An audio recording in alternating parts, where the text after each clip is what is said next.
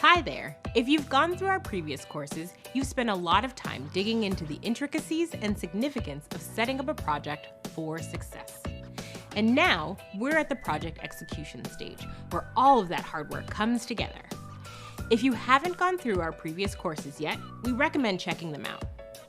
Before we get started, let me introduce myself. My name's Elita, and I'll be your instructor for this course. I work as a Senior Engineering Program Manager at Google, where I currently lead the team behind routing and navigation on Google Maps. I joined the company in 2007, working on teams across Google's engineering organization in New York, London, and Seattle. And in 2013, I joined the Google Maps team and launched popular features like holiday hours and attributes on businesses, while leading global teams from New York to Sydney to Hyderabad. Generally, I like solving problems and learning new things. Every new project and team allows me to do both. I'm excited to lead you through this course and demonstrate how to put a project plan into action. First up, you'll learn more about risks and unforeseen changes to the project. If you've taken our previous courses, you might recall that change is inevitable. And to combat that, we've covered the concept of risk mitigation during the planning phase.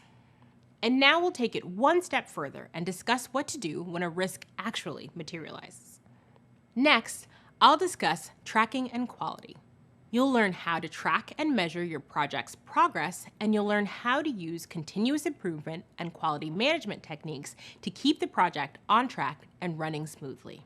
These best practices are valuable to just about any role, and I'm looking forward to taking you through them.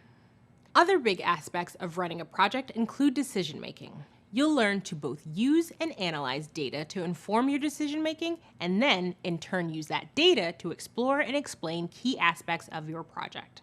I'll also discuss team management and the fundamentals of influencing. So much of the success of a project relies on teamwork, and you'll learn more about how you, as a project manager, can effectively lead your team to the finish line. Speaking of teamwork, I'll share some of the tools that provide effective team communication, along with tips for organizing and facilitating meetings.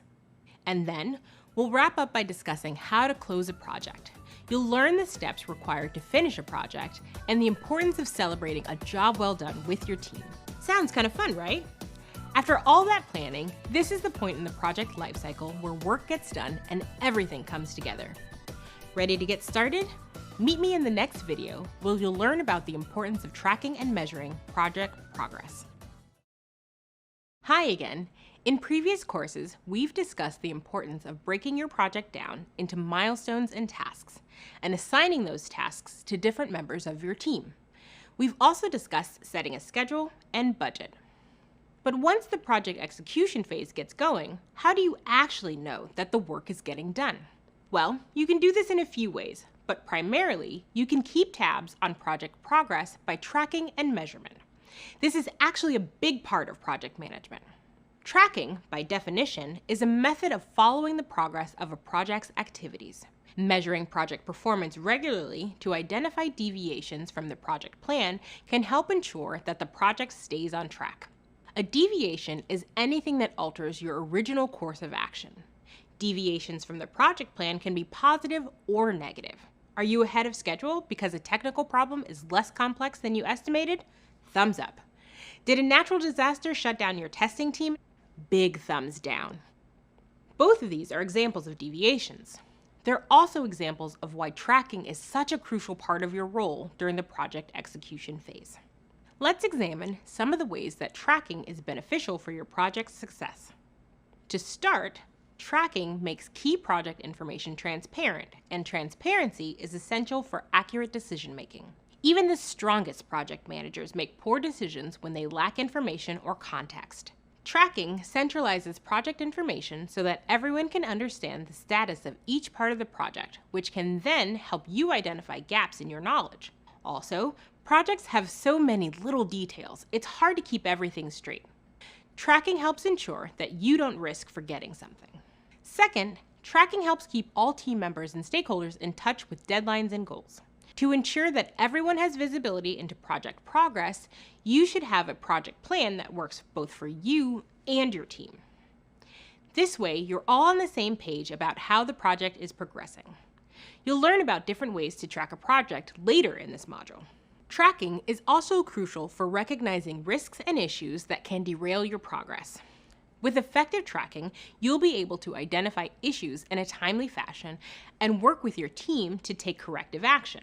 By providing visibility into the various parts of the project, tracking helps you and your team identify and focus on areas at risk. And finally, tracking helps build confidence that the project is set to be delivered on time, in scope, and within budget. Having a clear, up-to-date picture of the overall project status keeps the team motivated and focused on staying the course. So to recap, tracking is important for a few key reasons like transparency, risk management, and keeping the project on track. Coming up, we'll take you through some of the key items to track during project execution. Meet you there.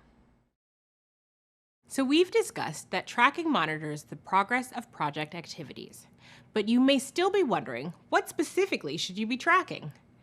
I'll take you through a few of the most commonly tracked items that I found helpful when managing projects at Google. First, you should always track the project schedule. This is made up of tasks and activities that ensure that the project is effectively heading toward its completion date. After all, your ultimate goal is to complete your deliverables on time. Equally important is tracking the status of action items, key tasks, and activities to ensure that that work is actually getting done. Tracking tasks also helps to track your team's progress toward milestones. We learned a bit more about tracking progress toward milestones earlier in the course, and we stressed the importance of creating tasks and milestones to keep everyone on track. When you're in the middle of a project, new tasks will come up all the time. In order to avoid missing deadlines, it's imperative to track tasks as they progress and as you approach key milestones. Next, you'll also need to track costs to ensure that you don't overspend or underspend on project tasks. As I mentioned earlier, all projects have budgets, and whether or not you're overseeing the entire budget, you may be overseeing tasks and resources that have budget implications. And finally, you'll need to track key decisions, changes, dependencies, and risks to the project, including any agreed upon scope changes. This way, your team and stakeholders are aligned on what needs to be done for the project to succeed. We will cover this in more detail throughout the course since it's a big part of running the project. To recap, the items that are helpful to track throughout the project execution phase include the project schedule, which contain the key tasks and activities, the status of action items, progress toward milestones, costs, and key decisions and changes. There are many moving parts to be aware of once a project is underway. Tracking them closely benefits you and your team as you head toward the project goal. I've taken you through an introduction to tracking, and coming up, we'll discuss project management tools and templates you can use to track project activities. Meet me in the next video to expand your toolkit. Welcome back. Now that you understand how essential tracking is, let's explore and compare various types of tracking methods. The purpose of your project plan is to guide you through the execution of your project. Therefore, it will always include at least one type of tracking method. And sometimes you might use more than one, depending on what your team needs. The tracking methods we'll discuss in this video are a Gantt chart, a roadmap, and a burn-down chart. There are many others, but these are the few that I'm going to focus on. Whichever type you choose depends on what you deem suitable for your project. It's important to remember to select something that the entire team can easily understand, reference, and keep up to date. Let's compare the tracking methods I mentioned. Perhaps the most common tracking method of all is the Gantt chart. It's a tried and true tool to keep your project on track. A Gantt chart measures tasks against time and includes useful information like who will own each task and what the order of the tasks should be. For this reason, it's a useful chart for staying on schedule and for projects with many dependencies or tasks or activities or milestones that are reliant on one another. It's also a helpful chart for teams with a lot of people because ownership and responsibilities are explicitly laid out visually. As you track and move along sequentially over time, this starts to look like a waterfall, hence why Gantt charts are commonly used in waterfall project management. Each task is represented by a horizontal progress bar, and the length of the bar is dependent on how much time is allotted to the task. The bars are stacked on top of each other to denote that the task at the top must be completed before the next one below it can be completed. Gantt charts typically live in your project plan and are updated as the project progresses. Another common tracking method we have here at Google is a roadmap. A roadmap is best suited for when you need a way to track big milestones in your project. It's useful for illustrating how a project should evolve over time to a team and key stakeholders. Here's an example. A roadmap might list your project's goals at the top and a description of the approach you'll be taking to meet those goals. In this example, the goals are to increase online business-to-consumer sales by 20% year over year and to increase holiday sales to existing customers by 8% over last year. The approach details the main tactics your team will use to reach your goal. A roadmap also includes a high-level project overview. High level in this context means a concise summary, usually 3 to 4 sentences, to clearly state the objectives and priorities for your project. Below the goals, approach, and overview is a table that maps out what the process will entail. In this example, our table is divided into quarters that reflect the project timeline. A quarter is a 3-month period on a company's financial calendar. Key milestones are listed for each quarter. Then there are tasks that each team member or department needs to complete. Most tasks may map to a milestone due within the same quarter. In our example, the project as a whole has a key milestone in Q1 to finalize inventory for the holiday season.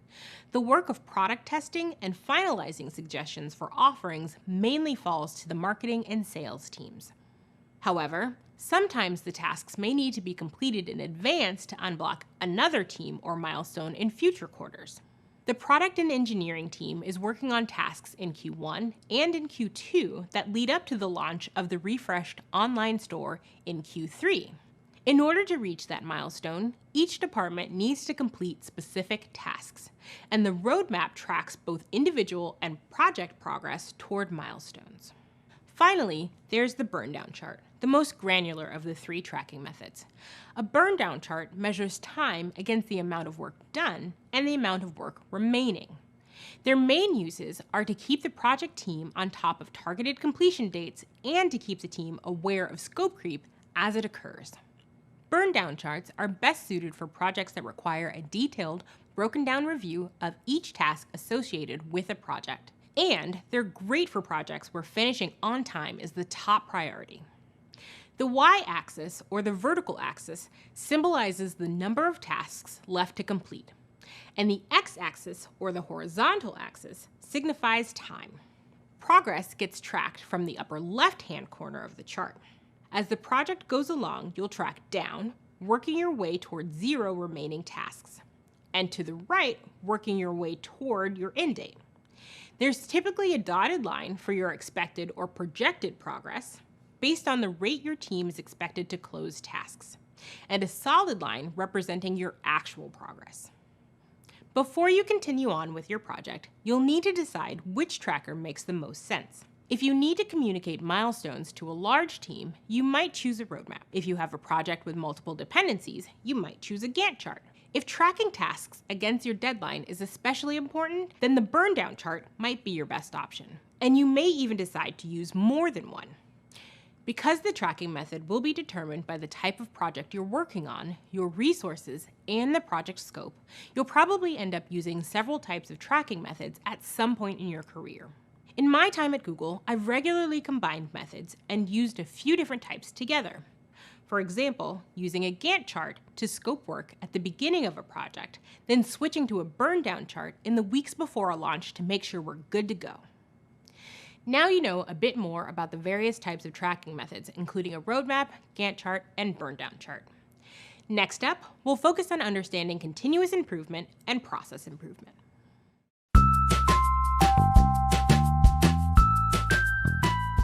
Hi, my name is Pranjal, and I work as a program manager in the Site Reliability Engineering org. You can also call it SRE. What SRE does is they are primarily responsible for all the critical services within Google, and in case something goes wrong, we are the first line of defense. I think I can talk about the first big project I managed at Google. My tech lead and I co-founded this project about 3 years ago, and I continue to work on it as of right now. So the project, what we wanted to do in terms of ambition was we wanted to generalize some tooling to help mobile apps be reliable in production. So what that means is, let's say you're using a mobile app, We want to make sure that in case something goes wrong, we detect it before the user does, and we take action before the user even knows that something's wrong behind the scenes, right? So we started out with this project, and my biggest fear in terms of working on this project was managing a trade-off between ambition and project quality. So when we did our brainstorming sessions and we wrote out a roadmap, it just seemed a bit too overwhelming, the scale at which we were planning to work. I think I would be really thankful to my manager at the time. She gave me some really good advice. She said, in case you have, let's say, 5 different tracks going on in a very big project, not all 5 tracks have to be worked on every single day. You could probably take out a quarter and make super good progress on maybe track 3 and track 5, whereas you can bootstrap the other tracks to make progress on it in the next quarter. So that gave me a bit of peace of mind. And she also empowered me to think in terms of, I'm in a position as a program manager to push and pull on those priorities. As long as people are aware of what we're working on, what risks need to be identified and mitigated, and if everything is being tracked properly, it's okay to maybe accelerate sometimes and pause sometimes. In fact, I learned that zooming out and pausing sometimes can result in original ideas and then also gives people a little bit of a breather. Welcome back. In an earlier video, we learned about how to identify risks when planning projects. In this module, we'll learn why risks and changes might occur during a project and how that can impact your project's scope. You may remember that a risk is a potential event that might occur and could impact your project. When you think about risks in the context of project management, you'll think about them as hypothetical. In other words, these might not be events that will definitely happen, but because there's a possibility that they could happen, it's your responsibility as a project manager to identify and plan for those risks. Let's revisit some examples of risks. A project risk might be a contractor missing a deadline, or introducing a tool that may lead to communication breakdown within your team, or unexpected additional work because of an unforeseen policy being put in place. When any risk occurs, the consequence is a change to the project plan. A change is anything that alters or impacts the tasks, structures, or processes within a project. Changes are typically unexpected. More often than not, they have a negative impact on the project, and you'll have to learn to navigate that. But sometimes, and I'm placing a heavy emphasis on sometimes, changes can have a positive impact. Changes can encompass any variance from the original project plan in regards to the triple constraint. This may entail changing priorities and scope, budget and resources, or changes to the project timeline.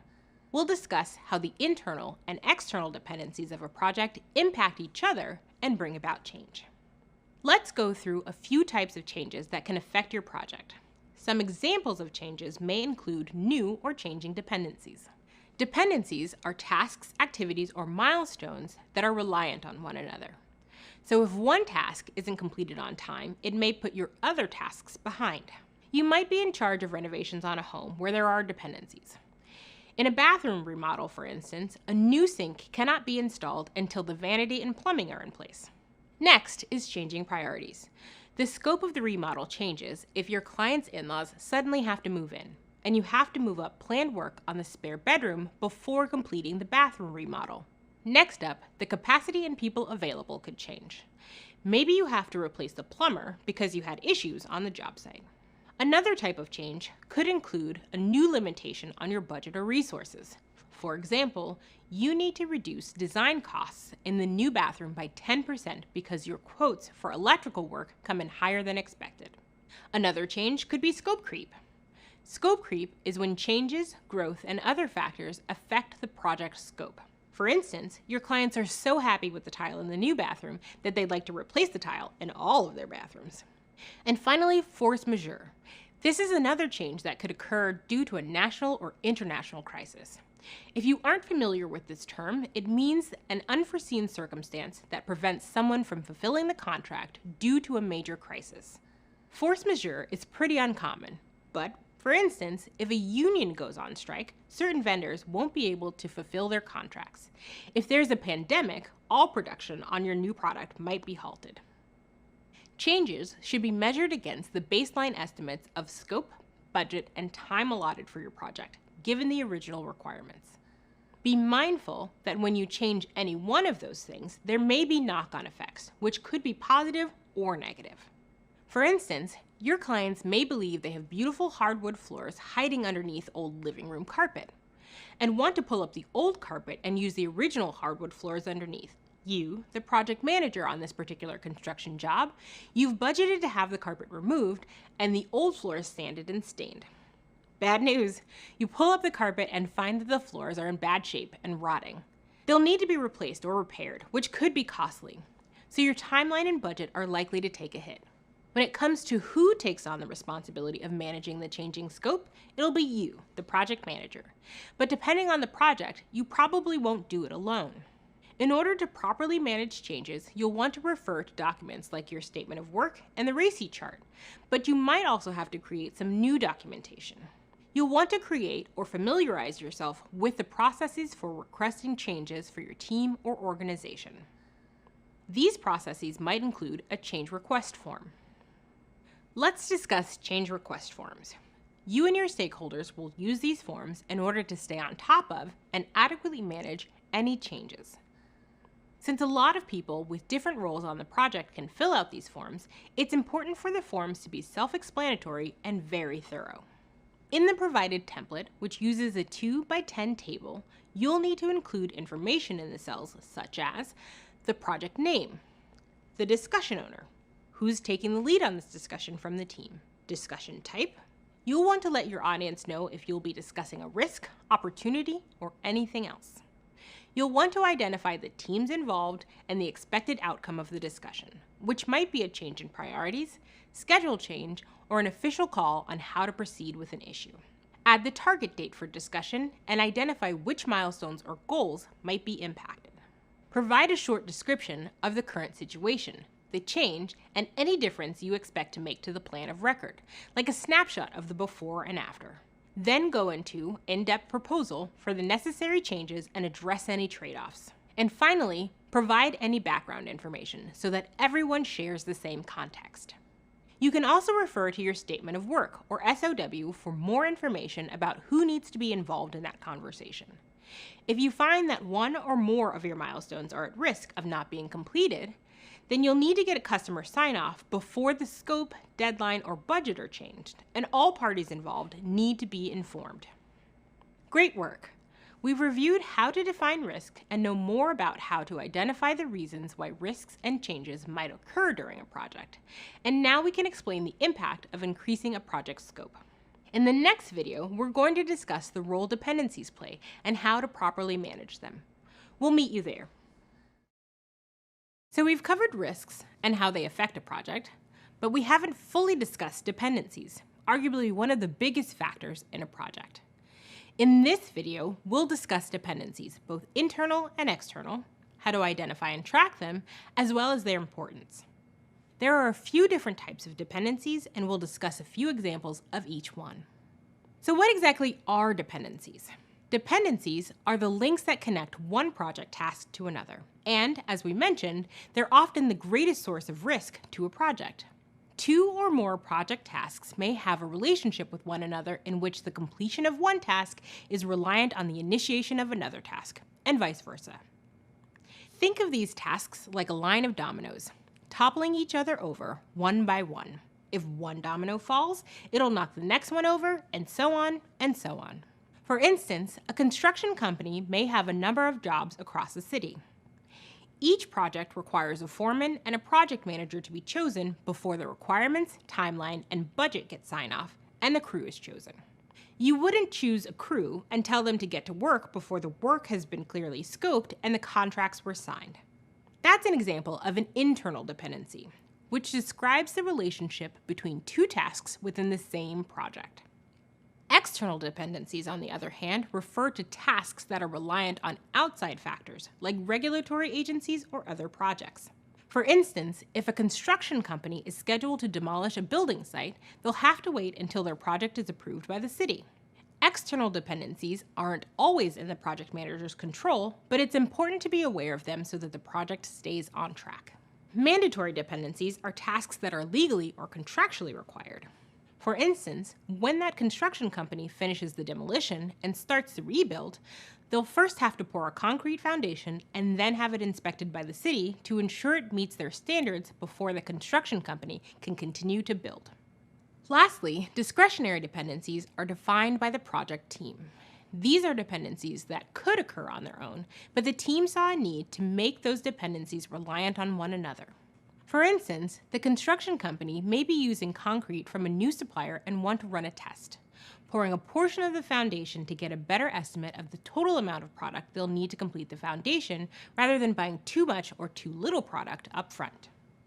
The task of pouring a portion of the foundation comes first because the team needed more information before making a decision. A project manager has to work diligently to incorporate dependency management. Dependency management is the process of managing all of these interrelated tasks and resources within the project to ensure that your overall project is completed successfully, on time, and in budget.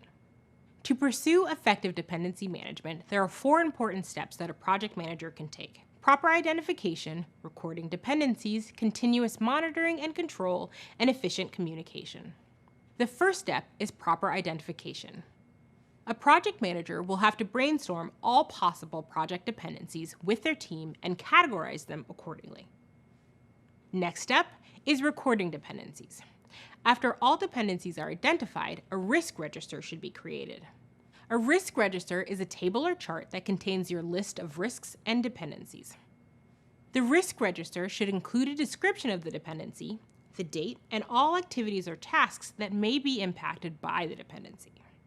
Then, a project manager will want to maintain continuous monitoring and control. This means you will want to schedule regular meetings to check in on the interrelated tasks, staying up to date on any progress being made, and double-checking for changes that will impact other tasks.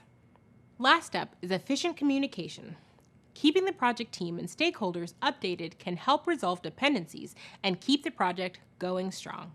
To recap, we just discussed how to define dependencies, both internal and external, and we learned the importance of managing and tracking dependencies. We also discussed the importance of clearly defining dependencies at the project outset, like in our foundation example, and learned about dependency management. In the next video, we'll give you concrete techniques to manage the risks in your project. I'll meet you there. Earlier, we talked at length about identifying and managing risks. Risk management is absolutely critical to a project's success, so in this video, we'll introduce additional techniques for managing risks. Let's start with a reminder of the definition of risk management. Risk management is the process of identifying potential risks and issues which could impact a project, then evaluating and applying steps to address the effects of the identified risks and issues. One way to manage risks and hopefully prevent any risks from materializing is to focus on managing the changes and dependencies as well as any scope creep in your project. If you can manage those 2 things, both changes and dependencies and scope creep, other types of risks become much easier to manage. If your dependencies are met on time, your team is less likely to fall behind schedule. If your scope is tightly managed, you're less likely to incur changes to your budget or be forced to extend your timeline. Brainstorming with your team is one of the most effective techniques for identifying risks in a project. Your teammates likely bring skills and experience from previous projects, which can help suss out similarities and keep you from repeating any issues. As we brainstorm with our team, it's best to create a risk register. As a refresher, a risk register is a table or chart that contains your team's list of risks. You'll want to pose questions to your team like, what could improve the outcome of the project? Or what could hurt or hinder it? You'll list them all as if-then statements. For example, if a given event happens, then here's how the project is impacted. To help prioritize risks within your risk register, you can calculate your risk exposure. Risk exposure is a way to measure the potential future loss resulting from a specific activity or event. A good method to calculate risk exposure is to build a matrix, like this one. When building out your matrix, you'll use 2 variables, risk impact and probability. Write risk impact at the top, horizontal axis, and write probability on the side, vertical axis. Mark high, medium, and low along each axis as well, across the top, from left to right and down the side from top to bottom, because that's how you're going to chart risk exposure. Add each risk to the chart at the cross-section of the impact the risk might have on your project and probability or likelihood of the risk coming to pass. This is one technique, but whatever strategy you use to examine your risk exposure, your risks will need to be prioritized so that you know and your team knows which ones to give immediate attention to.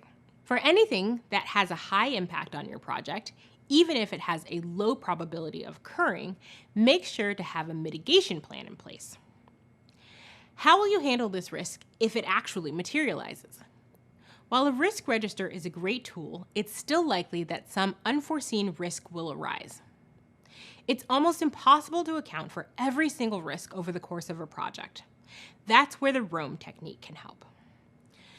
The ROAM technique, which stands for Resolved, Owned, Accepted, and Mitigated, is used to help manage actions after risks arise. Once a risk has materialized, you need to decide what to do with it. If a risk has been eliminated and will not be a problem, it goes into your resolved category.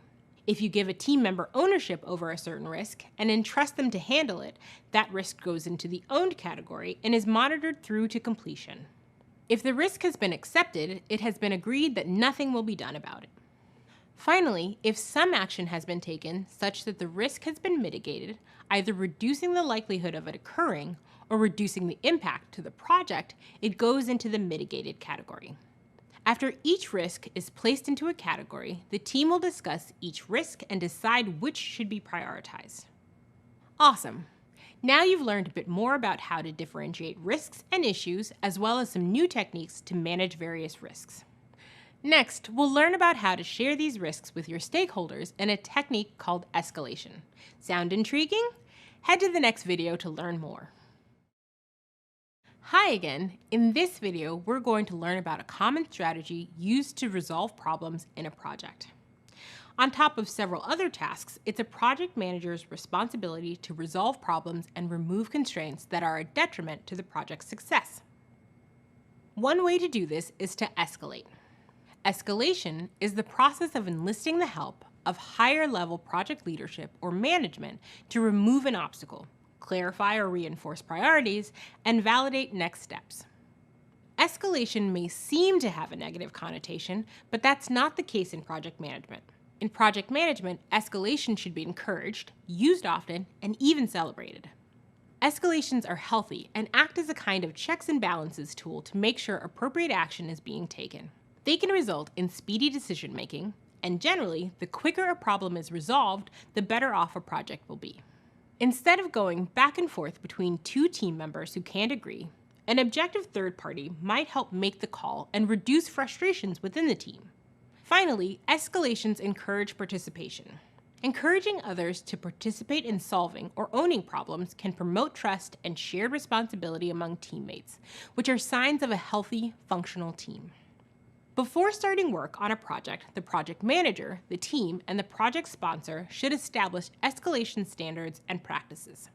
This means they'll specify who the issues will be raised to, how issues are raised, and the forum for discussion.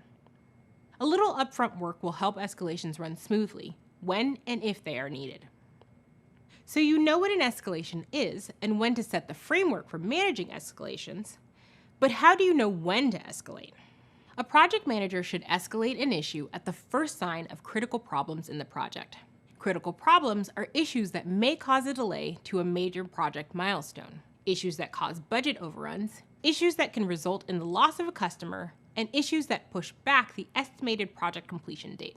Basically, anything that will affect your triple constraint, time, budget, and scope, is something that should be escalated. Escalation is great for preventing two common issues within a project: trench wars and bad compromises. Trench wars occur when two peers or groups can't seem to come to an agreement, and neither party is willing to give in. This leads to a standstill in the project and will likely delay certain aspects of the project's progress. Typically, we think of compromises as a positive way to resolve issues. But there is such a thing as a bad compromise. A bad compromise occurs when two parties settle on a so-called solution, but the end product still suffers. When it comes to compromising on important project goals, it's not productive for either party to settle simply because it's a means to an end. Yes, compromise, while also keeping the larger project goals in mind and working towards those together. You may have to help your team or stakeholders make hard choices for the greater good. So now we've defined escalation, how to use the triple constraints model when communicating to stakeholders and negotiating changes, and we learned about trench wars and bad compromises, which are two common issues on a project. In the next video, we'll explain some more techniques for communicating with your team, including timeouts and retrospectives. I'll meet you there. In the last video, we defined escalations and their benefits and went over when to execute them. In this video, we're going to cover how to communicate change to your project team. You've probably come to an understanding that effective communication leads to positive outcomes in every aspect of your life. The same is true for communicating changes in projects. Communicating change to project team members and stakeholders isn't just a matter of keeping your tracking documents up to date. Even the smallest changes will be meaningful to someone on your team and should be communicated. It's also true that you'll need to tailor your communication tactics based on the subject matter and recipient. As a project manager, sometimes you're going to want to have a meeting with your whole team, while other times an email might suffice. Personally, I prefer having a quick coffee or hallway chat with my teammates, and then following it up with an email noting what we agreed upon. This is particularly useful when you need quick agreement or if the subject is a little sensitive. How will you know which communication tactic is appropriate? Ultimately, you'll have to use your own judgment, but here are some ways you can decide which route to take. As a project manager, when communicating a small change that will affect an individual, it's a good idea to send an email. Be sure to avoid emotional topics or anything that needs to be discussed in depth. Just give them a heads up and set a meeting time. Weekly meetings may not be necessary, particularly if your agenda is short. If you set a meeting and then decide against it, you can either pivot to an email or move the topic to a different forum. When there's a big change within your project that impacts more than one person and is likely to change the budget, deadline, or scope of the project, you'll probably want to have a team meeting. One useful tactic to keep in mind when navigating these changes in your project is called a timeout. A timeout means taking a moment away from the project in order to take a breath, regroup, and adjust the game plan. A timeout may temporarily disrupt your momentum, but it may be absolutely necessary to set you up for success in the long run. You may want to take a timeout when the client wants to redefine the scope of the project, or if team members get reassigned to other projects and you need a plan to backfill them. This timeout is a chance for the project team to evaluate the changes so they can adjust the plan as needed. Throughout the process, you'll want to hold meetings in order to discuss successes, setbacks, and possible future improvements to the project. These meetings are called retrospectives. Retrospectives are held throughout the project's life cycle. A retrospective focuses on identifying the contributing causes of an incident or pattern of incidents without blaming one individual. While conducting a retrospective, you should always assume that everyone has good intentions and did the right thing with the information they had, whether or not it worked out well in the end. There's always a chance to learn and do better. As a project manager, it's important to identify effective techniques for communicating changes to an individual teammate or to your whole team. You now know a bit more about taking a timeout and the idea of a retrospective to have productive conversations about incidents that arise during your project. And we will discuss this more towards the end of the course. All of these things will help you on your journey to become a successful project manager. Let's keep going. Congrats! You've reached the end of this section. We've covered some really important aspects of implementation, tracking, and quality in this course. We discussed why the tracking process is essential to building confidence in your team and how important knowing the progress of a project is. To communicate this, you learned how to use various types of tracking methods, like Gantt charts, roadmaps, and burn-down charts. You also learned that roadmaps are suitable for tracking high-level milestones, Gantt charts are useful for projects with many dependencies, and burn-down charts are better for more granular, task-oriented projects that are on a tight schedule. You learn which items to track using these charts, including costs, the status of key tasks, progress toward milestones, incoming action items, and important decisions. We explored risks and dependencies, including techniques like brainstorming to create risk registers.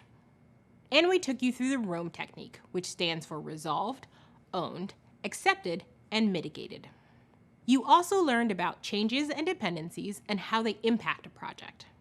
We also discussed managing and communicating those risks, changes, and dependencies.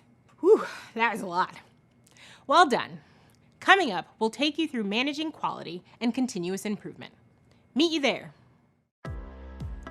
Welcome back. You're cruising right along into your next topic.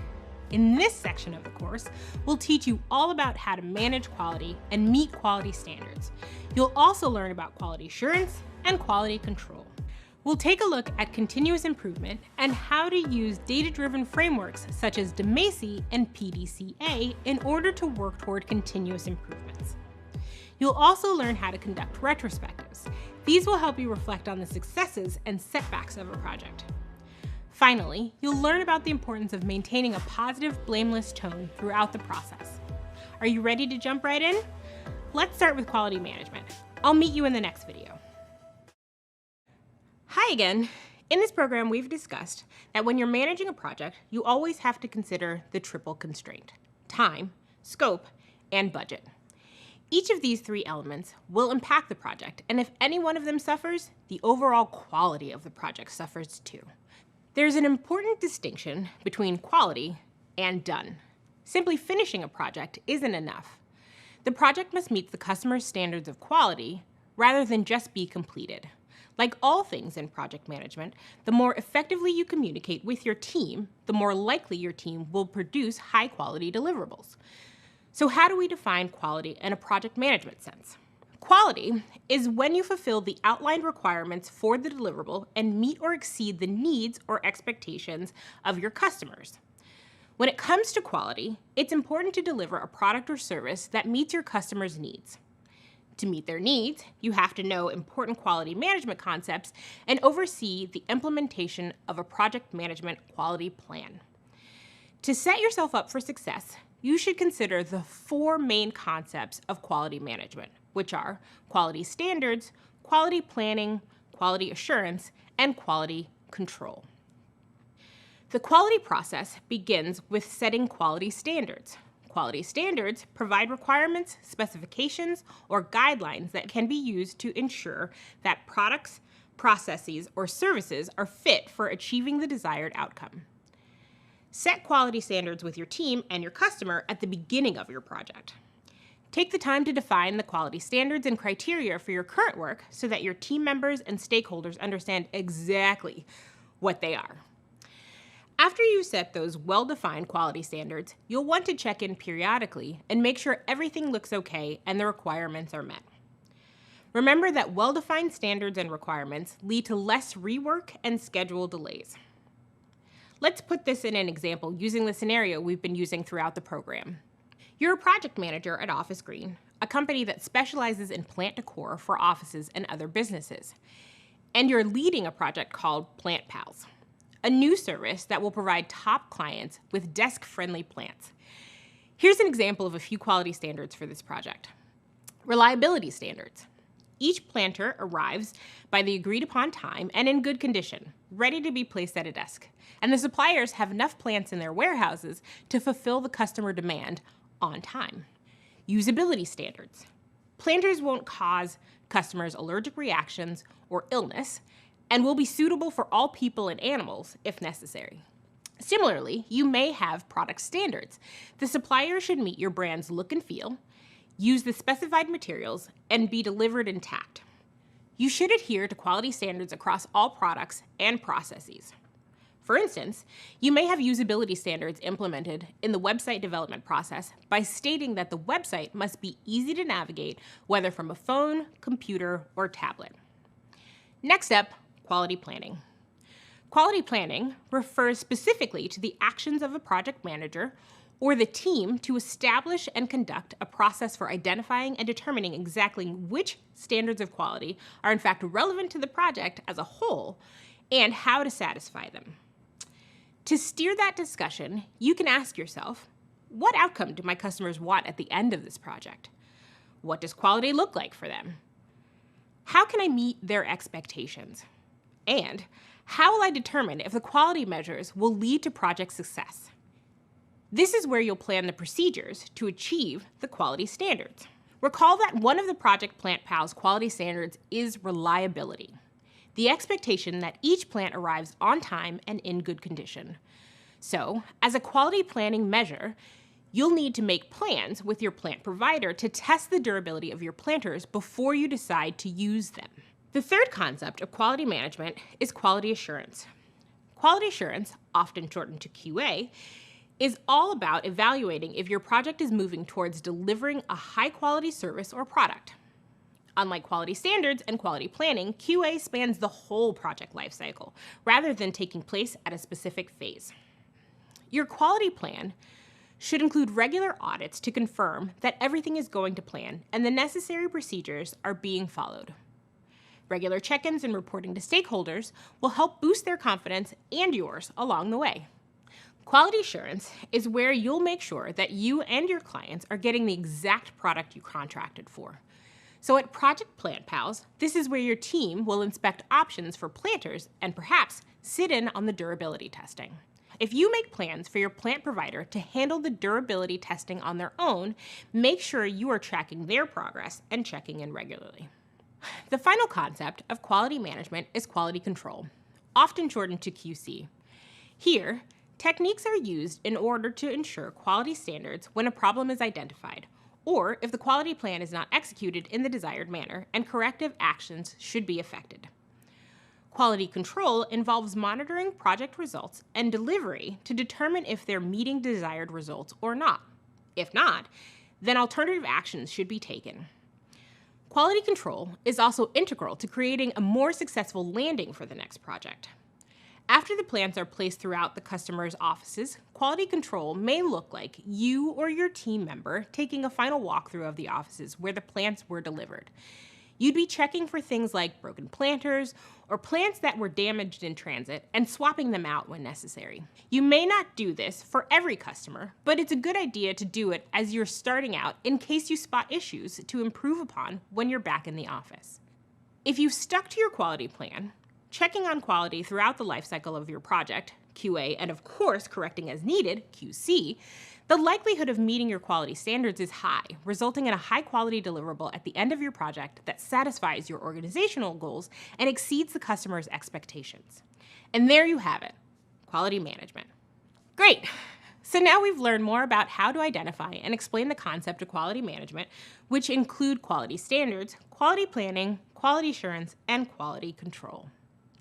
In the next video, we'll discuss how to use soft skills like negotiating and practicing empathy to meet customers' needs in terms of quality. Meet you there. By now, you probably understand that communication is paramount to a project's successful landing. It's the lifeblood of the whole project. Communication starts before the project even begins and carries on steadily throughout the remainder of the project. In this video, I'm going to explain how using soft skills like negotiation, delivering messages with empathy, and asking questions for clarity helps to foster and strengthen communication. We'll also discuss feedback as a foundation for iterating on a product. According to the Project Management Institute, it's been found that most projects experience a communication breakdown of some kind, even though project managers spend about 90% of their time working on communication alone. It's in a project manager's best interest to communicate tactfully, not only with the members of their own organization, but also with customers and vendors. When done well, strategic communication with a customer or client can instill a sense of confidence that you're doing a good job and that you're a trustworthy partner. So how should a project manager approach communication with a customer? Using soft skills like negotiation, empathetic listening, and trust building will help foster a good relationship between you and your customers, and a good project manager knows how and when to apply these skills. A key practice for negotiation, empathetic listening, and trust building is asking questions. It's important to ask open-ended questions and actively listen to understand the customer's current state versus their desired state, and what might help them get from here to there. If you ask open-ended questions, you'll find out where you can make your customers feel more secure. You'll be able to negotiate to ensure both of your needs are met, and you'll build the necessary trust to have a successful partnership. High-performing project managers set clear expectations about when they'll communicate certain things to their customers. For example, you might want to set an expectation that you'll provide weekly progress updates to keep clients informed, rather than expecting them to come to you with questions. When troubleshooting an issue with the product, it might not be necessary to fill the customer in on an issue that won't affect the outcome. Let's say a designer on your team quit, and you had to replace them. You may be able to replace that designer with a new one fairly quickly and not even skip a beat in your project's progress. You can complete the task at hand without giving the customer any additional worry. The level of visibility between customers and clients on a given project may vary, and you'll have to use your judgment regarding what's important to communicate to your client. Sometimes you'll want to tell your client if there's an issue. If you reach a point in the project where you can't possibly move forward without their help and input, you'll have to communicate the issue to them calmly and with empathy. Let's put this into Project Plant Plow's context, where we're troubleshooting an issue with broken planters. Maybe, when we were putting together our quality standards, we left some room for supplier error and accounted for some broken planters. We'll say we figured an acceptable number of broken planters was 2 out of every 50. But let's imagine that the customer received a shipment and there were 5 broken planters. At that point, we'll need to meet with the customer and ask important negotiation questions. We'll need to decide if the 5 broken planters out of every 50 is an acceptable outcome, or we'll need to discuss whether the customer would consider investing in a higher tier of planters that may be less prone to breaking.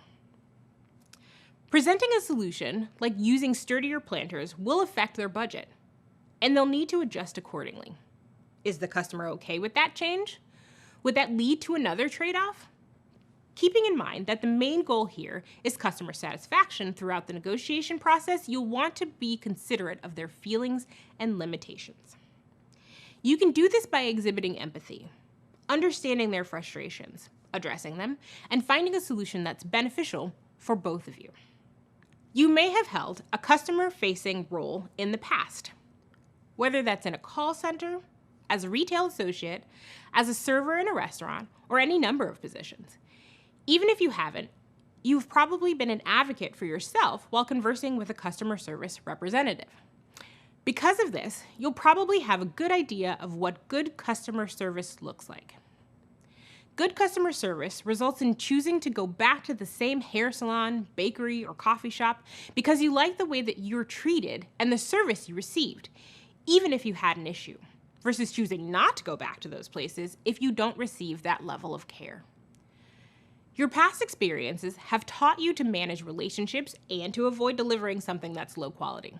It doesn't feel great when you're on the receiving end.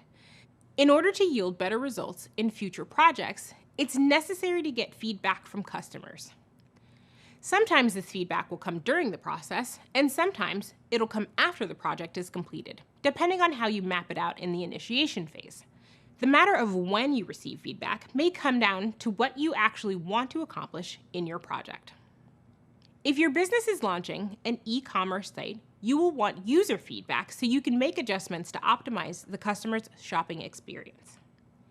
If your business is an on-demand cookie delivery service, you may want to deliver the cookies and then get their user feedback to know how your customers felt about the cookies and the delivery experience as a whole. User feedback helps to close any gaps in understanding between the customer's expectation and the project's needs. So to summarize very briefly, soft skills like negotiation, empathetic listening, and trust building will help create a good relationship between you and your customers. And getting feedback from those customers will help you to iterate on a product or service. That's a lot of information. Great job taking it all in. We'll get a little more specific with user testing and feedback in the next video. I'll meet you there. Hi again. As promised, we're going to discuss user testing and feedback. If the end goal of our project is to have a great quality product or service for both our own organization and our customer, we need to get an idea of what the customer wants. We already learned how to make sure something is high quality on our end. Now let's find out how to measure what clients want so we can meet their needs, expectations, and standards. The best way to get an idea of what customers and users want is to ask them. But we don't mean calling each of them up on the phone and literally asking them. That might not be the best use of our time. Fortunately, there are a few ways we can streamline that information. We can conduct a series of surveys or tests with customers and users. Some common ones are feedback surveys and user acceptance tests. Let's start with feedback surveys. Feedback surveys are a survey in which users provide feedback on features of your product that they like or dislike. These surveys can take place as you design, before you launch, in order to find out if people like and understand the product, or after you've launched, if you want to make sure the user experience is even more satisfying. So your users participate in a survey and give you feedback on what features they like or dislike, and potentially which aspects they find to be fairly intuitive and which aspects are a little tougher to navigate. After you get that feedback, you'll either be good to launch, if you haven't yet, or you'll go back and iterate on the product if it's already on the market. Alternatively, you might conduct user acceptance tests. In broader terms, a user acceptance test, or a UAT, is a test that helps a business make sure that a product or solution works for its users. A UAT must meet the agreed upon requirements and deliver the expected results. This test is typically used to assess the end-to-end experience for the user of a new process or product. A user acceptance test is incredibly important because it takes place near the end of a product's development and therefore is an overall user experience test of the entire product, software, or service. UATs are sometimes referred to as beta tests. Let's find out what a user acceptance test agenda might look like. In a typical UAT setting, you'll welcome your users and thank them for participating. Then, you'll present the product to them. This includes discussing testing guidelines and demonstrating how the product works. Next, you'll start your UAT test cases, taking your audience through critical user journeys. A critical user journey is the sequence of steps a user follows to accomplish tasks in your product. When presenting something you've built, you must give users a visual representation or mock-up of your product or have them go through a demo.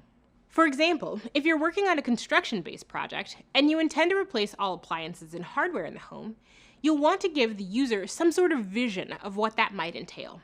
This could include 3D models, digital blueprints, samples, and more. Your UAT demo should focus on a call to action. For instance, the call to action for your project may be the need to test hardware in the client's future home. Maybe the homeowners have requested a dishwasher that can be opened and closed with very little force and doesn't make too much noise. In that case, you'll want to give the client real-life scenarios to work within. Ask them to load the dishes and start the wash cycle. Then ask questions like, on a scale of 1 to 10, how much force was required to open and close the dishwasher to determine if the washer meets their expectations? During your presentation and walkthrough of the UAT, you should be collecting feedback from the users on their overall experience. During this part of testing, your users will be able to help you identify edge cases. Edge cases are rare outliers that the original requirements didn't account for. They deal with the extreme maximums and minimums of parameters. For example, imagine that you created an app that allows for unlimited photo uploads, knowing that users will rarely upload more than 1,000 photos in a single session. How will the system deal with someone who actually does upload thousands of photos, or millions, in a single upload? It's unlikely, but it could be disastrous for your software. After identifying edge cases, the last step of the UAT agenda is to recap your findings, identify bugs or issues, and prioritize which issues need to be addressed first. When you've addressed the issue and determined next steps, you'll be able to close and conclude your user acceptance testing. And there you have it. So we've learned a bit more about the importance of listening to feedback from customers and discussed some common methods for measuring customer satisfaction like feedback surveys, user acceptance tests, and edge cases. That's a lot to learn. Keep it up. You're doing great so far. In our next video, we'll pivot to identifying reasons why risks and changes might occur and how to manage dependencies. I'll see you soon. Hello again, I'm Holly. If you've been following this program from start to finish, you may remember me from an earlier course where I shared a bit about accessibility and why it's so important to keep it in mind as a project manager. So far, you've learned the importance of managing, communicating, and measuring quality. This is a great opportunity to also think about how to ensure the ways you are collecting feedback and the processes in place to measure quality are fair and accessible. First, if you are collecting feedback through live interviews, be sure to include an offer to provide accommodations in your correspondence when setting up the sessions. You may get requests for live captioning or an interpreter. Other folks, such as those with anxiety or on the autism spectrum, may ask to see the questions in advance so that they have time to think about and prepare their answers. Remember, what works for one person may not work for another person, even if those two people have the same disability. If you're conducting an interview on location, examine the space with an accessibility lens, like ensuring there's an accessible path into the building and to the room, and that hallways are clear of clutter that could block someone using a wheelchair or walker, or someone with a visual impairment from easily and safely moving through. If sending a survey or collecting feedback using technology, check that the systems you are using are fully accessible. If you're unsure, contact the system owner and ask if they are compliant with the latest Web Content Accessibility Guidelines, or WCAG. Be prepared to provide questions and collect responses in an alternate manner if needed. Beyond collecting feedback, as a project manager, it's important for you to make accessibility part of the conversation from the beginning, especially if your project pertains to a process or product. Oftentimes, incorporating accessible features into a product is overlooked or left to the final stages of a project and can lead to serious implications like launch delays, or worse, a product that can't be used by a percentage of the population. Ensure your developers are familiar with accessibility requirements at the start. If they're not, help connect them with appropriate resources or experts. Include testers with various disabilities in your usability testing whenever possible. And at the very least, have the product tested for adherence to accessibility guidelines. In summary, think about accessibility early and often, and encourage others on your project team to do so too. Coming up, you'll practice ways to measure quality and learn more about managing changes, risk, and so much more. Keep up the great work.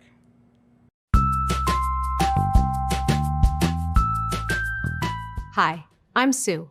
I'm a technical program manager for Google's support platform. A technical program manager is responsible for making sure the team delivers on what it sets out to do. That means pulling together a lot of different capabilities and deliverables coming from across many teams to pull together a product that we deliver to our customers. Without customers, there's really no reason to be building anything. And what's interesting about building projects and working with customers and trying to imagine what they want is it puts you in this really unique place where you need to put yourself in their shoes and sort of imagine the world or imagine the product through their eyes. In a project management role, being able to empathize and understand how different people in the world will interact with your product is really important and gives you this amazing perspective. Understanding the customer's needs is a very difficult job, but it's really important. And I believe it's a skill you can develop over time. I actually consider a customer just a certain kind of stakeholder. So I like to take my stakeholders and group them into buckets. So I have customers, and they are usually the end users of a product or the ones that are purchasing the product. And then I have stakeholders or sponsors rather, the people that are funding the team that's actually building this. Those two groups of people are very different. And I like to treat a sponsor in a very special way. They are looking to increase their return on investment. And so you always need to be looking for ways to quantify how are you generating a return on that investment. There's always this little fear that they're not going to get what they paid for. And Giving them information frequently and at the right level of detail is a really important skill to have as a project manager. Sometimes you can overwhelm them with too many details and they cannot see the forest through the trees. And sometimes you don't give them enough detail and they don't trust what you're telling them. And so striking that balance is really important. I really enjoy seeing a project from the very beginning to the very end when you actually get to show it to a customer and get their acknowledgement and recognition and see their excitement at seeing the product actually working. Something that when you just started, there was nothing, just ideas and maybe some papers. And then, however many months later, you actually have a product that you can show off. What I love about project management is it puts you in that role so you can really see things from the beginning to the end. In this video, we'll explore how to advocate for and create continuous improvements in a project by learning about process improvements. Continuous improvement is an ongoing effort to improve products or services. It helps ensure that a project steadily makes its way toward the best possible outcome. Continuous improvement begins with recognizing when processes and tasks need to be created, eliminated, or improved. Then a project manager must plan for and implement changes to keep the project on track. That's where process improvement comes from. Process improvement is the practice of identifying, analyzing, and improving existing processes to enhance the performance of your team and to develop best practices, or to optimize consumer experiences. When working through process improvements, using a controlled environment in an experiment can help you understand if the changes you're considering fix your problem. A control is an experiment or observation designed to minimize the effects of variables. Control groups are representative samples that help you to determine that the differences between your experimental groups and the norm are due to your changes rather than something else. They eliminate alternative explanations for your results. If you aren't familiar with this, that's okay, because I'll break it down for you. For example, you observe a problem with your process and put forward a hypothesis, which is an educated guess about what's causing the problem and how you'd fix it. Then you change one variable in the system, keeping the control group the same, and observe your results again. Let's put this in the context of Project Plant Pal's scenario. Business is booming for Office Green, and demand for your team's new Plant Pal service is rapidly growing. To meet the demand, suppliers have streamlined their process of packing boxes and putting all plants into a one-size-fits-all box. Let's say you're using just one box size to ship all of your plants. For smaller plants, there's more padding added to the box to fill the extra space, and the plants usually arrive intact. But larger plants have to be squeezed into the boxes and sometimes arrive damaged, according to customer surveys. To fix this problem, you hypothesize a potential solution by posing a question. Would more of the large plants arrive intact if they were shipped in bigger boxes, using the same padding we use for the small plants? Here's where your control comes in. You continue to ship half of the larger plants in the original boxes. This is your control group. And you experiment by shipping the other half in bigger boxes. Nothing else is different about the boxes except the size. The shape, thickness, box supplier, delivery addresses, absolutely everything else stays exactly the same. After the larger plants are delivered, you conduct a new survey. If more larger plants arrived intact, your hypothesis is confirmed. If the results are the same as they were before the experiment, you'll need to try something else to solve the problem of your damaged plants. Working in a controlled environment isn't the only way to ensure continuous improvements. There are various data-driven improvement frameworks like DMACI and PDCA. I'll define those and present them in the context of Plant Pals in the next video. See you there. In the last video, I introduced the concept of continuous improvements. We explored in depth how working in a controlled environment can optimize your outcomes. In this video, we're going to keep on that same path of uncovering methods for continuous improvements. We'll start with data-driven improvement frameworks. Data-driven improvement frameworks are techniques used to make decisions based on actual data. The first data-driven improvement framework we'll cover may be familiar to you since we discussed it in a previous course. Recall that DMAIC, or DMAIC, stands for Define, Measure, Analyze, Improve, and Control. And it maps out to 5 steps that you can take when working toward continuous improvements. So when considering how you can improve customer experiences, start with the following. First, you'll need to define the business problem, goals, resources, project scope, and project timeline. Next, measure. Here you'll conduct performance metrics and data collection to establish baselines and measure success. Then analyze. Work to find the root causes of problems and understand their impact. Next, improve. This means implementing a reasonable solution to the problem. Lastly, control. This is where you'll implement the changes and stay on top of monitoring the updated processes you've established. Another framework you can refer to when working through continuous improvements is PDCA. PDCA is a 4-step process that focuses on identifying a problem, fixing that issue, assessing whether the fix was successful, and fine-tuning the final fix. The steps are as follows. First, plan. Here, you'll identify the issue and root cause and brainstorm solutions to the problem. Let's say that one type of plant isn't selling well, which means the warehouse is full of a particular species.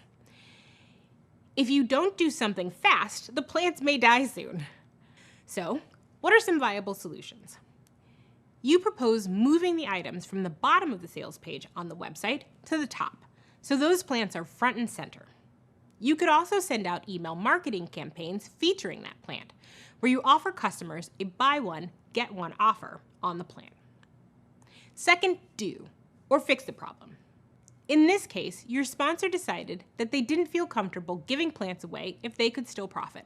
So you've decided to go with the first option, moving the plant to a more prominent part of the website. Your hypothesis is that the best way to shift older inventory is to put it in a place that customers can't miss. The next part of this framework is check. Compare your results to the goal to find out if the problem is fixed. Now you wait 1 week and notice if the sales numbers go up for that plant. If they did, your hypothesis is correct, and you've saved some plant lives and helped Office Green avoid financial loss. Nice job. And finally, act, or fine-tune the fix to ensure continuous improvement. In our example, you decide to reorganize the website. In the future, all overstocked plants will get a prominent place on the website. Both PDCA and DMAIC are great problem-solving frameworks to apply in your day-to-day life and in the workplace. These frameworks help you to identify issues, reduce errors, and optimize your processes. I encourage you to think about these techniques next time you encounter a problem or notice room for improvement within a workflow. You'll be surprised at how a simple framework can help set you up for success. Awesome! Now you know more about advocating for and creating continuous improvements. We also defined and went through some examples of using frameworks, DMAIC and PDCA, for process improvements. Now that you know the basics of continuous improvement and process improvement, we'll discuss the differences between projects and programs and how they intersect. I'll meet you in the next video. By now, you know that a project manager interacts with their team members on a daily basis. What you may not know is that project managers are also part of a bigger ecosystem within their business or organization.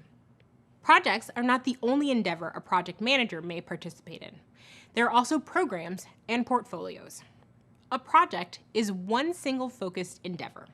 A program is a collection of projects, and a portfolio is a collection of projects and programs across the whole organization.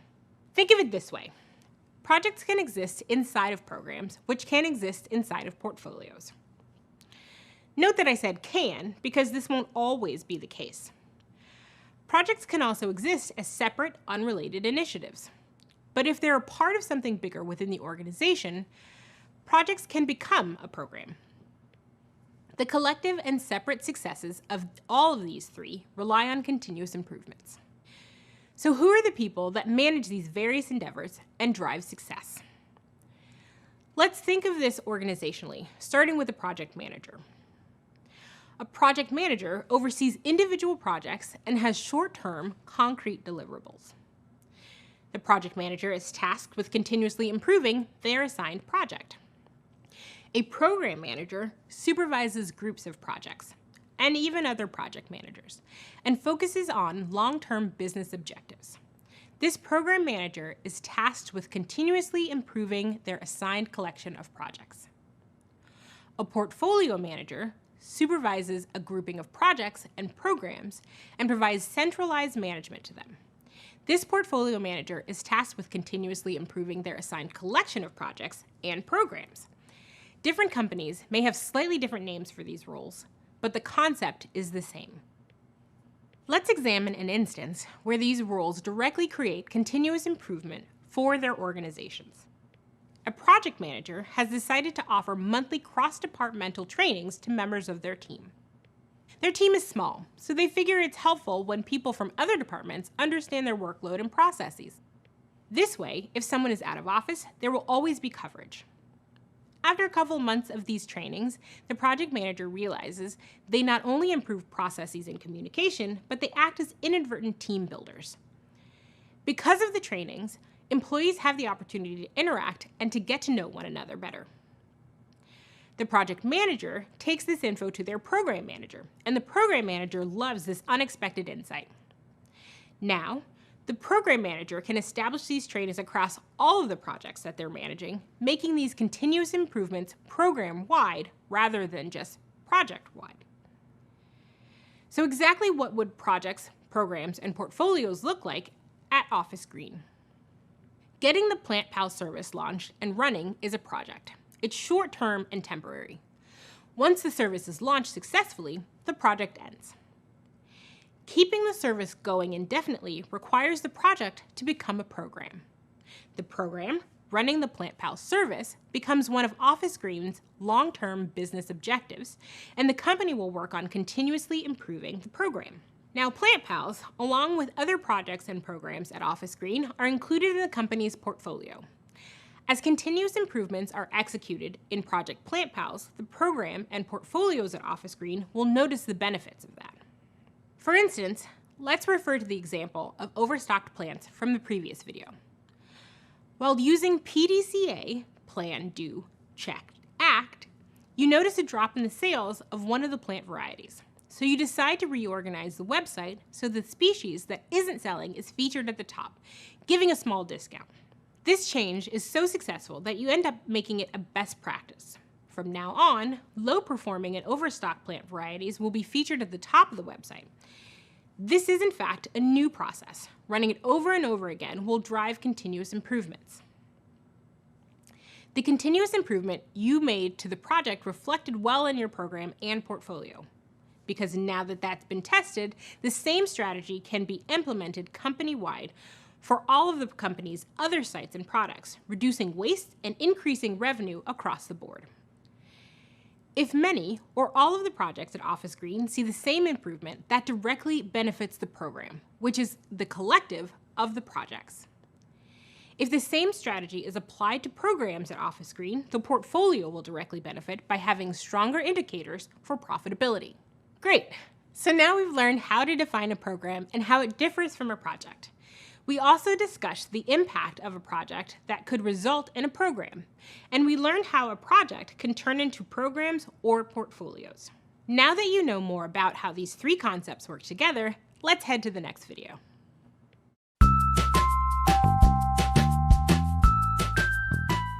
I'm Jacob. I'm a product operations manager at Google. Product operations is not that different from a program manager. I've had lots of different titles. I've been a solutions consultant, I've been a program manager, now I'm in product operations as a manager, and really it's the same set of skills, being able to organize people, take really complex ideas, make it simple for people to understand so that our teams can then work on those. Product operations manager is a really diverse role. Not only do we work with engineers, we work with product, we work with legal, but we're really the voice of the customer. And so we have a really unique position where we get to take customer feedback, whether that's coming in from a support channel, and then be able to kind of work with product to build a solution. Process improvement is looking at data to understand how we can make something more effective or cost efficient. When we work on projects, we're always taking a look at how we're managing things to see if we can be better. One example I can give is just taking notes. Seems super simple, but a lot of times what will happen is notes get taken and we forget to send it out again. We forget to send the email after so that people are updated. So we're constantly looking at new ways to do things like take notes. How do we organize the skills and the projects that we have? So that's part of the process improvement, is definitely looking at the tools at our disposal and seeing if there's something new. Continuous improvement's more a mentality that we have on the team of constantly pushing ourselves, even if we feel like the product is at a good place, to be better.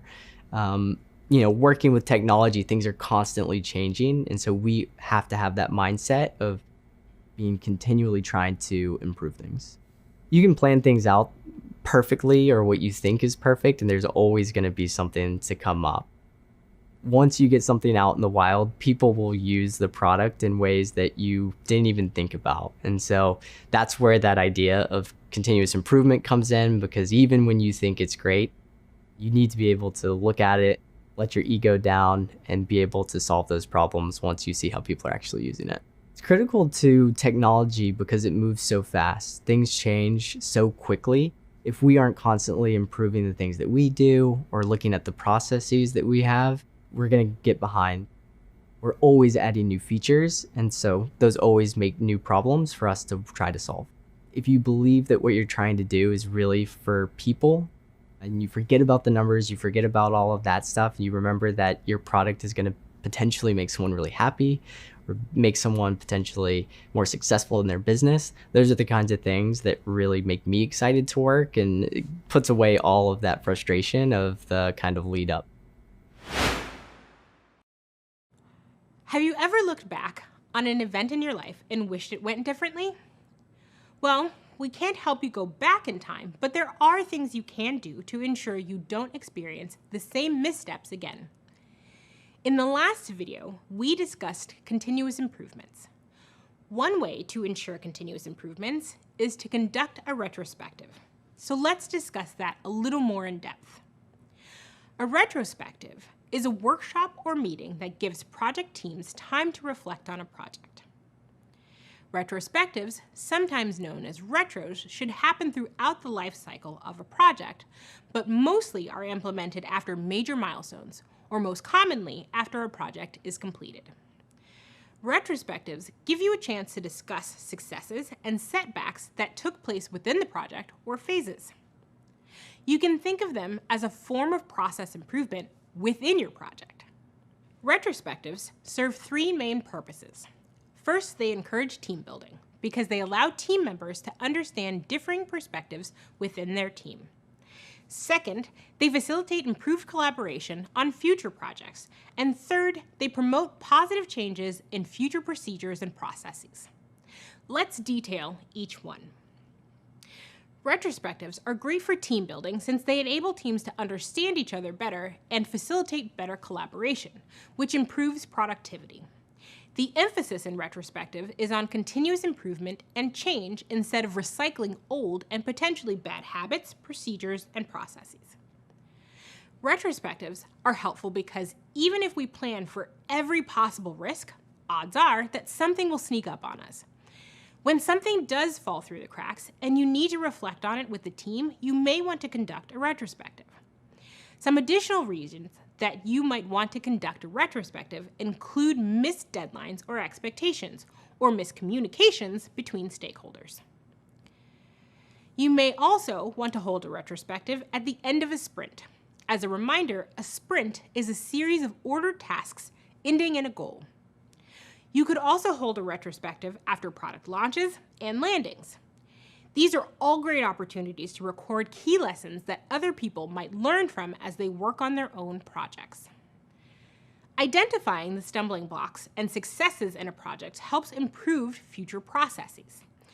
But the way you decide to conduct a retrospective can vary. There's no exact formula or template for a productive retrospective.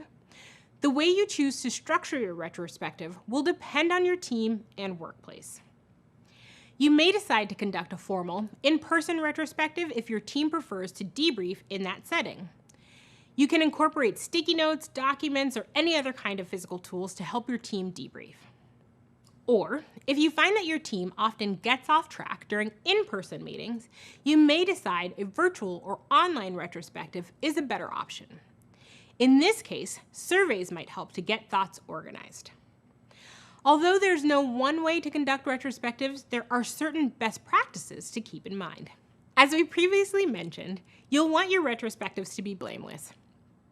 Making sure that everyone feels comfortable giving feedback as candidly as possible will result in the most productive retrospective. To navigate through awkward situations or sensitive subjects, it may be necessary to encourage anonymous or private feedback. A couple of tactics a project manager can use to ensure the process remains blameless are changing perspective and switching from you language to we language. Changing perspective means putting yourself in someone else's shoes. If your team is quick to blame the delivery company for their plants not arriving at the customer's office on time, think about the situation from the delivery company's perspective. Was the delivery company's route optimized and tested to avoid traffic? If not, maybe that should have been a task in your project. Using you language can get you in trouble because it can feel like everyone in the room is judging the person receiving the blame. For example, telling your project sponsor that you didn't make it clear that we didn't have money for a contingency budget when plants die is not as productive as saying the lack of a contingency budget wasn't made fully clear from the get-go, and that's something we can improve upon for next time. The project sponsor may feel attacked and wonder why you, the project manager, didn't ask the right questions in the early stages. Maybe the fact of the matter is that both of you could have done a little bit more to include a contingency budget, and that's okay. Make sure you aren't only focusing on the negative. Retrospectives are about reflecting on the positive aspects of projects too. So talk about what went well. What was fun? What new things will you be able to carry with you into future projects? Maybe the sales and marketing teams don't work together often, but this gave them an opportunity to bond. Maybe you enjoyed working with the Project Plant Pal's contracted website designer so much that the team has decided to hire them full-time. Whatever the positives were, they're worth celebrating. You could even order some dinner or dessert as a thank you to everyone. Finally, you'll want to make sure that you enact the changes you've discussed. You'll put the discussed changes in place and decide to handle the project a little differently in the next phase. People don't want to participate in retrospectives if they feel their feedback isn't fully taken into consideration and implemented. Now that you have a general overview for retrospectives, we'll build upon this foundation in the next video, where we'll demonstrate how to conduct your own retrospective. Meet you there. Welcome back. Remember how I said there wasn't one exact formula or template to follow when conducting retrospectives? That's because every team learns, adapts, and grows differently. In this video, we'll talk about how to conduct a retrospective. Different situations call for different tactics, and when it comes to receiving potentially sensitive feedback, it's best to consider your team's needs. There are a couple of things to keep in mind before you begin a retrospective. First, you'll want to maintain a positive tone throughout the process. Remember, even if there are some tough conversations, the objective of a retrospective is to encourage improvements, which prepare you for future projects. In general, the retrospective should be considered a positive experience, where team members feel comfortable sharing their feedback. Next, you may need to be considerate of teams outside of your own. If there are other teams you partner with regularly, they'll need to be involved in the retrospective as well. For instance, some adjacent teams that were part of the project may feel like they want to voice an opinion about the struggle to maintain communication between teams. If they choose not to be involved in the retrospective, you'll at least want to share your findings with them. After all, smoothing cross-team interactions and deliverable handoffs is a frequent topic of discussion in retrospectives. As previously mentioned, you can use various props and tools to conduct your retrospective. Here's an example of what a retrospective might entail. As you'll notice, it's pretty extensive and includes a lot of opportunity for details. You'll want to encourage as much feedback as possible from your team. This retrospective template is a standard document with room for project managers to fill out and discuss with their teams and use it to guide the conversations. Go over the chain of events in the same way that they happened in real time. What happened during the planning stage? What could have gone better? Where did your team get lucky? How about during the execution stage? As you do that, fill out the lessons learned section, which is a space for you to elaborate on things you could do differently the next time around. This is a space to include which risks materialized during your project. Was there a large gap between the original plan and its execution? How did the team feel about it? Maybe several of your project team members commented on the fact that the website launch didn't meet the original deadline. Because of this, sales team members didn't hit their numbers that month. The marketing department had to change the date on several pieces of content and ads, and the sponsor had to answer to investors who were eager to view the website. Team members are upset now because if you had prioritized the website's completion and spent less time on less important tasks, this may have been avoided. It's difficult feedback, but it's pertinent for future successes to consider why this risk materialized. Next time, you'll make sure to prioritize a task with so many dependencies. Now that you've gone over how everything went, build a better future for your team by filling out the remaining tables.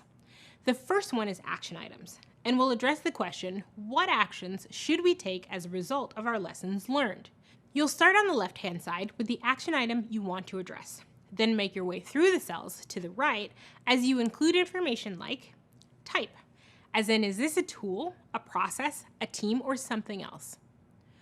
Owner, who will own this action item? And relative links, consider where we're tracking this item. The next table is all about future considerations. Are there any risks that could become issues if not addressed in the next quarter? Do you need to pass off ownership of this project to someone else? Include those and make sure to fill out the other cells, including type. Is this a process, a team, or something else? Contact. Who can be our resource on this procedure if we need to reference it later? And again, any links that may seem relevant to this topic. That could be relevant documentation if you're passing the project off, or it may be a risk register from your project. And there you have it. Now I showed you a pretty standard retrospective as you'd fill it out, but if you feel like your team needs something a little more interactive, feel free to have fun with it. The way you gather this information from your team can be more innovative than just a list. You can use color coding, sticky notes, columns with emojis, and anything else you feel will suit your team and keep them engaged. Whatever you do, make sure you carry the lessons learned into your next projects. In the next video, we'll recap all of our own lessons learned from this module. Meet you there.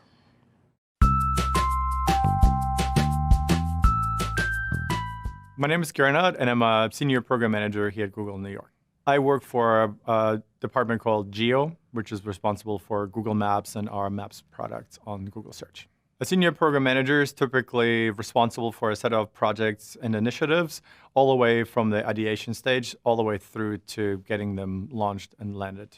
Something that happens to any project manager pretty much almost on a daily basis is that there's something unforeseen that happens and projects go off track.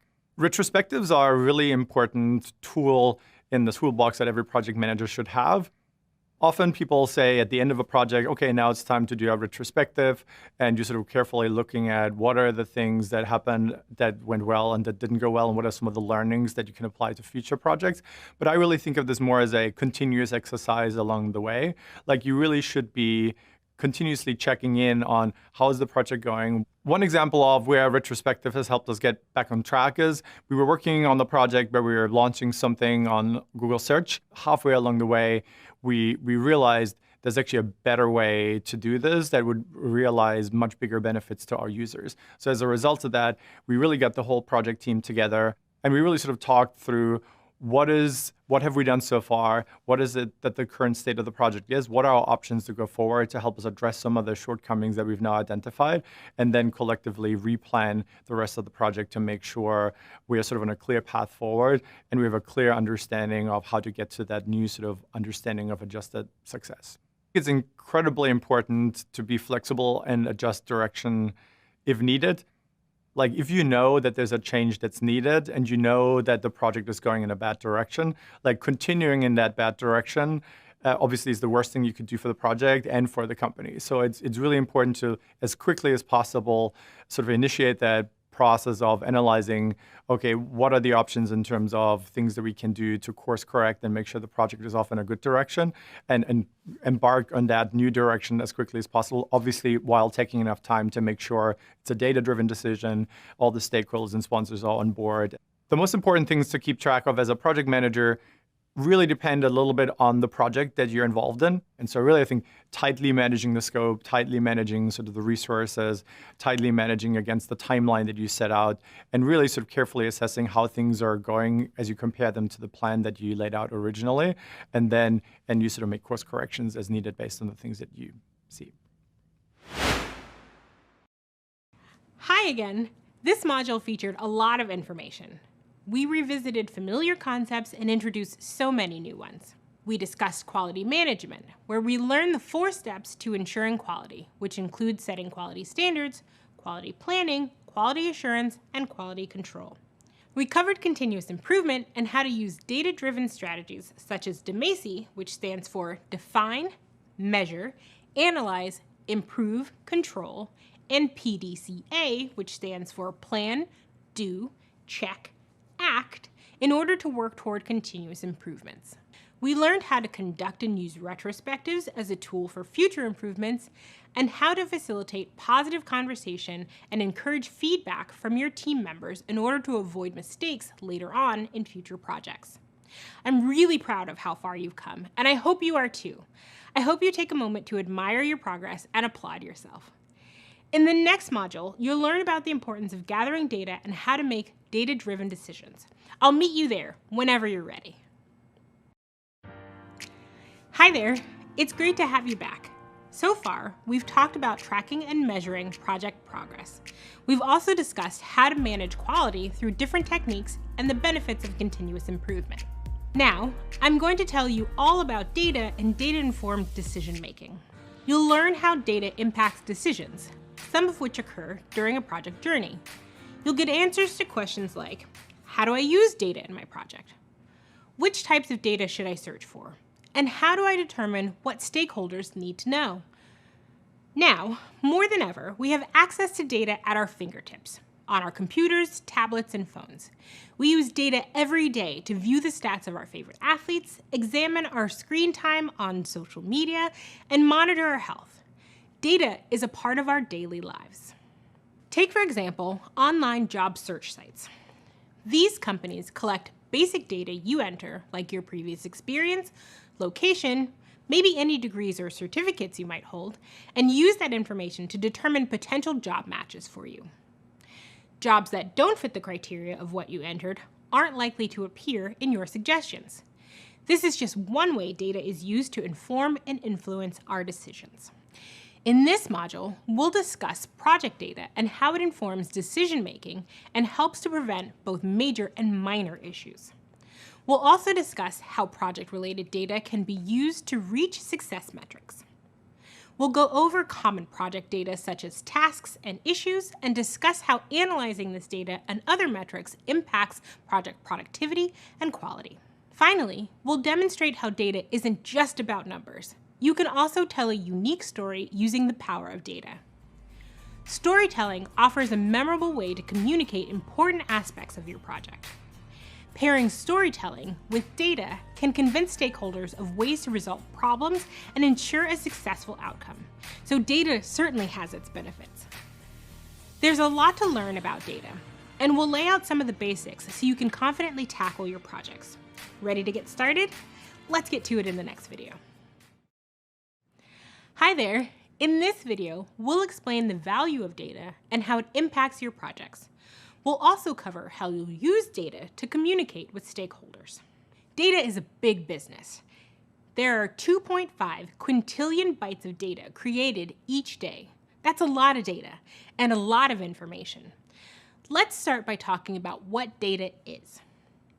Data is a collection of facts or information, and through data analysis, you'll learn how to use data to draw conclusions and make predictions and decisions. We use data daily to help us make decisions and improve performance. For example, my friend is a runner who participates in annual 5-kilometer and 10-kilometer runs. When she's training for a run, she uses the data on her GPS watch to measure her time and distance. She can even calculate her pace by measuring the minutes per kilometer. She uses the minutes per kilometer data to track her performance over time so that she can focus on improving for the future.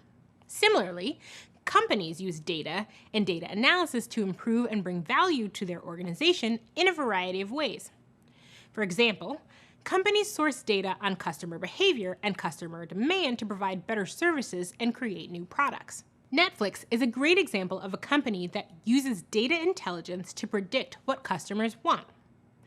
By observing data points surrounding types of genres, ratings, and number of repeated viewings, Netflix recommends TV shows that they believe customers might like, therefore improving the customer's viewing experience. In the same way, as a project manager, you can use data daily to make better decisions, solve problems, understand performance, improve processes, and understand your users. Let's examine how these benefits can impact a project. Let's talk about how this can play out in our Plant Pals project at Office Green. If you have the data on customer buying patterns and identify that your best-selling products are all tropical plants, you'll be able to make better decisions when placing new plant orders with your supplier. You'll also be able to better understand your users and their preferences to improve your offerings and performance. Another daily benefit of data within your project team is the opportunity to improve processes. If you have the data from your project tracker of the number of tasks completed, the number of escalations, or the number of issues that come up surrounding an internal process, you'll be able to deduce where the majority of issues are stemming from. This data will help inform your decision on where to focus your attention to improve the process. While these are simple examples, through critical analysis, application, and execution, data becomes a powerful tool to guide any project in the right direction. Coming up, we'll discuss the types of project data you can use to do just that. Hi again. In the previous video, you learned about the value of data. In this lesson, we'll discuss the common types of data that project managers collect and analyze regularly. We'll also discuss the tools you'll need to organize this data for your projects. Ready to get started? Okay, let's go. As we discussed earlier, data is the collection of facts that can help inform decisions. You may start to notice how the project data impacts the team's daily activities and the overall progress and success of the project. This is done by using various types of metrics. A metric is a quantifiable measurement that is used to track and assess a business objective. Metrics are based on selected goals. They vary per project and serve as a key type of project data. There are many types of project data you can use to determine progress and efficiency. You can group project metrics into productivity metrics and quality metrics. Productivity typically measures progress and output over time. Productivity metrics allow you to track the effectiveness and efficiency of your project and include metrics like milestones, tasks, projections, and duration. Let's break down each metric. As you may recall from an earlier course, a milestone is an important point within the project schedule that indicates progress and usually signifies completion of a deliverable or phase of the project. And a project task is an activity that needs to be accomplished within a set period of time. A projection is how you predict an outcome based on the information you have now. For example, you can predict that with the resources you have at the start of the project will be completed in 6 months. The duration of a project is the total time it takes to complete a project from start to finish. Duration can also be used for milestones and determining if you'll meet project deadlines. This data is broken down into hours, days, weeks, months, and sometimes years. So to recap, productivity metrics include milestones, tasks, projections, and duration. Now let's discuss quality metrics. Quality metrics relates to achieving acceptable outcomes and can include metrics such as the number of changes, issues, and cost variance, which all affect quality. Let's discuss each metric. The number of changes during the project or project scope helps to monitor risks. Changes show any inconsistencies from the initial requirements of the project. A series of compounding small changes may indicate a bigger issue and provide early warning signs of these issues. Using a changelog to keep a record of these changes is a useful tool for communicating with stakeholders about why something is taking a long time or costs more than expected. A changelog is a record of all of the notable changes on a project. An issue is a known and real problem that may affect the ability to complete a task. For example, an issue might be the delay of legal approval for an advertisement you were hoping to launch, or the missing number of confirmed seats to secure a venue for a business conference. Another quality metric is cost variance. It illustrates the difference between the actual cost and the budgeted cost. Simply put, cost variance compares what you plan to spend versus what you actually spent. Let's put it in an example. If you budgeted to only host 250 attendees at an upcoming business conference, but 275 people showed up, and the venue charges you for those additional guests, the actual cost will be higher than your initial budget or estimate. So to recap, quality metrics can include things like number of changes, issues, and cost variance. While these data points are commonly tracked by project managers, there are dozens more that you can leverage to inform decisions in your project. The great news is that there's a lot of sophisticated software and tools dedicated to project management and data analysis. So you'll have help keeping track of all of these different types of data in one centralized location. Project management tools like Workfront and Jira track activity and provide readable results so you can measure the overall health of your project. Data analysis tools like Tableau are useful for data visualization. Now you know a bit more about how to identify common types of data. You can also ID common project management software and tools that can help you manage and analyze data. In the next lesson, we'll cover how data helps you to make informed decisions. Meet you there. Welcome back. Let's get back to discussing all things data. Earlier, we learned about what data is, its value to the project manager, and the different types of data a project manager works with. In this lesson, we'll discuss how to identify the most important data for your project, how to prioritize the data you collect, and how to effectively gather priorities from your stakeholders so that you're meeting your goals. Let's get started. Did you know that the average temperature for most humans is 98.6 degrees? So, if your temperature reached 100.4 degrees Fahrenheit or higher, there would likely be signals that something's not quite right, like a sweaty forehead, muscle aches, or even dehydration. Your brain would begin to receive signals that something is off because it's the brain's job to pay attention to the signals that indicate there's a problem threatening your overall health. That's how you should think about data when it comes to managing your project. There are all kinds of information and facts that you can gather as a project manager. But it's important for you to be aware of the signals that threaten the overall success of the project. A signal is an observable change, and it can help you to determine the overall health of your project and identify early signs that something isn't quite right. Being aware of the different types of data you have access to and knowing which signals to respond to are key to deciding what data is most important. Maybe you're asking yourself, how do I determine what data is important? Great question. As a project manager, it's up to you to look for signals and to prioritize data to deliver positive results. There are a couple of ways you can begin to do this. One way is to observe your team's productivity and output. Identify which tasks contribute most to the overall goal. This will help you determine the importance of which data points, in this case, tasks and activities, you should focus on. Secondly, prioritize the data or metrics that are most valuable to stakeholders. For example, let's say you have an ongoing project at a manufacturing company to release a portable home appliance by the third quarter. Your stakeholder is concerned about whether or not you'll meet the deadline. Okay, start by thinking, what data do you have about the project? You know that it's the first quarter and you're already $2,000 over budget. But you also know that you're 30 days ahead of schedule according to your burn down chart, which measures time against the amount of work done and the amount of work remaining. You may think your project is running as scheduled, but there are additional things to consider. For one, the number of tasks has increased by 10% over the last 3 weeks because your stakeholders want to add more features to the appliance. And now your team's productivity is slowing down because they're starting to burn out from the late nights and long hours required to add in those new features. Now, how do you feel about meeting that third quarter deadline? Not so good, right? What do? You might be tempted to focus on the signal that you're $2,000 over budget.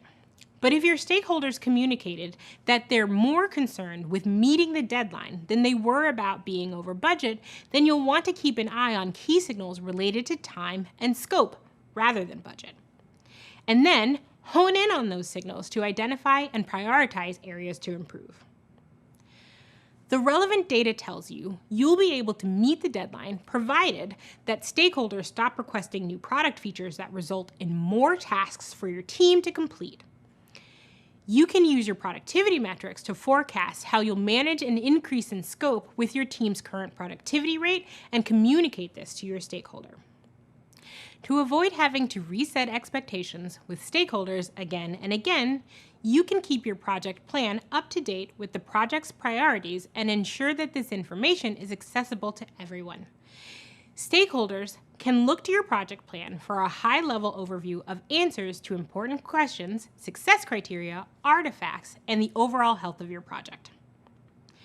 Remember, there are a lot of data points available to you. Using signals, focusing on the tasks that have the biggest impact on the project goal, and aligning to your stakeholders' priorities are a good way to help you prioritize the right tasks. So now that you identified data and prioritized it so that you're working to meet business needs, the next thing to determine is how to use the data to make better decisions. We'll cover that when we connect in the next video. Hi again. In this video, we'll go into data analysis and how project managers use it to make informed decisions throughout a project. We use data every day to help us make both simple and important decisions in our lives. For example, imagine that you're saving money for a big purchase. Maybe you decided that the best way to reach your goal sooner is to create a budget. After spending time reviewing your budget, perhaps you find that your weekly expenses are higher than your weekly allowances, and that many of your expenses are from ordering food and dining out. You realize that in order for you to reach your goal, you'll need to start spending less money on eating out and find more cost-effective ways to buy food. With this new information, you found a way to save up for your big purchase. Similar to how you might create and adjust a budget to reach a desired outcome, it's your role as a project manager to select appropriate data to help inform your decision making. You can do this using a process called data analysis. Data analysis is the process of collecting and organizing information to help draw conclusions. It's used to solve problems, make informed decisions, and support goals. Businesses use data analysis to reveal important insights and patterns within their data that help inform actions and drive results. Gathering data is only part of the process. The other part is analyzing the data. What you learn from your analysis becomes knowledge that powers smart solutions for your project. Project managers will often apply data analysis to look for repeated behaviors and to find a solution based on data predictions. For example, let's imagine that a rideshare company has a group of data analysts working on using patterns in rider behavior to improve customer support. They notice a high demand for drivers midweek during rush hour in one specific city.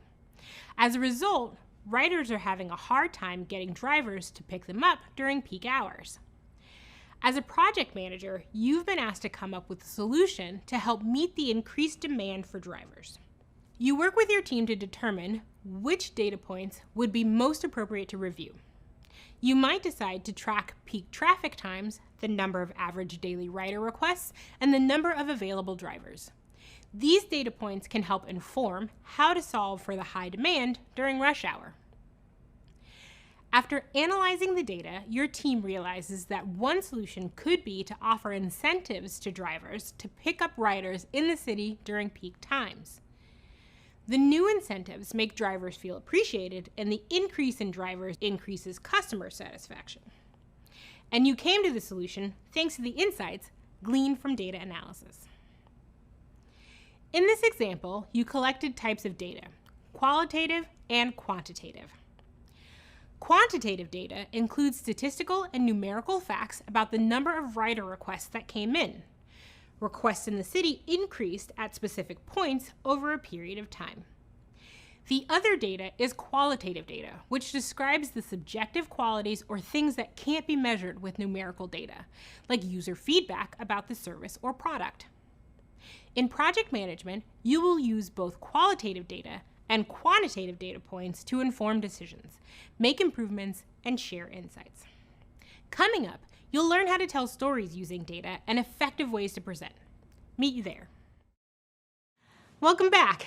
In this video, we'll discuss how to tell a powerful story using data. We'll teach you how to gather and organize your project data to present it to others within your organization. Presenting is a powerful way to communicate your ideas and support your decisions throughout the project journey. Think of presenting as telling the story of your project. Storytelling is the process of turning facts into narrative to communicate something to your audience. Storytelling is how you bring data to life and is a useful way to tell stakeholders within your organization about your project. In a way, we're all storytellers, using information and experiences to share our ideas with others. Stories usually have a beginning, middle, and end. To tell a great story using data, we'll go over some best practices to make sure your story is complete, accurate, and compelling. In general, there are 6 main steps to storytelling. First, define your audience. Then, collect the data. Next, filter and analyze the data. Fourth, choose the visual representation. Then shape the story. And finally, gather your feedback. Now let's review each one. Step 1, define your audience. In this first step, it's important to know who you're presenting to. Are you presenting to project sponsors or executives, or to team members? Define your audience and find out what matters most to them. Begin by asking yourself qualifying questions like, what would my audience want to know about the project? Or, what are their most urgent concerns? Which key data points influence the story and project outcome? This will set you up to know the type of story you want to tell and the type of data you should use to tell it. For example, years ago, I was working on a project for Google Maps. Our goal was to apply a label to every business in the world: restaurants, hotels, gas stations, you name it. There are many, many, many businesses in the world, and I only had a small team of engineers to work with. For this project, we tailored our storytelling to an audience of vice presidents from Google Maps and Google Search.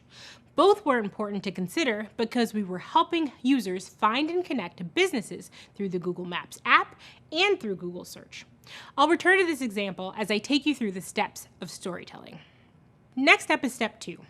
Find the data that connects to the question you want to answer.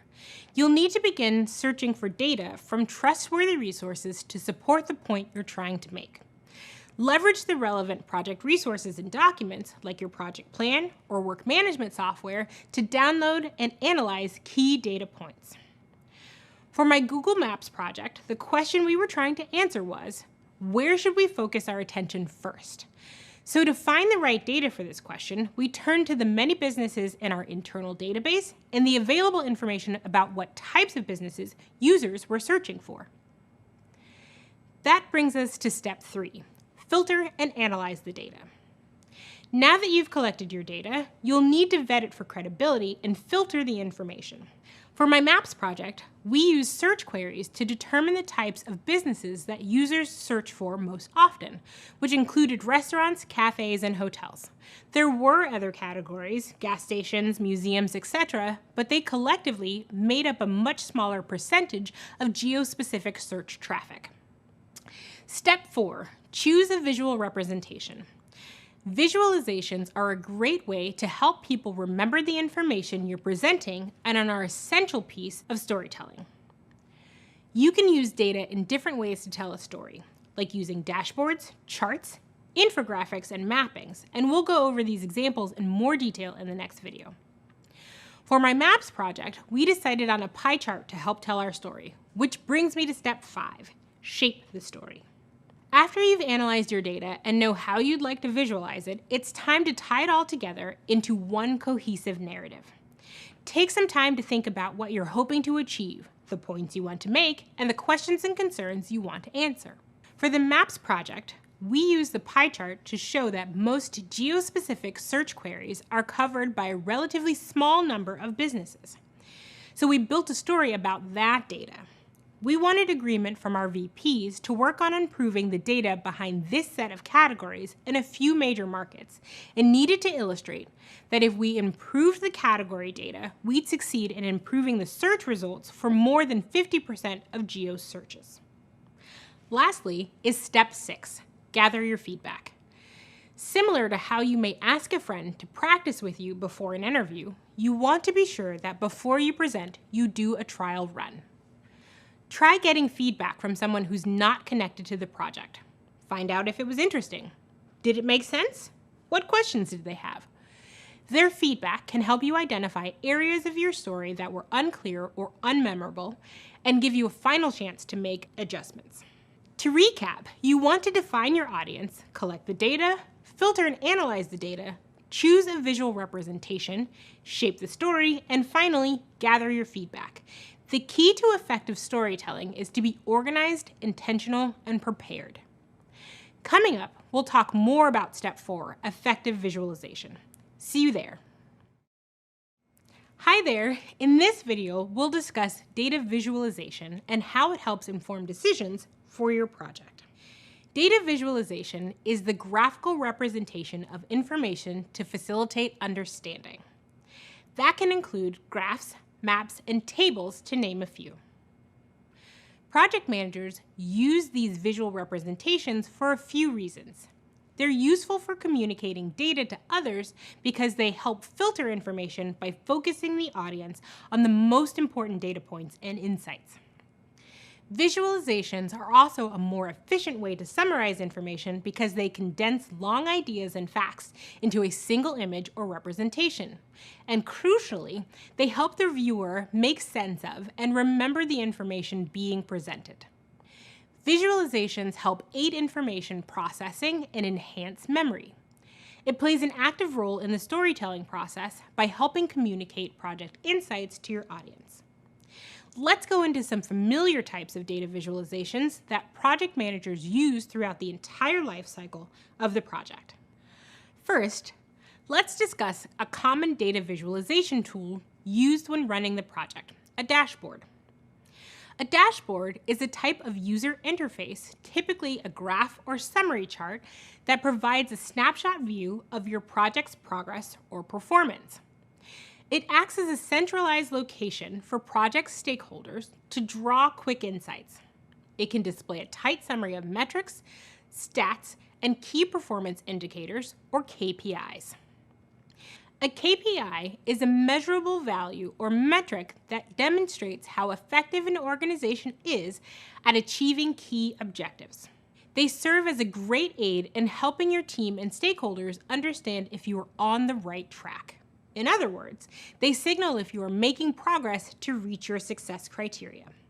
In your dashboard, you may have a summary of your top KPIs or metrics and your progress to date.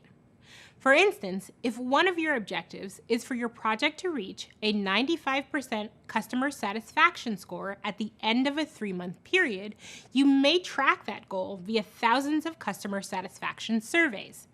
Rather than displaying a spreadsheet of each response, a dashboard is a good place to summarize those results and showcase the average customer satisfaction score to see how you are pacing to your goal. Similarly, you could also include other key KPIs that signify progress, like a countdown that shows the number of days until project launch or the percentage of the number of issues resolved. Many project dashboards may also summarize project plans, documents, and reports in one place and provide a visual of the status of each of them. For example, if your project plan has hundreds of tasks with varying degrees of completion, your dashboard may summarize the amount of tasks or milestones completed at that point in time, and the percentage of tasks that are in progress, complete, or not started. As you may start to notice, dashboards are great visualizations for efficient status updates because they enable you to group, summarize, and highlight top project data points. Another visualization that does this is one that we mentioned earlier, a burn-down chart. A burn-down chart is a line chart that measures the time against the amount of work done and the amount of work remaining. The outstanding work is usually on the vertical axis, with the time visualized horizontally. This serves as a strong visualization to help the team picture the amount of tasks left to complete. Similar to line charts, column charts are another popular graph used to signal project performance and progress. Column charts are useful for comparing different activities or comparing progress over time. For instance, you can show different outputs, like the number of customers and the number of plants delivered year over year to demonstrate growth and change. Pie charts are useful when showing the composition of something or the parts to whole relationship. All of these simple charts offer visualizations that enable you to draw quick insights and help tell stories. There are many more in the following reading that I recommend checking out and practicing. Before that, there is a final visual tool that I want you to know about, which is an infographic. Infographics are visual representations of information such as data or facts and are typically in the form of what we call at Google a one-pager or a one-sheeter. The difference is that they're typically concise summaries of that data. This is often done primarily through graphics or drawings, emphasizing the biggest points with added text for further explanation. Use infographics to present complex information quickly, professionally, and clearly, especially when you may not be present to share all of the details yourself. Infographics should be able to communicate strong information without the need for extra support and explanation. These are just a few examples of data visualization in project management. Remember, you'll want to use visuals to demonstrate and illustrate situations like changes over time, frequency, relationship correlations, and to analyze value and risks. Another important tip is to make sure that these visualizations are accessible. As we mentioned before, you'll want to ensure that your data story is understood by everyone. Check out the Resources tab on some of the best practices for accessible visualizations and communications. Nice job! Now that you're noticing how to use data to effectively tell your story, we'll continue on to the final piece of this lesson, learning about presentation techniques to present your data. Meet you in the next video. Hi, you've learned the process of crafting a narrative about your project, and you've learned how to visualize key data points that help you to tell that story. Now, it's time to bring it all together. In this video, we'll highlight some useful presentation techniques. Think about one of your favorite public speakers and why you enjoy their presentation so much. Is it their voice, their knowledge, or the confidence they exude while speaking? Brené Brown is one of my favorite speakers. She's widely known for her 2010 TED Talk, The Power of Vulnerability, which received 60 million views worldwide. Brown didn't begin her career as a public speaker, but as a research professor at the University of Houston. Today, she uses public speaking as a way to teach executives and leaders about courage and empathy. Public speakers spend a lot of time working on their craft. Speaking to an audience, whether to inform, entertain, or share, isn't always easy. And data alone isn't enough to convince people that you've made the right decisions or that your project was impactful. An effective presentation helps convey the important work that you and your team are accomplishing on your project. And throughout the project, you'll likely have many opportunities to present, from your initial kickoff meeting to your weekly status updates to your final project presentation. As you begin to craft your narrative, think about your audience. Ask yourself, what do I want my audience to know, think, or do as a result of this presentation? Create your presentation around the big picture and keep it simple. Now let's discuss 3 ways to help you give an effective presentation. Those are being precise, flexible, and memorable. First, to give an effective presentation, you need to be precise about your key points. Identify the problem you're solving for your audience and remove any content that dilutes your narrative. One way I ensure that my slideshow presentations are as precise as they can be is by using a technique called designing for 5 seconds. The idea is that your audience should be able to understand a slide within 5 seconds. So I keep my presentation slides simple, including only the most relevant data points to avoid overloading my audience with text they don't have time to read. To give an effective presentation, you also need to be flexible. Flexibility is a huge part of your job as a project manager. For example, it's possible that a stakeholder may have to leave your presentation unexpectedly, or that other attendees may arrive late. Consider the approach you'd take if you had shortened your presentation from an hour to 30 minutes, or even just 5. Know the most important points you want to make and be prepared to share only those points, should the unexpected occur. Preparing ahead of time also helps you to be more flexible when presenting.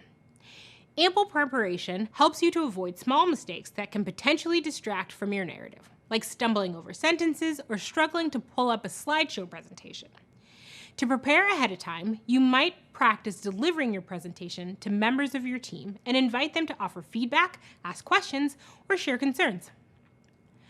Preparing ahead of time also gives you space to identify and come up with answers to the types of questions your audience might have about your presentation.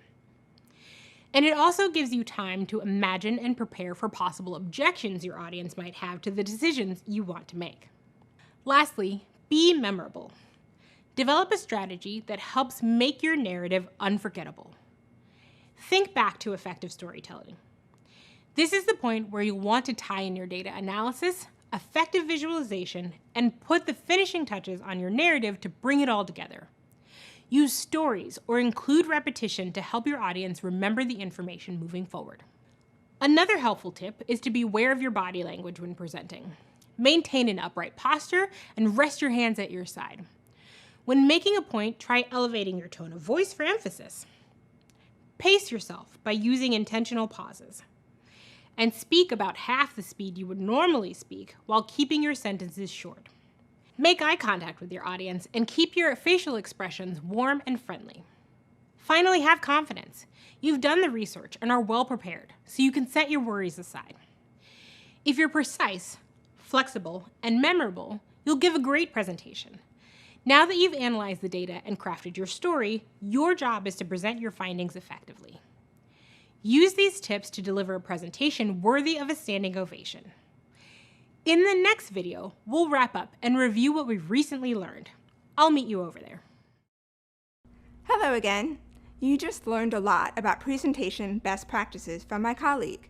Just like you need to be strategic, prepared, and clear about which data you want to share, you also need to be intentional about ensuring your presentations are accessible and can be consumed and understood by everyone. Let's dive into some accessibility tips to set you up for success, starting with the design of your presentation. First, create clear, simple slides. Avoid using too many graphics, too much text, or too much animation. Visual complexity makes it harder for people to absorb information during your presentation, especially for those with a visual or cognitive impairment. If your slides use animation, make sure that you don't leave people behind by making important content disappear. If people read more slowly or rely on an interpreter, they might need a bit more time to absorb the content. Avoid using repetitive animation, like flashing or flickering, since it can be distracting and can trigger seizures. Simple doesn't have to mean boring, though. A simple slide can still be beautiful and informative. Just don't try to crowd too much information or activity into a single slide. If you generally don't use slides when giving a talk, consider giving it a try, even if you create just one slide with your main points. If you rely only on your voice, that is, you don't provide any visual accompaniment, some people might have difficulty understanding, whether because of a language barrier or hearing or cognitive impairment. Another tip is to include alternative text. also called alt text, for any images, drawings, or diagrams. Doing so describes the information relayed in a graphic to make it accessible to people who rely on screen readers. To add alt text in Google Slides or PowerPoint, simply select the object, right-click, and then select alt text. The same consideration applies to charts. Charts can be difficult to decipher, especially if they use a small font in order to fit more data. If your slide includes data-heavy charts or graphs, be sure to specify the takeaway either on the slide itself or in the speaker notes.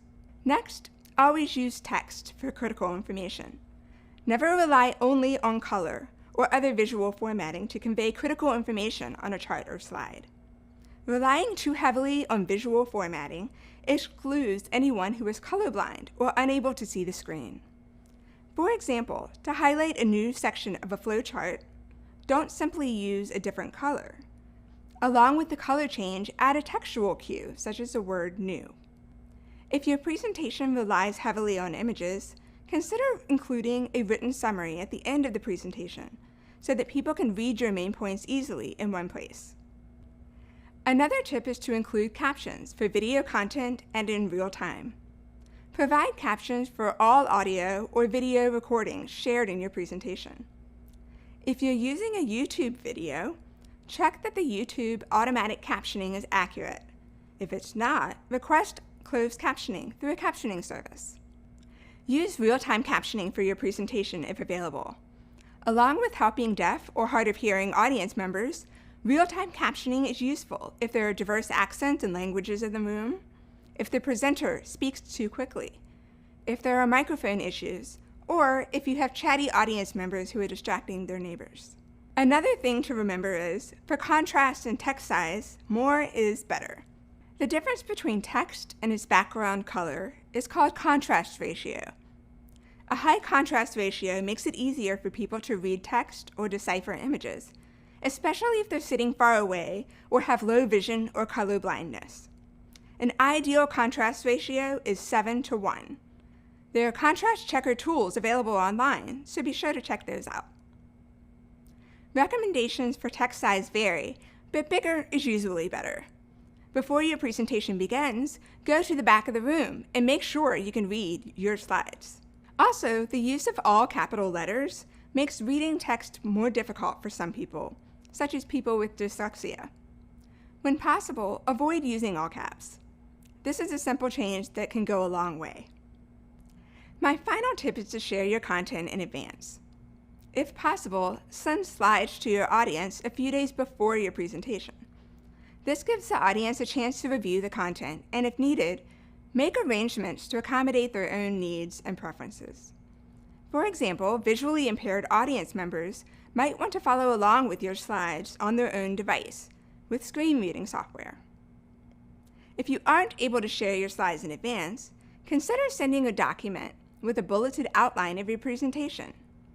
And if you're using acronyms or technical or obscure terminology, include a glossary with definitions. This information is especially helpful for sign language interpreters and captioners. All of these best practices you just learned will help make your presentations accessible to all of your audience members. Remember, you can't communicate information effectively if your audience can't easily access it.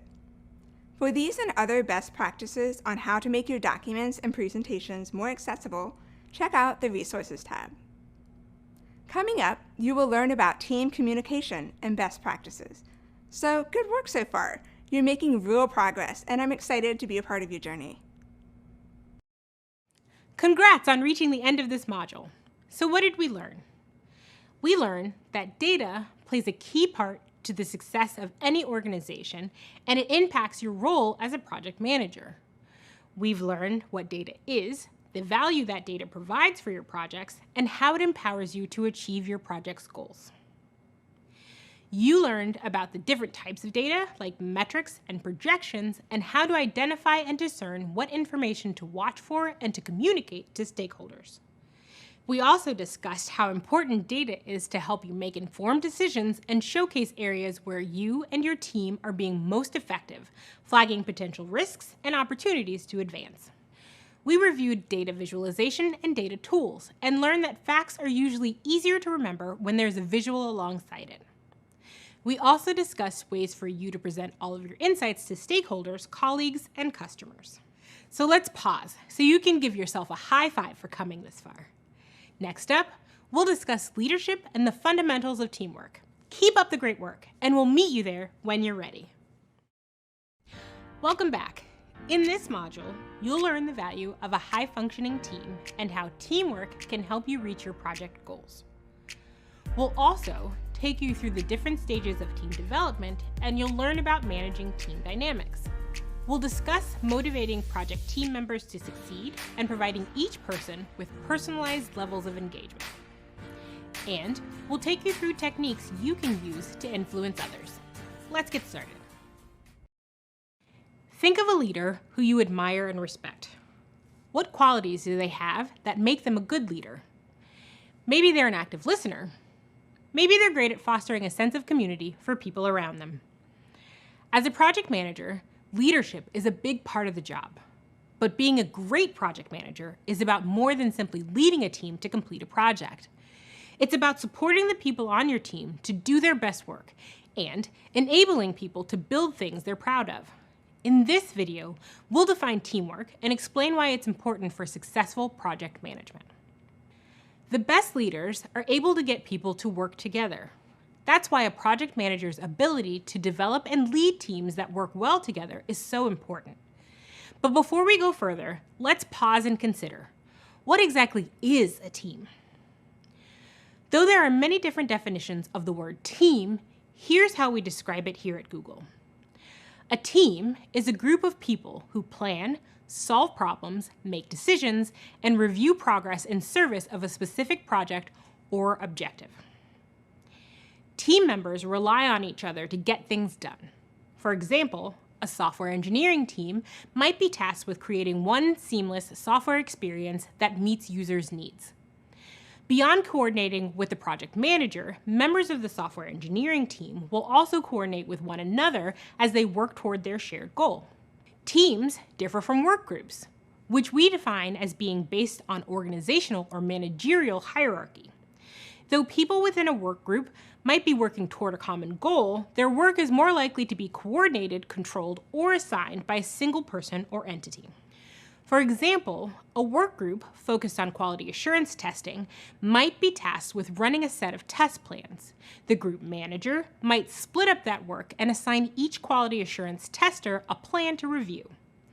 But unlike a team, the testers will work independently of one another to complete their tasks and will coordinate mainly with the manager and the development team of the feature they're testing. Teams and work groups each have unique benefits within a larger organization. But for the purpose of this program, we'll focus on teams. More specifically, we'll discuss how project managers develop and lead effective teams by fostering a culture of teamwork. Teamwork is an effective collaborative way of working in which each person is committed to and heading toward a shared goal. Teamwork maximizes the individual strength of each team member to bring out the best in each person. As you might imagine, teamwork is a crucial part of successful project management. There are a few reasons for this. For one, teamwork fosters creativity. A team might leverage the diverse perspectives, skills, and experiences of their members to devise better solutions and build products that address more diverse user needs than they might have if they were working independently of each other. Teamwork also encourages accountability. The knowledge that the execution of your tasks directly impacts the tasks of the rest of the team can be a powerful motivator. And most importantly, teamwork helps you get stuff done. Big, complex projects need smart, capable people to complete tasks and to reach milestones to meet the project goals. As the project manager, it's your job to encourage others to actively engage in working together as a team to foster creativity, encourage accountability, and to get stuff done. Teamwork is an effective collaborative way of working, and when done right, it can positively impact both measurable team results and the team culture. Coming up, we'll take you through the elements of effective teams. Meet you there.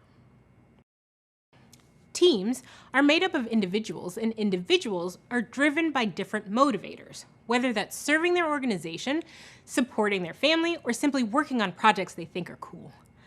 You'll need to learn about the people on your team in order to best determine how to motivate everyone at the same time. A few years ago, researchers here at Google set out to identify the dynamics of effective teams. And through this research, they identified 5 factors that have an impact on team effectiveness. In order of importance, those 5 factors are psychological safety, dependability, structure and clarity, meaning, and impact. Let's break these down. Let's start with psychological safety, which is the #1 factor that impacts team effectiveness. Here's how our researchers define it. Psychological safety refers to an individual's perception of the consequences of taking an interpersonal risk. In other words, they believe it's safe to take risks within their team and they don't risk being labeled as ignorant, incompetent, negative, or disruptive. On teams with high psychological safety, teammates feel comfortable taking risks around fellow team members, seeking differing opinions, and resolving interpersonal conflict when it comes up. For example, on my team at Google, we like to say, be direct and kind.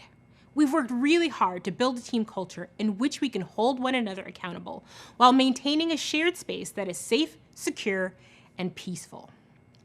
What I found is that when opportunities to take risks do arise, like pitching an out-of-the-box idea to my directors, for example, this culture of mutual respect has already laid the groundwork to get direct feedback without frustration or worrying that I might embarrass myself. And that's been invaluable in maintaining a high level of psychological safety for the team. Next, we have dependability. Google's researchers explain it this way. On dependable teams, members are reliable and complete their work on time.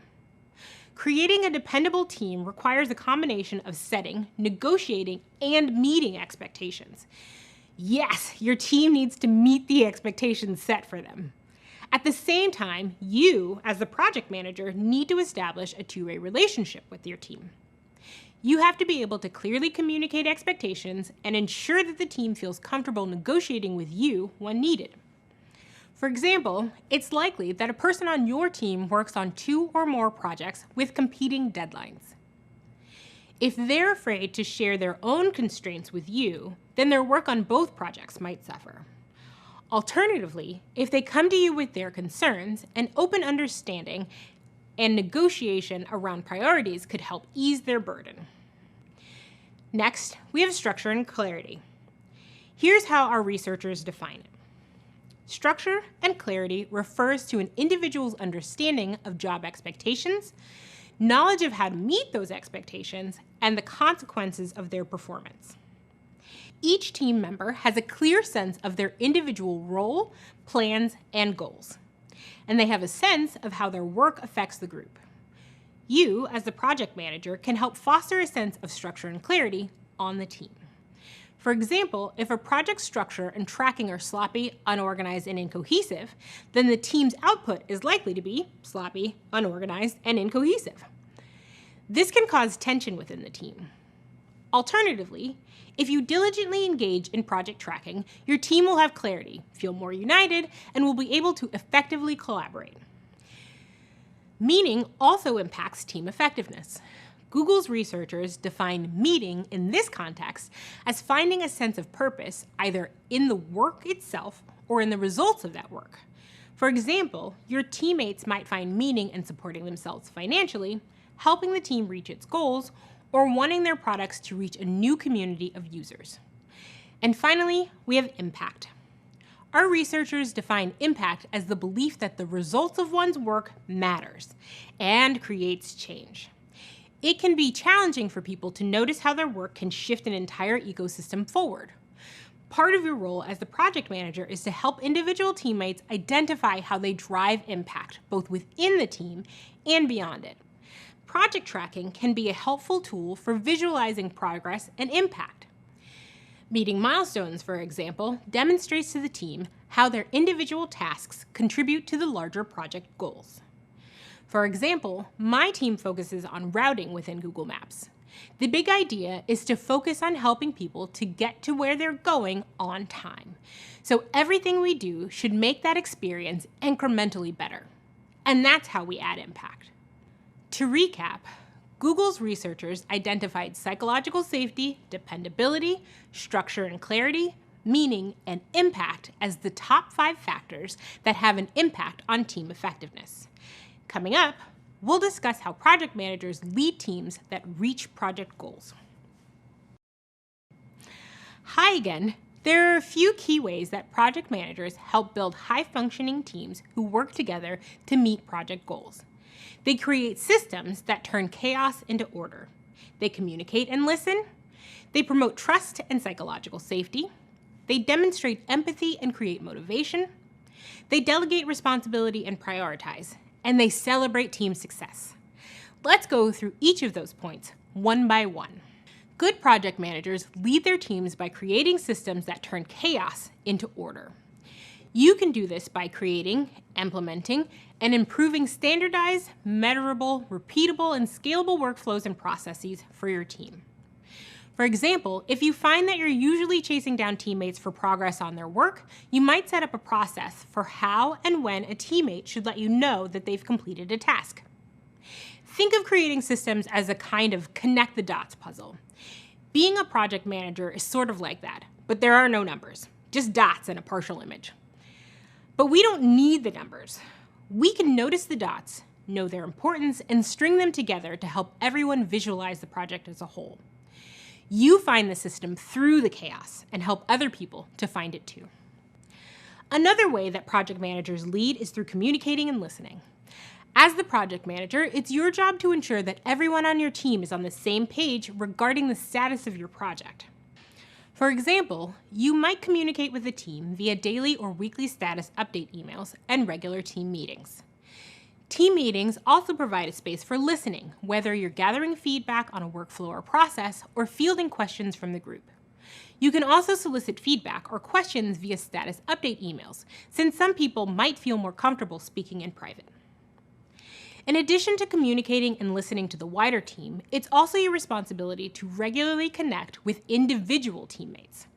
You do this by gaining an understanding of communication styles and by asking people on your team how they prefer to communicate. What's important to know is that everyone communicates differently. For example, I might make small talk with colleagues who I know enjoy it, or I might get straight to the point with colleagues who prefer not to chat. Project managers also lead by promoting trust and psychological safety within their team. As a reminder, psychological safety refers to an individual's perception of the consequences of taking an interpersonal risk. Team members need to trust that they're safe in speaking up if they have feedback or concerns about the project as a whole or about their individual tasks. It's your job to create a team atmosphere where different opinions are welcome and all members remain respectful of one another during challenging conversations. For example, during weekly status meetings, you might schedule time for open, thoughtful, and inclusive discussions. You might model this by asking for help solving a problem that's impacting the team. You should encourage contributions from all team members, regardless of role or rank. By doing this, you make clear to your teammates that they should feel comfortable challenging processes and workflows. And you make clear that critiques of the project and plans are welcome and valued, no matter who they come from. While it can feel challenging to provide and accept feedback, it's a healthy part of project management and usually makes for a better project outcome. On an individual level, project managers lead by practicing empathy and creating motivation for their team members. It's possible you've heard the phrase, "there's no I in team." And while that's true that teams need to work together to be effective, it's also important to remember that teams are made up of individuals with differing motivations and lives outside of work. You can demonstrate empathy for your teammates by being present, listening, and asking questions. During one-on-one conversations, avoid making assumptions about what the other person is thinking and feeling. If you're quiet and curious, there's always more to learn. In addition to showing empathy for my team, I also like to create motivation by recognizing a job well done through public forums, like in a meeting or a group email. Recognition tells people that they're doing the right things and motivates them to keep up the good work. Be sure to recognize good work and not just heroic efforts. Project managers also lead by delegating responsibility and prioritizing. Most projects will likely have multiple tasks taking place simultaneously, and it's your job to keep the team focused and heading toward the project goals and deliverables. By delegating responsibility for specific tasks to individuals on your team, you provide your teammates with the opportunity to add value using their particular set of skills. You also give yourself space to focus on the project as a whole. By prioritizing tasks, you reduce ambiguity and provide clarity for your team. If you think that a task is important but your team doesn't, they might work on whatever tasks they like. By prioritizing and making that prioritization known, you keep the team focused. Work with your team to build consensus around priorities. Explaining your rationale can help you get their buy-in and increase their commitment to the work. Lastly, project managers lead by celebrating team success, both at the end of the project and throughout it. This includes celebrating big and small wins, like reaching a milestone or receiving positive feedback from stakeholders. Celebrating success is an important tool for motivating the team because it increases morale and boosts the team's engagement. You might celebrate the team with a group lunch, a small gift, or even just a congratulatory email. Simple gestures like these demonstrate appreciation for the team's hard work, and when people feel appreciated, they tend to work harder and their teams perform better. To recap, project managers build high-functioning teams in a few key ways: creating systems that turn chaos into order, communicating and listening, promoting trust and psychological safety, demonstrating empathy and creating motivation, delegating responsibility and prioritizing, and celebrating team success. As you grow in your career, you'll strengthen your ability to lead bigger and more complex teams, but the principles of teamwork will remain the same. Coming up, you'll learn about the stages of team development and how to manage team dynamics. I'll see you soon.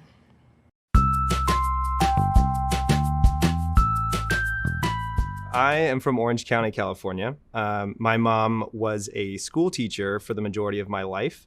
She also went on to be an assistant principal and then became a principal herself. During that entire time as a kid growing up, I never had my summers. I actually ended up spending all of my time with my mom at her school, helping her with teachers who wanted to restock their shelves or file away papers or shred papers. Some important advice that my mother told me when I was growing up, especially when I would go spend time with her in her schools and saw what her leadership style looked like. She had and still has this uncanny ability to connect with people in ways that not only make them feel seen, but feel empowered. And I think that's a very powerful leadership style.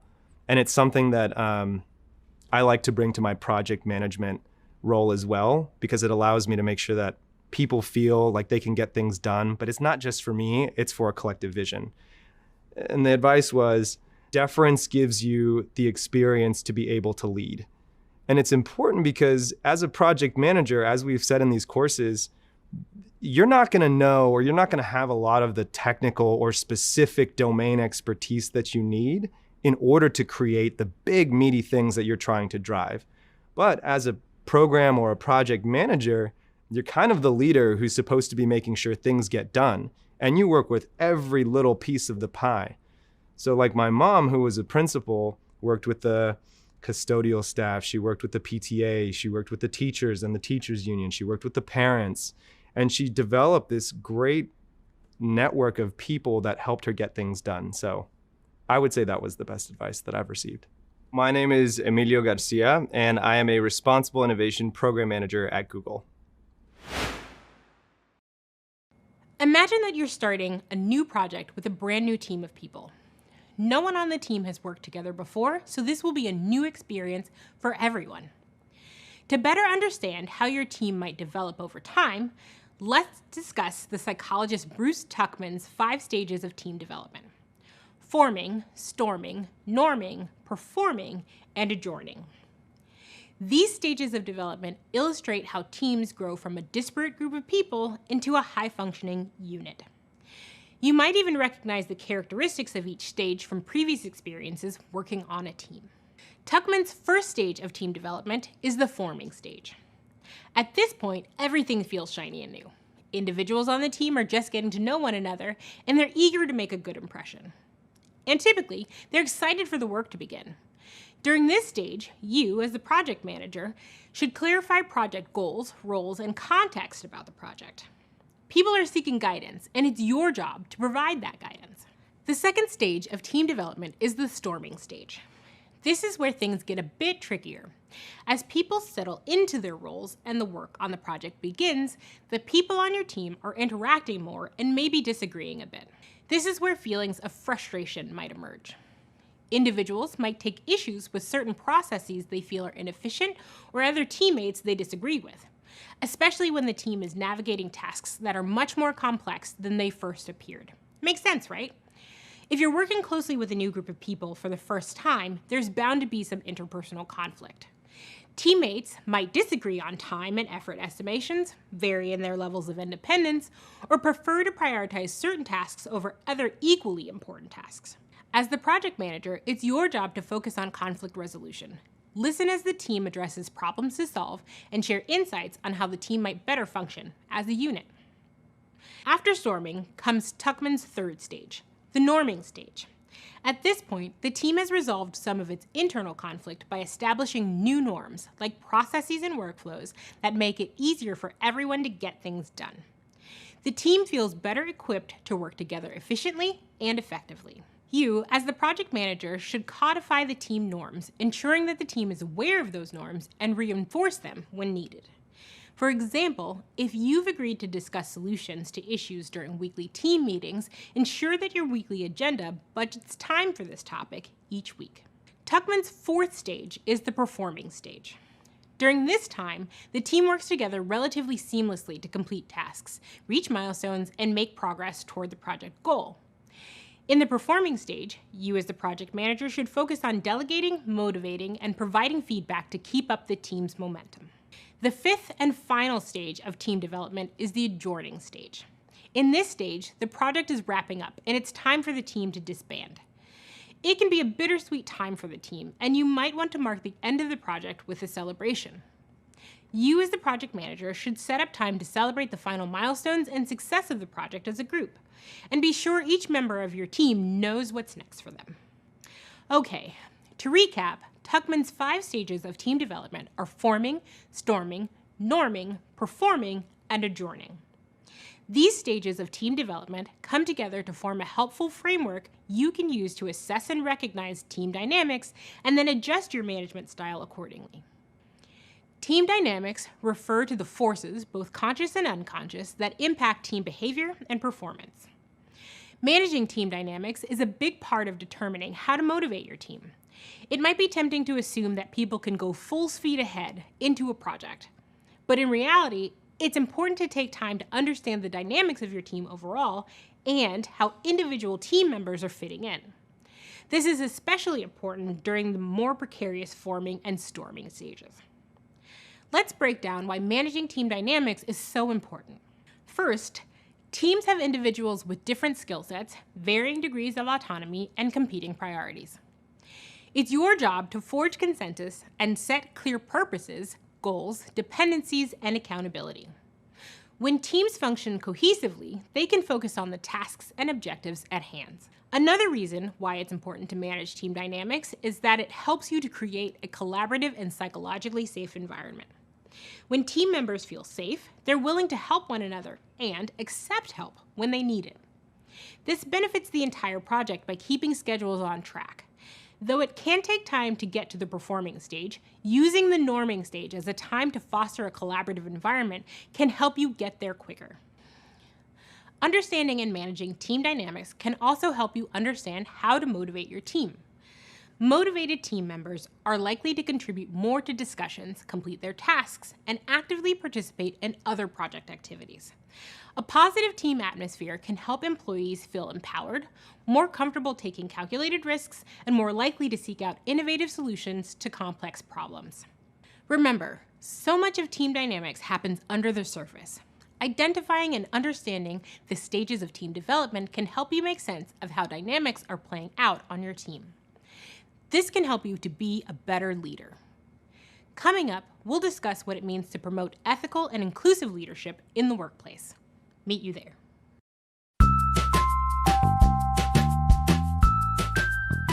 Hi, I'm Rowena, a Senior Program Manager in the Systems Productivity and Reporting team in Google Cloud.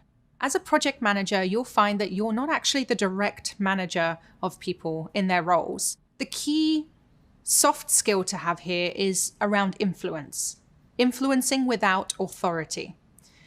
It's the ability to be able to communicate with people and make sure that they understand your goals and objectives and take them along on a shared vision and shared journey.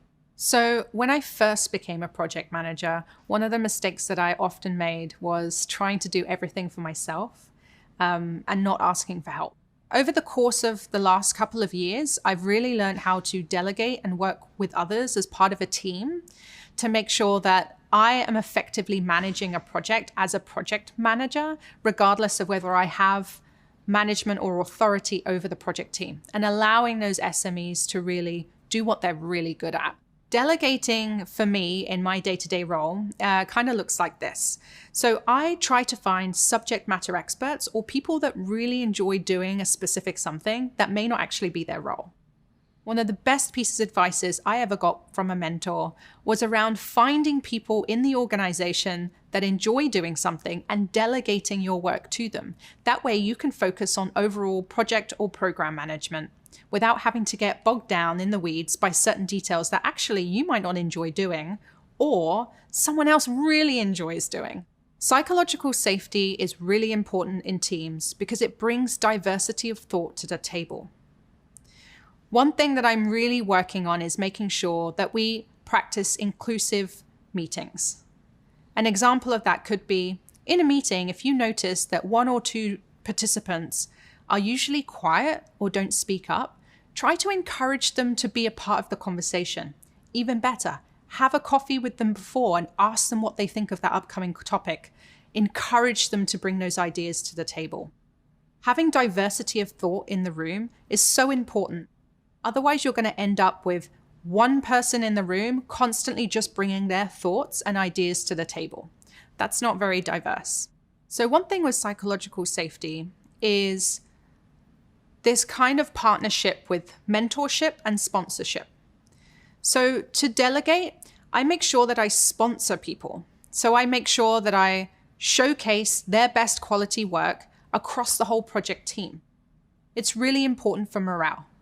On the other side, with mentorship, if there's a junior team member on the team that maybe doesn't have the experience or isn't as confident as speaking up, I usually delegate smaller tasks to them to build up their confidence or delegate something that they might actually consider to be fun that's not in their normal day-to-day work. So finding those kind of unique balances is the best way to delegate and prioritize. Welcome back. Leading a project team comes with the responsibility to create a psychologically safe environment for the people around you. Through ethical and inclusive leadership, you can create a team culture that works for everyone and motivates the people around you to do their best work.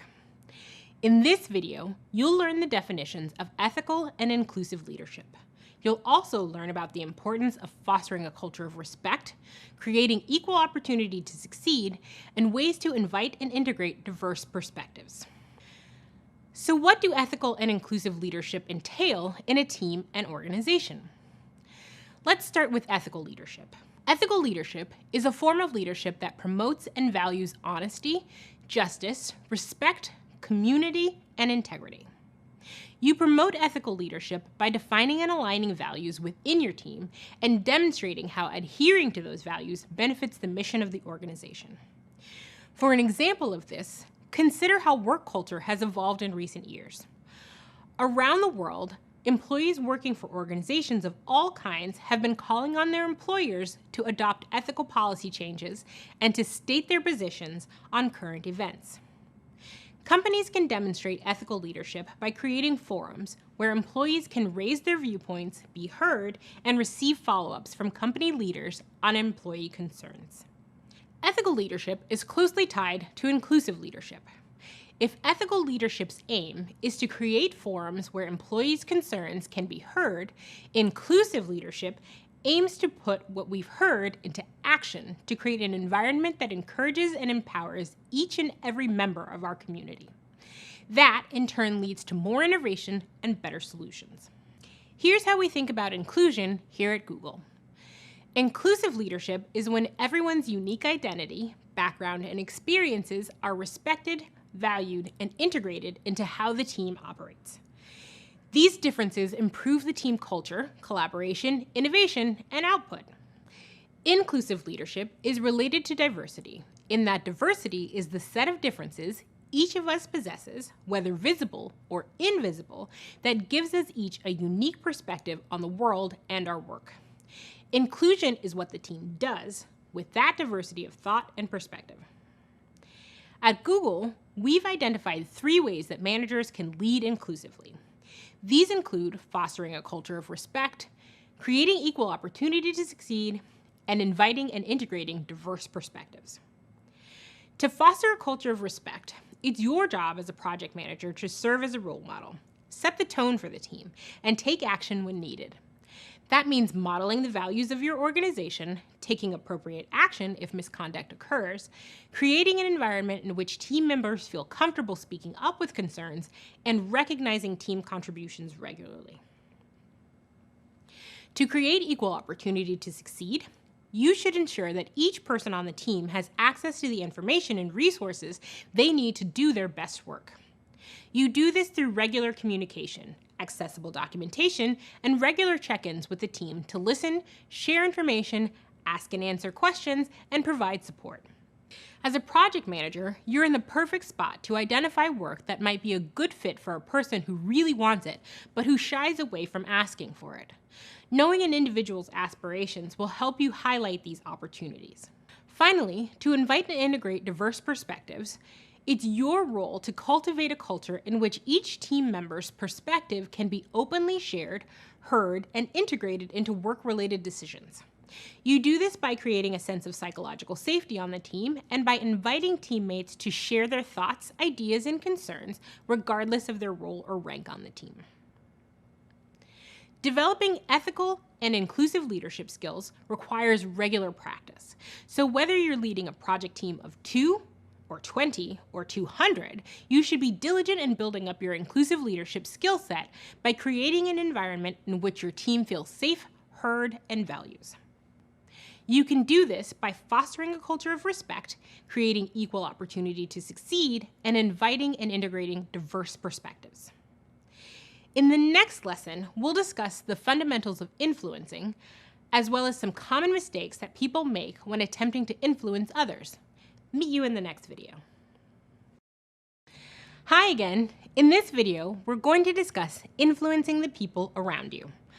I'll describe the 4 steps of influencing and some common influencing mistakes.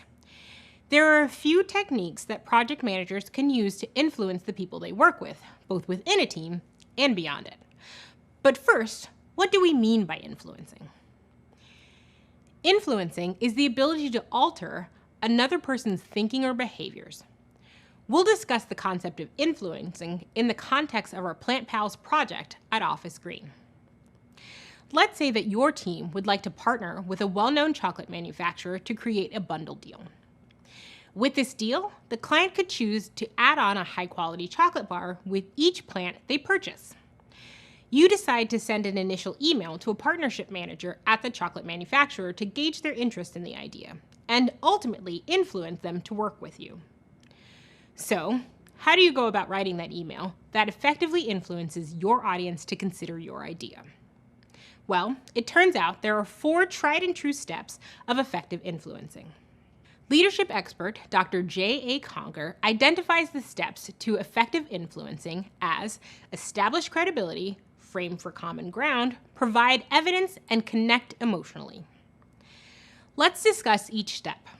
The first step to effective influencing is to establish credibility. During this step, you make the case for why your audience should listen to you. According to Dr. Conger, credibility comes from 2 sources: expertise and relationships. You need to demonstrate to your audience that you're an expert on a given topic, whether that's through professional experience, extensive research, or something else. And you need to demonstrate relationship credibility by establishing that you're honest, trustworthy, and someone who they'd want to work with. To establish credibility, you might kick off your Office Green email by greeting the recipient by name, then writing something like, "I'm Elita, a lead project manager at Office Green. Your colleague Alex passed on your contact information. Alex and I worked together to launch new services at Office Green before she joined your organization." In these opening lines, you've established expertise credibility by introducing your role at Office Green and by subtly highlighting that you've launched new services in the past. And to demonstrate relationship credibility, you've established that you and the recipient have a shared contact who has worked closely with you in the past and can vouch for your trustworthiness and emotional intelligence. The second step is to frame for common ground. In this step, you'll make the case for how your idea can benefit your audience. To determine this, you'll need a strong understanding of your audience and their values. In essence, what about your idea will appeal to them, and how will they stand to benefit from agreeing to your idea? In our Office Green email, you might establish that you've researched their organization extensively and believe that this new service might align with their current offerings. For example, you might write something like this. "We're launching a service to provide top clients with desk plants, and we'd like to explore a bundle offering to pair high-quality chocolate with each plant order. I've admired your organization's push in recent years to work with other lifestyle and wellness brands, and I think there may be a great opportunity for us to collaborate." In this portion of the email, you've established that you've done your research on the organization and that their previous partnerships indicate that working together might be a great fit. The next step is to provide evidence. In this step, you'll make your case through hard data and persuasive storytelling. Numbers aren't strong enough on their own. They need stories to liven them up. In our Office Green email, you might appeal to your recipient with a line like, "We recently surveyed clients to gauge interest in this kind of offering, and your brand came up again and again." In this example, you've provided evidence through the results of client surveys, which showed overwhelmingly positive brand recognition for our shared audience. The last step is to connect emotionally. In this step, you'll demonstrate to your audience that you're emotionally committed to your idea, and you'll do your best to match their emotional state. In our Office Green email, you might demonstrate an emotional connection by tapping into their brand ethos. For example, you might write something like, "We've been following your profile on Instagram and love your posts on chocolate's connection to living a well and balanced lifestyle. Perhaps we can discuss combining forces to bring this message to an even wider audience." And then you end your note with a friendly closer. Something like, "If you're interested, I'd love to connect and share what our partner program is all about." To recap, establishing credibility, framing for common ground, providing evidence, and connecting emotionally are 4 proven effective steps you can apply when attempting to influence others. Dr. Conger also identified 4 common mistakes that people make when attempting to influence others. They'll often approach their audience too aggressively, and that tends to put people off ideas entirely. They might also resist compromise, which is crucial for any kind of mutual agreement. They'll focus too much on developing their argument for the idea and not enough time establishing credibility, framing for common ground, providing evidence, and connecting emotionally. And they'll assume that they can work out an agreement through just one conversation. These mistakes can jeopardize your attempts to influence others and limit your ability to build relationships. So be mindful of these common mistakes when preparing to pitch another person on your big idea. Great job! Now you know the 4 steps of influencing, as well as some common mistakes that people make when attempting to influence others. Coming up, you'll learn more about personal and organizational sources of influencing power. Meet you in the next video. Welcome back. Earlier, you learned how your approach can impact your ability to influence others. But influencing is about more than just your approach. In fact, so much of your ability to influence others comes from your own sources of power. Throughout your career, you'll rely on your sources of power to influence others to do great work in service of the project goals. In his book, The Elements of Power, Lessons on Leadership and Influence, the researcher Terry Bacon determined that most power sources fall into two buckets, organizational and personal. From these power sources, we picked out the ones we feel are most important to cover here. Let's start with organizational sources of power, which include your role, information, network, and reputation. First, we have your role, which refers to your position within an organization or team.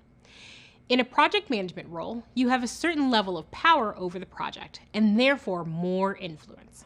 Information is another source of organizational power, which refers to your level of access and control over information. As a project manager, you possess a huge amount of information about your work and your stakeholders, which can work to your benefit. Now, it may be tempting to assume that as a leader, you have all of the answers. But to be a good influencer, you should ask questions and consider all ideas. You may even hear new insights and notice issues in a different way. Share information with your team regularly so that they can provide input on the full picture. You can also derive power from your network. This refers to people you're connected with professionally and personally. Strong connections within your organization and beyond it can boost your ability to influence others and help your project continue on. If you demonstrate that you're well connected and have a good chance of getting stakeholder support or budget approval for your plans, then you're more likely to get your audience on your side. You should use your network to help colleagues make new connections. Your team's effectiveness will increase as you take on the responsibility of helping each person develop their skills and expand their network, which in turn increases their own influencing power. Lastly, we have reputation, which refers to how others perceive you overall. As you might expect, people with positive reputations tend to be more influential than those with negative reputations. One way I've noticed this play out is through collaboration. If you're a good collaborator, you can boost your reputation by becoming known for being easy to work with, keeping your commitments, and helping others achieve their own goals. Your role, access to and control of information, network, and reputation are important organizational sources of power to be aware of. It's also important to identify power sources that come from you. These are referred to as personal sources of power, which include knowledge, expressiveness, history, and character. I like to think of these as your own personal superpowers.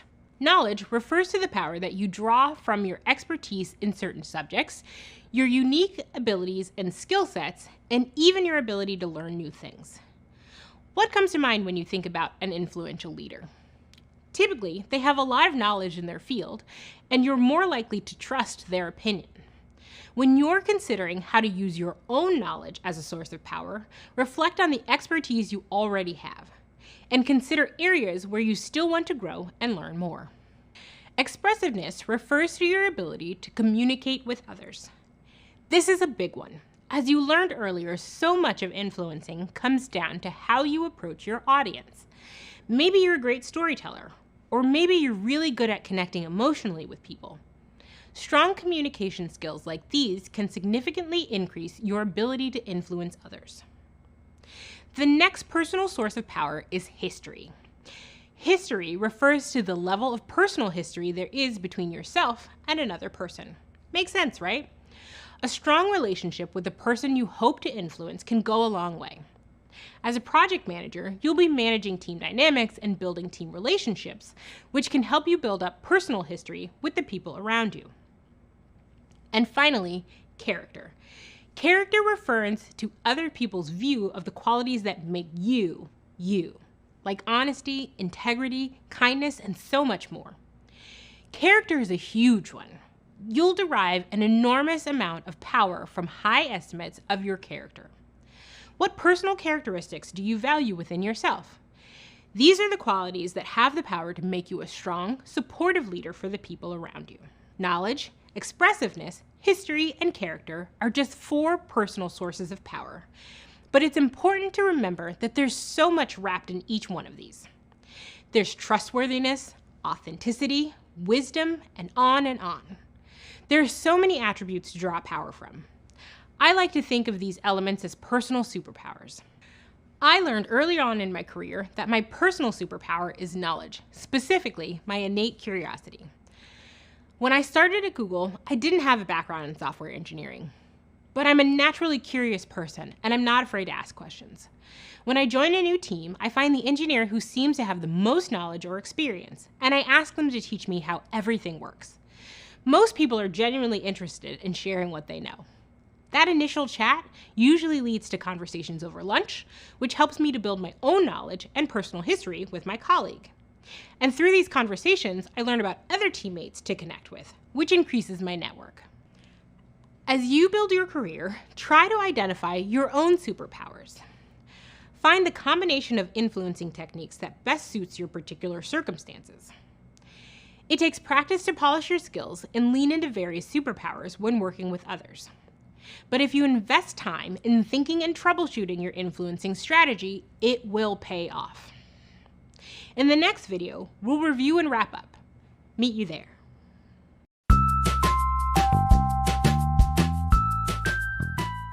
Hi, I'm Chris. I'm a diversity program manager here at Google. Influencing is a huge component when it comes to program management. You might have an incredible idea about where you want a program or a project to go. And so once you have come up with all these creative ideas and you want to convince someone to sign off on it, you have to think about what's in it for them. What's the impact that this project or program is going to have on the business, on the consumer, what have you. And so once you're able to distill what that impact is going to be, you can really think about how you're going to frame the ask to that executive stakeholder, right? So influencing, everyone has the ability to do it. You've done it since you were a kid, whether it be trying to go out and play with your friends or get your favorite meal from the favorite restaurant that you have. You've always tried to influence someone to give you what you want, but you have to think about what the value is for them. So different when you're a kid, the value is only really for you. When I first came into my role as a diversity program manager, there were a set of programs that had been around for a number of years. And I came in, had a fresh set of eyes, and I recognized that there's a lot of redundancy with the programs that we had. What I did is I came in and I had to influence people that had been running those programs, that their programs were all very similar, and that if we all worked together, we'd be able to build just one program that solves all these needs. Now, that took some time, right? I had to show examples of why I think this singular program could impact the target population the same way. I had to show how each person would have a role in this new found program, right? I couldn't just say like all of your programs need to stop.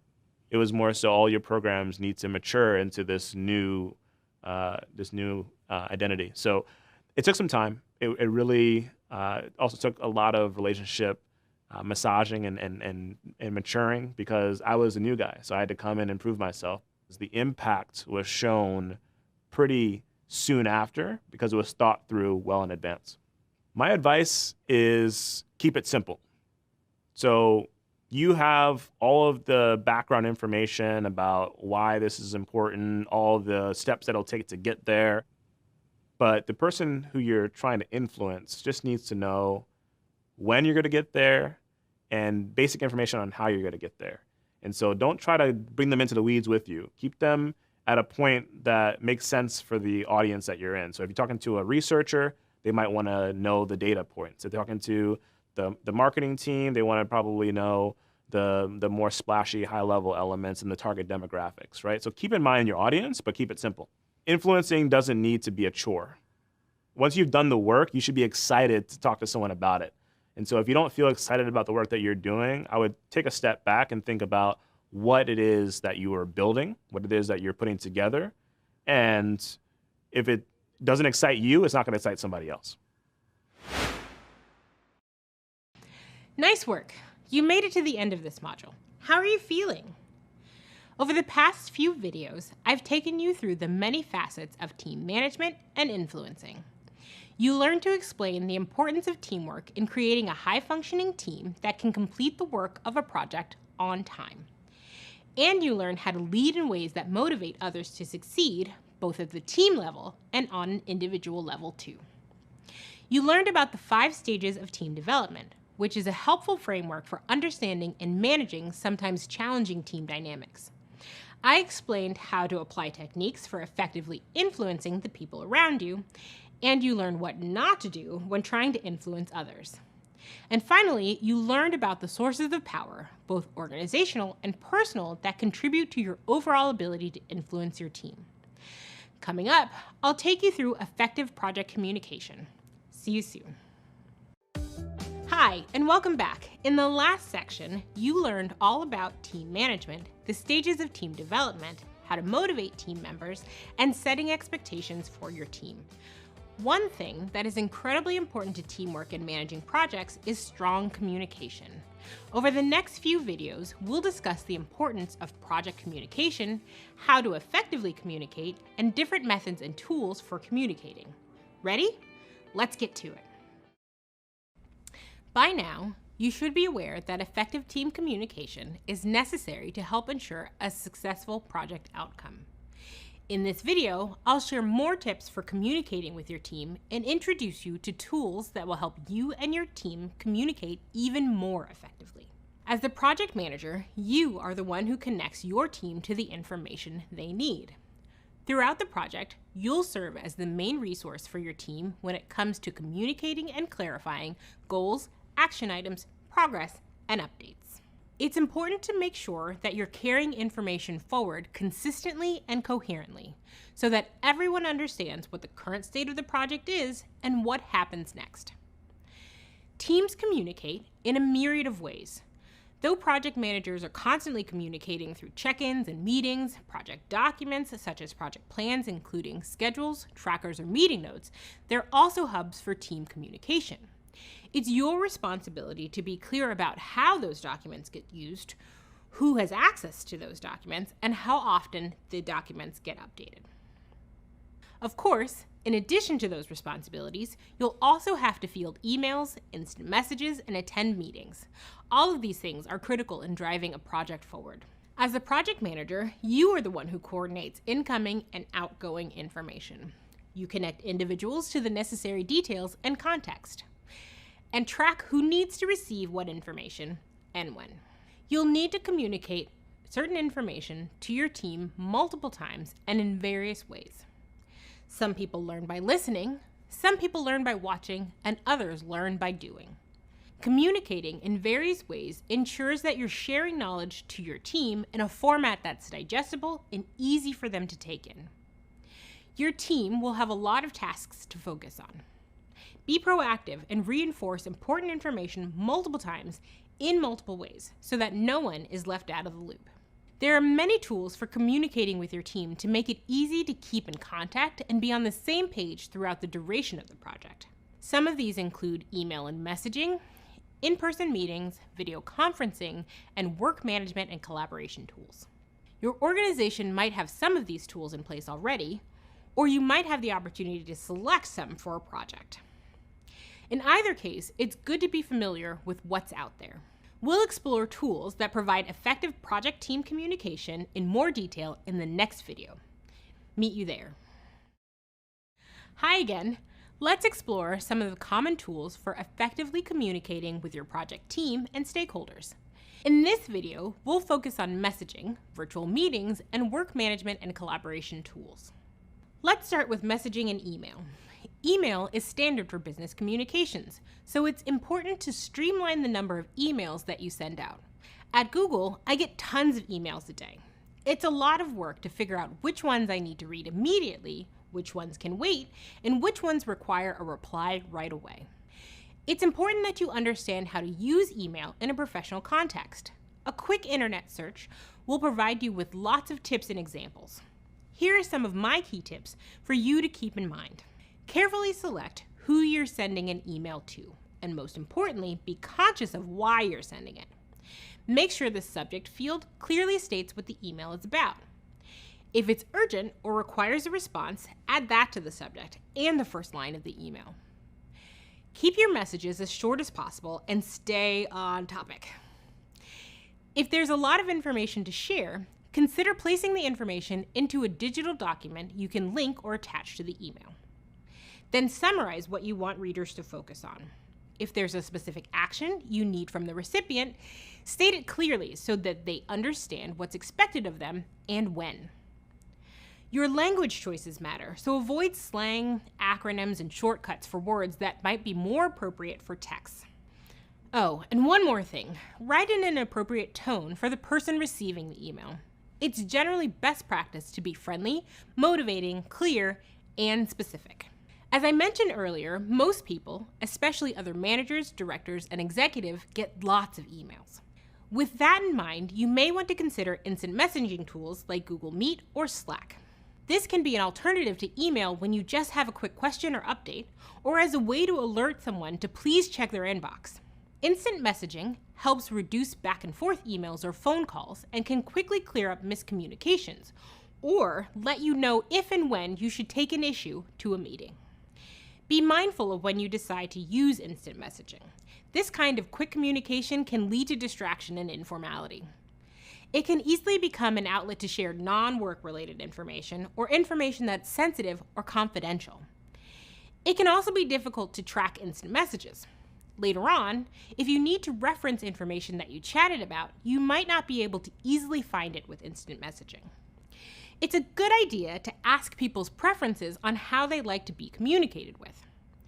Even if instant messaging is faster, the person might prefer to use email. With experience, you'll be able to determine the most effective ways to communicate with your team. Next up, we'll discuss some tools for remote meetings. Virtual meeting tools like Google Meet and Zoom are great for communicating, especially as remote work becomes more standard. Better yet, each of these tools are easy to access and easy to learn how to use. Well-run online meetings can be extremely effective. They allow you and your team to interact in real time, which can help boost morale and create a sense of team when it's not possible to be together in person. Virtual meetings can be highly engaging as attendees can access and share files during the meeting. And then there are work management and collaboration tools like Google Drive, Asana, and Smartsheet. These kinds of tools make it easier to share information among teams. Even better, with work management and collaboration tools, information sharing goes both ways. Team members can easily update their progress without the need for extra meetings or phone calls. These tools can accomplish many different things, like tracking progress on tasks, deliverables, and milestones. They can also help you to manage a budget, build helpful charts and diagrams, manage contracts and licenses, and keep stakeholders informed. Work management and collaboration tools allow you to focus your communications within the context of specific tasks, project details, and timelines. Rather than writing an email and linking to the relevant information, when you're working and communicating in a tool, the information is already there in one place for easy reference and decision making. Another great aspect of these kinds of tools is that the work gets done in real time. These tools allow remote teams to collaborate and communicate as though they're physically working in the same office together.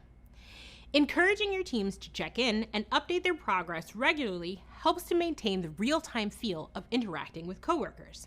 There are many different types of work management software that automatically make project planning and tracking a lot easier, and they are much more efficient than manual project tracking. A quick word of caution before we move on. The use, access, or sharing of confidential or need-to-know information externally, including financial and business data, user data, and information about our products and services is likely prohibited unless you're given explicit permission. When using shared work management tools, just be mindful of who wants and needs access versus who doesn't need access to do your part in keeping important data safe.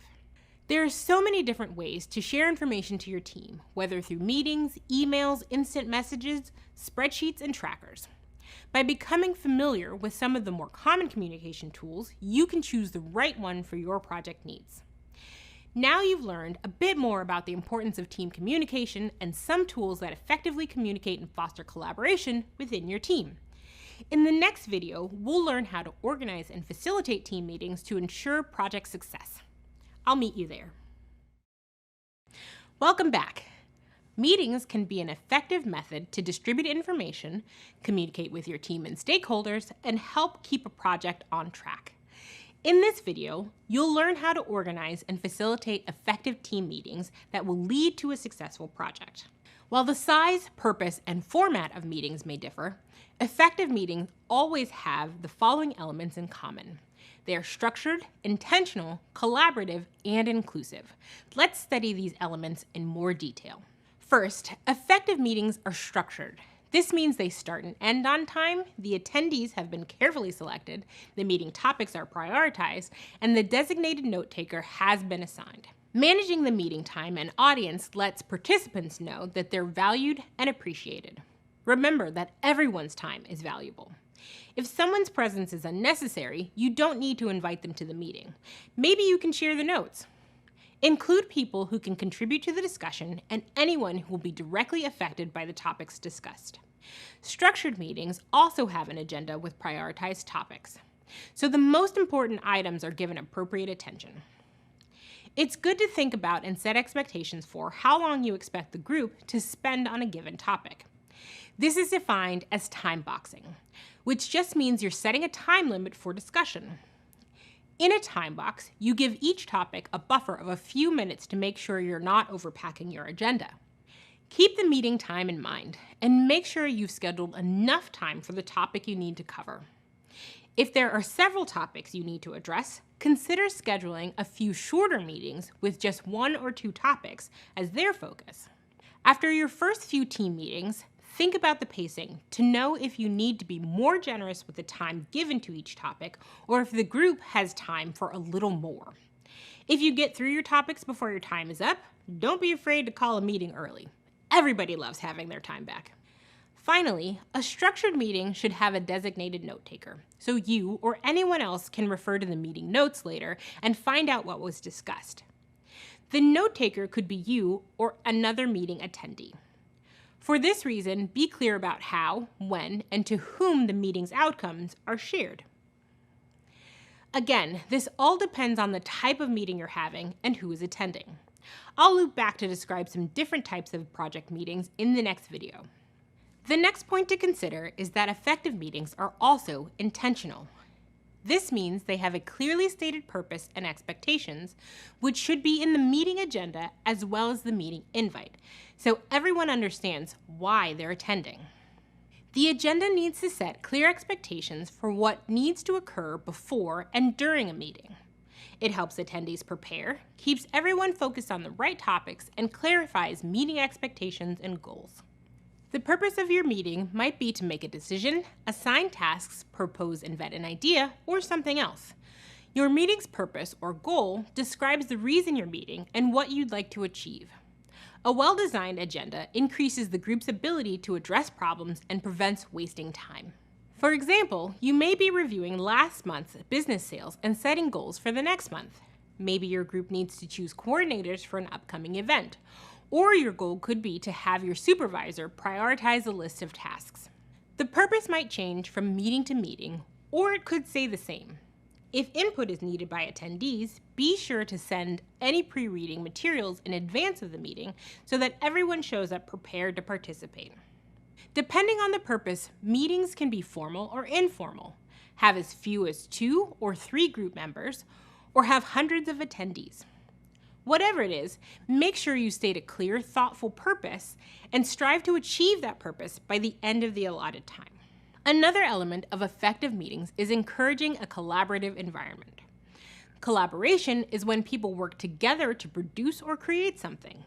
There are lots of ways to make your meetings collaborative, even if the purpose is for one person to share important information with the rest of the group. One easy way to do this is to be sure the agenda isn't just full of presentations where participants are talked at. Be sure the agenda is clear about the objectives of the session. Will a decision be made, or is the session for information and discussion? Second, have a digital shared meeting document and encourage participants to write any comments or thoughts directly in the document. But more importantly, remind them that the notes will be shared. This encourages active listening and participation in real time during the meeting. Last, it's important to respect and embrace each individual's preferred communication style, even in meetings, especially in collaborative meetings. Let folks know they're welcome to respond verbally, through the chat, in the meeting notes, or in any other format you'd like to include. The final element of an effective meeting is that it's inclusive. Inclusivity is the practice or policy of including people who might otherwise be excluded or marginalized. When it's done well, inclusion leads to excellent collaboration, ensuring that every participant's contributions are valued. As a project manager, you play a critical role in ensuring that meeting attendees feel supported and included. So offering additional resources for ways to participate is helpful. For both in-person and virtual meetings, consider appointing a meeting moderator or facilitator. This person will guide the meeting and help participants ask questions in real time while someone else is presenting. This way, the presenter can stay focused on their topic while the moderator pays attention to the participants and can help guide participants on when they can chime in. It's also a good idea to leave space in the meeting for participants who've been quiet.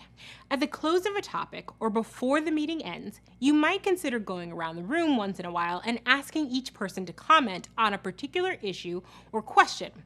I like to call this a final flight check before everyone takes off and goes their separate ways. A key component of inclusivity is ensuring that your meetings and presentations are accessible. You'll find more information on this in the course resources. Another thing to consider is the level of internet access when conducting virtual meetings. For those without strong internet access, provide a phone dial-in option. Most online meeting tools, including Google Meet and Zoom, have this option. Let participants know it's okay to turn off their cameras if they need to improve the connection or adjust the video quality. Focusing on inclusion helps build a sense of belonging and serves as a reminder that we live in a world with many different kinds of people. Creating a meeting space where people of different views, backgrounds, and experiences can do their best work and be there for one another is key.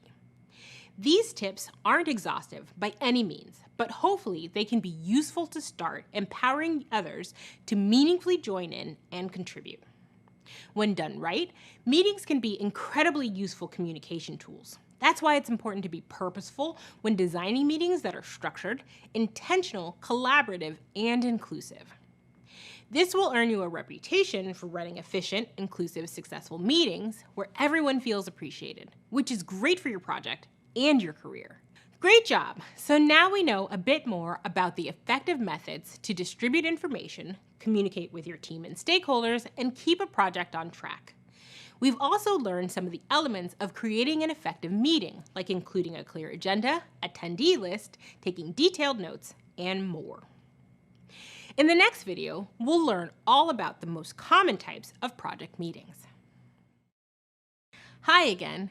Now that you've learned the key components for organizing and facilitating an effective team meeting, we'll explore the specifics of some of the most common types of meetings you'll need to have during a project. Every project has meetings, lots of meetings. While every meeting is unique, being familiar with the most common types of project management meetings will help you better identify the goals, structure, and activities best suited for each one. There are 4 general types of project management meetings: project kickoff, status updates, stakeholder reviews, and project reviews. The first one we'll talk about is the project kickoff meeting. This is often considered the official beginning of a project and serves as a way to align the team's understanding of the project goals with actual plans and procedures. Members of your team are the major attendees of your kickoff meeting, but the participation of senior management and key stakeholders is also required for securing buy-in and ensuring alignment with project goals. The next type of meeting we'll discuss are status update meetings. Status update meetings are one of the most common types of meetings. This category includes regular team meetings where the primary goal is to align the team on updates, progress, challenges, and next steps. During the meeting, the project manager may distribute or present project performance reports and formal status updates on key elements of the project. This allows the team and stakeholders to gain visibility into current performance levels and task progress. One of the project manager's key responsibilities is to be aware of the status of the project at any given time, and to ensure that others are up to speed or know where to find the latest information. In order to do that, status updates become a critical tool throughout the lifecycle of a project to check in on the project. Typically, you'll assess the status of each of the following topics during this meeting. First are task updates. It is important for the attendees to know what is the status of the most urgent tasks, how many tasks have been completed, and how many open items remain. Next is schedule status. Are we behind schedule, ahead of schedule, or on pace with our projections? Similarly, it's common to discuss the budget status and any new items that impact your bottom line. Then, you should discuss current or anticipated issues. For example, changes, risks, resource issues, vendor issues, and so on. Particularly changes to quality and scope. It's always a good idea to raise these items on a recurring basis so that no one is caught off guard and you can discuss solutions together. Lastly, you'll want to discuss action items. An action item is a task on your list that needs to be completed. Assigning action items is a great way to wrap up the meeting and make sure the project keeps forging ahead. Remember, every action item has an owner and a due date.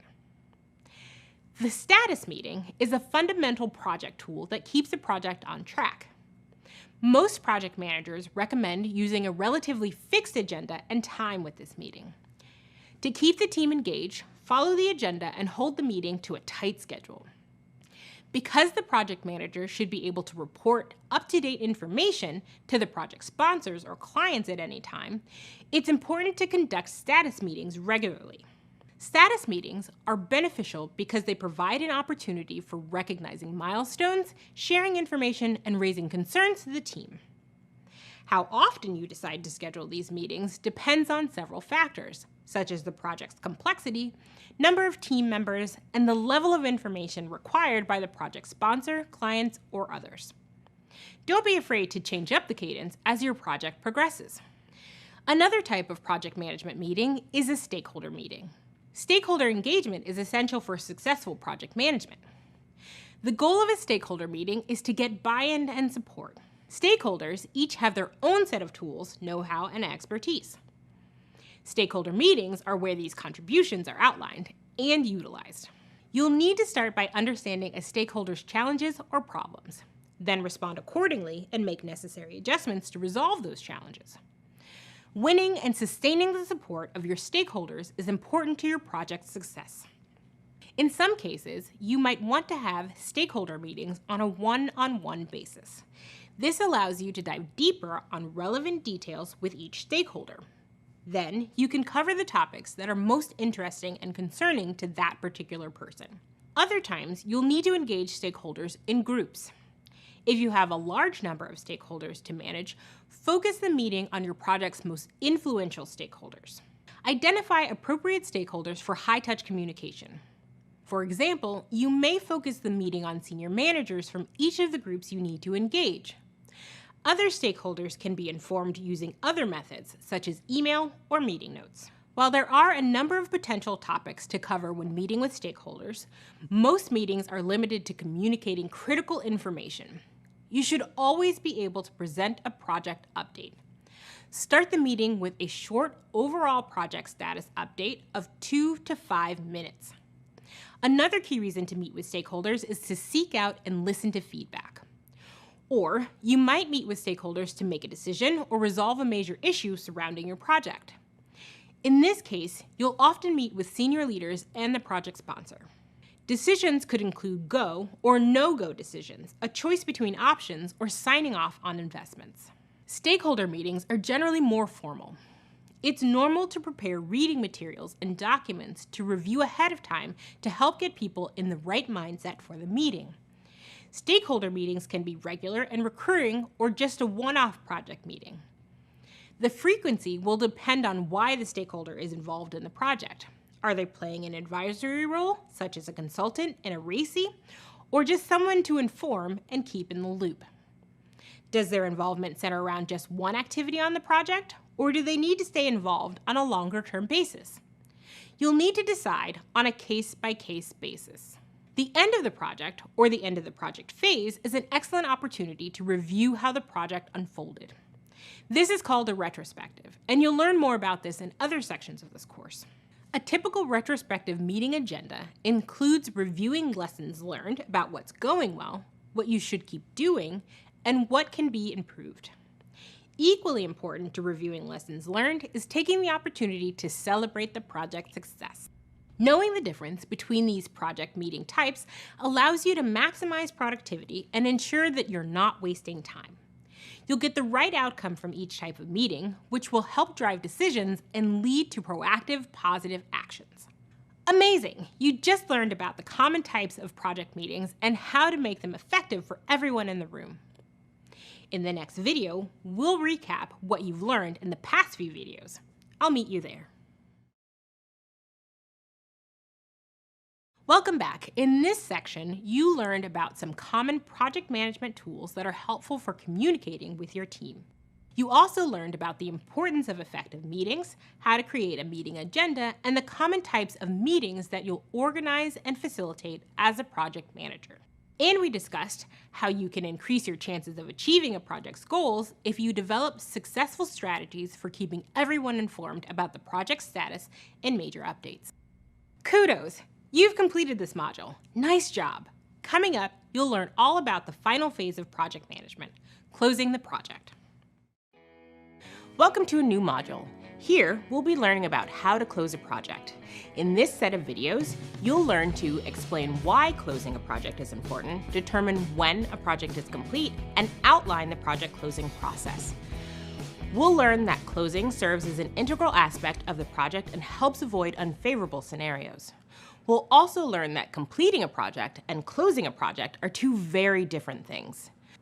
We'll talk about how your stakeholders and clients fit into the closing process. We'll cover how your team can help you close a project and how you can use retrospective meetings to improve your procedures and processes.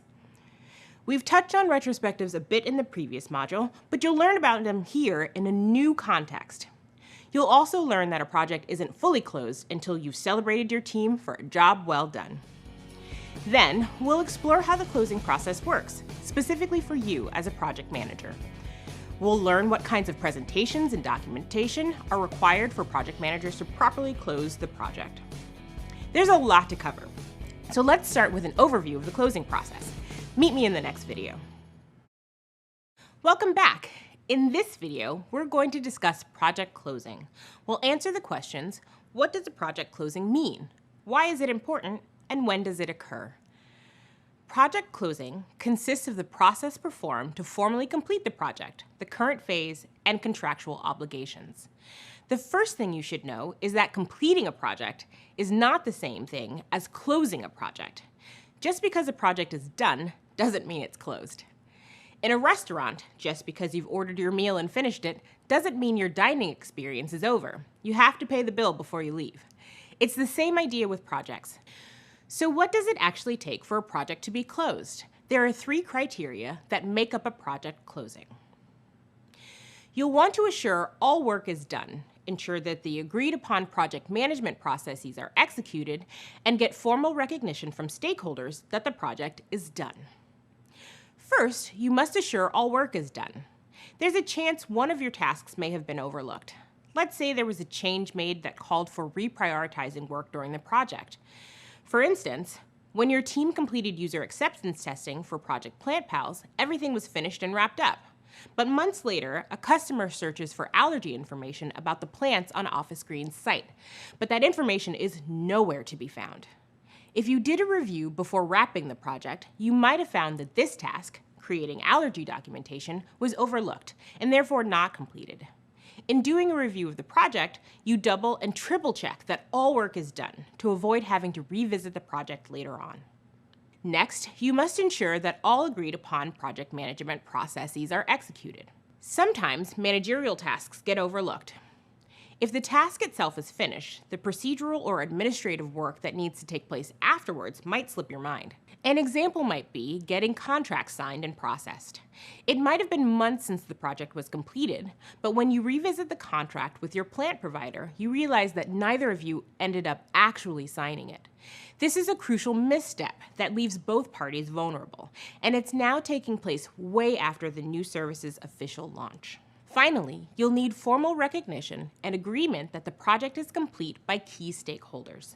If you don't have formal approval from all stakeholders that a project is over, certain stakeholders may still request adjustments to the project because they'll think it's still active.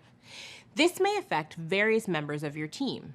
For instance, if Office Green's contracted web developers believe that the project is still active, they may still be dedicating time and even billing hours of work on this project, which means wasted money for Office Green.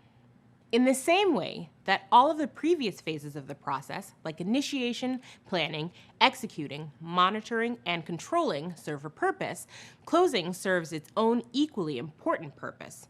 Closing a project is important because it ensures that nothing has fallen through the cracks. If a project isn't closed, your team's efforts, time, and credibility may be negatively impacted. To avoid negative impacts to your team, there are a couple of different types of projects that you'll want to know about and avoid.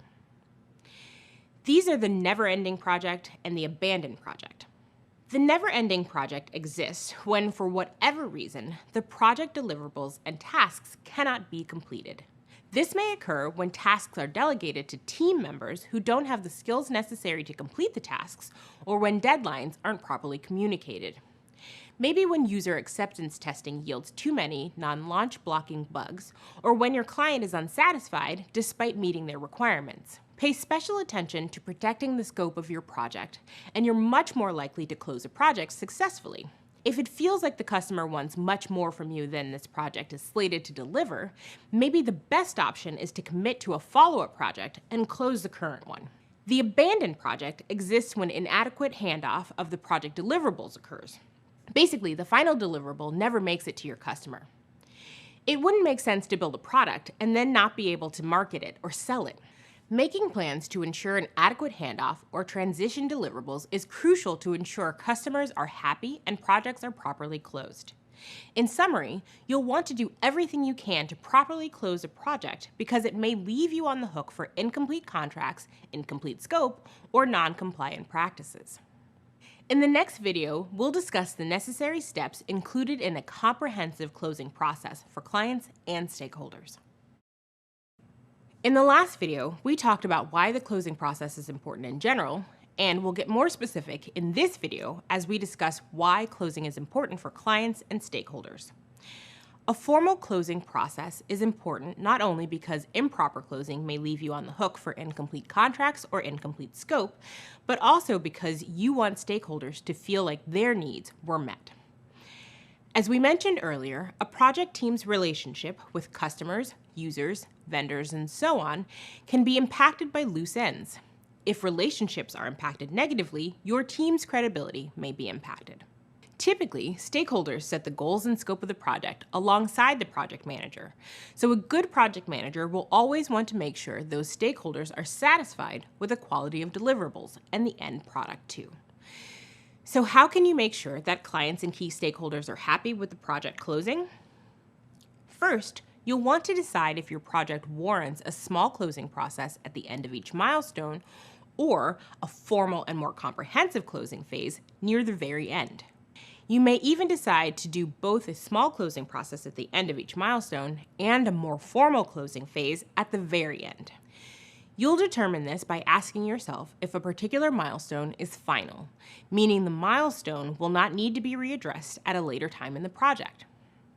If so, having a short formal closeout will ensure that everyone is clear on the outcomes of that particular milestone.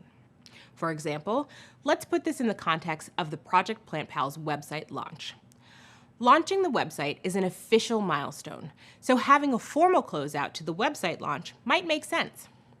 Yes, there will still be ongoing updates and maintenance to the site, but it won't be launched again, so the launch is a one-time event.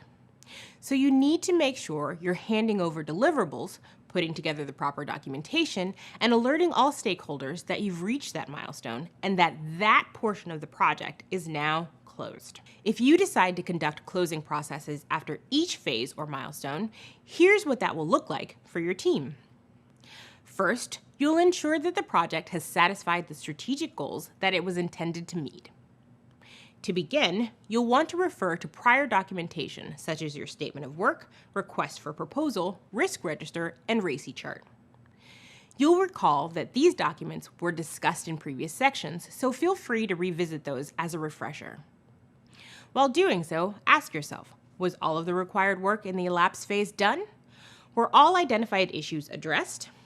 Did every team member complete their assigned tasks? Then, you'll put together closing documentation, such as creating closeout reports, which we'll cover in depth later.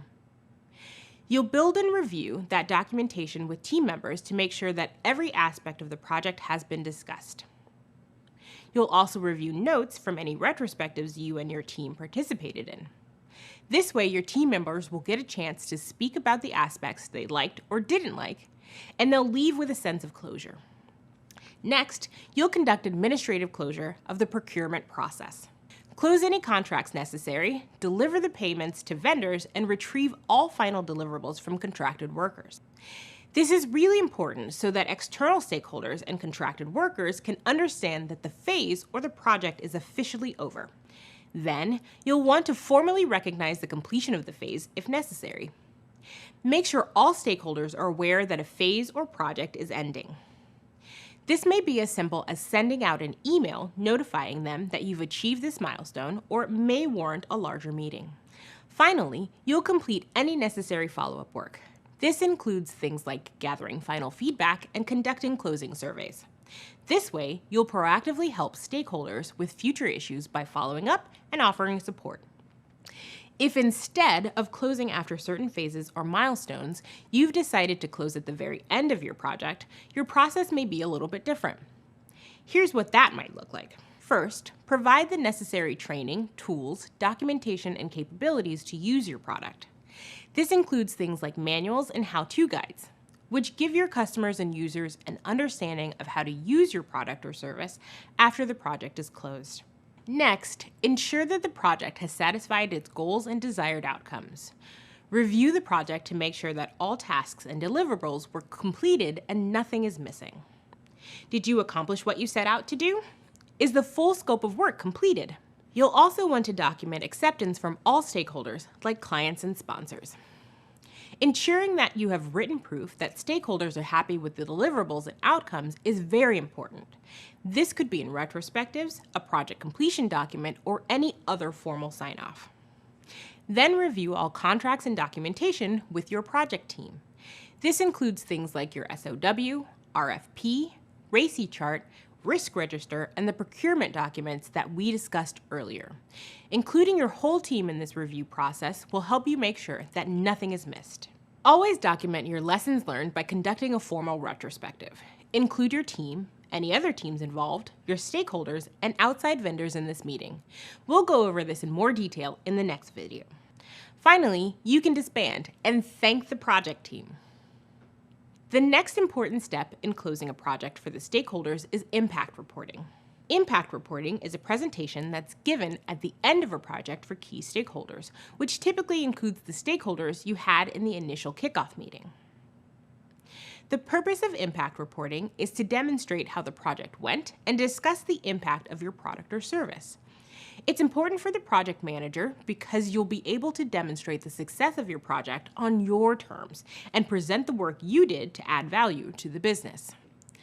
In this presentation, you'll cover how the project landed in terms of time, scope, and budget. You'll state when the new service or product launched and discuss any available feedback from users. And you'll explain how the desired outcomes were achieved. Now you know more about how stakeholders and customers can get a clear understanding that your project is closed. We've discussed why that's necessary and how your reputation and credibility can be affected if you don't do extensive work to close the project completely. In the next video, we'll discuss how your team can be impacted by closing a project properly and improperly. I'll meet you there. Hi again. In the last video, we focused on how to close out a project for your customer and stakeholders. In this video, we'll discuss the best practices for closing a project with your team. You'll also learn to use a retrospective to close your project and celebrate your team's accomplishments. I've talked to you about retrospectives quite a bit throughout this program, and that's because there really is no better tool for reflection and improvement. Retrospectives are such an important aspect of the project, and it's important to really emphasize that to you. Throughout the course, I'm referring to the formal practice, but a lot of us conduct informal retrospectives daily without even knowing it. Whether we're talking about our day with our friends or family, or thinking about how we can improve past interactions, we are constantly reflecting and working toward progress. So let's revisit formal retrospectives for a moment to explore how they tie into the formal project closing process. You might remember that a retrospective is a meeting aimed to discuss successes, failures, and possible improvements on the project. They can occur after a major milestone completion and at the end of a project. In order to understand the importance of closing a project, let's discuss the 3 main retrospective benefits for your team. Retrospectives encourage team building because they allow team members to understand differing perspectives. Retrospectives facilitate improved collaboration on future projects. And they promote positive changes in future procedures and processes. So it's no surprise that a retrospective is a critical part of closing a project. Whether your team has chosen to close the project after each phase or comprehensively at the end, you'll conduct retrospectives as a part of that process. There may be temptation within your project team to resist reflecting before forging ahead into the next phase, but you can't grow and improve if you don't spend time reflecting. Reflecting is a great way to learn which practices you should keep doing and which ones you can improve upon. As a project manager, you want to build a culture within your team and company to aim for constant improvements. This means that you'll need to solicit feedback that will help you to do better in your next project. This feedback might touch on any aspect of the project, from planning, scheduling, execution, communication, or team dynamics. You might receive feedback about processes you led, and that's okay. Working through feedback is crucial to your growth as a project manager. It's important to create a safe space for that feedback so that folks can really share what they're thinking and the team can grow together. This is a key piece to help improve collaborations on future projects. Part of encouraging continuous growth is to recognize and celebrate a job well done. The way you celebrate will change depending on where you're at in the project and what feels most appropriate to your team. Taking a moment to reward yourselves with a token of appreciation turns the celebration into a team-building exercise. Being appreciative ensures that the work you're doing feels uplifting and rewarding, rather than monotonous and tiring. It also fuels positive change. So when closing a project, don't forget the fun elements. Make sure to play a game, eat some cake, and celebrate some quality time together, because you've earned it. Let's review. Retrospectives encourage team building because they allow team members to understand differing perspectives. They facilitate improved collaboration on future projects, and they promote positive changes in future procedures and processes.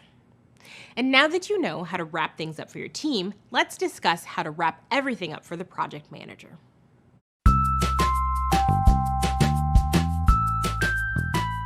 Hi, I'm Sarah, and I'm a program manager on the engineering education team at Google. As a program manager, I manage cross-functional teams on designing, launching, and growing computer science education programs at Google. So right now, my primary remit and my scope is essentially working with organizations in New York City to try to provide more tech education experiences and growth opportunities to youth in the area. During one of our biggest tech education moments of the year, one of the programs that I work on relies on a third party's platform to be able to run our activities and content. And during a moment where thousands of students and teachers were getting ready to code online, the platform completely broke. And so you can imagine that the number of emails and bugs and requests that were coming into our team were plentiful. Don't panic, communicate openly and quickly on the latter side of the issue once you've already kind of fixed the problem. Focus on a retrospective and a clear postmortem that's going to help your team and then future teams be able to prevent and mitigate something like that from happening in the future. I love retrospectives. I do them all the time at Google just because they're a great way to be able to coalesce your entire team to look at the great impact that you've had, but then also reflect on some of the things that you've learned and could potentially do better for the future. And particularly at Google, what I love about retrospectives is that we have in engineering and then across a lot of other operational roles, including project management, a culture of blamelessness, right? If something goes wrong and something breaks, instead of pointing at your engineering team to say you weren't prepared or to point at your comms team and say there was an error, the whole team should be taking responsibility, and the whole team can actually look at that as an opportunity to improve and learn for future iterations of what you're working on. I've learned everything from big lessons around the way that you should be building more flexibility into your timeline to very, very small tactical changes that you're going to need to make in order to be running your project more effectively. And so I think that it's critical to be capturing not only these very big strategic level changes that you might want to make, but some of these small tactical things you might be able to tweak to improve efficiency going forward. Sometimes when you have assumptions or anticipations about the direction that something's going to go, and then they completely shift the other direction, or they show something completely different than what you expected.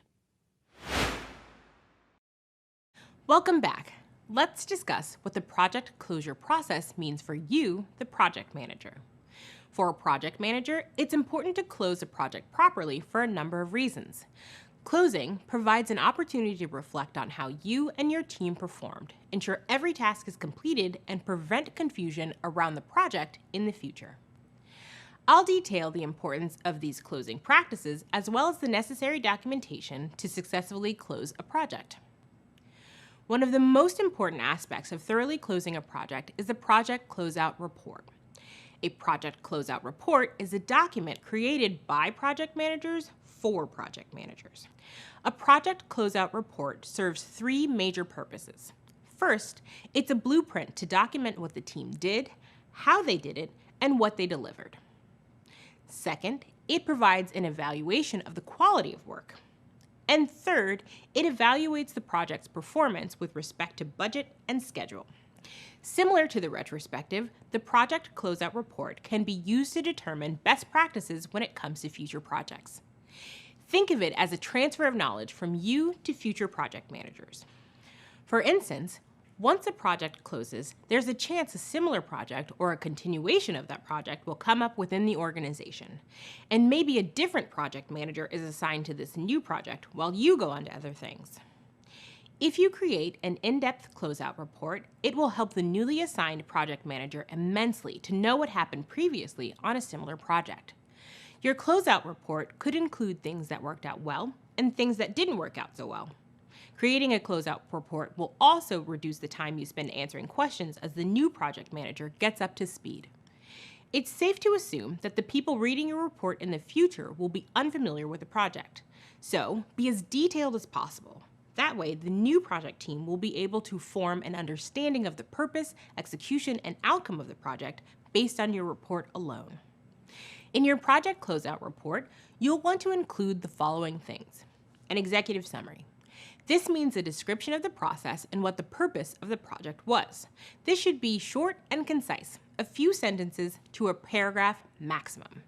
If an executive didn't have time to read the entire document and only had time to read this executive summary, would they be able to understand the project highlights? A list of key accomplishments. Think of this as a way to highlight the team's accomplishments as well as the overall impact of the project. Include any lessons learned, like what went well and why, what went wrong and why. What were the major effects of key problem areas, such as scope creep and schedule slip? Any open items. This could be things you didn't quite get to or ideas for changes you'd make if you had had the time. Your next step. Things like, are there expected follow-up projects and is there any ongoing maintenance required?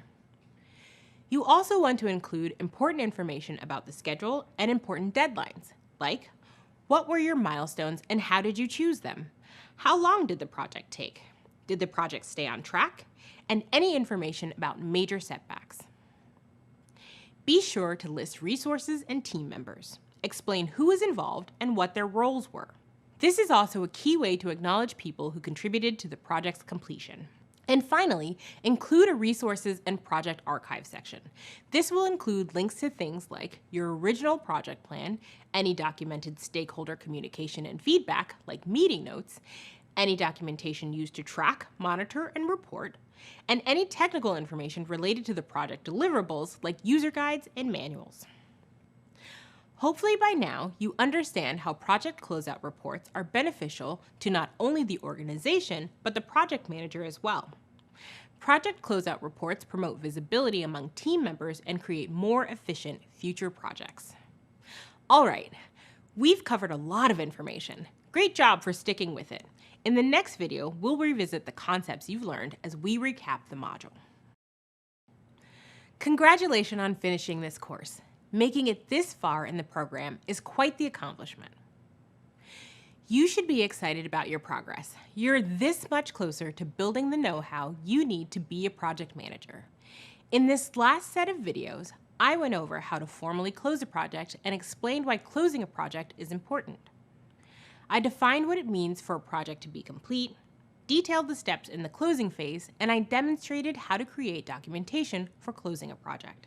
We learned that project closing, when applied appropriately, is a combination of assurance that the work has been completed, confirmation that all agreed upon project management processes have been executed, and formal recognition that the project requirements have been met and everyone agrees that the project is in fact done. We discussed different aspects of the closing process, including conducting retrospectives for your team, why impact reporting matters, and the purpose of a project closeout report.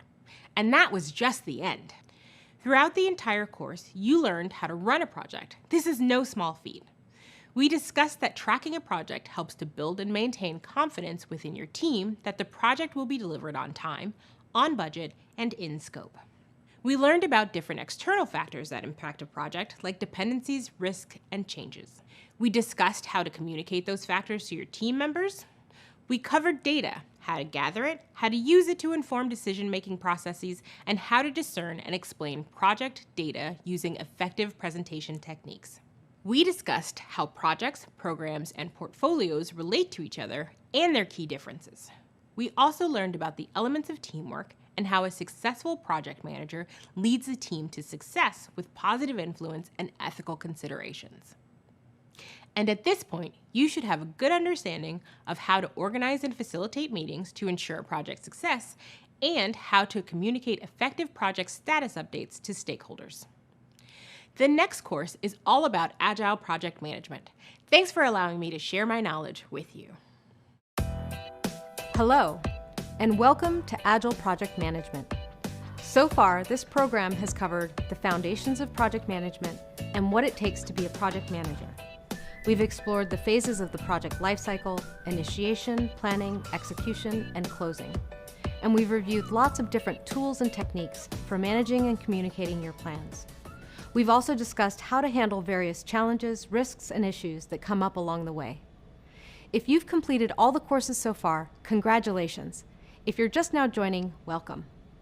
Either way, you're on your way to a new, or maybe just improved, career in project management. Now that you have a solid foundation on what it takes to manage a project, I'm going to share with you one of the most popular approaches to delivering projects, Agile. In my opinion, Agile is also the most interesting and flexible approach to project management. Agile is not a project management methodology in and of itself, but more of an overarching approach and philosophy to deliver value to customers, which is the goal of most projects. Despite not being a specific methodology, there are lots of frameworks and methods under the Agile umbrella. In this course, I'll help prepare you for a career in Agile project management. I'll provide you with a history of Agile and introduce you to a specific Agile delivery framework called Scrum. I'll teach you about the core roles that make up a Scrum team. And finally, I'll cover some best practices and real-world scenarios where you can use the Agile approach to lead your project to success. Oh, and I should probably introduce myself. My name is Sue, and I'm a Senior Technical Program Manager with Google Support Platform. We build the products you use to get user support from nearly all of Google's products. I started at Google in 2014 and worked on product reliability, making sure Google's products are up and running all the time for billions of people across the world who depend on them. Before Google, I worked at many companies of different types and sizes, where I ran and worked on projects using Waterfall, Agile, and everything in between. I started my career as a software engineer working on cell phone technology, but I didn't have a degree in computer science. Since then, I've had many different roles, but program management is my passion because it brings all of the disciplines together to deliver amazing outcomes for the customers and equally amazing results for the business. I still remember the aha moment I had when I discovered Agile, and I'm excited to share it with you. I hope you're ready to discover Agile and experience your own aha moment. In the next video, we'll start learning the basics of Agile. Meet you there. Hi again. You may remember earlier courses in this program that provided an introduction to waterfall and Agile project management methodologies. Now we're going to get more in-depth and really expand your understanding of these popular approaches. In this video, I'm going to give you a brief history of Agile and introduce you to the Agile values and principles. And you'll learn that Agile can be and is used in lots of different industries. Ready? Let's get started. To quickly review, waterfall is a popular project management methodology that refers to the sequential or linear ordering of phases. You complete one phase at a time, not proceeding to the next until it is done. Then, you move down the line, like a waterfall, starting at the top of a mountain and traveling to the bottom. The term Agile refers to being able to move quickly and easily.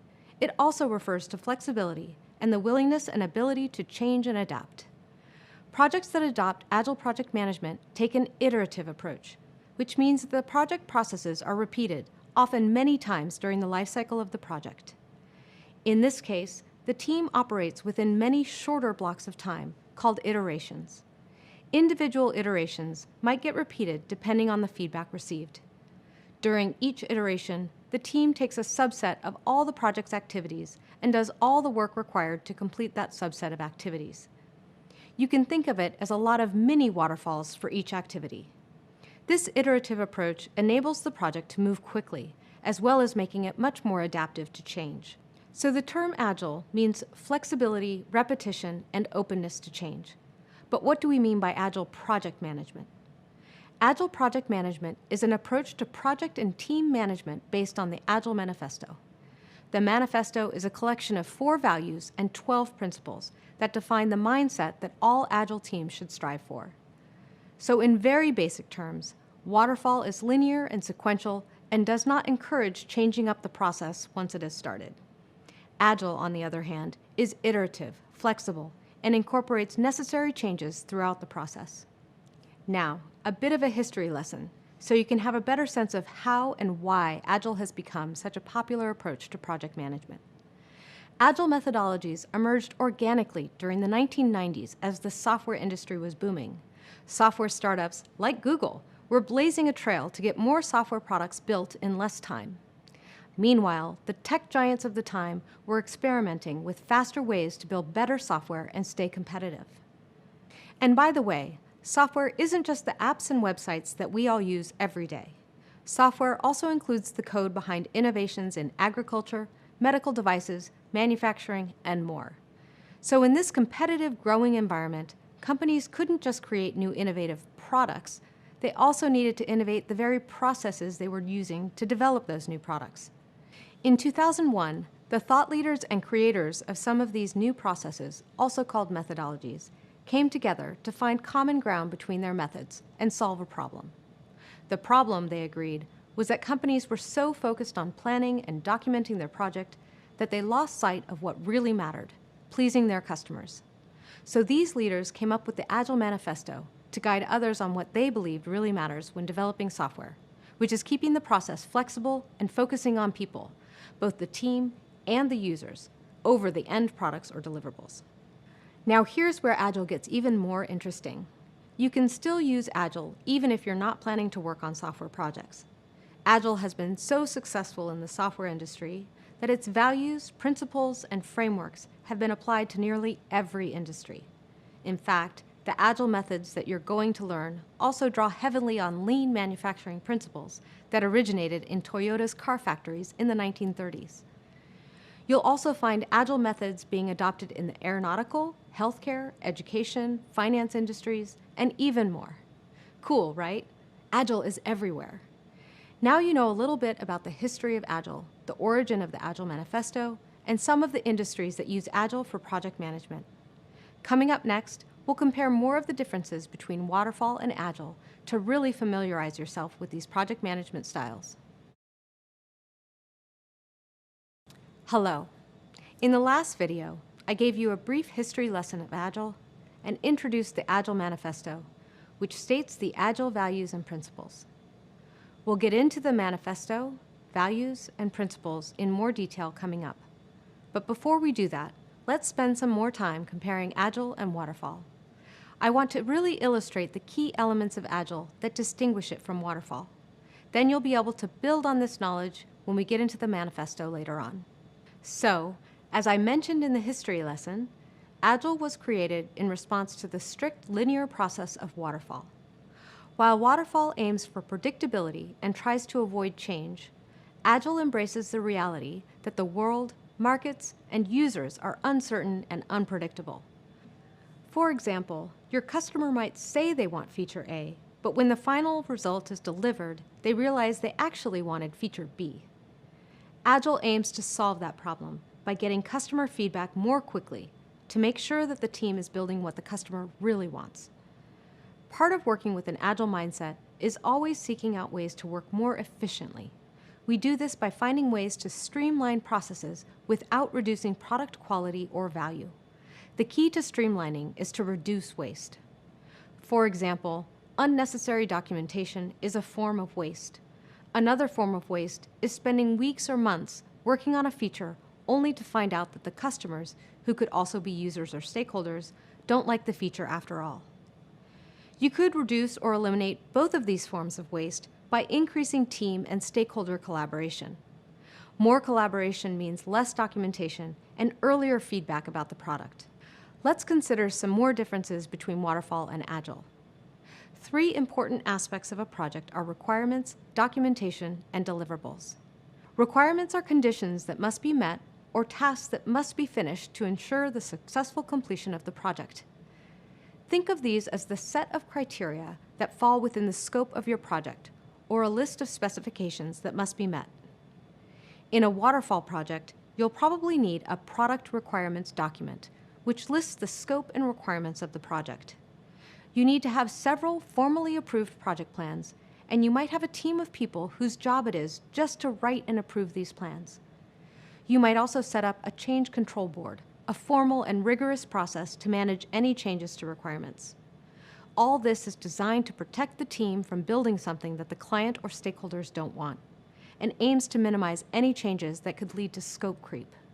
Formally approved project plans work well when the desired end product is known and understood. An example of this might be leading a project that has clear requirements and goals based on mandated regulation.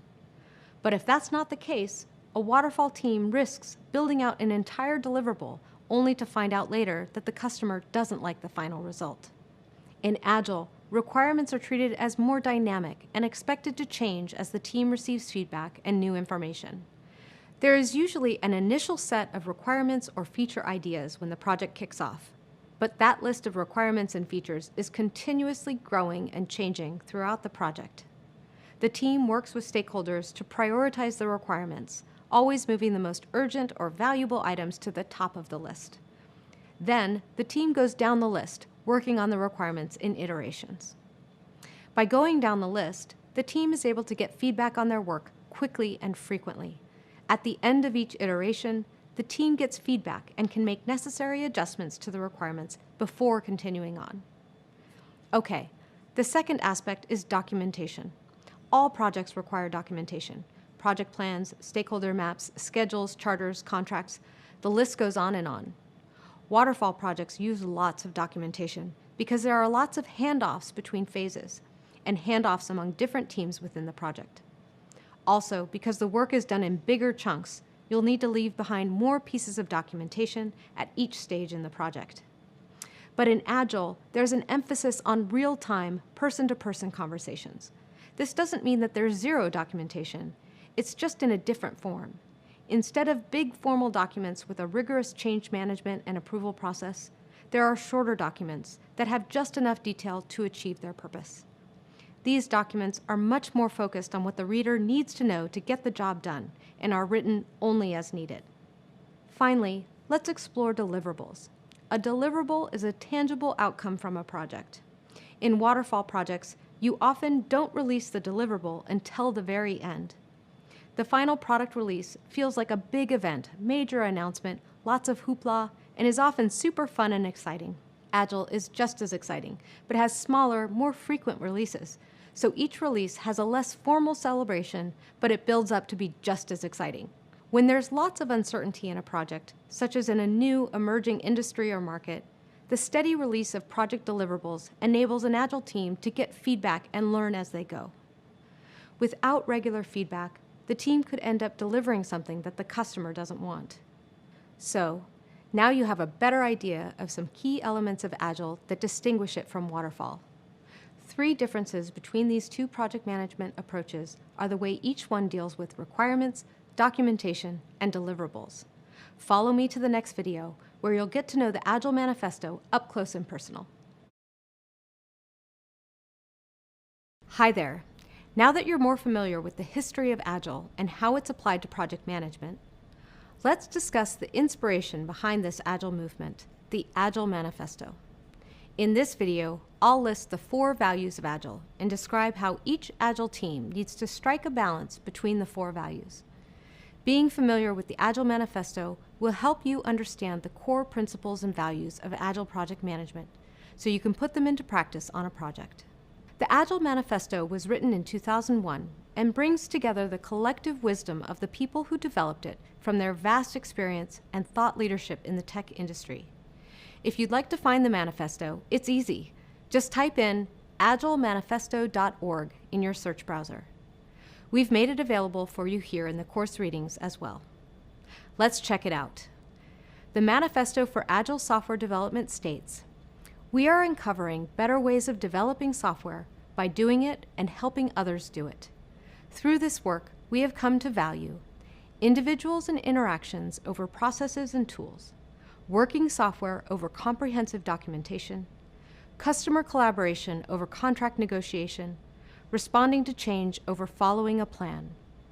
That is, while there is value in the items on the right, we value the items on the left more." There you have it, the Agile Manifesto and the 4 values of Agile. It's a short list, but it packs a punch. The manifesto is saying that it's helpful for every Agile team to think about both sides of each statement during the execution of a project, but should find ways to ensure that they're always placing more value and emphasis on the things on the left over the things on the right. From the 4 values, a set of 12 principles were developed that reinforce the message of the manifesto. These values and principles inform the why, how, and what of Agile project management planning and processes. Let's take it from the top. First, the manifesto emphasizes individuals and interactions over processes and tools. At its core, this value stresses people communicating with each other over using lots of processes and tools to force things to happen in a certain way. For example, have you ever emailed someone with a question and ended up in a long back and forth exchange due to simple follow-up questions or clarifications? Chances are that you could have gotten the same information in less time with a brief conversation. Agile wants to ensure that teams work together, collaborate, and help each other achieve the best outcomes they can. Agile also values individual perspectives and creativity. This does not mean that every team is chaotic. The value just means that processes and tools should be used to facilitate and drive good project management and improved collaboration within the team, and should never be used as a barrier to teams working well with each other. The second value emphasizes working software over comprehensive documentation, meaning that teams should prioritize spending time working on things that actually create value and avoid spending any more time than they really need on debating, writing, and reviewing documents. Now, this value might seem like it only applies to software projects, but just replace the term working software with whatever your project is trying to deliver. Maybe the project is writing a legal brief, designing an office layout, or preparing a sales presentation. Whatever your project is trying to deliver is the thing that creates value. In other words, it's more important to deliver the product the customer wants than to comprehensively document the process that you used. On to the third value, customer collaboration over contract negotiation. In Agile projects, the customer satisfaction is considered the highest priority of building a high-quality and valuable product. After all, if it's not valuable to the customer, then there's little point spending time on it. When the manifesto discusses contracts, it refers to the official documents that require sign-off and formal agreement with the customer, such as those huge requirement documents or formal change requests. Agile values having the freedom to collaborate with customers early and often.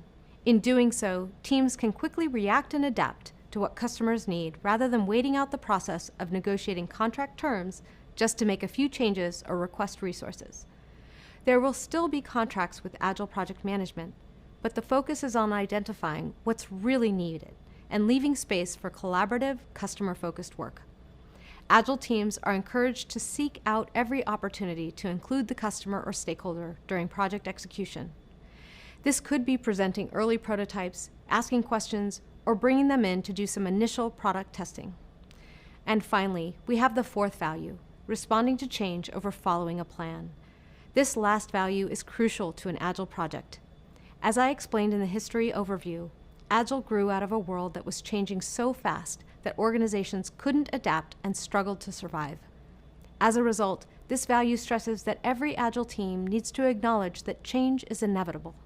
The larger, longer, and more complex your project is, the more uncertainty there is. For many projects, finalizing a well-established plan at the beginning of the project will likely lead to an on-time delivery within budget, but may run the risk of not meeting customer needs or adding maximum value. As a project manager, the key takeaway to remember here is that the most successful projects are the ones that are able to smoothly integrate change. Agile project managers still create and value their plans, but they can cope with and are able to adapt if the plans need revising at any time during the project.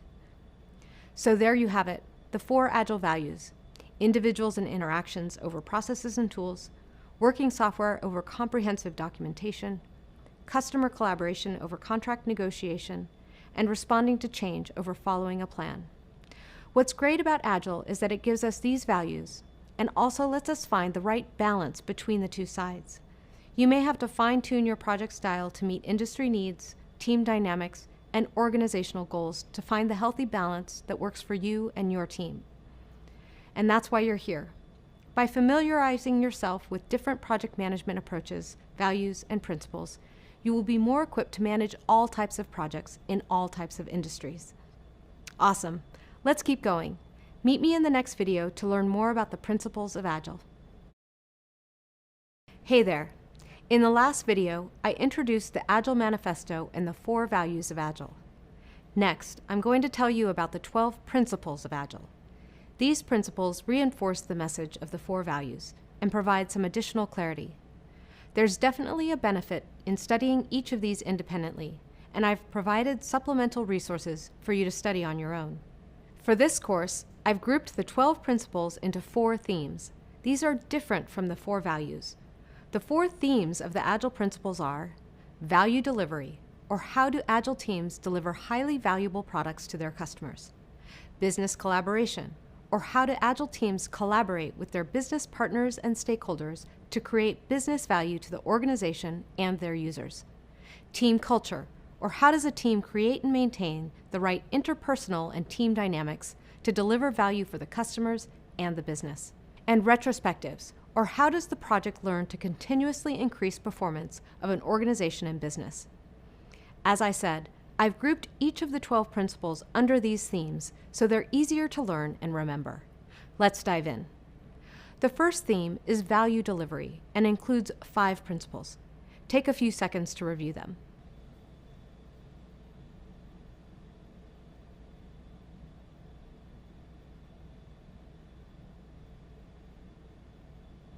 This theme is about delivering the work as quickly as possible. And remember why? So that we can get feedback and mitigate the risk that we spend too much time building the wrong thing. Also, no one gets any value from your work, including your company, until you deliver it. So the longer you take to deliver, the longer you wait to get revenue, and maybe the more time the competition has to get ahead of you. These may look very software-oriented, but if you replace the word software with deliverables or solutions, these can apply to almost any project. For example, deliver working solutions frequently. See? The value theme is also about simplicity. How much time do you think it takes engineers to add all the buttons and features to products that ultimately end up confusing the user? Simplicity allows a team to focus and work on the things that matter the most. An example of this theme in action might be prioritizing getting feedback on a product prototype, so you know which features really matter. Or it might mean ensuring the team only works on approved features and doesn't spend time on unnecessary ones. Another example might be reserving 10% of the team's time to work on bug fixing or polishing a process, which should help you go faster in future iterations. The next theme is business collaboration and includes 2 more principles.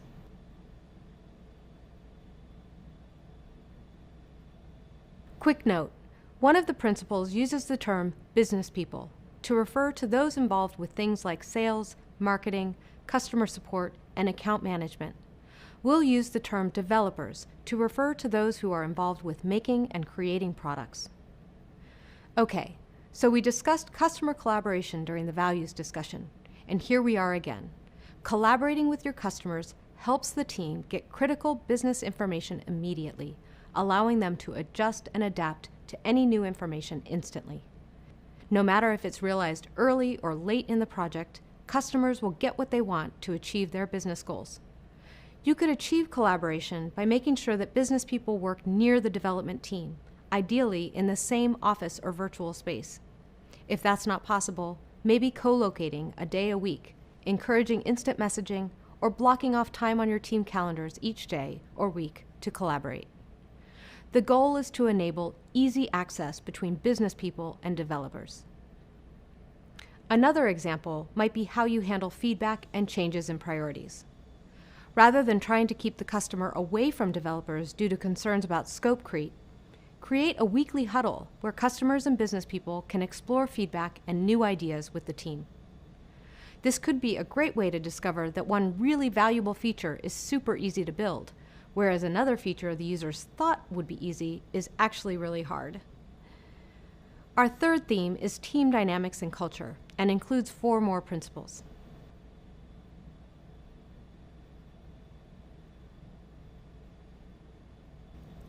Remember, the first Agile value stresses individuals and interactions over processes and tools. Notice that the principles in this theme reflect that value.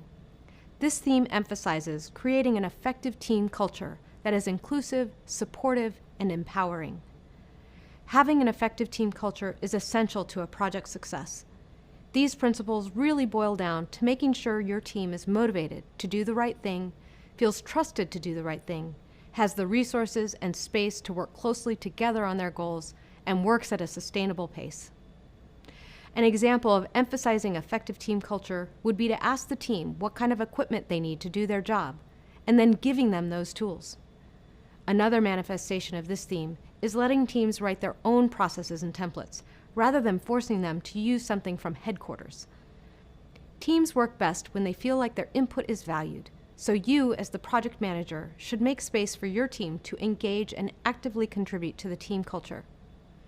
You'll build trust and empower them to approach their work in a way that suits them best, which in turn will allow them to work more productively.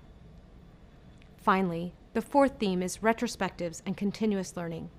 The last principle stands alone in this theme, so I'll read it aloud. At regular intervals, the team reflects on how to become more effective, then tunes and adjusts its behavior accordingly. This one sits on its own because I want to draw attention to how important it is for Agile teams to continuously learn and adapt to what's working and what's not working for them. Teams should always be figuring out better ways to work, and it's really valuable to set this time aside after each iteration to focus entirely on how to improve. In these sessions, the team can step back and consider questions like, how is the team doing? Are the customers happy? Are there processes we could optimize? Are our tools working for us? Are we following the values? Are we accumulating any debt? And by debt, I mean processes or technology that slows us down. We've officially finished discussing the Agile Manifesto. It's amazing to think that these 4 values and 12 principles are the foundations of so many advances in project management. I'll come back to these values and principles throughout the rest of this course to demonstrate how these connect to the day-to-day activities of an Agile project. In the next video, we'll explore what types of industries benefit the most from an Agile approach. Hi there. Every project exists within organizations and settings with different cultures, business objectives, and industry dynamics. In this video, we'll discuss some different scenarios in which you'd want to adopt an agile mindset. I'll also introduce you to a concept called VUCA that can help you decide which management approach is best for your project. Remember, Agile is about delivering value in a world with high degrees of uncertainty, risk, and competition. It sets a team up to react as quickly as possible to new information, new market opportunities, and even new technologies. Agile works best in industries or projects that are susceptible to or that encourage change and uncertainty. What kinds of businesses or industries besides software come to mind that deal with lots of change? A few that I think of are biotechnology, with emerging vaccines, treatments, and technologies. Media, with endless new ways to share content. The food industry, with celebrity chefs and the latest food craze. And fashion, an industry built on keeping up with shifting trends. Did any of these surprise you? On the flip side, here are some industries that you might think of as fairly stable: agriculture, aerospace, manufacturing, and mining. But even these industries, with rigorous supply chains and codes, have to adapt to change due to new laws and regulations, natural disasters, and other unforeseen issues. One thing that the year 2020 taught all of us is that no industry is truly immune to change and uncertainty. We're going to explore a concept for categorizing and thinking about these forces that shape our world, no matter what industry we're in. That concept is called VUCA, and it can help you decide which project management approach is best for you. The U.S. Military War College developed a concept called VUCA, spelled V-U-C-A. VUCA is an acronym that defines the conditions that affect organizations in a changing and complex world. It was designed to help us factor in the forces of change and uncertainty in our projects and businesses. VUCA stands for volatility, uncertainty, complexity, and ambiguity. I'll explain each one and what that could entail in projects and business settings. First up is volatility. Volatility refers to the rate of change and churn in a business or situation. In a volatile project, you would discuss how the next disruption to your operations is always right around the corner, or it feels like things never have time to settle into a normal rhythm. Next is uncertainty. Uncertainty refers to the lack of predictability or high potential for surprise. In an uncertain environment, it would be difficult to create plans for the future that were not based on a large number of assumptions that could turn out to be incorrect. Then there's complexity. Complexity refers to the high number of interrelated forces, issues, organizations, and factors that would influence the project. For example, if one product being worked on relied on diverse and global suppliers, that would add to the complexity of the project. And finally, we have ambiguity. Ambiguity refers to the possibility of misunderstanding the conditions and root causes of events or circumstances. A project that suffered from ambiguity would have difficulty pinpointing the causes of project delays, making it difficult to design mitigation plans to reduce the risks. Let's recap. VUCA stands for volatility, uncertainty, complexity, and ambiguity. It's a concept that was developed to deal with these forces in a changing and uncertain world. Businesses can apply the concept of VUCA as a tool for determining how best to approach projects. Phew, that's a lot of info, but it's all good stuff. Having an understanding of these concepts will help with decision-making in all kinds of projects. Adopting an agile approach increases your chances of success despite this uncertainty. And these concepts apply to the business world at large, not just projects.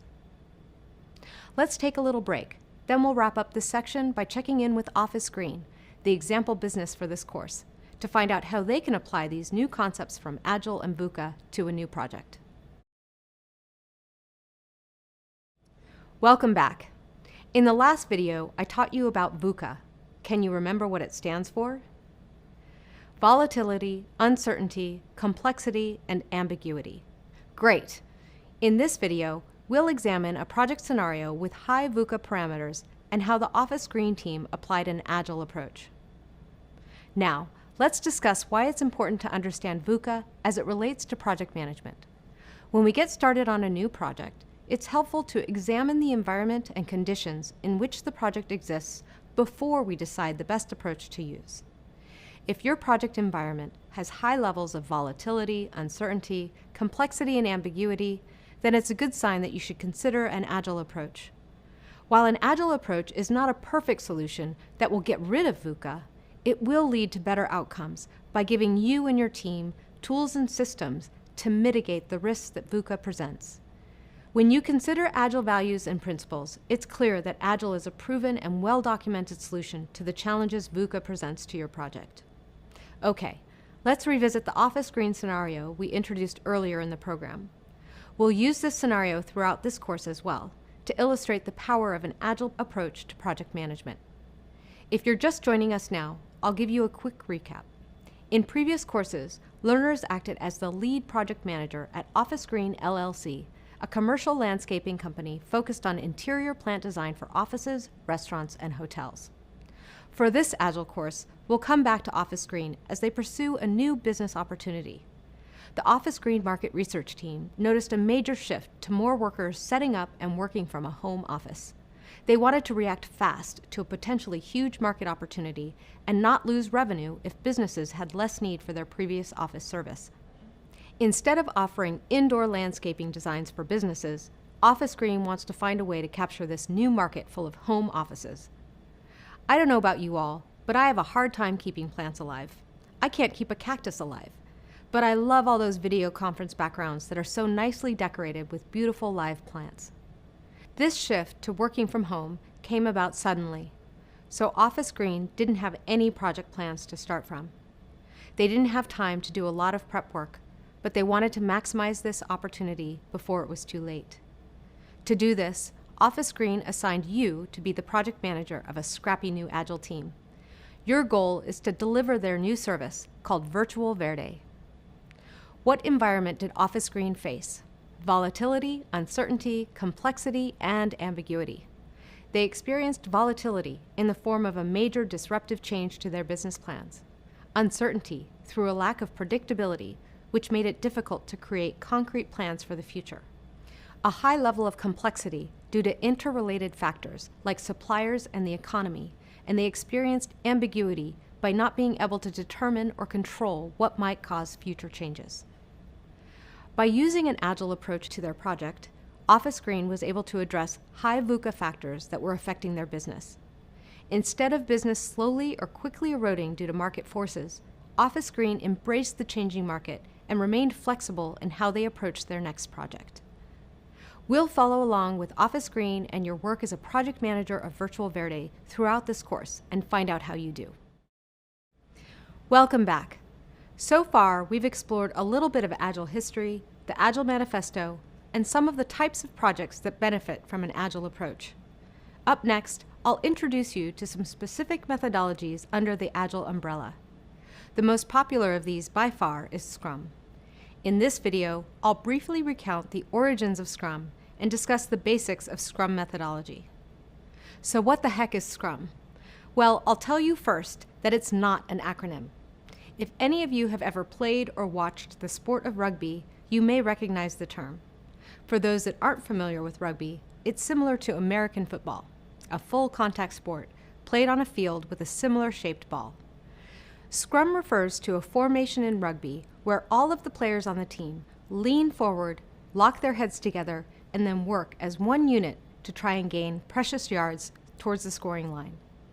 The originators of the Scrum methodology saw their team as a heads-down group working very closely together to get that ball down the field, just like Scrum in a rugby match. So how does the Scrum methodology work as a project management methodology? I'll give you a brief overview here, and we'll dive into it more throughout this course. If you work in Agile project management, it's highly likely that you'll use Scrum, or an approach that is based on Scrum. In the 2019 State of Agile report, 72% of teams using Agile methods were using Scrum or a hybrid. When you use Scrum for project management, you form a team that will work together to quickly develop and test a deliverable. The work is completed in short cycles, and the team meets daily to discuss current tasks and clear up anything that's blocking their progress. First, let's review some terms and concepts specific to Scrum. The backlog is the central artifact in Scrum where all possible ideas, deliverables, features, or tasks are captured for the team to work on. It's prioritized and proactively managed by the team continuously throughout the life of the project. The sprint is the name of the time-boxed period in Scrum where work is done. The sprint can be between 1 and 4 weeks long, but most sprints are around 2 weeks. This is often called the iteration. And then there's a practice called the daily Scrum, also called the stand-up. This is where the team meets for 15 minutes or less every day of the sprint to inspect their progress toward their goal. Next are the roles, the first of which is the Scrum Master. This role is responsible for ensuring that the team lives Agile values and principles, follows the processes and practices that the team agreed to, sharing information to the larger project team, and they also help the team focus on doing their best work. The other notable role in Scrum is the product owner, who is responsible for maximizing the value of the product and the work of the team. The product owner owns the inventory of work and has the final say on how to prioritize the work. And the development team is responsible for how a team will deliver that product. Scrum is popular for many reasons. First, it has clear roles and responsibilities for the folks on the team, while continuously emphasizing the power of the team as a whole. Scrum has a very regular and predictable meeting and delivery schedule, with predefined agendas and outcomes for the meetings, making it easy to teach new team members. It supports and reinforces the Agile values and principles, while adding some structure and foundations that help new Agile teams get started, and more experienced teams get better. And it's all free and open for all to use. Since it's the most commonly used Agile delivery framework, there's also a huge amount of guidance and support online, as well as Scrum-specific training and certifications. Scrum lends itself best to the following types of projects and teams. Ideally, a Scrum team should be cross-functional, with around 3 to 9 team members. Some call this a pizza-sized team, because it has the same amount of people who could share a large pizza. If the team is too small, you might not have the diversity of skills to get work done. If the team is too large, it gets hard to distribute information. Lastly, Scrum works best for projects where the team and management are open-minded, adaptable, and value continuously learning how to be a better team. Trying to force a team to do Scrum will almost always fail. Note that in all of these examples, I never once mentioned the word software. Although Scrum emerged from software projects, people have adapted Scrum to suit all kinds of projects, from wedding planning to house moves to building rockets. Great! You now know some of the key characteristics of Scrum and which types of projects can really benefit from it. It's an exciting method, and while we have much more to discuss before you can fully implement Scrum, we'll first discuss a few other popular Agile methodologies. Learning about these approaches will help you become a well-rounded, versatile member of any project team. So what are you waiting for? Meet me in the next video. Hi again. There are many popular Agile methodologies that are still around from the 90s when Agile was invented. These methodologies share Agile values and principles, but have very specific practices and applications. In this video, I'll touch on a few of the most popular ones besides Scrum, which we covered in the last video. First, one of my personal favorites is Kanban. This is a methodology that can be applied in a very simple way, or it can be used to drive the entire project. The Kanban name comes from 2 Japanese words, kan, meaning sign, and ban, meaning board. You may have already used a Kanban board because it's the most famous feature adopted by the majority of Agile enthusiasts. The reason Kanban is so popular is that it provides transparent, visual feedback to everyone who might be interested about the status of work in progress. Kanban boards or charts display the progress of a project as to do, in progress, and done. Also, just so you know, there are software tools that create digital Kanban boards for you. The Kanban method ensures that the project team only accepts a sustainable amount of in-progress work. This means the amount of in-progress tasks are limited to what the team can actually handle during a certain amount of time. This is called the work-in-progress limit, or WIP limit. The WIP limit is decided on by the team. This is a reflection of Agile in that teams are both self-organizing and empowered, and they're operating at a sustainable pace. The team members add new tasks to be completed only after they've finished their previous task and are below the WIP limit. This approach means that once a task has started to be worked on, it becomes a priority for the whole team to get it done. By focusing on less work, the work gets done faster. This goal of trying to maximize efficiency is called flow and is a core principle of Kanban. Another Agile methodology is extreme programming, or XP. It was named that because it took traditional software development activities to an extreme level, but I also believe it's because it emerged at the same time as extreme sports, like snowboarding. XP is another one of my personal favorites. It was the first Agile methodology I was introduced to back in my days working on some of the original cell phones at Qualcomm, the company behind the radio technology we all use in our phones today. Since XP came out of the software industry, it refers to specific software terms and activities, like coding and programming. But the XP method can be used in lots of non-software environments as well. The XP methodology aims to improve product quality and the ability to respond to changing customer needs. It does this by taking best practices for the development process to extreme levels. For example, one best practice is the idea of test-first development. This means testing out parts of the product before building them in full. Often, only the larger features get tested, which is still good, but means some details might get missed. XP takes this practice to the extreme by finding ways to test more and smaller features of the product to get even more feedback. There are 4 basic activities that are performed during the product development process that the XP method tries to enhance. Designing. In software development, this is where you write a design document describing the parts of the code or instructions for the product and how it will function. In non-software environments, this would be describing the various pieces and parts for whatever it is you're trying to deliver. For example, if you're delivering an ad campaign, maybe the main pieces are the artwork, the copy, and the ad buy plan. XP wants to ensure that all of the pieces of the product will fit together properly, so it stresses simplicity. Start with a simple design to meet the most basic and important requirements. Simple designs also take less time to complete. Once the basic model is designed and has been tested, then you can think about adding on other features. Coding. Code is the language that's used to write software programs. It's the instructions that tell the computer what to do. In software development, writing clear code is crucial, just like clear writing is crucial in any situation where you want to be understood. XP demands clear and concise code so that others can easily read and understand the program.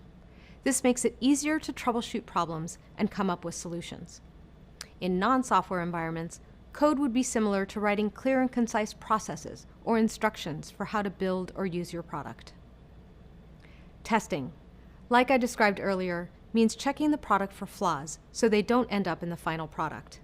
In XP, more is better, so if a little bit of testing can eliminate a few flaws, lots of testing will eliminate even more. The goal is to test for and eliminate any flaws in a feature before building it and continuing on. Testing also means checking to make sure the product features meet the customer's requirements. Which leads us to listening, which is about listening to the customer and ensuring that the requirements are integrated into the product. This relates to Agile in the way that it values customer collaboration, frequent communication, and regular feedback. XP features some other innovative practices that are used across many Agile teams, regardless of the specific methodology being used. First, there's pair programming, which is when 2 team members work together at the same time on one task. Usually, this is done in the same physical location, but with the use of digital collaboration tools, this can happen remotely too. Another practice is continuous integration and continuous refactoring. This is the practice of merging product changes into a shared version several times a day in order to get quick feedback on the quality of the code or product. Then there's avoid big design up front. This relates to designing and means the design should be just enough to get started and should be continuously improved as the product evolves. And finally, there's write tests, not requirements. This means that instead of writing a product requirements document and then later writing a test plan, your test plan can serve 2 purposes by A, telling the team what to build, and B, comparing what they built to what was supposed to be built. Okay, So we've got Scrum, Kanban, and XP. Let's explore one more. For those of you who took the earlier courses in this program, you already learned a little bit about this final methodology, called Lean, in the context of Lean Six Sigma. Lean methodology consists of 5 principles that serve as a recipe for improving project outcomes. They are define value, map value stream, create flow, establish pull, and pursue perfection. Let's break these down. Define value means identifying and focusing on what the customer wants and including the customer in the process. A product's value is the sum of all the things the customer wants.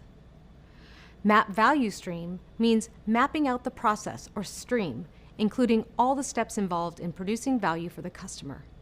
It also means challenging any steps that can be considered wasteful or unnecessary. Create flow means ensuring the product flows through the value stream efficiently, continuing to eliminate waste throughout the cycle. Work to remove interruptions, delays, and barriers to the work stream.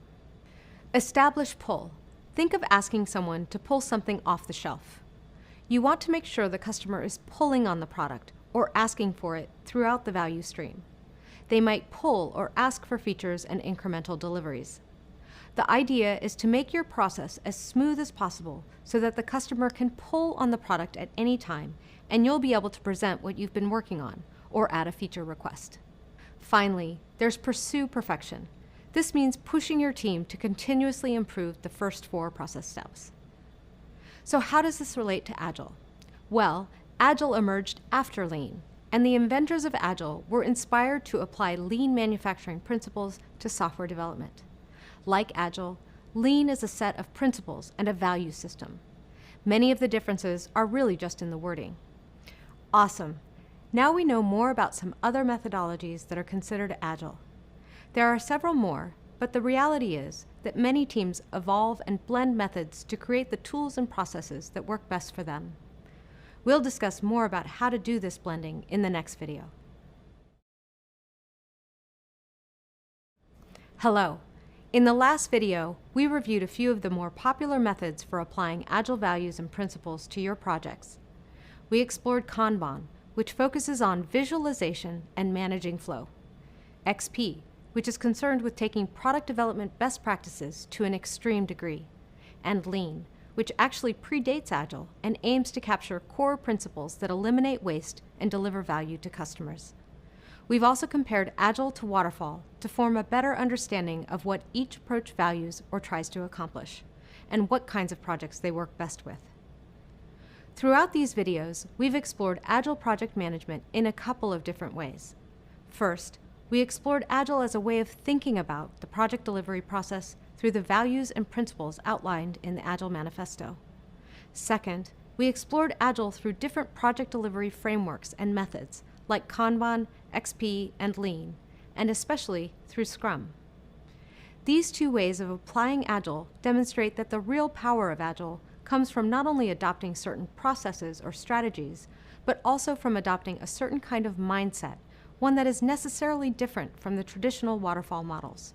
This means that you can still get some benefits from thinking in an Agile way and seek to apply those Agile values and principles from the Agile Manifesto, even when you need to use a waterfall delivery approach. So, with all this Agile stuff bubbling around your heads, let's do a quick recap on some of the key tenets of traditional waterfall project management. Then, we'll explore some of the ways you can blend the methods and approaches you've just learned about to best fit the needs of a specific project. As we learned in earlier courses, a waterfall project lifecycle is made up of the following phases: initiation, planning, executing and completing tasks, and closing out the project. And all of the tasks within each of these phases, like identifying goals and scope, scheduling, budgeting, and risk management. Agile project management includes most of the same phases and tasks. They're just done in different ways. So even though these 2 approaches have clear differences, blending them might make a lot of sense, depending on the type of project or project team you're working with. Here are some reasons you might want to blend Agile and Waterfall styles. Your stakeholders, customers, or sponsors are more comfortable with traditional approaches and using workflows, or delivering traditional work products is easier for them to understand and follow. But your project team is already established in Scrum and they wish to continue. Maybe there are regulatory requirements that insist on certain traditional work processes, such as large requirement documents for certifications. Or it could be that one of the vendors involved in a large project is already following a traditional approach, and the integration between the teams requires some blending of methods. In these cases, a project manager might choose to blend aspects of Waterfall and Agile so that different parts of the project can be worked on in ways that meet project requirements, but don't negatively impact other parts of the project, or the project as a whole. Let's explore some more examples of how to blend methods. Let's say your project is to develop a software product. During the retrospective for the last sprint, a team member says, I need to implement a certain feature, but I don't have much experience building that particular feature. Someone else on the team is an expert on that feature, so you decide to pair them up so they can work on building the feature together during the next sprint. You've just blended XP and Scrum. XP provides the basis for working in pairs from pair programming, and retrospectives are a key component of Scrum. Here's another incredibly common example. Most Scrum teams I know use a Kanban board to track their progress through their sprint. One word of warning though, watch out for too much change in how you do things. Teams work best when they can build up some consistency. Let's come back to Office Green. As project manager of Virtual Verde, what types of methods might you want to use to get the project started? Where would you blend some traditional methods and agile methods? Here are some factors to consider. The existing plant suppliers are used to dealing with the original PlantPals office delivery team. Some of them might be interested in experimenting with an agile approach, but not all. In this case, you'll want to include those vendors in discussions early on to gain buy-in and address any concerns. Office Green also needs to really watch their costs, so you'll want to use traditional budget management controls to make sure they don't go over budget on their program. Well, that brings us to the end of this video. Let's review the key points I want you to take with you. First, Agile is a mindset, a way of thinking about the project delivery process through the values and principles outlined in the Agile Manifesto. Second, Agile values and principles can be achieved through certain frameworks and delivery methods, like Scrum, Kanban, XP, and Lean. And finally, Agile and Waterfall are both effective ways of approaching project management that add specific value. There are times when blending these styles will add even more value than sticking with just one, so don't be afraid to mix things up. As long as different parts of the project can benefit from certain processes without negatively impacting the project as a whole, go for it. Coming up, I'll teach you all about Scrum teams and how to use Scrum as a framework for running a successful project. It's going to be fun to take you on this journey.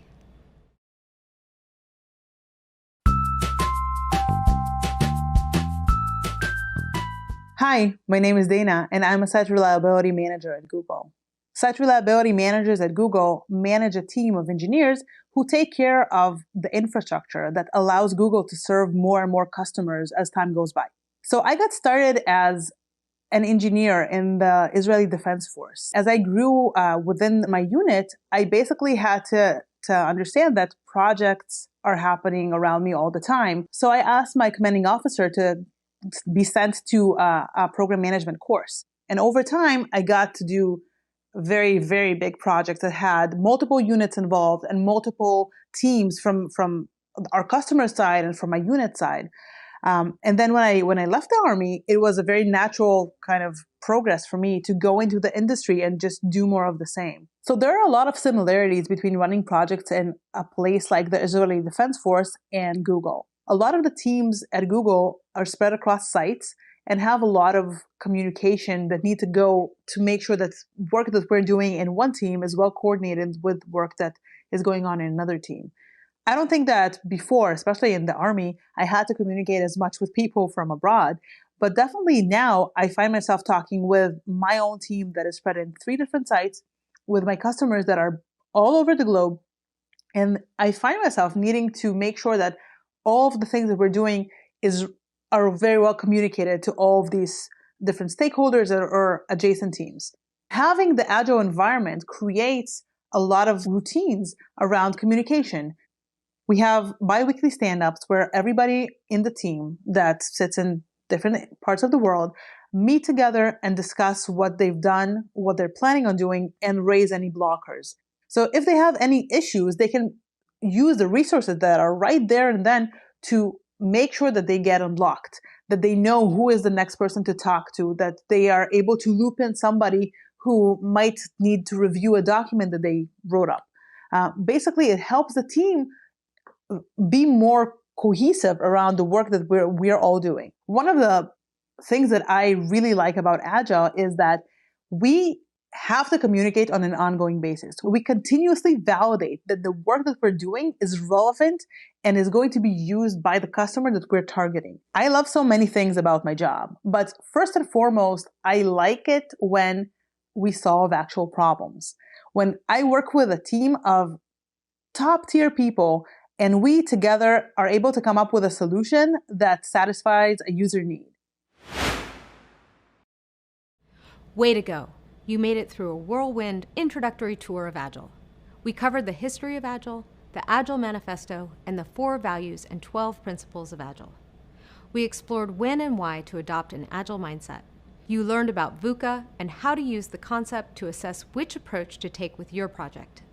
You also learned some Agile-friendly methodologies, Kanban, XP, and Lean. Finally, you learned how to blend these methods with traditional waterfall practices. Then, you returned to Office Green as the project manager of a new Agile project, Virtual Verde. That's a lot. Congrats on making it through the first part of your Agile journey, and there's more fun to be had. I'll meet up with you in the next set of videos. Hi there! Earlier, we gave you an overview of the Agile mindset, which is based on the Agile Manifesto's 4 values and 12 principles. We covered the Agile values, principles, and a set of Agile methodologies that we can use to manage projects in an Agile way. Now, we're going to have a deep discussion about Scrum, the most commonly used Agile framework. The Scrum Guide, which contains everything you need to know about Scrum, is a main source of truth for Scrum teams and is available for free at scrumguides.org. We've also linked to it in the course resources. I'll often refer back to what's said in the definitive Scrum Guide, so please bookmark that site for future reference. The majority of my Agile project management experience is in Scrum, and fortunately for me, Scrum is used a lot at Google. Scrum is so prevalent that people sometimes use the terms Scrum and Agile interchangeably. To make this really clear, Agile is the foundational philosophy and mindset, while Scrum is a framework that materializes or brings that philosophy to life. In fact, Scrum came before the Agile Manifesto and served as an inspiration for the entire Agile philosophy. For the rest of this course, we'll focus on Scrum, which is the most popular project management framework. We also mentioned other frameworks in the last module, which you're welcome to revisit anytime as needed. Okay, let's discuss Scrum. We're going to start by exploring the theory behind Scrum, which has 3 pillars, and we'll explore the 5 Scrum values. I'll tell you why it's important for teams to have a set mission that they follow. I'll also introduce the roles within a Scrum team, the product owner, Scrum Master, and the development team. Lastly, I'm going to introduce all of these concepts to you using our new Office Green project. You probably remember Office Green as a company that handles plants and greenery for office buildings. Well, Office Green has a new project in the works called Virtual Verde, but we'll get into that later. You also learned that in Scrum projects, project managers typically take on the Scrum Master role. So in this scenario, you'll be the Scrum Master, working with the Scrum team, and you'll learn about Scrum artifacts, events, and what those entail. We're going to start with the 3 pillars of Scrum theory. Meet you in the next video. Just as Agile has core values that teams must adhere to, Scrum has its own set of pillars that act as a foundation for Scrum teams. I'll go through the 3 pillars of Scrum in this video. Let's start by looking at the theory behind Scrum so that we can learn the various methods and understand why they're effective. First, what is Scrum? The Scrum Guide defines Scrum as a framework for developing, delivering, and sustaining complex products. That means a team can use Scrum to create valuable products for their users, even when the environment or industry they're in is hard to predict and there are many risks. Scrum uses an iterative and incremental approach. Iterative refers to the fact that project processes are repeated. We discussed this a bit in the last module, but as a reminder, iterative means that the project works in time boxes or iterations. Incremental refers to the work being divided into smaller chunks that build on each other. The product is built over time through work done during each iteration. Each of these instances of the product is called an increment. Iterations and increments allow us to keep checking in on our progress throughout the life cycle of the project. This helps us become more predictable and manage the uncertainty in our project. Scrum is founded on a scientific theory called empiricism. This is a fancy word for a simple concept, that true knowledge comes from actual lived experience. The Scrum founders emphasize that we shouldn't try to assume that things will go exactly as planned or try to predict the future in an uncertain world.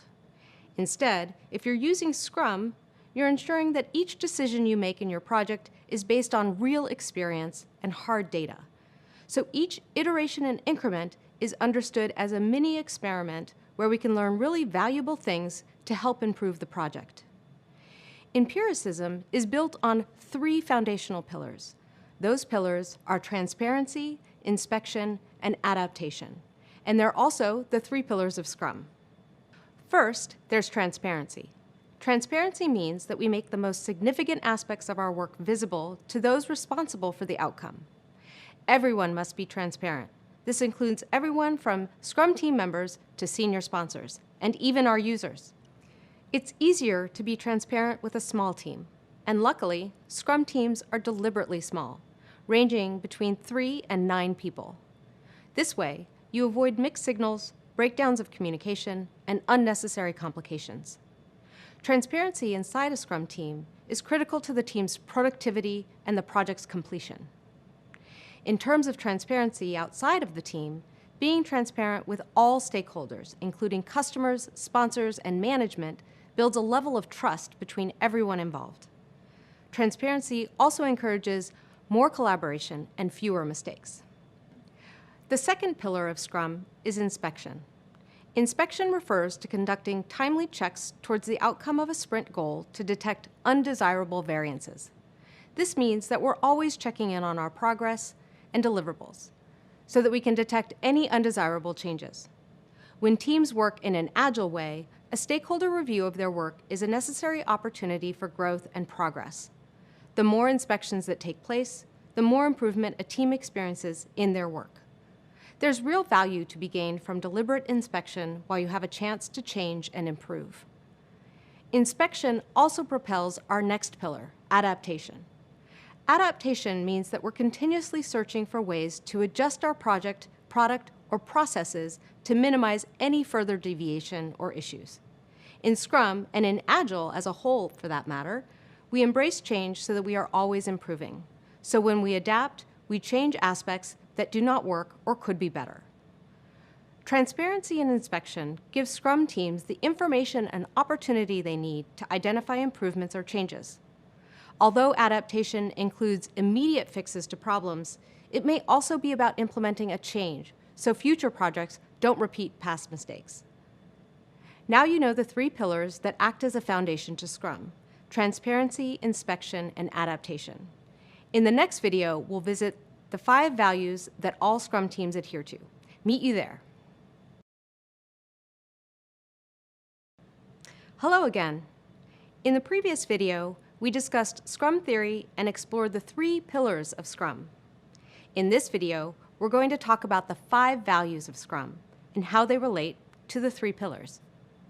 Having a value system as a team is great because you'll expect each other to act in a way that is aligned with these values.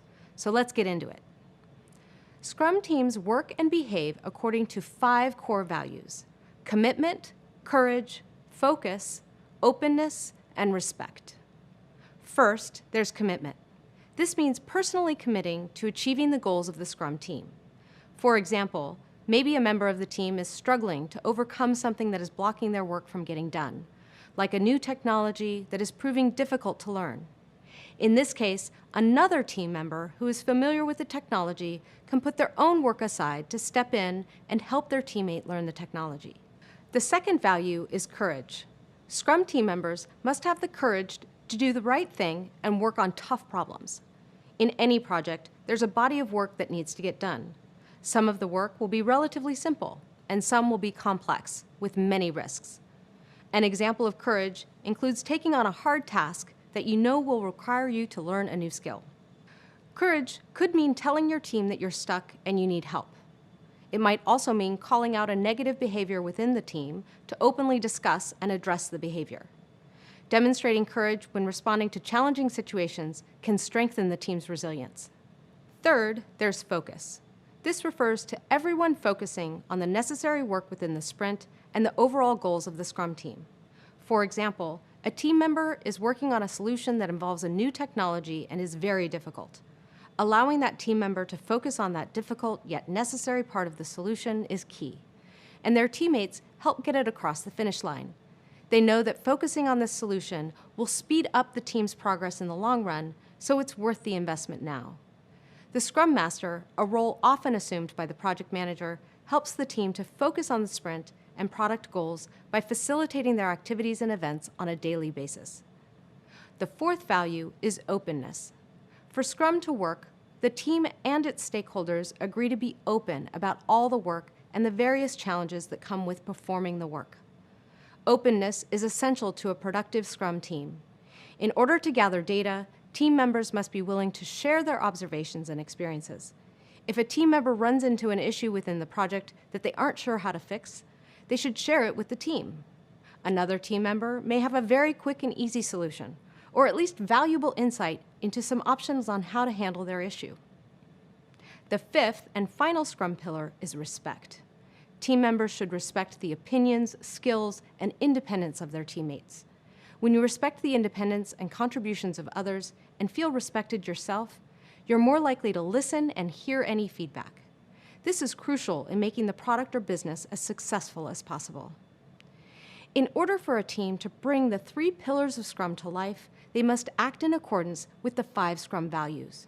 For example, if a team aims to achieve transparency between themselves and their stakeholders, they need to be open to sharing information while still having the focus to share the most relevant information. For a team to effectively inspect their work and their processes, they must have courage to offer difficult feedback and have the mutual respect to really listen to what others have to say. For a team to adapt to their inspection results, they must have the courage to make changes and learn from them.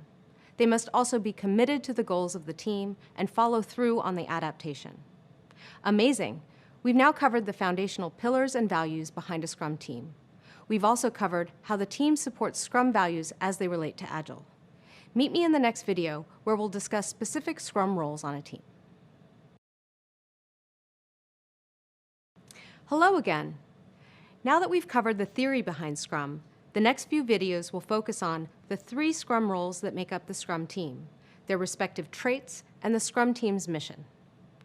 If you think of a team in the context of a team sport like soccer in the United States or football for our global learners, each position plays a certain role. You have strikers, wingers, defenders, goalkeepers, and more. Each player has their own responsibilities they must fulfill in order to try to win the game. The same is true for Scrum teams. And just like our Scrum name inspiration, the sport of rugby, the team is working toward a specific objective, to win. Let's start by discussing the team's product vision and mission. Remember, Scrum is an Agile methodology, so it embodies the values and principles of Agile. One of the Agile principles states, build projects around motivated individuals, give them the environment and support they need, and trust them to get the job done. The best way to motivate individuals is to give them a mission and product vision that they really care about, so they can feel good about working towards it. In Agile, a mission is a short statement that stays constant for your team throughout the process and gives them something to work toward. In addition to the mission, an Agile team will also set a product vision, making it clear what outcomes the team is responsible for and where your team's boundaries are. This may sound a bit like management speak, but I like to think about it this way. A mission tells me why we're doing the work. a product vision helps me imagine what the work will be like when we're done. Let's think about the mission and product vision with Office Green's new Virtual Verde project. Virtual Verde delivers plants to people's home offices. Office Green's business development department came up with a mission for the project. Virtual Verde improves users' health and happiness by bringing their at-home workspace to life. A product vision created by the Scrum team might be, Virtual Verde is a living marketplace that transforms the home office. These two statements are meant to inspire the team to deliver a delightful experience for Virtual Verde's users. Now let's discuss Scrum team roles. Every Scrum team consists of 3 defined roles: a Scrum Master, a Product Owner, and the Development Team. These roles work together to achieve the team's objectives and realize the mission and vision. The Product Owner is responsible for what a team builds. They also must ensure everyone understands the why. For example, the Virtual Verde team needs a Product Owner to capture and promote the great ideas coming from the team about the new service, which is delivering plants to people who work from home. The Product Owner's job is to build the right thing. The Development Team is responsible for how a team will deliver that product. For example, creating a new website is next on our to-do list, so customers can order plants for their home office. The Development Team is building websites, integrating billing systems, and fixing issues. The Development Team's job is to build the thing right. The Scrum Master is responsible for when a team will deliver value to its users. This role is roughly equivalent to the Project Manager role in traditional projects. The Virtual Verde Scrum Master is helping unblock the team from getting things done, such as finding out why a vendor was late, or helping the team prioritize issues from users, or organizing the demo for the CEO. The Scrum Master's job is to build the thing fast. Although there are clearly defined roles on a Scrum team, it's important to note that the entire team works together to achieve its goals. In other words, although there are specific expectations for each role, the development team may still contribute ideas for the what and the when of a project, while the product owner may contribute to discussions on the how of the project. As a collective, Scrum teams must exhibit a few specific skills. The Scrum Guide details these skills as follows. Scrum teams are cross-functional. When a Scrum team delivers something, it's the accomplishment of the entire team, no matter what function or organization they're in. On your Scrum team, you may have a software developer, a marketing specialist, quality assurance, and logistics expert. You may remember our soccer team analogy. When each player comes together to play their position, the end result is you have all you need to get the ball into the goal. Plus, these fresh perspectives add a lot of value to your project and to your users and business. Scrum teams are self-organizing. This may sound radically different from other organizations you've worked at before, where your managers dictate your tasks and request frequent updates. But because Scrum teams rely on those 5 values, commitment, courage, focus, openness, and respect, the Scrum team is able to work together to deliver amazing results in a more organic and flexible environment. Although teams are self-organizing, high-performing Scrum teams often have a manager who sits outside of the Scrum team and provides strategic leadership and individual career development without disrupting the self-organizing nature of Scrum. In my experience, if a manager feels compelled to start telling the team what to do and interferes with this self-organizing nature, the benefits of Scrum will begin to collapse. Now that you have a better understanding of what constitutes a Scrum team, we'll take you through the specifics of each role in the next few videos. We'll start with the traits of an effective Scrum Master. Welcome back. We've already mentioned that, in Scrum, the project manager is most likely playing the role of Scrum Master. So what exactly does the Scrum Master role entail? In this video, I'll further define what a Scrum Master is.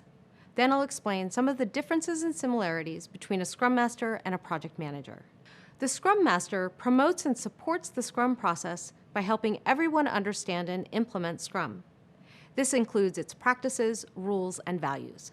My favorite way to describe the role of a Scrum Master is that they're responsible for helping the team be their very best. They can achieve this by coaching individuals on the team to manage external forces, as well as maximizing the team's internal potential.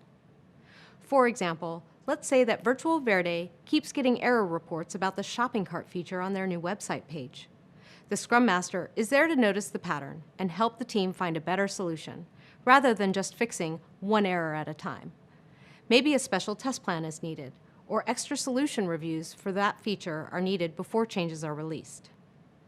The Scrum Master's responsibilities include coaching team members on the Agile and Scrum practices, rules, and values, and helping to find ways to manage the product backlog effectively.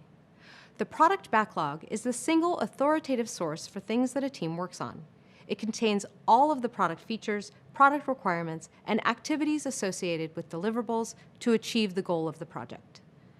The Scrum Master facilitates Scrum events such as sprint retrospectives, which happen at the end of every sprint. The Scrum Master helps the team remove any blockers to their progress, such as missing information or access to training or tools. The Scrum Master also prevents unhelpful interactions or interruptions coming from outside of the team. At this point, you may be wondering, how am I going to do all of that? Well, you probably already have many of the traits that Scrum Masters need to execute these tasks. A Scrum Master is required to be organized and supportive as they lead. They're also facilitators, coaches, and great communicators. Let's find out how these traits are helpful in a Scrum Master's role. Scrum Masters must have good organizational skills that help them to effectively organize project artifacts and manage Scrum events. Scrum Masters must be supportive leaders who focus on the needs of others and the needs of the team before their individual needs. They're not aiming to raise themselves up as a manager of the team who bosses people around. Rather, they're always asking questions like, how can I help? Or what would help the team go forward on this project? Scrum Masters facilitate productivity and collaboration. This is a critical skill to ensuring every team member's voice is heard and that their input is addressed. Scrum Masters must coach team members on Scrum theory and application. Coaching is a skill that encourages dialogue and discussion over simply giving the answers directly. Finally, Scrum Masters must be great communicators, particularly when it comes to stakeholders. Scrum Masters are experienced in engaging with diverse stakeholders who may have competing perspectives and styles. A Scrum Master who can relate to many different types of people is a powerful and essential teammate to have on a project. You're probably wondering if the role of a Scrum Master differs from a traditional project manager. The answer is yes. The two roles can be quite different, although they may be played by the same individual and require a similar skill set. As their primary responsibility, the Scrum Master acts as a facilitator and a coach to the Scrum team, and they need to make sure that they have enough time in the day to do this job first and foremost. If the company requires the management of many additional project management activities, then the team might hire project managers who own that more traditional project management-oriented work. That work may include things like budget management, risk spreadsheets, or Gantt charts. But as I've said, it's common for traditional project managers to take on the role of a Scrum Master. They rely heavily on things like decision-making, communicating, flexibility, organizational skills, and more. And the position of Scrum Master is a natural fit for many of us as project managers. Now you know a bit more about the pillars and the role of the Scrum Master. To recap, a Scrum Master must possess skills like organization, leadership, the ability to facilitate, coach, and manage stakeholders. And a Scrum Master can be quite different from a project manager in terms of their responsibilities. But the role may be played by the same individual since they require a similar skill set. In the next video, we'll learn what a product owner does. Meet you there.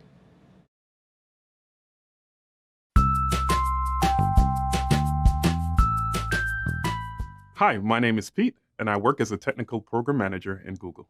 The responsibility of a technical program manager is to see the end-to-end execution of the programs for which they're responsible. Within the day-to-day, we use the Agile framework as a core part of our deliveries. It allows us to iterate on the process, and it allows us to deliver products to our users much faster than traditional models. And the Scrum framework is just a single implementation of the Agile methodology. Scrum focuses on delivering rapid value to the customers and our users by working iteratively over short periods of time to deliver a product to our customers. At its core, Scrum is a self-organizing team, which means we bring individuals together. So it's important that when we bring these individuals together, everyone is clear on the roles and responsibility that they'll lend to this team. So it requires that there be a leader or a scrum master who helps to ensure that we're always working towards the same goal. What makes an effective scrum master is one that has the following qualities. First, you're a good teacher and communicator. This is important because you need to instill the scrum values throughout the team. Secondly, a scrum master best leads a team when he or she is influential. In most cases, the scrum master does not have managerial responsibilities for the rest of the team, so it has to be through influence. And two key ways of doing this is to ensuring that the team is operating effectively, and second, ensuring that there's a culture of motivation within the team. As a leader, you're also expected to give direction to the team and ensure that we're continuing to work towards the goals that we have set out to achieve during the sprint. And by sprint, it's a focus effort towards particular well-defined goals, and it's like a burst of energy for the team to get us there. And I love the aspects of working with people and trying to come towards a common goal. It's not always easy, but it's always satisfying for me. Hi again. In the last video, we reviewed the role of the Scrum Master. Now I'm going to give you an understanding of what the product owner does. You'll also begin to notice how the relationship between the product owner and the development team works.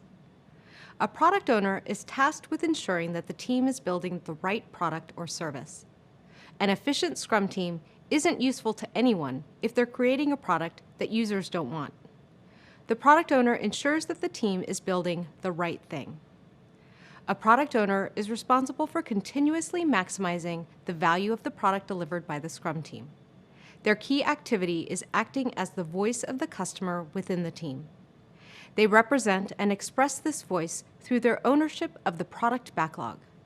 As a quick reminder, the product backlog is the single authoritative source for things that a Scrum team works on to achieve the project goal. The product owner's responsibilities also include helping the Scrum team understand why their work matters within the overall goal and mission. They also prioritize the product backlog to optimize the delivery of goals and deliver value to customers. The product owner ensures that the product backlog is visible and transparent to all. And finally, they're responsible for making sure that the product or service fulfills the customer's needs. Phew, that's a lot. So how do product owners accomplish all of that? They rely on their key character traits. A product owner's role requires them to be customer-focused, so they must understand a customer's needs and the industry of their business extremely well. Product owners also have to be decisive, great communicators, and understand both sides of the issue, so they can defend their decisions to the team. They must be flexible and open to new information that could generate a profitable change for the team. They also have to be optimistic and positive, especially since they're delivering the product vision to the team, and they must inspire the team to believe in their mission.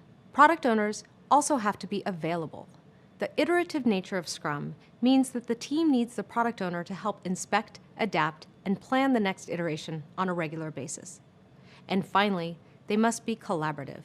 Product owners will have to work with their team to ensure that the customer's needs are met, and that will require meeting with and working alongside several stakeholders. So as you may have noticed, the product owners are responsible for a lot of the project, just like the Scrum Master. Let's imagine an example of how a product owner will work within Virtual Verde.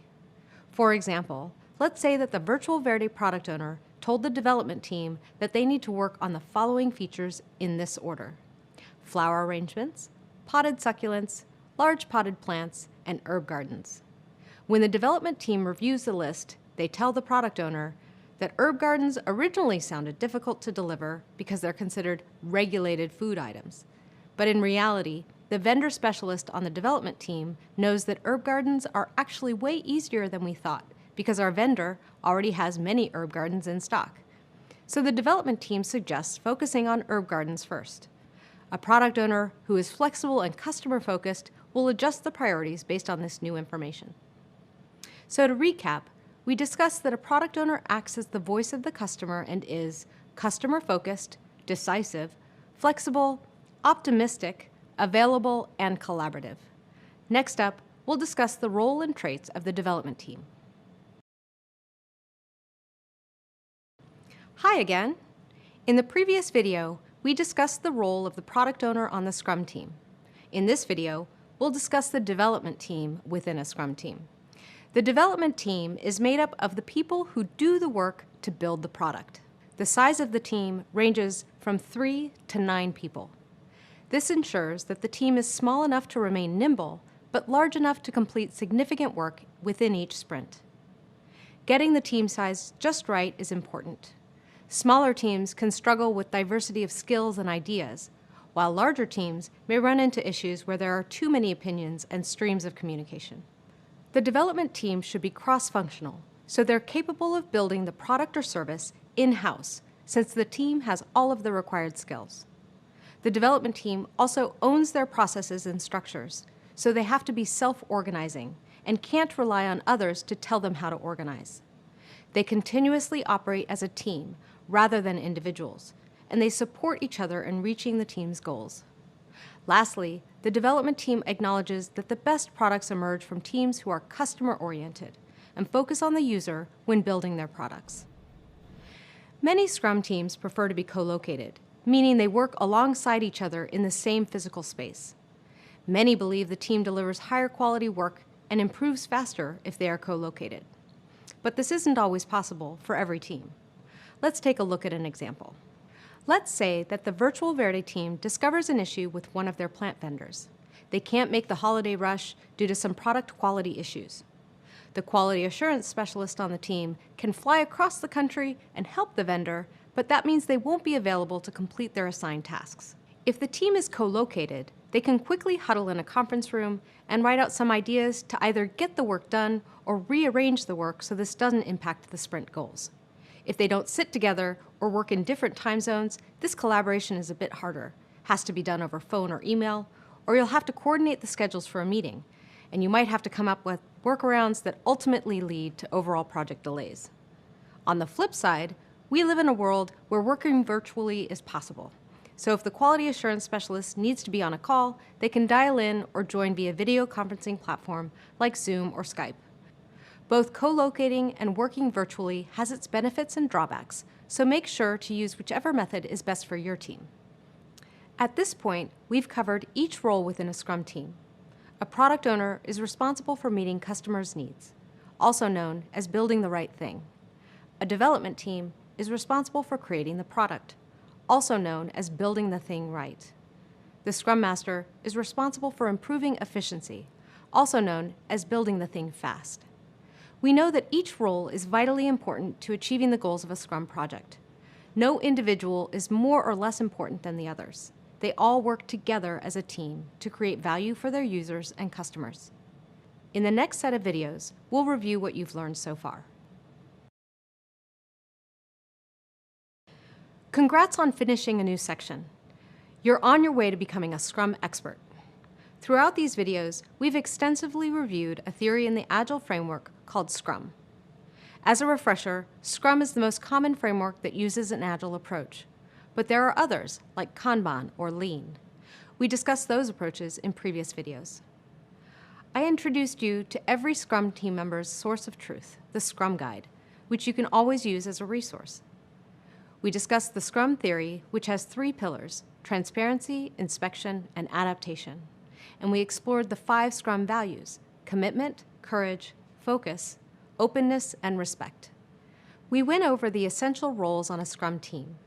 You may remember that those roles are the Scrum Master, who ensures the team builds the thing fast, the Product Owner, who is in charge of building the right thing, and the Development Team, whose role is to ensure the team builds the thing right. It's quite a feat that you've gotten this far in the program, so I hope you're really proud of yourself. I'll meet you in the next section, where we'll discuss how to implement Scrum. Hi there! In the previous section, we introduced you to Scrum. We learned about Scrum values and explained the roles that are essential for all Scrum teams. In this video, we'll complete our overview of Scrum and dive deep into the setup and day-to-day execution of a Scrum team. We will go beyond what is provided in the official Scrum Guide and share the most popular tools, methods, tips, and tricks for working with a Scrum team.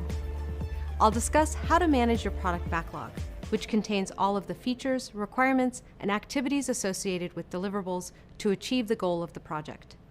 Once we have a backlog, one of the trickiest parts of Scrum is estimation, We'll learn what t-shirt sizes and story points have to do with Scrum as we discuss a technique called relative effort estimation. Next, you'll learn about the 5 important Scrum events. Those are the sprint planning, the daily Scrum, the sprint review, and finally, the sprint retrospective. We'll learn what velocity means and how your team can use tools like burndown charts to manage their progress. I'll show you some other useful tools like Google Docs, Jira, Asana, Trello, Kanban boards, and more, which will help your workflow stay organized and transparent. So let's get started. We'll begin by discussing the product backlog, which is a critical artifact for Scrum teams. Meet you in the next video. In this program, we've introduced you to lots of project management artifacts, such as project plans, statements of work, RACI charts, and more. Now, we'll review an important artifact of the Scrum framework, the product backlog. In an earlier video, we defined the product backlog as the single authoritative source for things that a team works on. It contains all of the features, requirements, and activities associated with deliverables to achieve the goal of the project. The traditional, non-agile project management equivalent would be the set of project requirements. There are 3 key features of a product backlog. First, the product backlog is a living artifact, meaning that items are added to the backlog at any time. The product backlog evolves throughout the whole life cycle of the project and serves as a central guide for the team to know what to work on next. Second, the product backlog is owned and adjusted by the product owner. And finally, the product backlog is always a prioritized list of features. So when there's new information or new features, those are added to the backlog in order of importance. The items at the very top of the list are very specific and well-defined, leaving the more vague items for the bottom of the list. Remember, the product backlog is the guide and roadmap of your product. It's the central artifact in Scrum, where all possible ideas, deliverables, features, or tasks are captured for the team to work on. Because the backlog is so central, there are a few best practices and pieces of data to capture when working with product backlogs. There's the description, the value, the order, and the estimate. Let's go through how to build a sample backlog with these best practices in mind. First, there's the item description. The item description is exactly what it sounds like. It describes an item. When you're writing an item description, it's a good idea to be really clear when adding product backlog items, so the details are encouraged. For instance, on Office Green's new project, Virtual Verde, here's an example of an item description. As a Virtual Verde client, I plan to grow my choice of vegetables while I work from home in my New York City apartment. This item description includes essential details, such as an action and a location from the perspective of the customer.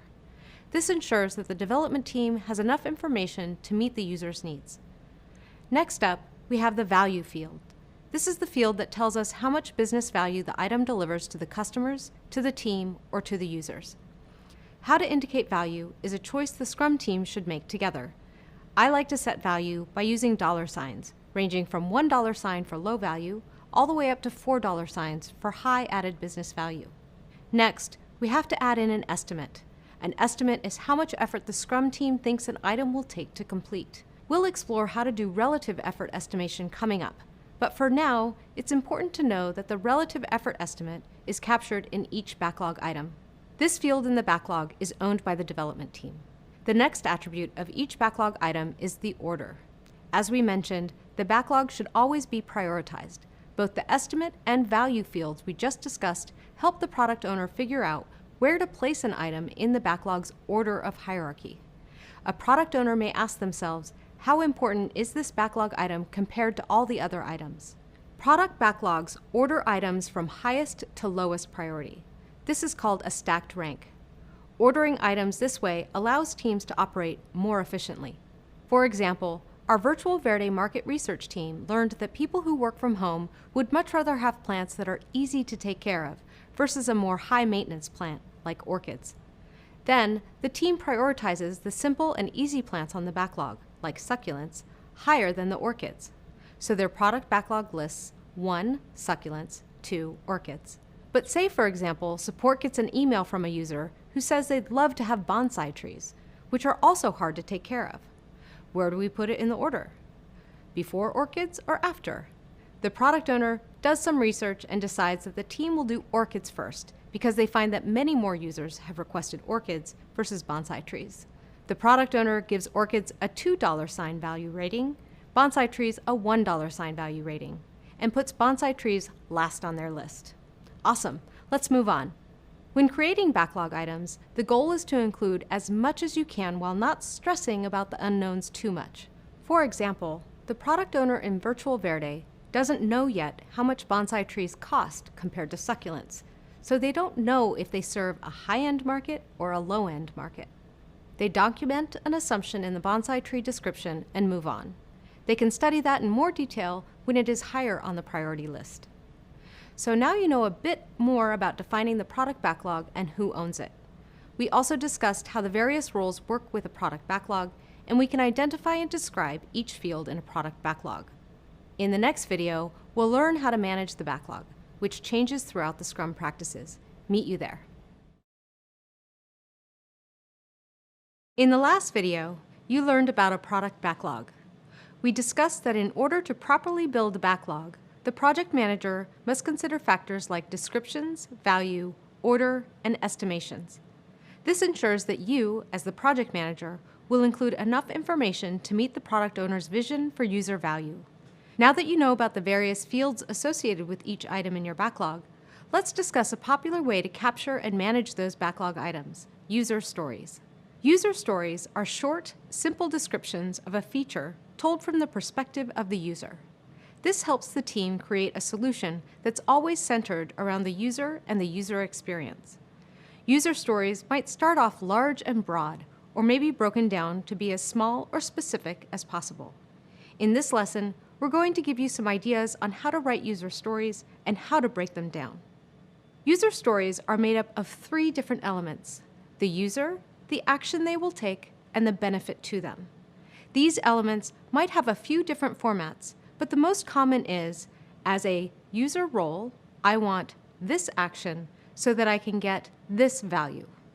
When writing effective user stories, the team must have a user in mind. Imagine that the user will interact with the product in order to achieve a specific outcome. What I really like to do at this stage is create personas, or detailed descriptions of my different users. Sometimes I even give them names. So in Virtual Verde, we could give our users some names and some information about them. Here are some user persona ideas. Leo is my plant vendor, who manages acquiring the plants, the supply chain, and delivery logistics. Felicity is my gardening expert, who helps my support team give our customers really excellent advice on how to take care of their plants. Zach is my amateur vegetable gardener, who wants to use the plants they purchase to make dinner. Nia is my management consultant, who works from home and wants to set up a professional backdrop for video conferences in their home office.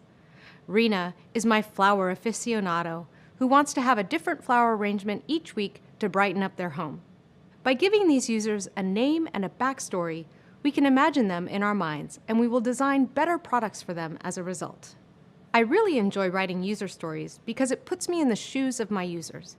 Each user story should meet 6 different criteria, represented by the acronym INVEST, or INVEST.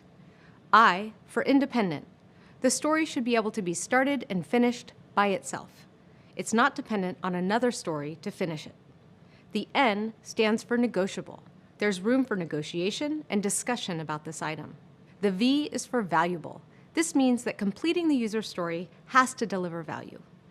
E is for estimable. Our definition of done must be clear so that the team can give each user story an estimate. The S is for small.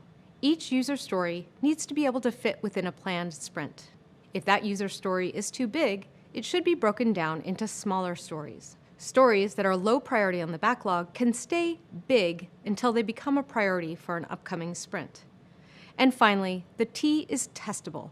A test can be written to check and make sure that it meets the acceptance criteria. While the product owner is the main person responsible for writing user stories, the team has a responsibility to give feedback on whether the user story is clear and fits the INVEST criteria before they invest any time into it. In addition to user stories, you need to know the term epic, which simply represents a group or collection of user stories. Some epics for Virtual Verde might be live plant delivery, office plant advice service, vendor management, or client data management. Let's come up with a sample user story for our Virtual Verde clients in the live plant delivery epic.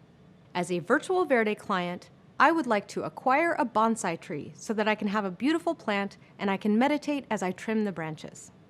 I thought of this one because I bought a bonsai tree for my 12-year-old nephew last year. And he did some research and learned that in Japan, pruning bonsai trees is a meditative practice. So he's learning how to do that.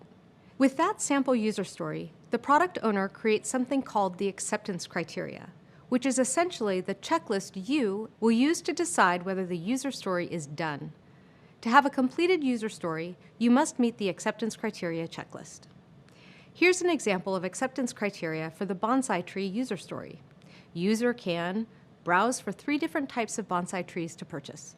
Compare the 3 trees to know which is easiest and hardest to grow in their home. Maybe each plant has a beginner, intermediate, and advanced gardener notation next to it. Can purchase specific bonsai tree care packages like fertilizer, trimming shears, etc.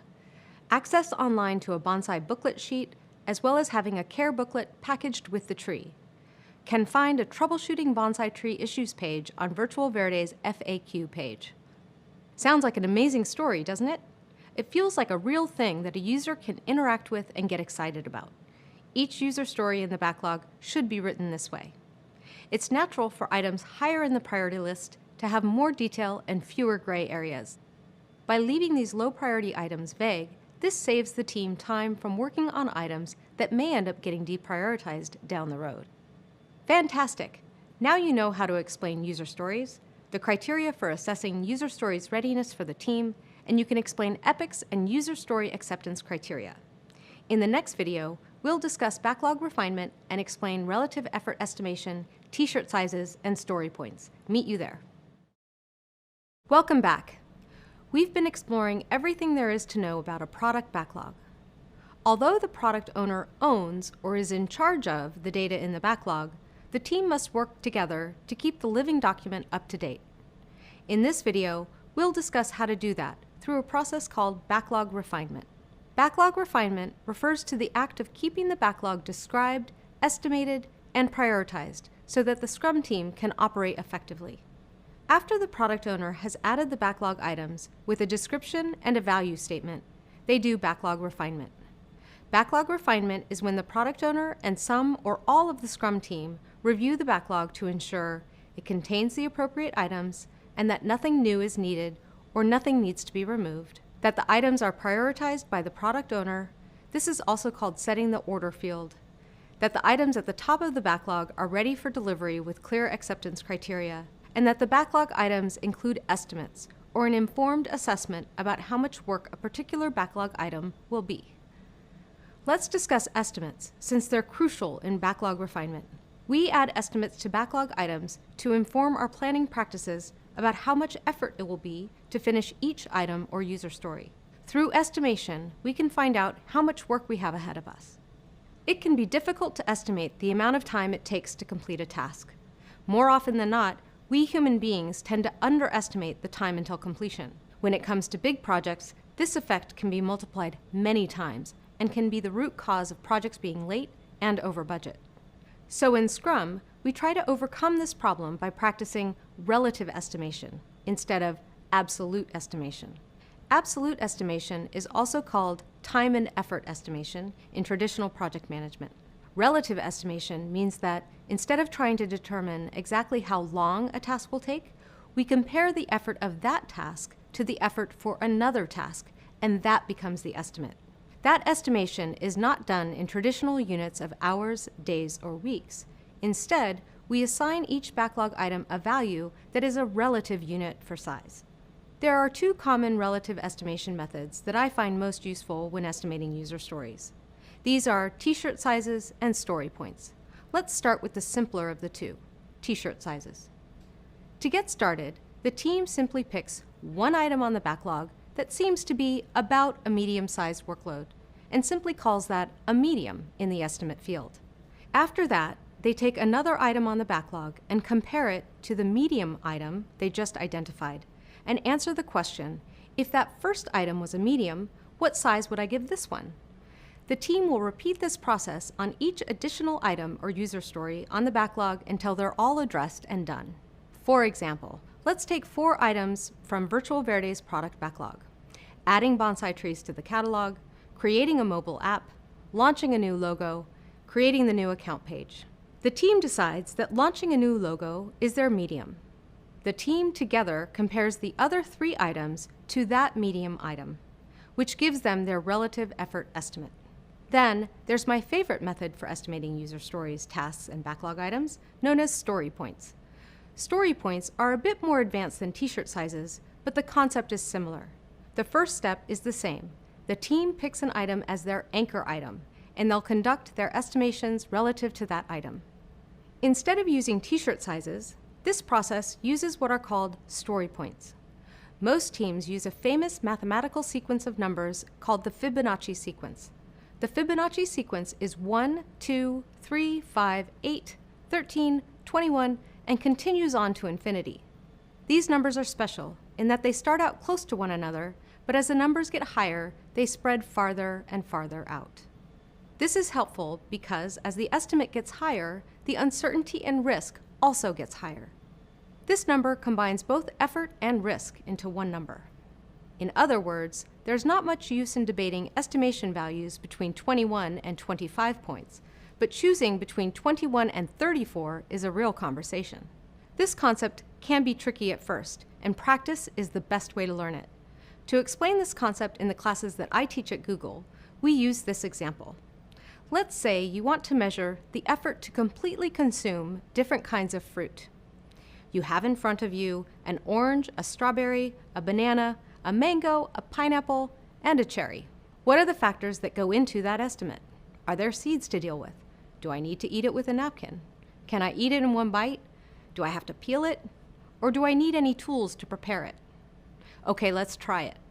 If I choose a mango as our starting fruit at 5 points, how might you estimate the rest? I would rate them this way. Orange, 3, because the peel is easier than cutting a mango. Strawberry, 1, because I don't mind eating stems, low effort. Banana, 3, because I have to peel it, similar to oranges. Pineapple, 13, it's giant. I can't eat it in one sitting. And cherry, 2, stems, seeds, you know what I mean. It's really fun to learn how differently people have learned how to cut up a pineapple. But more importantly, what estimation exercises do for a team is uncover great ideas on how to get something done, as well as surfacing where the riskiest parts of the project are. Why do I like story points better than t-shirt sizes? Let's apply them to our Virtual Verde backlog. Now, we can see that adding a new user and adding bonsai trees to our catalog aren't quite the same size, which the t-shirt sizes might have implied. Using story points, a new user is 8 points and the bonsai trees are 13.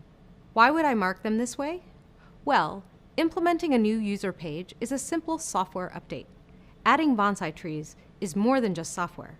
It includes finding vendors, building a supply chain, and more. I mentioned earlier that backlog refinement, which includes adding estimates and updating the order field, should take place regularly.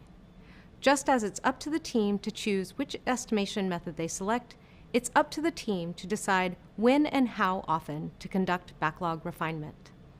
Some teams prefer to set up special meetings just to refine the backlog. Others will simply refine the backlog continuously in conversations or emails. And finally, some teams will conduct backlog refinement as part of a scheduled event, like their sprint planning meeting. Now you know how to define backlog refinement, and you can explain relative effort estimation, t-shirt sizes, and story points. In the next video, we're going to learn more about sprint planning.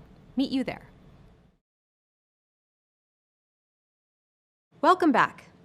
As you learned earlier, sprints, which we also called iterations, provide the whole rhythm for the team and is one of the 5 Scrum events. They allow us to get feedback quicker, encourage team collaboration, and provide more focus for Scrum teams. Within a sprint, the amount of work is planned based on the historical capacity of the team and is made ready for the sprint planning event. It might help to think of each sprint as a mini project with planning, execution, delivery, closing, and a retrospective all wrapped into this bite-sized package. Sprints are so important to Scrum that the other 4 Scrum events revolve around the sprint. The Scrum Guide technically defines 5 events: the sprint itself, sprint planning, daily Scrum, sprint review, and the sprint retrospective. Throughout this section of videos, I'll share what the recommended duration or time box is for each of these events. Time boxes are an important concept in Scrum. Some examples of benefits are that they create a sense of urgency, which will drive prioritization, provide a window of focus, which improves productivity, and they help the team develop a predictable rhythm to their work. A sprint's time box can range anywhere from 1 to 4 weeks. How do you choose? Well, there are 3 considerations. First, think about what you expect the frequency of changes to be. How often do you think your requirements might change? If you expect your project to have new requests popping up each week, you may want to make your sprint length 1 week so that you can adapt more often. If the needs are more stable, perhaps longer will be just fine. Second, think about how much focused time your solution developers might need to build a backlog item. If the baseline effort for most of your activities requires at least a week to create something valuable, then your sprint length should be at least 2 weeks to give the team room to execute without feeling the crunch mode. Third, think about how much overhead goes into a delivery of your product. If your deliverable or solution requires a large review with many stakeholders, or goes through a rigorous testing and quality assurance process that takes several days, you should factor that into your sprint length and choose a longer sprint, such as 3 or 4 weeks instead. Like most things in Scrum, there's no one-size-fits-all. And if you set a sprint length and decide it's too long or too short after a few sprints, you can always change it. For example, my current team has sprints that are 1 week long because we expect a lot of change and new requests coming into our backlog every week. But often, our work takes longer than a week to complete. We're currently reflecting on that contradiction and considering changing our sprint length to 2 weeks. Great! Now you know more about defining the sprint. In the next few videos, we'll discuss the relationship between the other Scrum events and the sprint. We'll start with the events leading up to the sprint, conducting sprint planning, and compiling the sprint backlog. Meet you there. Hi again. In the last video, we discussed the parameters for a sprint. We learned that a sprint is one of 5 Scrum events and creates the frame around all other Scrum events. Next up is sprint planning, the first event within the sprint that sets your team up for success for the next 1 to 4 weeks, depending on the length you chose. For sprint planning, the entire Scrum team comes together and meets to confirm how much capacity, meaning time and people, are available during this sprint, and then they identify what items from the backlog will be done during the sprint. This becomes the sprint backlog, and ultimately the sprint goal. This is a time for the Scrum Master to facilitate team communication and answer the following questions throughout the event. Who is available during this sprint? Are there any vacations or conflicts that we should know about? What has been our average velocity, meaning how many points or backlog items have we been able to complete in a single sprint in the past? What can and should be accomplished by the team in this upcoming sprint? What is the ultimate sprint goal? How will the work get done? Throughout the sprint, who is responsible for what tasks? We've discussed sprint lengths and story sizes, so let's explore the meaning of definition of done. Definition of done refers to an agreed-upon set of items that must be completed before a user story or backlog item can be considered complete. Some things that may be within your definition of done are: the code or solution itself is reviewed by an independent peer group. The product or unit passes all testing requirements, which could include security or performance testing. Documentation is completed. All user story acceptance criteria specified by the product owner is met. And finally, the product owner accepts the user story. This list isn't comprehensive, and the team should determine what should be on this list and improve it as needed. A key deliverable of the sprint planning event is the sprint backlog. The sprint backlog is the set of product backlog items that are identified for completion during the upcoming sprint. In other words, the sprint backlog is a subset of items from the product backlog that you'll aim to finish during that particular sprint. For example, Virtual Verde's product backlog might have 50 backlog items, and Virtual Verde has created 4-week sprints that are named by month: May sprint, June sprint, July sprint, and so on. For the May sprint, the team has determined that they can complete the top 5 of those items based on the capacity of the team for May and the size of the effort of those items. Those 5 items now make up the sprint backlog. The sprint goal is the overarching objective that the team aims to achieve and helps the team understand the why of the sprint. This should be taken from a big picture view of the items on the sprint backlog. The benefit of having a bigger sprint goal identified is that it helps the team focus on a broader team objective rather than putting them into separate work streams. For example, let's say Virtual Verde has identified these 5 items as the sprint backlog for May. Virtual Verde users can purchase bonsai trees. Virtual Verde users can access an online discussion forum about home office decor. Virtual Verde vendor management team can add audit results for vendors. Virtual Verde users can use a coupon to purchase home office accessories. Virtual Verde customer support can connect products to support tickets. So the sprint goal is to provide a comprehensive experience to the user who wishes to install a bonsai tree in their home office. All of these backlog items can be connected to this sprint goal in some way. For example, there is a new coupon for bonsais, the vendors are audited for bonsai tree quality, and so on. To recap, we just learned that sprint planning will result in a well-defined and estimated sprint backlog, as well as a sprint goal to keep the team motivated towards that final achievement. See you in the next video, where we'll cover more sprint events. As a refresher, one of the principles from the Agile Manifesto states, "The most efficient and effective method of conveying information to and within a development team is face-to-face conversation." So in this video, we'll discuss communicating with the team through 2 kinds of face-to-face events that occur during and after the sprint: the daily scrum and the sprint review. First, the daily scrum, which is sometimes referred to as stand-up, is a time for the scrum team to synchronize and prioritize activities for the day. In 15 minutes, and at the same time and place every day, each team member answers the following questions. What did I do yesterday that helped the development team meet the sprint goal? What will I do today to help the development team meet the sprint goal? Do I notice any impediment that prevents me or the development team from meeting our goals?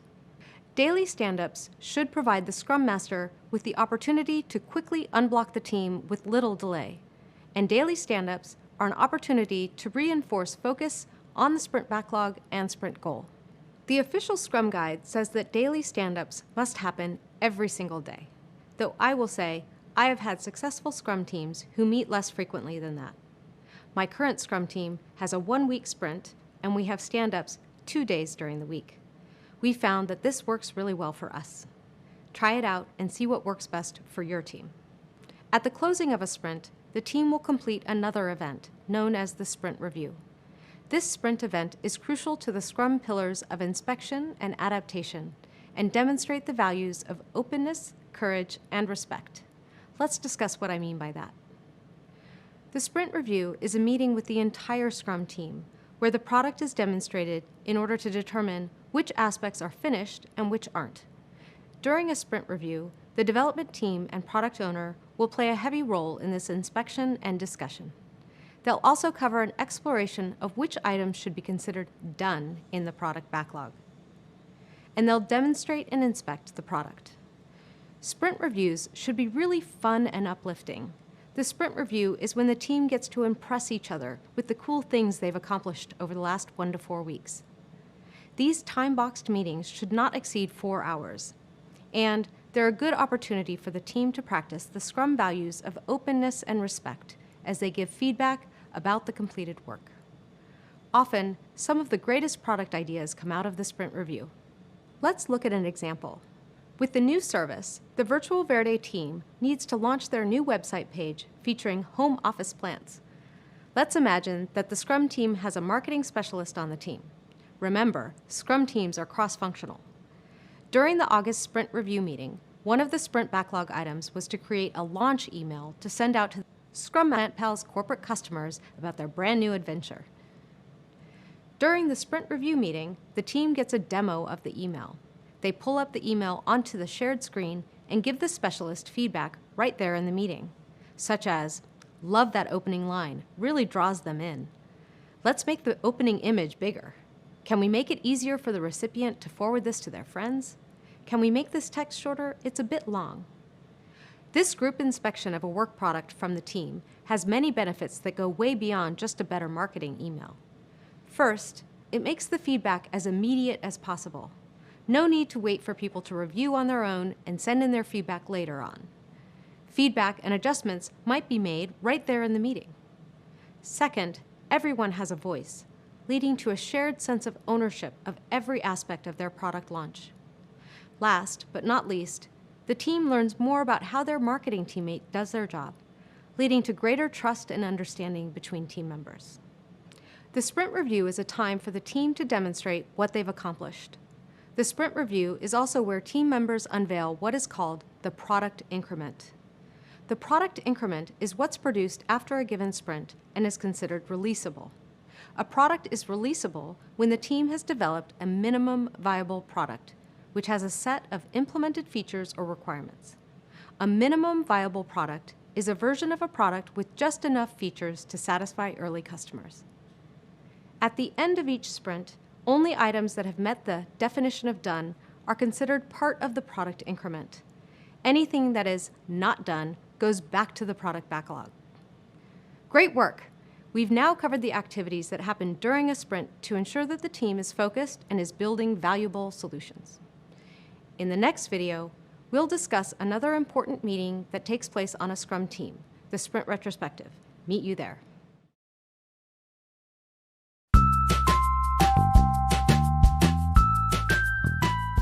Hi, I'm Sarah, and I'm a program manager on the engineering education team at Google. One way that I go about centralizing and organizing that I think is not spoken about as regularly as documentation is honestly just having a daily stand-up or a weekly stand-up with your cross-functional project team.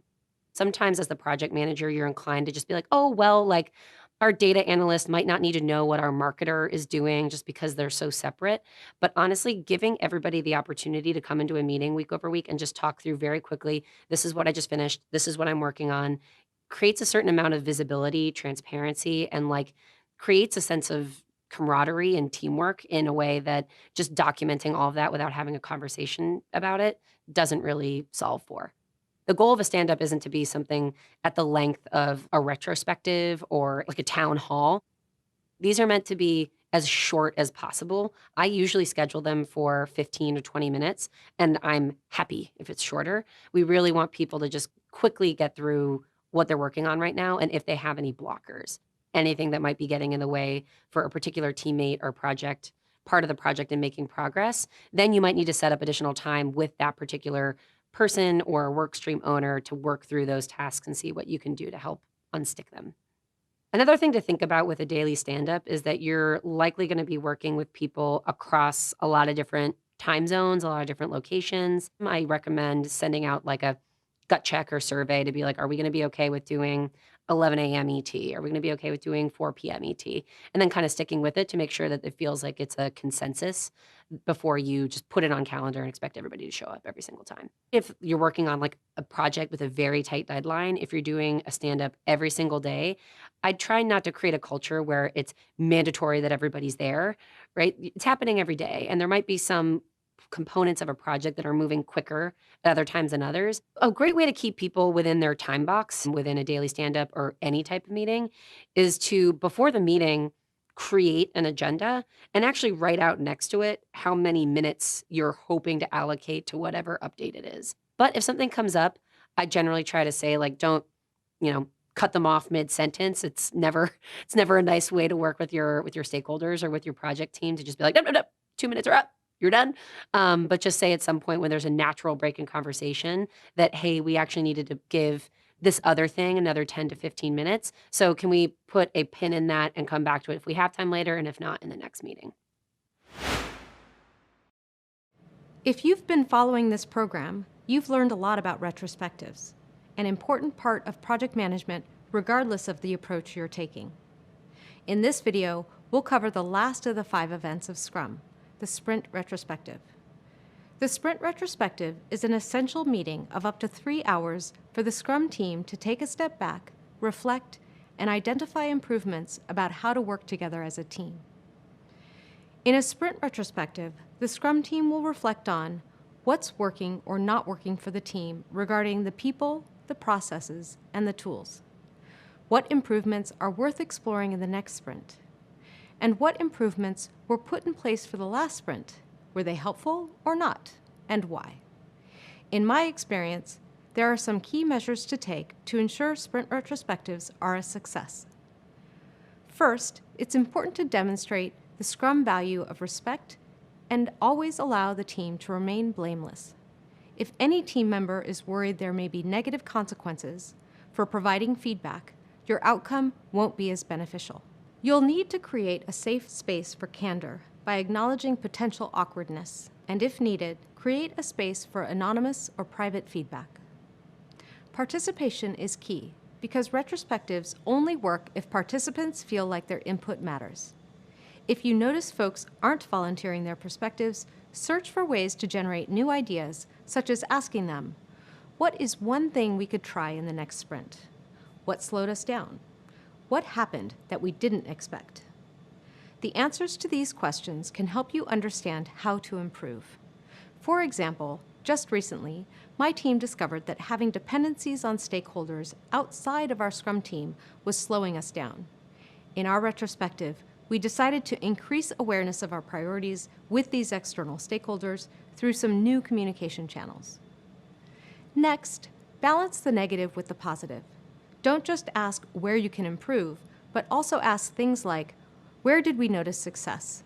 You want your team to feel like they were successful, and you also want to recreate these successful outcomes. And finally, make sure to act on it. Teams can get discouraged from participating in future retrospectives if it feels like their feedback won't inspire change. Search for improvements or simply convert the things that worked best into your team's habits and norms. Facilitating conversation among the Scrum team, both during retrospectives and in everyday workflows, is an incredibly important aspect of being the Scrum Master and a project manager. In the next video, we'll discuss how to remain transparent with your workflow through the use of essential Scrum tools. These will also help facilitate good communication within the team. Meet you there. In this video, we'll explore 2 very important concepts that allow a Scrum team to manage their work as they progress through a sprint and the entire product backlog. These 2 concepts are burn down charts and velocity. Let's start with what a burn down chart's purpose is and how a Scrum team uses it. A burn down chart measures time against the amount of work done and the amount of work remaining. The goal of using a burn down chart is to keep the team aware of how they're doing against their overall goals. In a Scrum team, burn down charts reflect how the team is doing with completing user stories during the sprint. The Scrum Master will review the burn down chart, sometimes daily, to examine if the team will hit their goals or not. And there's some simple math and numbers here, so now is a good time to mention what to do if your team is using t-shirt sizes rather than story points. In that case, simply map the sizes to a number and use that number for the burn down and velocity calculations. For example, maybe an extra small is 1 point, a small is 2 points, a medium is 5, a large is 8, and so on. Here's an example. Let's imagine our virtual Verde team sprints are 4 weeks long, which will count as 20 business days. In their July sprint, the sprint backlog had stories that added up to a total of 200 points to be completed. If you assumed an even burn of points over the business days, you'd expect 10 points to be burned each day. By day 5 in their sprint, 22 points had been burned or completed. Okay. It's only 25% of their sprint, so maybe things are on track. By day 10, 45 points had been completed.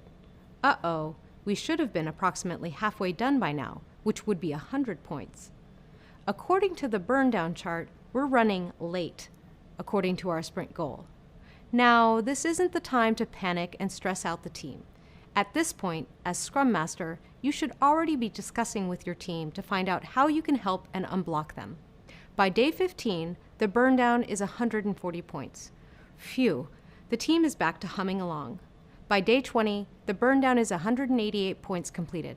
Great job. Let's discuss what happened in the retrospective. In Scrum, there's a term for how many points a team burns down in a sprint on average. That term is velocity. In other words, velocity is a measure of how many points a team burns down during a single sprint on average. When the team is conducting sprint planning, they're using their average velocity over at least 3 sprints to determine how many items they can safely add to their sprint backlog. There are a few things worth noting when it comes to calculating velocity. First, there's no such thing as a good velocity or bad velocity. Velocity is simply what the team has historically been able to achieve in a predetermined time box. The next thing is that each team will have a different velocity, especially since each team decides their own point system calibration. It's impossible to compare your team's velocity to another team's.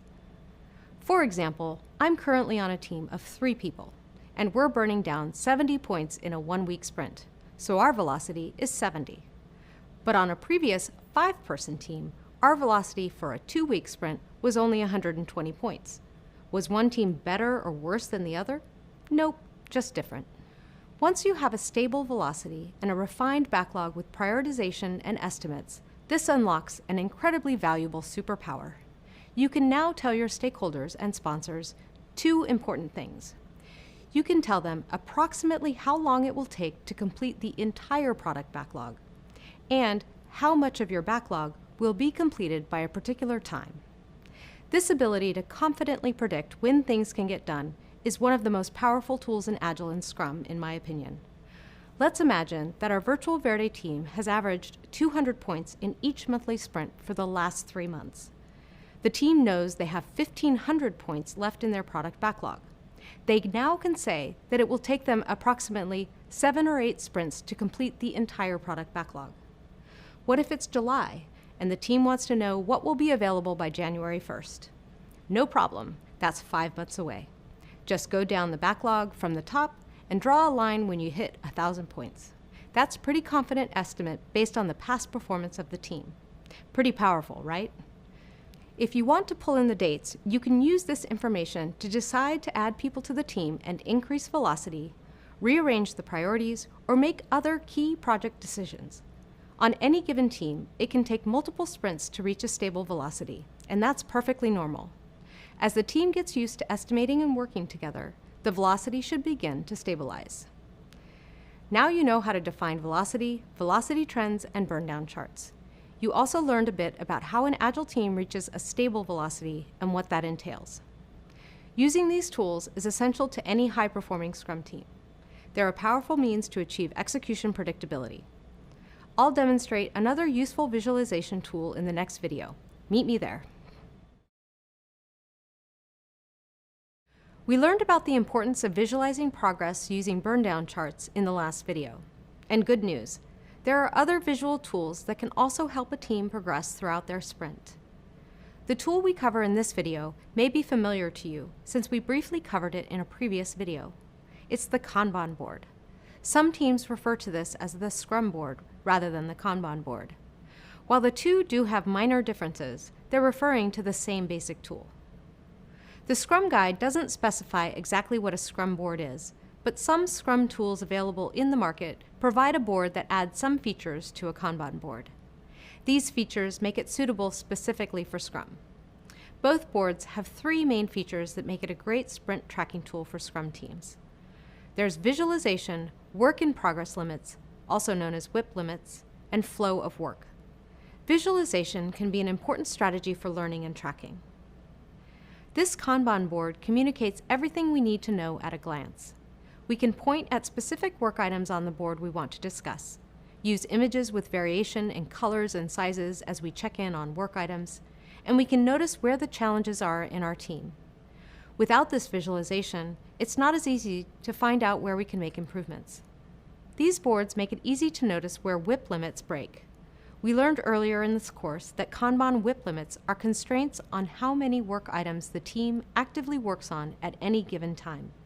This provides focus for the team, which is one of our Scrum values. Have you heard the idea that there's no such thing as multitasking? In Scrum, it can be very true. And the more work you have, the less efficient you can become. When you use a Kanban or Scrum board, each team may set a WIP limit based on their configuration and context. This way, it's really obvious to notice when the team is going beyond the WIP limit. And finally, using a Kanban board can give you a better sense of the flow of work through the team's execution processes. Physical Post-it notes or even virtual versions of Kanban or Scrum boards allows the team to experience the movement of work from one phase to another. Using a Kanban or Scrum board, the team will move the items through the following stages: to do, doing, and done. This action often takes place during the daily Scrum, but the team can move items at any time. For example, with our Virtual Verde team, let's say that Leo, our plant vendor, has finished the item to finalize contracts with the 3 top plant vendors we plan to use for our initial launch. Leo will go to the Kanban board and move his item from doing to done and find out what's next to work on. If for some reason that was the last thing for him in this sprint, he may reach out to his team to see where he can help a teammate with their work. So to recap, Kanban and Scrum boards are really useful because they help you visualize your progress, set and maintain your team's workload and WIP limits, and give you a sense of the flow of work throughout the team's execution process. Awesome! I'll see you in the next video, where we'll review a few software products that help a Scrum team manage all of this information. Welcome back. We've covered a lot of ground in this section. We've learned all about the various Scrum events and what each of them does to ensure a Scrum team's success. To wrap up this section, we'll review the tools available to implement and facilitate the Scrum and Agile workflows. These can help improve collaboration and keep your workflow transparent. As a refresher, one of Scrum's pillars is transparency, so a Scrum team's success is very dependent on transparency within the team, and tools encourage everyone to be fully aware of progress and updates. These tools will be used to store the product backlog, sprint backlog, and any other essential documentation. Using Scrum tools will help your team keep all of your progress organized and in one centralized place. We've already heard about scheduling and work management, collaboration, and productivity tools. Let's revisit those tools now from the perspective of a Scrum team. Let's talk about scheduling and work management tools. In traditional project management, applications like Microsoft Project provide you with very powerful schedule and resource management capabilities. In a Scrum team, though, the most critical tool you'll need is something to manage your backlog and your sprints. Jira by Atlassian is a popular Agile team project management tool, and it supports all aspects of team and backlog management. It can be customized for your team and will provide you with a central place to find all things related to your Scrum team. Your product backlog, your sprint definitions, your velocity, your burn-down charts, and much more. After Jira, there are other tools on the market that your team can purchase that provide similar capabilities. Some teams build their own Agile tooling inside of spreadsheets, too. When it comes time to choose a tool, most of these tools will let you have a free trial period before you make a permanent choice. If you're searching for something simple and fun to try, I recently started using Trello's Kanban capabilities just for my own personal projects. It's helped me plan a move and organize a big birthday party for my dad. Asana is another tool we've referenced in this program that works great for sprint planning and backlog management. Asana helps teams plan and coordinate their work, from daily tasks to strategic initiatives. With Asana, everyone can view, discuss, and manage team priorities. This allows teams to understand who is doing what and their time frame for each task. It's great for assigning tasks, automating workflows, tracking progress, and communicating with stakeholders.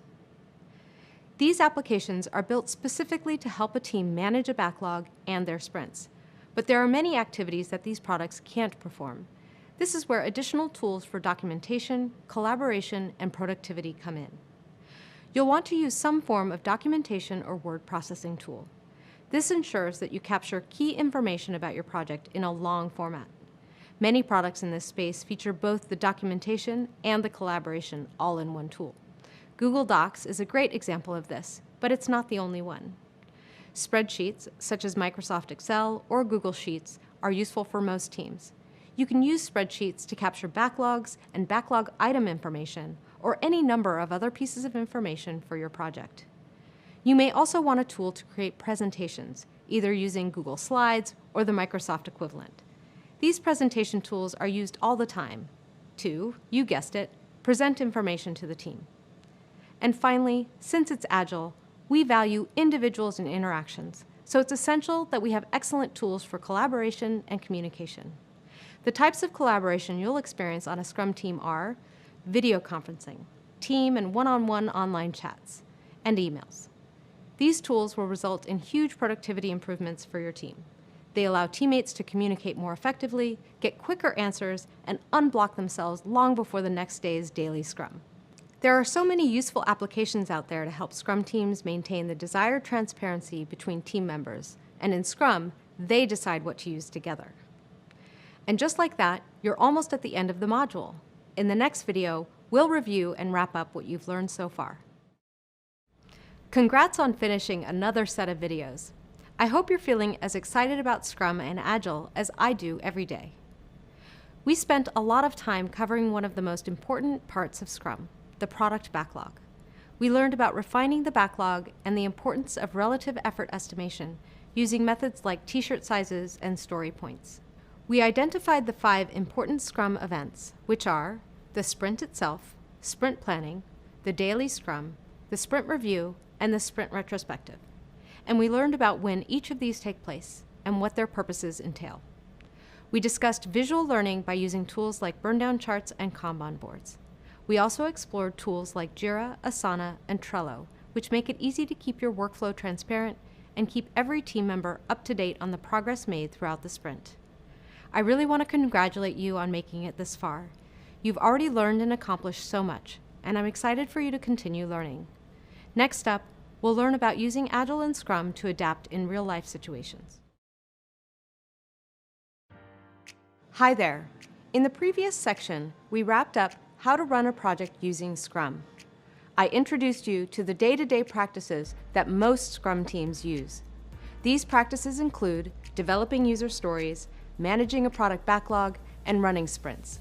In this next section, we're going to take an even wider view of Scrum and Agile, and I'll introduce you to how to use Scrum and Agile in your daily life. I'll help prepare you to apply Agile thinking and methods to both job interviews and potential work scenarios. These work scenarios will teach you how to implement Agile to deliver value and achieve your business goals. You'll also learn some techniques for responding to risks and team dynamics. Finally, I'm going to wrap up this course on the foundations of Agile by discussing Agile as it applies to the broader project management discipline, and I'll help you figure out how to use Agile in your next position. Ready for the final stretch of this Agile journey? Let's go. Hi again. Previously, you learned how to effectively implement Scrum so that you and your team can deliver amazing products to your users.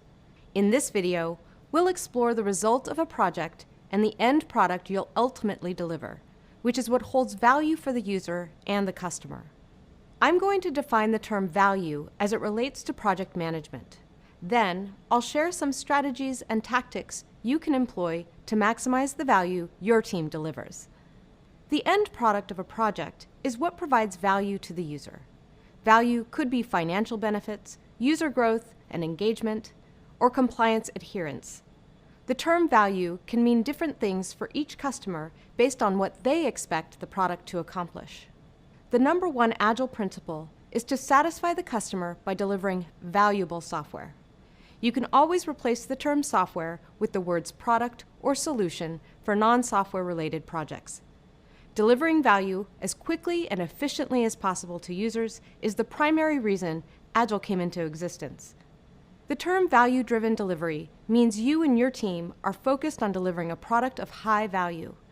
Just because you deliver a product, that doesn't mean it's valuable. As I explained during the overview of Agile history, there was a growing problem of project teams churning out products that weren't very valuable. This is because teams were focused on the process and weren't taking the time to evaluate the usefulness of the product until the very end, after it had been delivered. Agile redirects the team's focus to be about the product and ensures that the process for producing the product supports the goal of delivering value. How can you make sure your team is focused on value-driven delivery? Build the right thing, build the thing right, and run it right. Remember, Agile and Scrum evolved out of the software industry, so the terms build and run describe processes for building or running a software program, machine, or other technology. You can replace the words build and run with terms like create, produce, or deliver for non-software projects to describe the same concept. Let's break this down. First and foremost, to deliver value, you have to build the right thing. You can do this by making sure you really understand what your customers want. You might ask a customer what they want, and they may say they want to build a website to promote their new plant service. But take this one step further and ask about their goals. Do they want to increase their brand recognition? Do they want to get more customers? Having a solution-oriented conversation with your customer will help you build the right thing. The Agile value of individuals and interactions over processes and tools extends beyond just the team. It refers to having those important interactions with our customers and users too. Next, you must build the thing right. That's lingo for ensuring that your team only builds the requested or approved features. Working on features that aren't necessary can lead to complexities in the product that don't add any value to the users. In addition, building more than you need delays or reduces your value upon delivery. It also increases the risk of bugs or other issues down the road. And finally, in addition to building the right thing and building the thing right, you have to make sure that you're running it right. To run it right means that your team has thought through how the user will interact with the product once it's been delivered. Make sure your team thinks through some of the operational tasks that will need to be addressed after the product has left the door. Ask the following questions. How do users get support? How does the product add value to users long after they initially received it? And how do you make sure that new features and capabilities reach the existing users? Building the right thing, building the thing right, and running it right all work together to ensure that the team creates a steady and continuous delivery of value to users throughout the life of the product. Let's consider how the Virtual Verde team can ensure that they focus on value-driven delivery. First, how could the Virtual Verde team ensure they build the right thing? How do they know they're creating something the customer really wants? In this case, the team needs to ensure that they create a service providing the types of plants that customers want to buy. So they could create a survey that asks current and potential customers what their plant preferences are and the type of home office design they want to create. Then, they'll use this data to update the user stories on their product backlog. Next, how could the Virtual Verde team ensure they build the thing right? Once the team knows what kinds of plants and designs the customer wants, how do they ensure the right processes are in place to deliver them? Well, the team can secure a trusted plant vendor that carries the desired plant types and work with designers to make pots, vases, and other plant accessories in the different design styles that customers like. The team can also communicate with marketing to make sure the types of plants and designs that customers want are prominently featured on the website and in the catalog. And finally, how can the Virtual Verde team make sure to run it right? How do they ensure customer satisfaction once a customer has signed up for the service? How does the Virtual Verde team retain their customers long after their plants have been delivered? The Virtual Verde team can send out follow-up customer satisfaction surveys that ask about their plant and design offerings, delivery times, plant quality, and other insights. The team can then use this data to continually evaluate their vendors, plant and design offerings, and marketing strategy. For example, the team could find ways to increase the quality of service by offering watering cans and automatic plant health systems, or even free monthly gardening tips, so the user feels empowered and supported to maintain their plants. There are many ways to maximize your team's value delivery.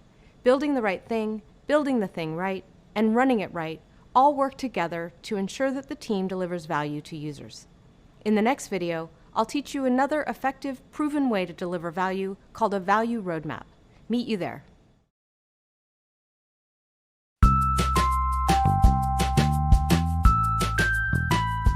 My name is Cameron. I'm a technical program manager. A technical program manager is a program manager with a technical background that enables them to engage in technical conversations or decisions with their team. My favorite thing about Agile has got to be the flexibility.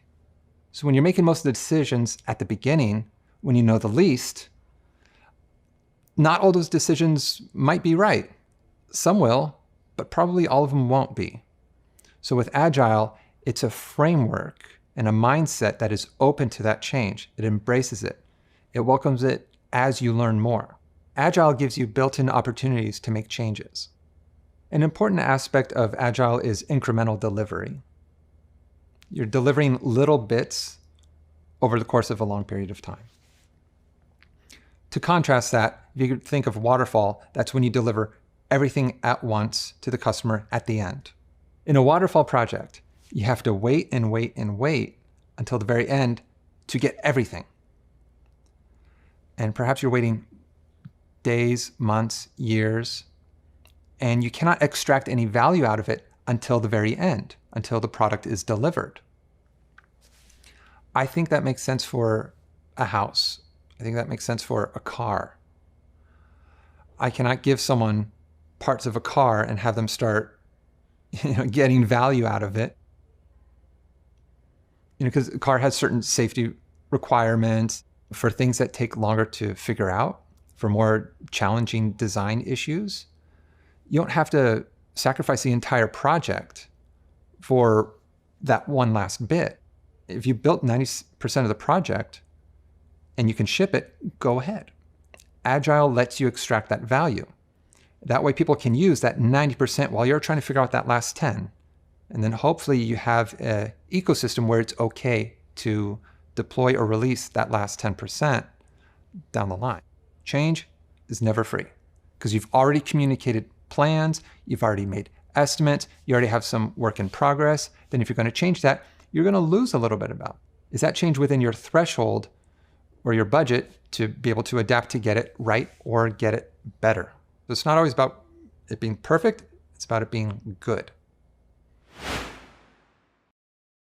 Hello again. In the last video, you learned about value-driven delivery, which is when the team is focused on delivering a product that has maximum value for its customers. One way to help teams make sure they're staying focused is by following a value roadmap. In this video, I'll explain what a value roadmap is and what you need to create one. As a project manager, part of your job is to help teams stay focused on delivering value. A great way to do this is to build a value roadmap.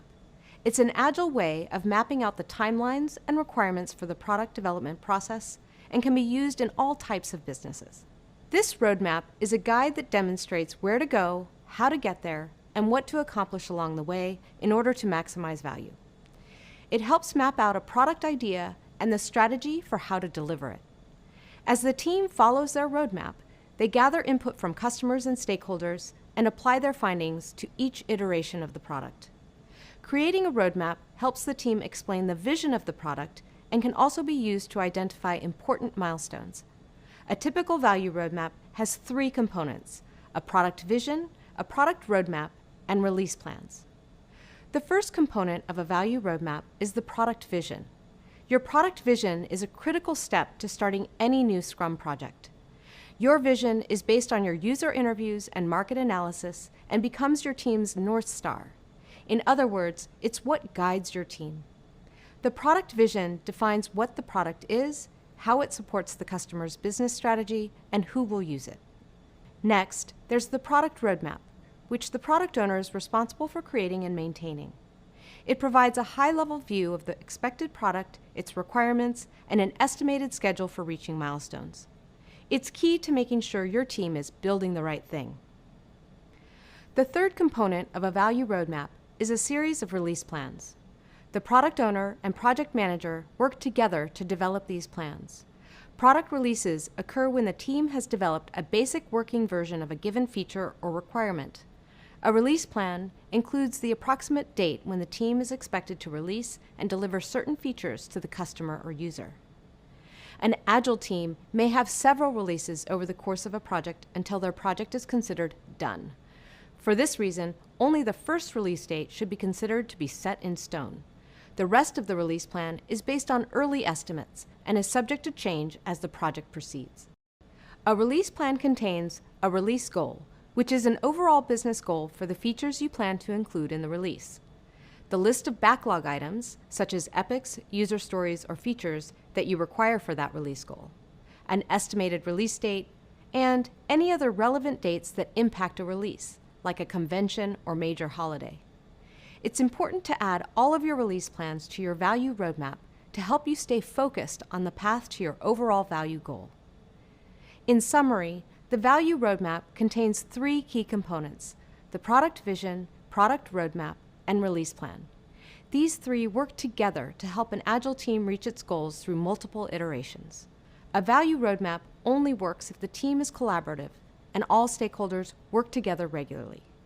This will ensure that the project achieves results that align with the agile values and principles. Awesome! Now you know how to create a value roadmap. In the next video, I'll share some tips that will help you create an effective value roadmap. Hi again. In the previous video, I introduced you to the concept of a value roadmap and described its 3 main components: product vision, product roadmap, and release plans. A value roadmap helps you determine specific routes for your team to deliver the most value. It uses the basic events of Scrum to define product goals and requirements so the team can deliver a successful final product. In this video, I'll share some tips for creating an effective value roadmap. My first tip is about creating the product roadmap. The product roadmap provides a high-level view of the expected product, its requirements, and an estimated timeline for reaching milestones. Many of those milestones will be product release dates. You'll need to ensure that product release dates are only rough estimates. This is because, as an agile team, you know that things can and do change. This is especially true since these dates could be anywhere from several months to several years down the road. If the roadmap is too specific, it might set the team up for failure because the dates can't be guaranteed. Speaking of product release dates, this leads me to my next tip, which is about the release plans. There are some important things to know about creating a release plan, which includes approximate target release dates. It's very important that the product owner and project manager or scrum master work together to develop each release plan. This is because the release plans need to connect the product roadmap with the team's capacity and velocity. The capacity and velocity is the measure of the team's ability to complete work at a certain pace. A release plan that isn't connected to the team's ability to complete work could be unrealistic and lead to an unsustainable pace for the team. This would violate one of our Agile principles, which states, "Agile processes promote sustainable development." The sponsors, developers, and users should be able to maintain a constant pace indefinitely. If there are any hard dates or deadlines on your roadmap, meaning a date that cannot change, factor these into any release plans that might be affected. For example, Virtual Verde might realize that Office Green has an Office Decor convention in October, and they want to launch the first phase of Virtual Verde services at that event. Communicate hard deadlines with your stakeholders so there's a clear understanding of must-have features. This way, if the team discovers it might be at risk for not meeting the deadlines, they can quickly focus on the must-have features. Since Agile is all about embracing and anticipating change, it might seem like having a release plan goes against the Agile value of responding to change over following a plan. But having a release plan does not mean you are resistant to change. An Agile team treats a release plan as a living artifact, so the plan can change based on the environment and new information that's received. Some common factors that may result in a change to the release plan could include a change in team velocity, or how much work the team can do in a given iteration or sprint. This could be from adding or losing team members, or even just efficiency gains from how they work. A second factor is a change to the product scope, if the product owner approves a change to the product. And a third factor that could affect a release plan is improving the understanding of how much effort is needed to build certain features. The team may discover that a user story or epic is more or less difficult than they originally thought, after doing some research or simply from better understanding the product space.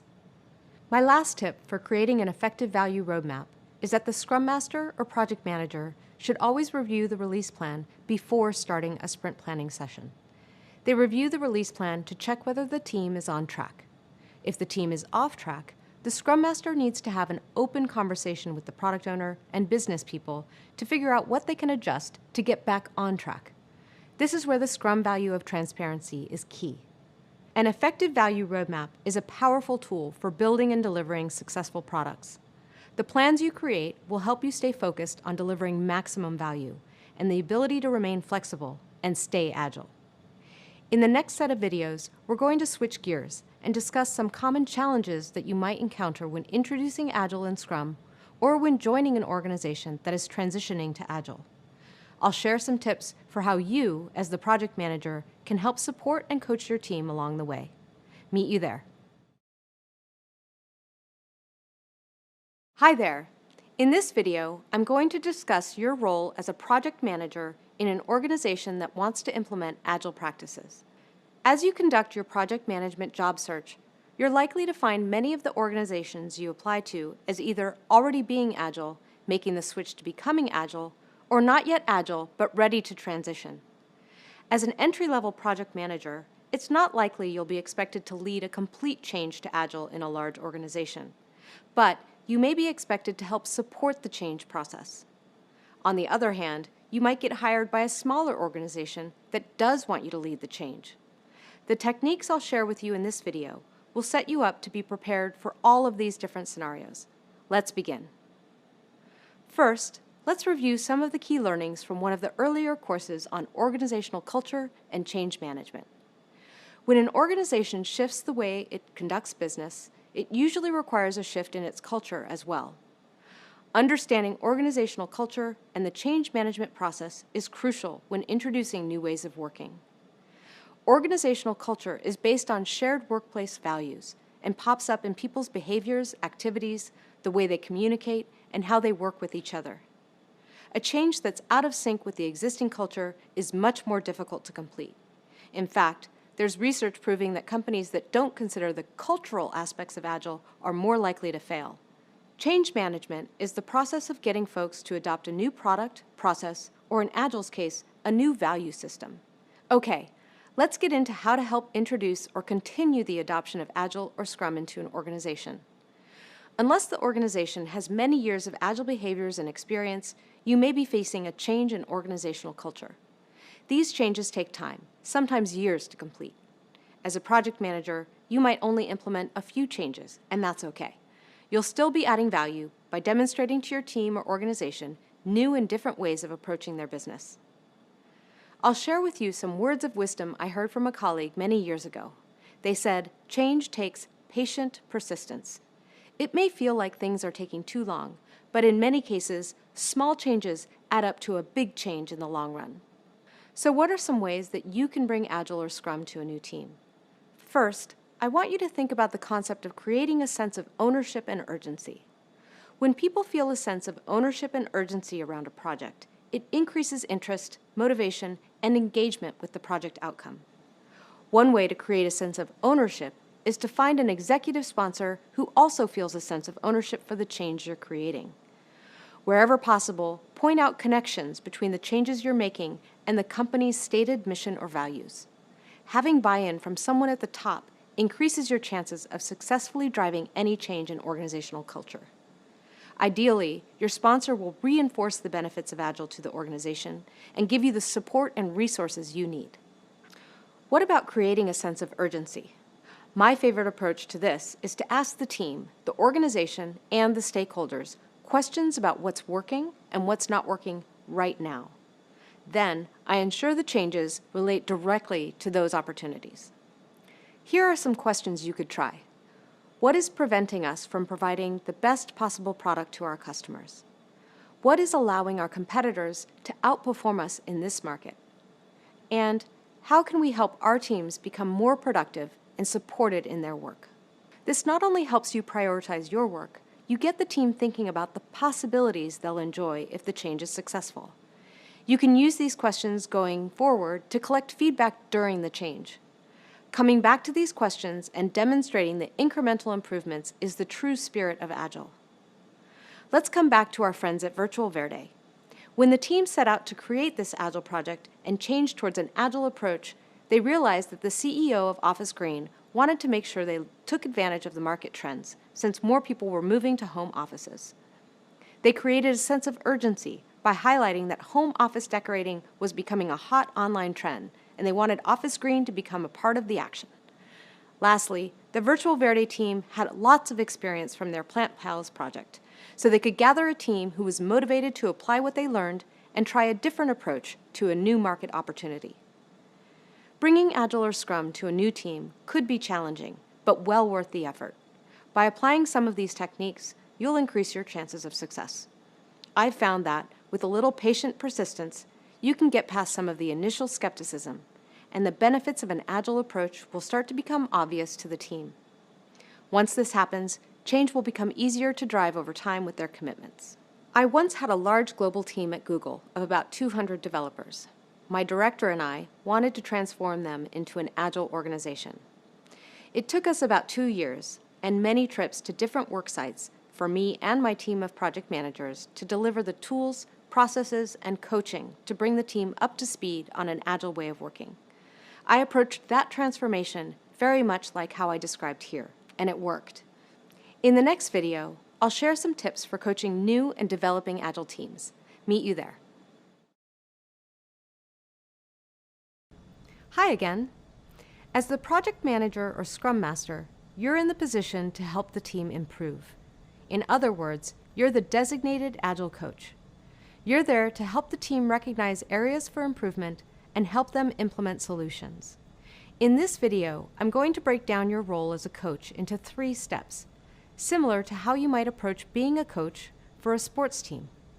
First, you'll design the plays with the team. Second, you'll provide feedback to the team. And lastly, you'll celebrate and learn with the team. Let me elaborate on each area a bit more. First, the Scrum Master designs the plays. Although the Scrum Master owns the playbook, it should be created with the whole team. The playbook should include how the whole team runs a sprint review, how the team works day to day, and how the team publishes plans to stakeholders. When updates are needed to the team's plays, it's important that you involve the team in any decisions. Take them through new processes together. Think through all the positions on the team, and make sure everyone notices the flow. A personal example of this was when I facilitated a brainstorm meeting with my team to discuss which parts of our process weren't working. We used sticky notes to organize our ideas for improvement and then prioritize the ideas to implement changes. Second is provide feedback. You should always provide feedback to your team and stakeholders as early as possible and on a day-to-day basis. Just like a coach gives directions from the sidelines, the Scrum Master needs to provide guidance all the time. In addition to feedback provided in the moment, the Scrum Master also takes in a big picture view. This is similar to how a coach might watch a video recap of the game to find patterns that need improvement, or plays that worked so well they should do it every game.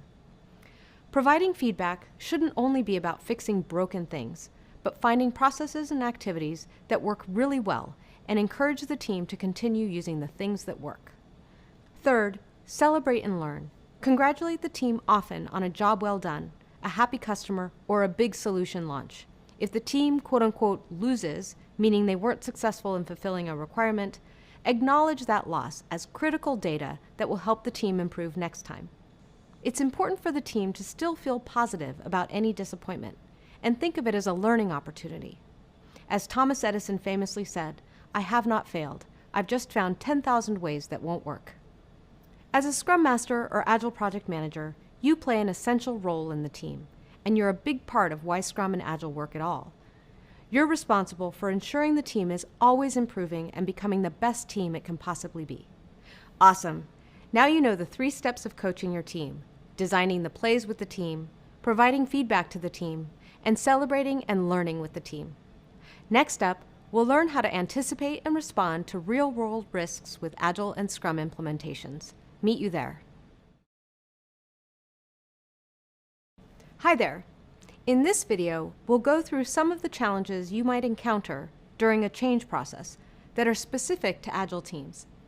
As the project manager or Scrum Master, it's your responsibility to help teams improve how they work and coach them on how to effectively adopt Scrum practices. So anticipating and understanding how to work through common challenges before they happen is super important. Remember the 4 themes of Agile principles that we discussed in an earlier video? To refresh your memory, the themes are value delivery, business collaboration, team dynamics and culture, and retrospectives. In this video, we'll focus on challenges you might encounter with an Agile team that are related to the first 3 themes. The first set of challenges are related to value delivery, which is about making sure the team is delivering working solutions frequently. Some signs that your team is experiencing value delivery issues could include things like the team has started missing expected delivery dates and is taking a lot longer than usual to complete tasks. Or you might notice that the team seems burned out, is working long hours, and showing signs of exhaustion. Or maybe the team has too many items in progress at any given time, preventing tasks from actually getting to done. If you start to notice your team is struggling in these areas, there are a few things you can do to help. You can try doing more demos of the solutions with the team to ensure they're delivering on the value roadmap. When the team pauses to take in a big picture view of the working product, they often notice areas where they can improve and speed up the work. You can also use retrospectives to ask the team if anything is slowing them down, like waiting on dependencies or communication challenges. It can also help to do a quick review with the team and make sure that everyone understands what done means. And finally, be sure to focus on only a few user stories per sprint. This ensures the team finishes an item together before moving on. Putting all this into practice can be harder than you might think. My current team is asked to cover a lot of ground in each sprint, so it can be tempting for us to try and tackle too much at once. But doing that usually just makes everything take longer, so it's not actually helpful. It's better to maintain focus and deliver fewer backlog items in one sprint than to deliver a lot of items in more sprints. Okay, another set of challenges you might encounter relate to the business collaboration theme. To recap, business collaboration is about making sure the developers are collaborating with business people on how to build the right product. There are a few common signs that your team might be experiencing business collaboration issues. You might notice that the team is overwhelmed with critical feedback or change requests from business people after they reviewed the working solution. That could lead to people on your team avoiding asking for feedback or complaining about requested changes coming from the product owner or business team. Or you might start to detect an us versus them mentality between the team doing the work and management. I've sometimes noticed this manifest in negative comments from team members, like, "Oh, don't give a demo to the salesperson. It's not ready yet," and they'll just point out what's wrong.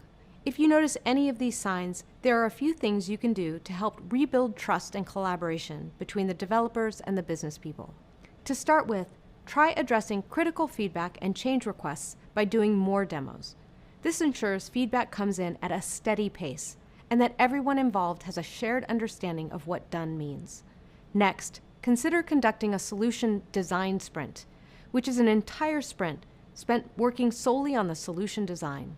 These are most effective when the working team and the business people actually sit together and collaborate on the solution. Finally, you can help your team focus by ensuring changes to the backlog are introduced only in between sprints. This prevents your team from getting distracted by possible changes, which could stress them out and lead to resentment. For example, I was once on a Scrum team where the engineering director loved to stop by the engineer's desk to ask for a quick dashboard, which is a web page that shows data. Asking the engineer to do this completely disrupted the team's focus and slowed down the team's velocity. We finally decided to ask the director to come straight to the Scrum Master when they needed something so that it could be planned properly and not interrupt the team's current workflow. Okay, let's move on to the third theme, team dynamics and culture. Human beings are complex creatures with lots of different motivations and styles of working. so it's likely that you'll encounter at least a few challenges in this area. Here are a few common signs of team dynamics and culture issues to watch out for. First is low team morale. If people are super grumpy, irritated, or generally in a bad mood, then you might have some underlying team dynamics issues to sort out. Next, watch out for signs that the team is experiencing lots of conflict. If people are arguing a lot and issues aren't getting resolved, the team probably needs some help. Not everyone is going to get their way. If team members feel resentful or are holding on to grudges, it'll negatively impact the team's performance. And finally, and this might surprise you, but low conflict can also be a sign that the team's experiencing issues. We're usually taught to believe that no conflict is a good thing, right? But if a team never has disagreements, it's a sign that they might be worried about starting a conflict because they don't feel like it's a safe environment. Being open and courageous are two of our Scrum values, but it's not always easy to put them into practice. As a project manager, part of your role is helping your team get comfortable being honest with each other and working through conflicts together. If you notice these or any other clear signs of team distress, here are some ideas you can try. You could run a team brainstorm session about how to work better together. Ask the team to identify some areas to improve on. An example exercise could involve asking the team to write down stories about the worst team they've ever worked on and the best team they've ever worked on, then sharing them in a meeting. Then you might have the team create a list of do's and don'ts for working together based on the stories everyone shared. Another idea is to change up the workflows. Try pairing up people to work together on a hard task, or change up the way you run one of your regular meetings. It can also help to take a training class together, or watch a video about team dynamics and discuss it as a group. You can also try a retrospective technique from the internet. There are a ton of great resources out there. One of my favorite retrospective techniques is called the 6 hats thinking technique. In this technique, each team member chooses a different hat to explore the subject of the retrospective. The different hats each involve a different objective, like discussing positives or negatives that happened during the sprint, or sharing emotive statements. This helps ensure that the team takes a well-rounded approach to the retrospective. All right, that's it for this video. Now you've got some idea of some of the common challenges Agile teams might face and how to address them. Coming up, we'll explore some more issues you might encounter as a project manager or Scrum Master. Hi again. In previous videos, we discussed how your role as an Agile project manager or Scrum Master is similar to the role of a coach. We also explored some of the ways you can help an Agile team improve their performance. In this video, we'll discuss some more common coaching challenges you might encounter while managing an Agile team or project, whether they're a new team or they've been around for a while. The 3 challenges we'll focus on are managing a stable product roadmap, incomplete implementation of Scrum, and experiencing a lack of stability within the team. First, let's discuss the challenge of managing a stable product roadmap. Agile projects almost always experience changes in the product roadmap. Being able to respond quickly and productively to these changes is a core Agile value. But it is possible to have too much change impacting the project, which can lead to an unstable product roadmap. There are 2 main causes of an unstable product roadmap: product ambition and product assumptions. Let's cover product ambition first. Product ambition poses a challenge when product leadership is overly ambitious about what the team can realistically deliver. The product owner is responsible for representing the project to customers and executives. Because the product owner wants to make the stakeholders happy, it can be easy for them to overpromise what the project can deliver. For example, imagine that our Office Green CEO notices that the Virtual Verde business in North America is doing really well. In a meeting, they say to the product owner, "This is amazing. I'd love to launch Virtual Verde in Asia in the next 4 months. What do you think?" The product owner really wants to deliver, so they tell the CEO, "Sure." But the product owner won't actually know if meeting this objective is possible until they discuss it with the team, which means they might accidentally be setting an unrealistic expectation with the CEO. So, how do you deal with this challenge? Here are 3 ideas to maintain a healthy roadmap management plan between you and the product owner. First, agree upfront how to handle new opportunities. Define when they are reviewed and estimated, and how customer or management commitments are made. Second, set up regular roadmap reviews with the entire team, at least quarterly, so that everyone knows what to expect. And third, promote sharing knowledge between the product owner and the development team so that the product owner knows how much effort the product takes to build, and the team is aware of changes as early as possible. The second thing that can cause an unstable product roadmap is making too many product assumptions. When there's uncertainty in a project, you may be required to make some assumptions to move things forward. But making too many assumptions can jeopardize the team's success. Let's go back to our virtual Verde example. Sending plants to customers' homes is a complex process. You need to consider a lot of different factors, like which plants will sell best, which plants will stay healthy in a wide variety of climates and settings, and what vendors to work with. The team does their best to study the market and opportunity, but they have to make some assumptions and move forward with decisions relying on less than perfect information. As a way to deal with product assumption issues, document the assumptions and make them transparent. This allows you to discuss the assumptions as a team and either agree that they're safe assumptions to make or decide to question and double-check them. If you do decide to double-check them, you can use unbiased user research. Unbiased user research gathers information about what users really want. It allows you to confirm or reject assumptions and helps you move forward with confidence. User research could involve conducting surveys, running focus groups, or using other methods to collect objective data about your users. The next big challenge you might encounter relates to an incomplete implementation of Scrum.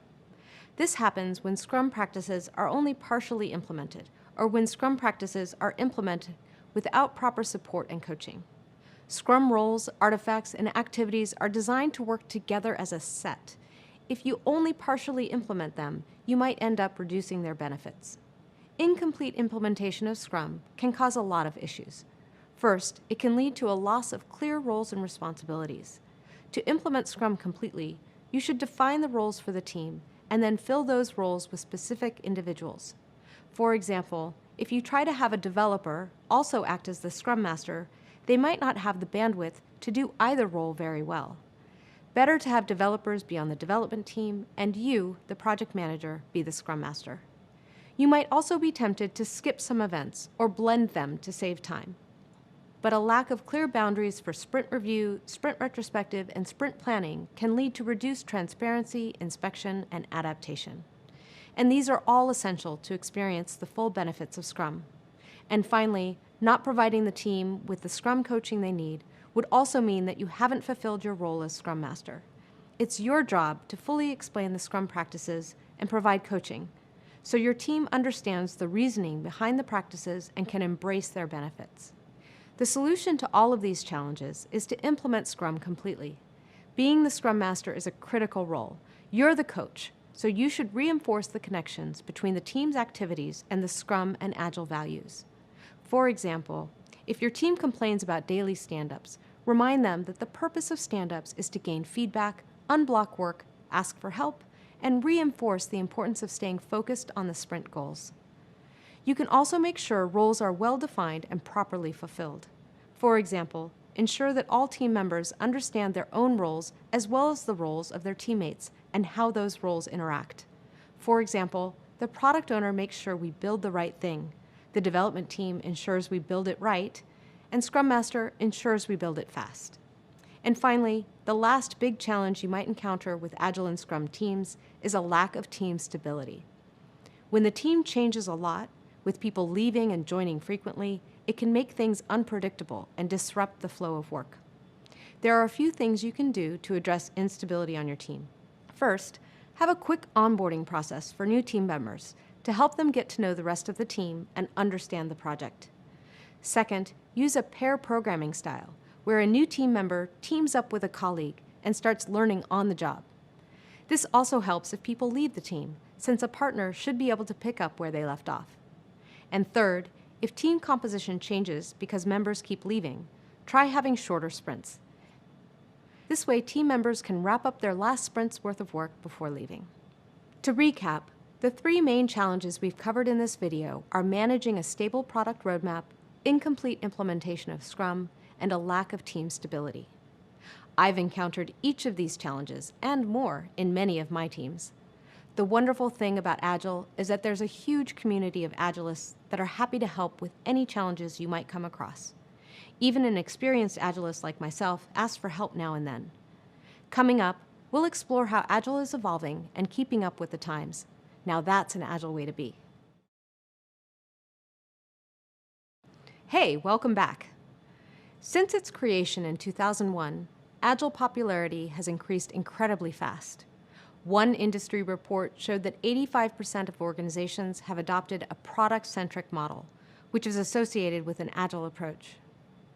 The State of Agile report describes how 30% of those companies using the product-centric model apply a hybrid of methodologies.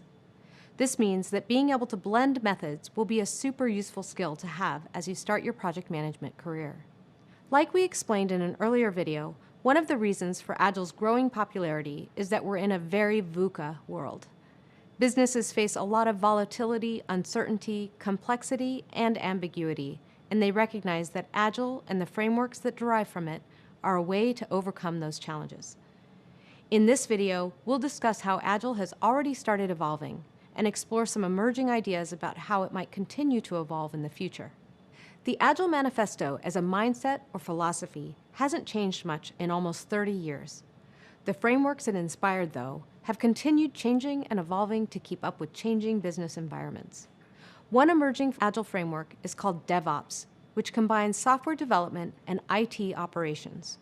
Our Google Cloud Platform business defines DevOps as an organizational and cultural movement that aims to increase software delivery velocity, improve service reliability, and build shared ownership among software stakeholders. Like all Agile frameworks, DevOps aims to shorten the product lifecycle and deliver software products continuously and with very high quality. DevOps emerged when software companies were faced with trying to figure out how to ensure their software products would run reliably for billions of people across the world, 24 hours a day, 7 days a week. As someone who spent my first few years at Google studying product breakdowns, I can tell you how difficult this is. If a business has the ability to launch products and features fast and reliably to a global marketplace, that's a significant competitive advantage. DevOps is about growing and managing teams and organizations that can build and evolve large-scale systems at a rapid pace. These systems need to be both secure and reliable so they can better deliver value to customers and organizations. If you decide to pursue a project manager role in the DevOps framework, you'll venture into the future of Agile approaches and large-scale software systems that are literally changing the world. Pretty exciting, right? One of the next frontiers of Agile is called business agility, which involves incorporating Agile principles into the wide sphere of management so that the organization can thrive in high VUCA environments. Organizations that want to become Agile in this sense often find themselves rethinking everything, from financial planning processes, governance and reporting structures, to hiring and HR practices, and much more. They're looking for ways to make Agile values and frameworks work for larger and larger organizations. As an Agile project manager in a larger organization, you might find yourself using frameworks like Scrum of Scrums or Scaled Agile Framework, also known as SAFe. Check out the resources and readings for this video to learn more. It's also important to call out that Agile has reached a lot of industries beyond technology and software. Recently, I was asked to give Agile training to the Google sales team in Latin America. They experienced major changes in their market and wanted to develop the skills to react quickly to those changes and still deliver results. During the training, we had great discussions about the benefits of Agile. The team especially liked how Agile can help reduce risk at all stages of their sales cycle, through early feedback and frequent and thorough discussions with teammates and customers. Even the construction industry has started applying an Agile approach to their projects. An article published by the Project Management Institute describes how construction projects used Agile to deal with delays and budget overruns by translating the Agile Manifesto into construction industry terms, like silos are minimized and close cooperation is encouraged. And finally, Agile methodologies can also be applied to your own personal life. For example, I was planning a move recently and immediately set up a Kanban board to start planning my tasks. Have any projects in your life that could use a Kanban board? How about a garage cleanup or a family reunion or barbecue? Who's on your Scrum team? From DevOps and business agility to Agile methodologies in the construction industry and beyond, it's clear that Agile's benefits will be useful for a long time to come. The practitioners, project managers, and teams who live and breathe the Agile values are the ones that help Agile evolve and advance, which means that you can play an important role in contributing to the future of Agile too. Coming up, we'll explore how to approach your job search so you can find an opportunity in Agile project management. Meet you there.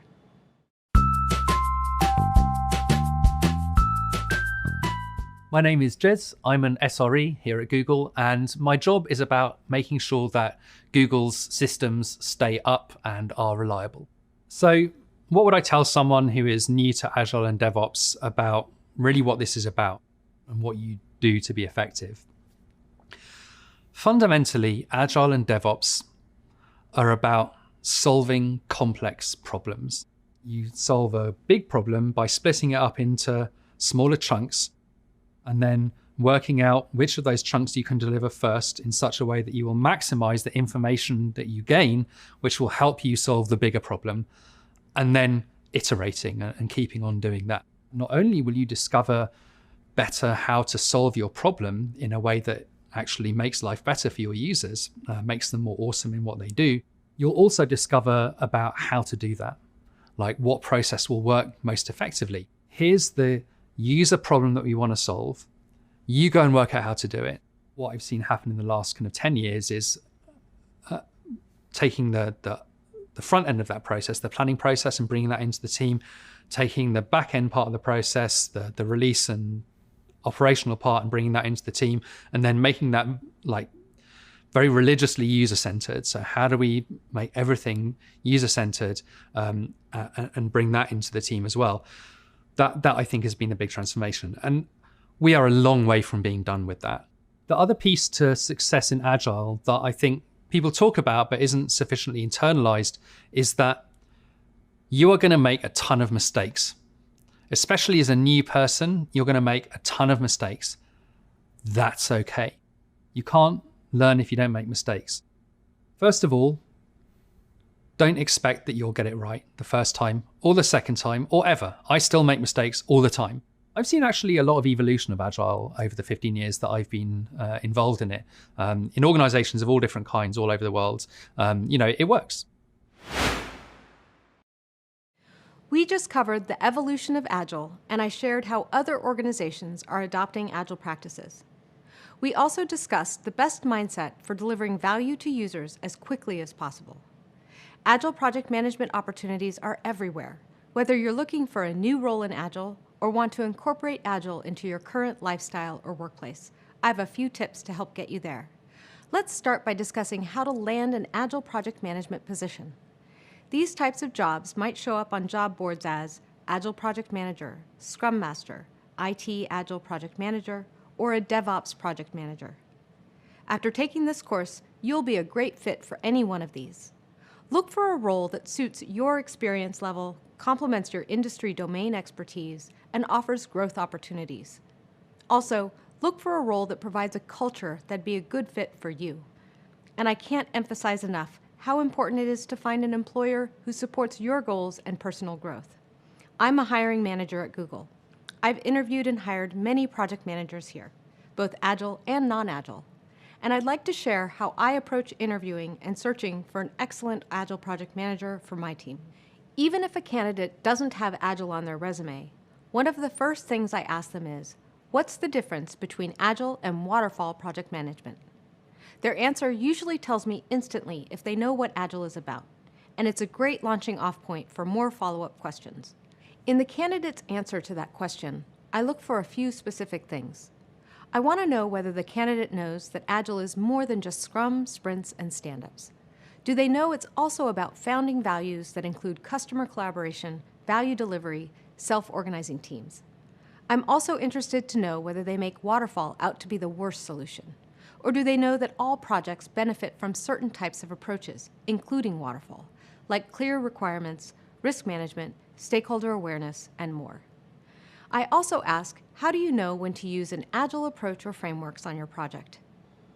Their answer helps me know if they understand how Agile or Scrum can help a project manager with specific challenges, and what those challenges are. And finally, I ask, if you are facing resistance with your team following a Scrum or Agile practice, how do you convince them to give it a try? Their answer helps me understand how they use communication and influence skills and whether they truly believe that an Agile team can be self-organizing. At Google, our teams sometimes resist being told what to do, especially because this can diminish innovation and creativity. So I always want to hire project managers who work with a team and don't try to force them to do things a particular way. An important part of every interview is when the candidate gets to ask the interviewers questions. These could be questions about the job, about the interviewer's experience in project management, about the culture, and about the job expectations. This is a huge opportunity for you as the candidate. As an Agile project manager, you now know how crucial culture is to the success of an Agile project. This is a great time to ask questions that will help you determine if you'll be happy with this job or not. Some questions you should ask are, how supportive is the management here towards blending project management approaches? What's the first thing I should know about the culture here? And how often will I get to hear about the needs of our users or customers? And what would a typical day look like for me if I were to take on this position? Maybe you're not interviewing for a new role, but you want to bring what you learned in this Agile course back to your team. How would you go about that? As we discussed, bringing Agile or Scrum to a new team is often challenging if their culture doesn't support it. Here are 4 things that helped me bring Agile to my teams. First, start small. You may be excited by everything you've learned here, but your team might like things how they are. So introduce Agile practices in bite-sized pieces.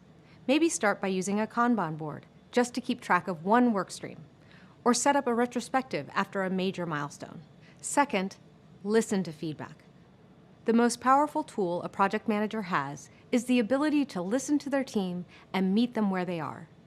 When you introduce changes, ask the team how it's going, get their ideas on how to make it better, and include them in your approach. This will amplify your small changes into big results for the team. Third, be strategic. Target your improvements to challenges your team has today. Introduce new ways of working that address head-on the biggest issues your team's experiencing. For example, maybe your team has trouble estimating effort predictably and always ends up in crunch mode. Maybe relative estimation techniques would help with that. Or maybe you have too many people chiming in on what the product should be. Introducing a single person who acts as the product owner to help ensure consistency in prioritizing features. Lastly, find allies. You may have setbacks or need to lean on supporters to bring these ideas back to your team. Find Agile allies in your organization or network.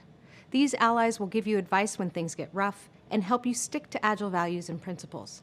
We built up a network of about 60 volunteer Agile coaches here at Google, and we're always leaning on each other for ideas and solutions. Great! Now you have all the tips you need to ace your interview and successfully bring Agile to your team or organization. In the next video, we'll wrap all this up and set you up for the final course of this program. Hi again, and congrats on reaching the end of this course on the Foundations of Agile. We covered a lot of material that I hope you'll find useful to your growth and effectiveness as a project manager. Throughout this course on the Foundations of Agile, we covered the history of Agile, along with the core Agile values and principles. We learned all about Scrum and how Scrum teams work. And then, in this last section, we explored how to introduce Agile practices to an organization and how to coach a team through the process. Finally, we checked out some of the exciting ways that Agile is evolving and how to apply your knowledge of Agile to your future career in project management. Coming up in the last and final course of this certification program, you're going to apply everything you've learned to a brand new project. I'm so excited for you. Congratulations! You are nearing the end of this certificate, and it is time to start preparing for your job search. Before you begin, we suggest creating a job search plan. A job search plan can help you establish timelines, set expectations, monitor progress, and adjust as needed to meet your goal of getting a project manager role. And good news, you can use some of the project management skills you've learned to build out this plan. A job search plan is a resource that you create to help you take control of your job search. It enables you to track important data in each stage as you monitor your applications, interviews, and feedback. At each stage, you'll gather information to make decisions, like the number of resumes you need to send out each week, your application to interview ratio, and which types of outreach and cover letter formats are working for you. You can learn more about how to create a plan like this in the course readings. Once you have your job search plan in place, it's time to start thinking about the companies and industries that interest and motivate you. Why? Having an idea about the type of business environment you want to work in helps you gain perspective about the work you want to do and how you want to bring value to an organization. Do you see yourself as part of a large organization or in a small business?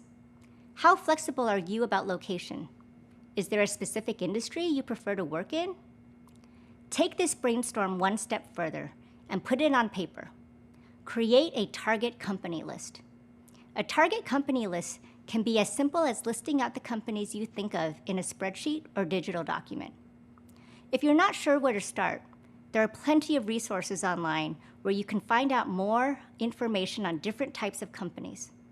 For starters, you can use professional online communities and networking sites like LinkedIn to research companies and connect with other professionals. Career sites like Indeed and Glassdoor offer job postings and career tips to assist you during your job search. You can also read employer reviews and find salary information. Also, by setting up alerts from job boards, you can see what new opportunities are available and look at in-demand skills for industries that appeal to you. Another great way to gain insight about a company is a simple one. Talk to the people who work there.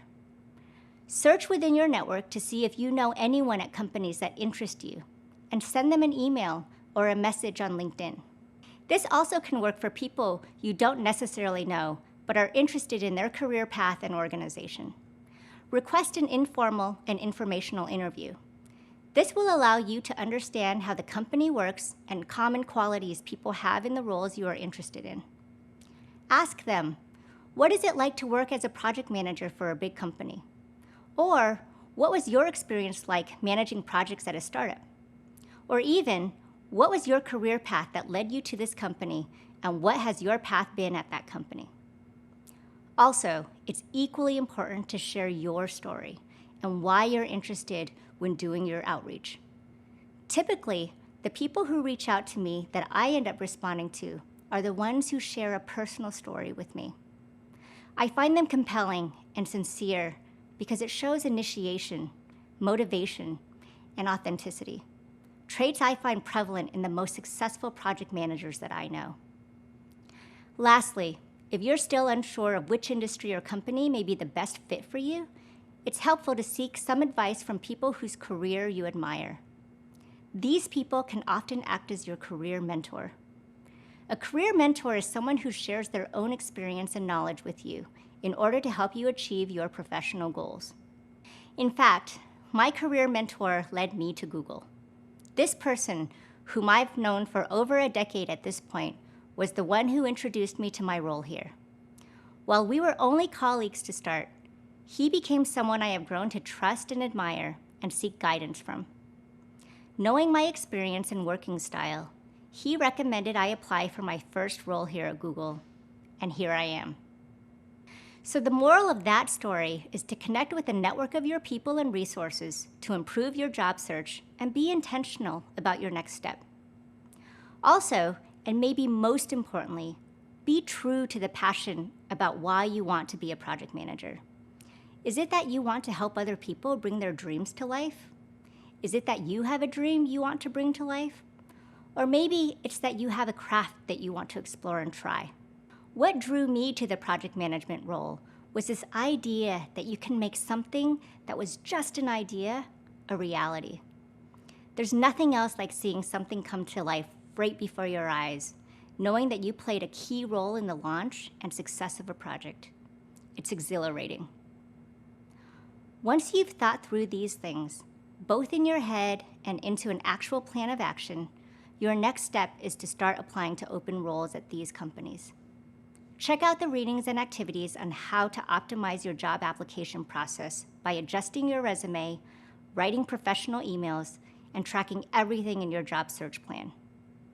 Enjoy, and I'll see you again in a later course to give you my tips on how to have a great interview. Hi there. Welcome to Applying Project Management in the Real World. If you've joined us for this program's previous courses, then you've developed a solid foundation of project management knowledge and skills. Those courses covered how a project progresses through the initiation, planning, execution, and closing stages.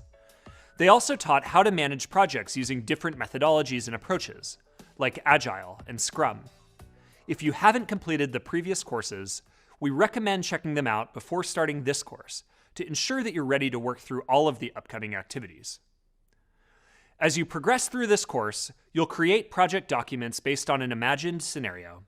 You'll learn details through conversations, emails, and other materials just as you would in a real-world scenario. By the end of this course, you'll have developed a portfolio of project management documents that will demonstrate your ability to manage stakeholders and teams, organize plans, and communicate project details. All of this can be valuable when applying for jobs or working on projects in your current line of work. Before we go any further, I want to take a few minutes to introduce myself. My name is Dan, and I'm a program manager here at Google, and I'll be your instructor for this course. At Google, I work on a team that promotes responsible practices in designing, building, and applying artificial intelligence, also known as AI, and machine learning. I support teams in adopting tools and techniques they can use to evaluate their machine learning models and determine whether they're performing equitably. I love this role because I get to support teams in building products that work for our users. Before my current role, I worked on the Google AI Residency Program team. This is a rotational program for people who are interested in doing AI research, but who come from non-traditional backgrounds. This work was compelling to me because I personally didn't have any experience with AI or machine learning before coming to Google. This just goes to show that if you have strong project management skills, you often don't need to be a subject matter expert in a given domain to work in that field. Prior to my time at Google, I worked outside of tech, first as a math teacher and then as a sponsorship coordinator for a professional soccer team. Throughout my career, I've always been passionate about education, whether that's teaching students in the classroom or teaching developers how to ethically implement AI systems. So I'm pretty excited about leading you through this course. It should be a lot of fun. Now let's get right into the scenario that will apply to all of the activities in this course. In this imagined scenario, a small restaurant chain called Sauce and Spoon wants to meet their annual growth and expansion goals. As one way to meet these goals, they've decided to launch a pilot project to test out the impact of installing new tabletop menu tablets. The new menu tablets will allow the restaurant to serve more guests in less time, and will provide valuable data that will help Sauce and Spoon meet its business goals. The company just hired PETA as their first in-house project manager to oversee the tablet rollout at 2 of the restaurant chain's 5 locations. Throughout the course, you'll observe PETA as she guides her team through planning and executing the project deliverables. Although she has 5 years of project management experience, PETA hasn't managed a restaurant project before.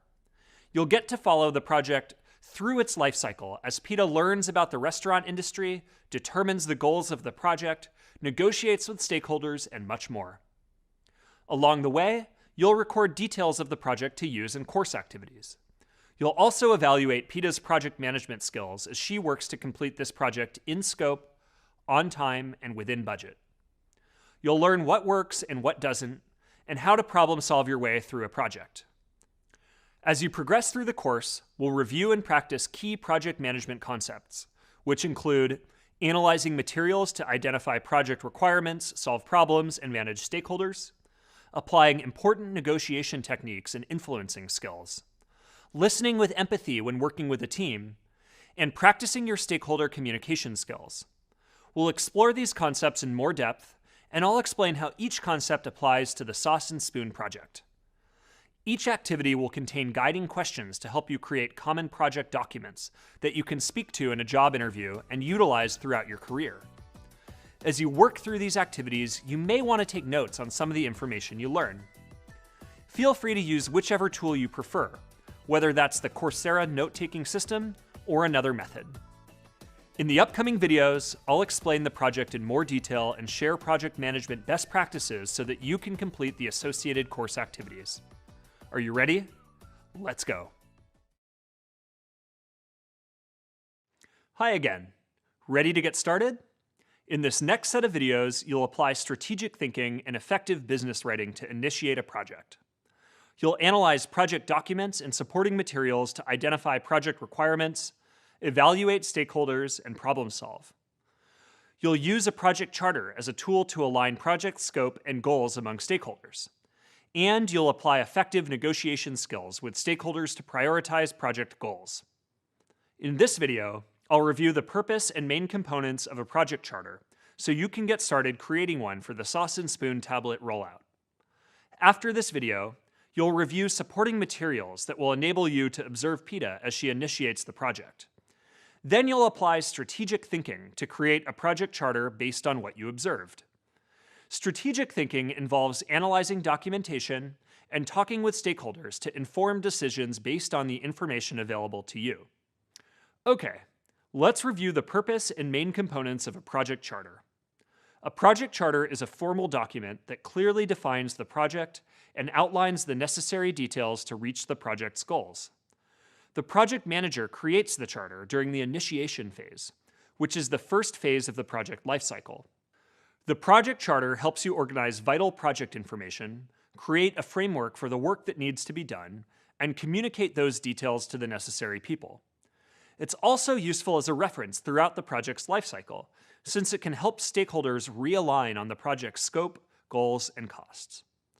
The project charter contains key information about a project, like the summary, goals, and deliverables. The goal of the summary is to provide an overview of the project and to outline the goals you hope to accomplish. Summaries should be brief, just a few sentences at most, and to the point. After the summary comes project goals and deliverables. Project goals refer to the desired results of the project, and deliverables refer to specific tasks and tangible outcomes that enable the team to meet project goals. In general, project goals address the overall result that stakeholders are aiming to achieve. They are determined by input from stakeholders and the project manager. For example, part of Sauce and Spoon's annual growth and expansion goals is launching the tablet rollout project. And one deliverable of the project is the successful installation of working tablets at 2 restaurant locations. The last part of a project charter that we'll cover here is scope. Remember that scope refers to the boundaries of a project. Along with the scope, the charter contains information about work that's out of scope. Details that don't contribute to the project's goals are considered out of scope. Scope was covered in a previous course, and I'll continue to discuss it in more detail in an upcoming video. Let's recap what we just covered. A project charter is a formal document that clearly defines the project and outlines the necessary details to reach the project's goals. The primary components of a project charter are the summary, goals, deliverables, and scope. A charter can include other sections as well, such as budget and cost, and success metrics. I'll discuss those sections in another video. In the upcoming activity, you'll identify and document the project name, summary, goals, and deliverables of the Sauce and Spoon tablet pilot in a project charter. Ready to get started? Go on to the activity to begin the project charter. Once you've finished, meet me in the next video to continue learning about the project and adding to the charter. Welcome back. So far, you should have added the project name, the project summary, and some goals and deliverables to your project charter. In this video, we'll discuss how to use the charter as a tool to get the project stakeholders in alignment about the project scope and goals. Then, in the upcoming activity, you'll review supporting materials containing information about the Sauce and Spoon tablet rollout. You'll also observe how PETA guides a conversation among disagreeing stakeholders to get alignment on the project charter details. Then, you'll identify key aspects of the conversation that will help you revise and clarify details in the charter you drafted in the last activity. Let's get into it. Anytime you're communicating the details of your project, you need to think about your audience and what information is important to them. When adding details to a project charter, ask yourself the following questions about your audience, and if it's helpful, try answering these questions in your notes. Who are your stakeholders? In this case, your audience includes all of your key stakeholders. What details are most important to them? Are there project details that they might disagree with? Once you've identified what you believe are important details, Review your charter and ensure all of those details are included. From there, you'll be able to present the charter to your stakeholders and confirm that everyone agrees with the project information. Think of the project charter this way. In addition to serving as a formal document that defines the project, a project charter is also an alignment tool. Here, alignment refers to reaching agreement between two or more parties. A common cause of project failure is misalignment among stakeholders about the details of the project. Misalignment can also happen between you and your stakeholders when you have differing visions for the project. That's why it's so important to align with your stakeholders before the work begins. Stakeholders generally aren't involved in the day-to-day tasks of project executions, so it's crucial to take time during the initiation phase to create a project charter that clearly lays out the details of a project. This helps ensure that the team is working toward the outcomes expected by all of the stakeholders, and not just some of them. Usually, the initiation phase is the most ideal time to make changes to the project. As the project progresses into the planning and execution phases, substantive changes might require undoing work that's already been completed. So in this early phase of the project lifecycle, you shouldn't be afraid to make adjustments. Here's an example of how you might experience misalignment. Let's say you're discussing the main goals of the Sauce and Spoon project. One stakeholder has a vision of being able to fully automate the ordering experience with the tablets over time. Another stakeholder has a different goal. Rather than fully automating ordering, they want the tablet rollout project to improve order accuracy. To help resolve this situation, a project manager might facilitate a discussion between the two stakeholders to try and reach an agreement to confirm alignment on the project's goals. When you present a project charter to your stakeholders, it's important to collect feedback and identify where there are misalignments. Then, you can make changes to address those misalignments. If you and your stakeholders take the time early on to clearly define the project, then you're much more likely to deliver the outcomes your stakeholders expect at the end of the project. As a project manager, it's important to record the feedback you receive and document any misalignments and their resolutions. This allows you and your project team to reference those decisions later on. One way to document misalignments and resolutions is to create an appendix with a timestamp for new or updated information. An appendix is a section of additional content at the end of a document. A timestamp includes the date and sometimes the time of when the new content was created or added to the document. Awesome. Let's review some of the main ideas we've discussed. Anytime you communicate the details of a project, you need to think about your audience and what information is important to them. In the case of a project charter, your audience is made up of your stakeholders. A common cause of project failure is misalignment among stakeholders about the project details. It's important to take the time during the initiation phase to create a project charter that clearly lays out the key details of a project and to align with your stakeholders before the work begins. And finally, document any misalignments and their resolutions in your notes and the project charter to reference later on. Great job. In the next activity, you'll review supporting materials highlighting how PITA works with stakeholders to reach alignment on the project charter's details. Then you'll edit your project charter summary, goals, and deliverables based on the additional information you learn. This activity will demonstrate your ability to select key details from conversations that are relevant to a well-written project charter. You'll also have the opportunity to observe and learn as PITA guides the conversation toward an agreement. Once you've completed the activity, meet me in the next video. Welcome back. By now, you've drafted the project summary, goals, and deliverables in the project charter. And you've identified details in the project charter where stakeholders need to be in alignment. In this video, I'll review SMART goals and discuss how to add specificity to your project goals. I'll also share some tips for researching industry success metrics, which are helpful in adding specificity to your goals and deliverables.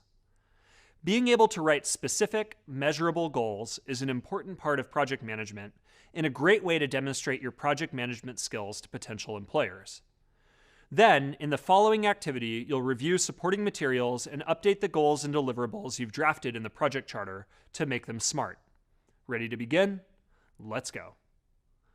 During the initiation phase, some of the project goals might be broad because not all of the project details have been determined. While it's okay to have broader goals, it's helpful to add specificity where possible. That's because clarifying project goals early on can help you avoid misalignment and gain a clearer understanding of the project's scope, budget, and timeline. Remember, project goals are the desired outcomes of the project. Outlining clear and specific goals is an important step in creating an effective project charter and crucial to launching a successful project. So you'll need to be able to accurately identify whether or not a goal has been met. When your goals are clear, you'll be able to determine your project deliverables. Project deliverables are specific tasks or outcomes that contribute to the completion of a goal.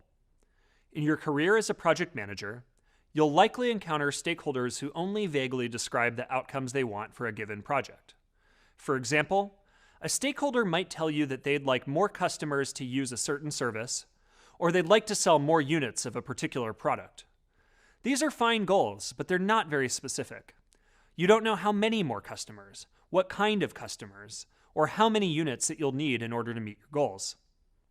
As a project manager, it's your role to ensure that the project goals are well defined so that you and your team have a clear roadmap. This not only allows you to focus, but also eliminates wasted time and miscommunication going forward. You can create clearly outlined goals with the help of the SMART method we discussed earlier in this program. The SMART method helps turn your project goals into SMART goals. Remember, this means your goals are specific, measurable, attainable, relevant, and time-bound. These qualities can help you measure your success more accurately and allow you to make more precise adjustments along the way. Let's review some best practices for ensuring your project goals are also SMART goals.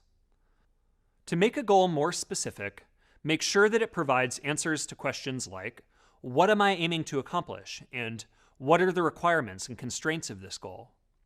Here's a tip I like to use to add specificity to goals. Look for words in your goals that might be subjective or based on an opinion, such as bigger, better, or faster. Once you've identified subjective words, connect with your stakeholders to agree on a definition of what it actually means to make something bigger, or better, or faster. What does bigger or better entail in practice? Faster by how much specifically? The SMART method helps you make your goals more specific by making them measurable. For example, if your stakeholder wants to increase company profits, ask, by how much? Do they want to increase profits by 5%? By 30%? Adding numbers and figures to your goal makes it a lot easier to know when you've achieved it. If you're having trouble making a goal measurable, research how others in your industry quantify success. This is called benchmarking, which refers to evaluating success against a standard. For example, there are lots of ways to measure success in the restaurant industry. You might search online for information using queries like, how do restaurants measure success? Or, how do you evaluate employee training sessions? You'll likely find a number of results. Some common metrics include table turnover rate, or the average length of time that a guest spends at their table, prime cost, which is the labor cost plus the total cost of goods like food and drink, and average check amount, which is the average amount of money guests spend on a given meal. Most industries, from the hospitality industry to the entertainment industry to the construction industry, will have their own metrics for success. That includes the tech industry too. Metrics are a big part of how we measure success here at Google. SMART goals are also attainable, which means that the goal is challenging but not impossible to reach. Ask yourself and the team, can it be done? Do you have the time, resources, and people available to complete the goal on time and within budget? If not, you'll need to make some changes to your goals. And all project goals should be relevant. Ask yourself, does it make sense for us as a company or as a project team to pursue this goal?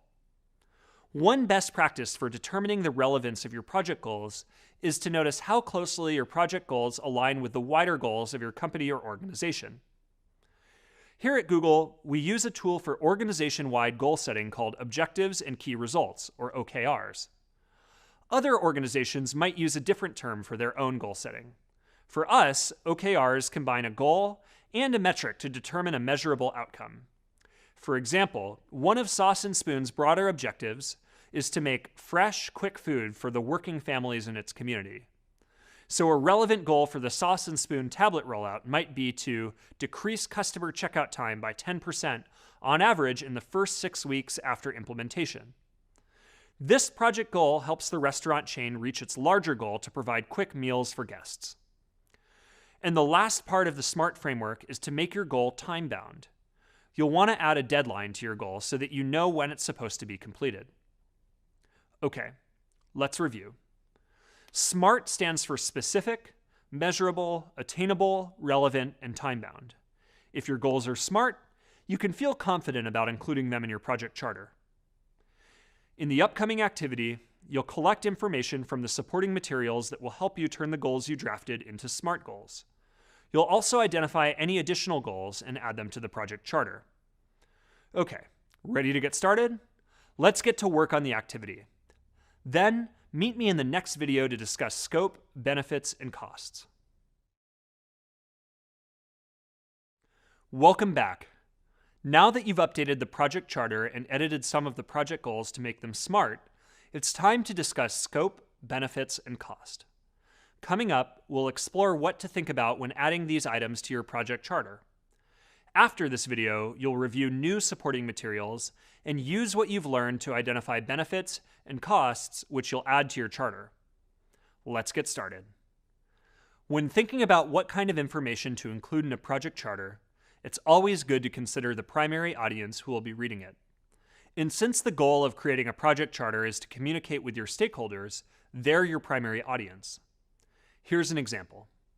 If you know that one of the benefits of your project would be of particular interest to a key stakeholder, you'll want to make sure to emphasize this benefit in your project charter.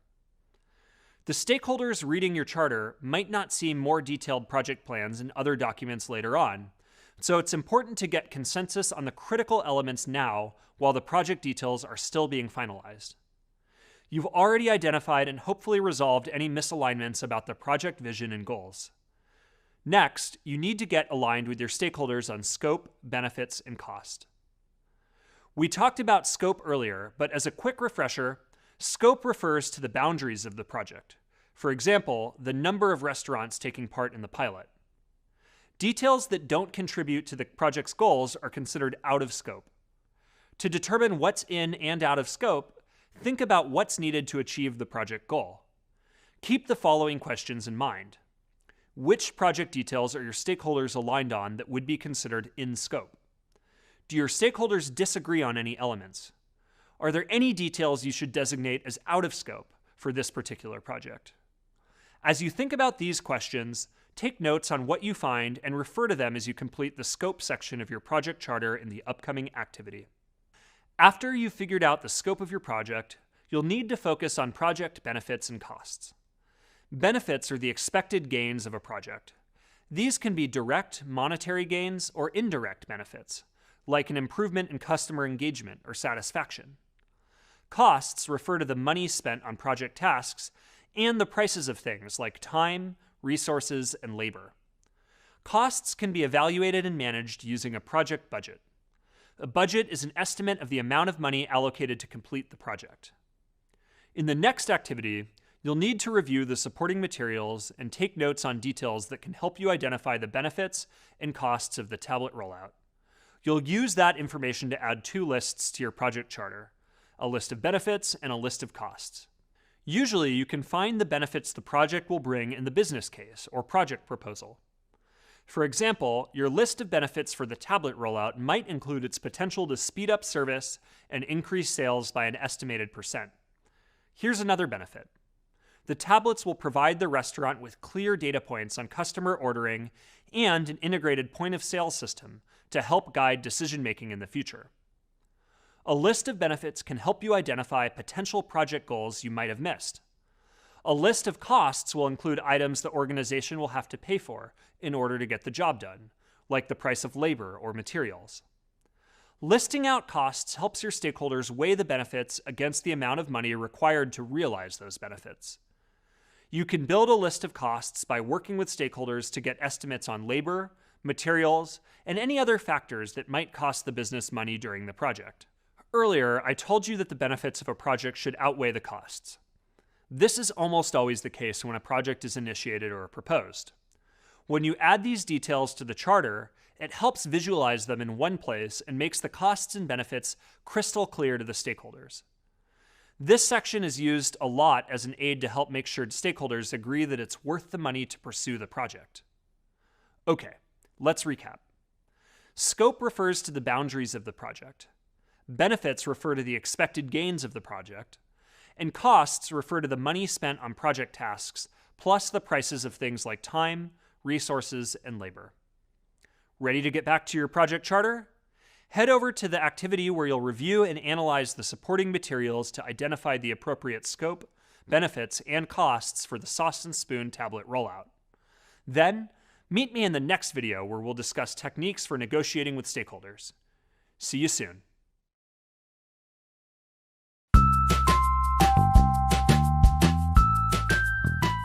The common problem that I see when you're in the initial phase of establishing the project is getting alignment between the key stakeholders, also securing the right people to take on the project, to incentivize your really talented project managers to want to join the project.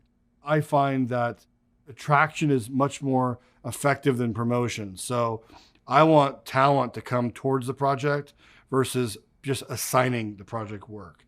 And that takes a lot of work. It's worth it because you're laying good foundation for a successful project and ultimately the best velocity you could expect. During the initiation phase, when I'm trying to refine the success criteria, I ask a lot of questions. There's probably a list of 20 of them. A couple examples could be, understanding the environment. What are some of the pitfalls or risks in the ecosystem? I would also try to understand, do survey interviews, people in the environment, asking them, what do you see as a problem? Also, I ask a series of quantitative questions where applicable to understand what am I dealing with in terms of measurables. There are a lot of reasons why projects may fail. In my opinion, it comes down to one, really poor project definition, two, disorganization. The project lead is not establishing a framework to manage the project, and three, there's too many people.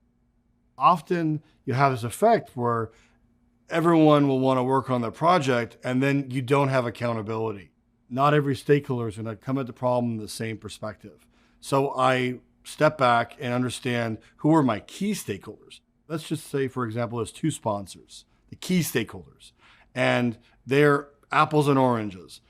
That's a problem. So in that case, I'm going to have to meet with them a lot, understand, broker compromise, and really work through that initial project formation problem. Hi again. By now, you've filled in most of your project charter, the summary, goals, and deliverables, scope, benefits, and costs. You've also learned more about the project and your stakeholders, who are the core audience of the charter. In this video, you'll learn how to prepare for some of the negotiations you'll have with stakeholders about your projects. We'll spend some time exploring stakeholders' individual interests, involvement, and contributions to the project. Then, we'll figure out how to use stakeholder influence to benefit the project and how to effectively work with stakeholders. Almost every part of a project requires input and agreement from multiple stakeholders. And of course, not all stakeholders will value the same input or agree on the same things. That's why a successful project manager needs to be a skilled negotiator too. After this video, you'll review supporting materials about the Sauce and Spoon project stakeholders to write a persuasive email demonstrating your negotiation skills. Let's get started. As we discussed earlier in the program, some common project aspects that are negotiated during the course of a project include scope, costs and benefits, timeline, success criteria, roles and responsibilities, and resources. This is another reason getting aligned with stakeholders early on is helpful. Good alignment can help prevent some of these types of negotiations down the road. Early in the project, it's important to agree on the scope. Take note of how PETA focuses on securing stakeholder buy-in for that. And it's good to remember that a lot of the skills she'll apply here will be useful to negotiating other elements throughout the project's lifecycle, whether that's the budget, timeline, or product requirements. You'll prepare for this and future negotiations by creating a stakeholder analysis. A stakeholder analysis is a visual representation of all of the stakeholders. It helps you understand who your stakeholders are, what their priorities are, and how they prefer to communicate.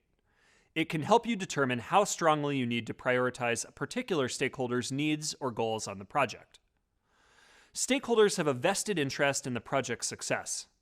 Understanding your stakeholders helps you figure out the right people to include in important conversations and how to prioritize the different needs of the different stakeholders. This is key to getting the support you need throughout the project. As part of your analysis, try to answer as many questions as you can about each stakeholder. Then, as you review your list, identify which stakeholders directly influence the project and the level of interest each one has. A stakeholder's influence is related to how much power they have and how much their actions affect the project outcome. Interest refers to how much the stakeholder's needs will be affected by project operations and outcomes. So for example, if a stakeholder has high interest and high influence, it might be very important that you keep them informed and make sure their goals for the project are top priority. If they have low interest and low influence, then you might be able to deprioritize one of their personal preferences for the project. Mapping these out on a power interest grid will give you even more clarity about whom to prioritize and how best to approach negotiations with each stakeholder. You'll find a stakeholder analysis template in Power Interest Grid in the supporting materials of the upcoming activity. Once you have a good idea of who your stakeholders are and what role they play in the project's success, you can use this information to support your project negotiations. One of the most important negotiations will deal with defining and maintaining project scope. Stakeholders might push to add more into the scope, and it's your job as the project manager to negotiate what's realistic within the given budget and timeline expectations. Okay, let's review. Some common project negotiations you're likely to have with stakeholders include aspects of the charter, like costs and benefits and success criteria, as well as other project aspects, like roles and responsibilities and project resources.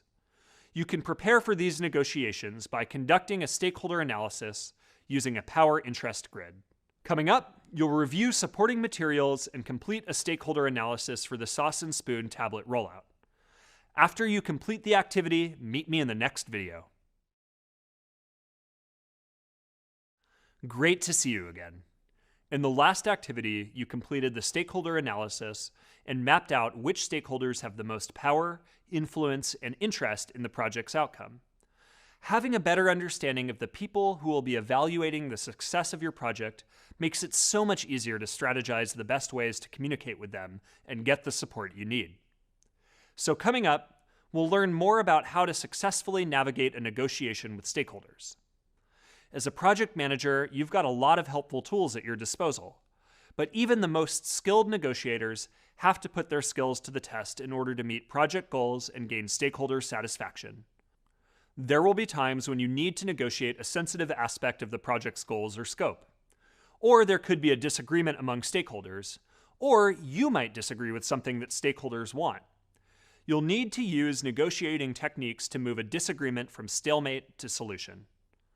After this video, you'll identify shared benefits for your stakeholders that you'll eventually use to write a negotiation email. Let's get started. When it comes to project management, persuasion and negotiation are constructive tools you can use to enhance communication, clarify wants and needs, and achieve workable solutions for everyone involved. Being skilled at persuasion and negotiation will also boost your level of influence. It's important that you view the people you're negotiating with as your colleagues and peers, not as opponents. That's why you do a stakeholder analysis, so you can get to know your stakeholders as people with their own jobs and responsibilities, and as partners who want the project to succeed. When you experience conflict or disagreement among your stakeholders, it's in your best interest to address those challenges, build consensus among the stakeholder groups, and de-escalate conflict. One way to do this is to find solutions that are mutually beneficial. Mutual benefit is when all parties involved gain some kind of benefit or advantage. For example, let's say there's a disagreement over how many people to hire for a project. You'd like to hire 5, but a stakeholder wants to limit the headcount to 3. A solution that would offer mutual benefit might be to install automated software to pick up some of the work. Or another solution might be to adjust the timeline or expectations so that 5 people aren't needed in order to reach the project goal. The stakeholder gets to have their desired smaller team size, and you're able to complete tasks with fewer people. The goal here is to reach a solution that maximizes benefits, minimizes losses, and is fair for all. Brainstorm all possible options that meet this criteria. Then, during your negotiations, you'll be able to present multiple alternatives and choose one that benefits everyone to some degree. Now, as much as you want to satisfy your stakeholders, it's just as important to think about what trade-offs you're willing to make. To do this successfully, you need a clear understanding of project priorities. You have to know what's most important when it comes to scope, timeline, and budget. For example, if there's a specific deadline that has to be met, then you'll need to negotiate any changes to the scope that might cause the project to go past that deadline. If the product needs to look or function a certain way, then the requirements are a top priority, and you could negotiate aspects of the budget or timeline in order to adhere to the scope. A common tool used for determining priorities is the triple constraint model, or the iron triangle, which we covered in an earlier course. The triple constraint will help you decide if a project request is acceptable and what impact it'll have. Okay, let's review. Persuasion and negotiation are constructive tools you can use to enhance communication, clarify wants and needs, and achieve workable solutions for everyone involved. The goal is to reach a mutual benefit, which is when all parties involved gain some kind of benefit or advantage. That's it for now. Coming up, you'll prepare for negotiations about the project scope. To do this, you'll identify the mutual benefits and evaluate the impact of compromising on scope. Once you're done, I'll meet up with you in the next video. See you soon.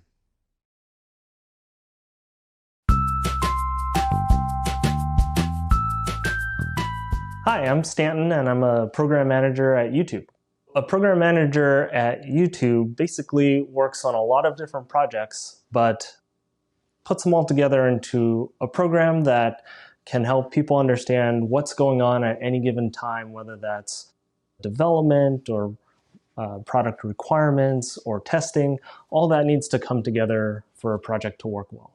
Scope change can happen at any time, and I found that often happens when you don't want it to happen, usually right before a launch. So this is a project that I was working on at a startup before I came to YouTube.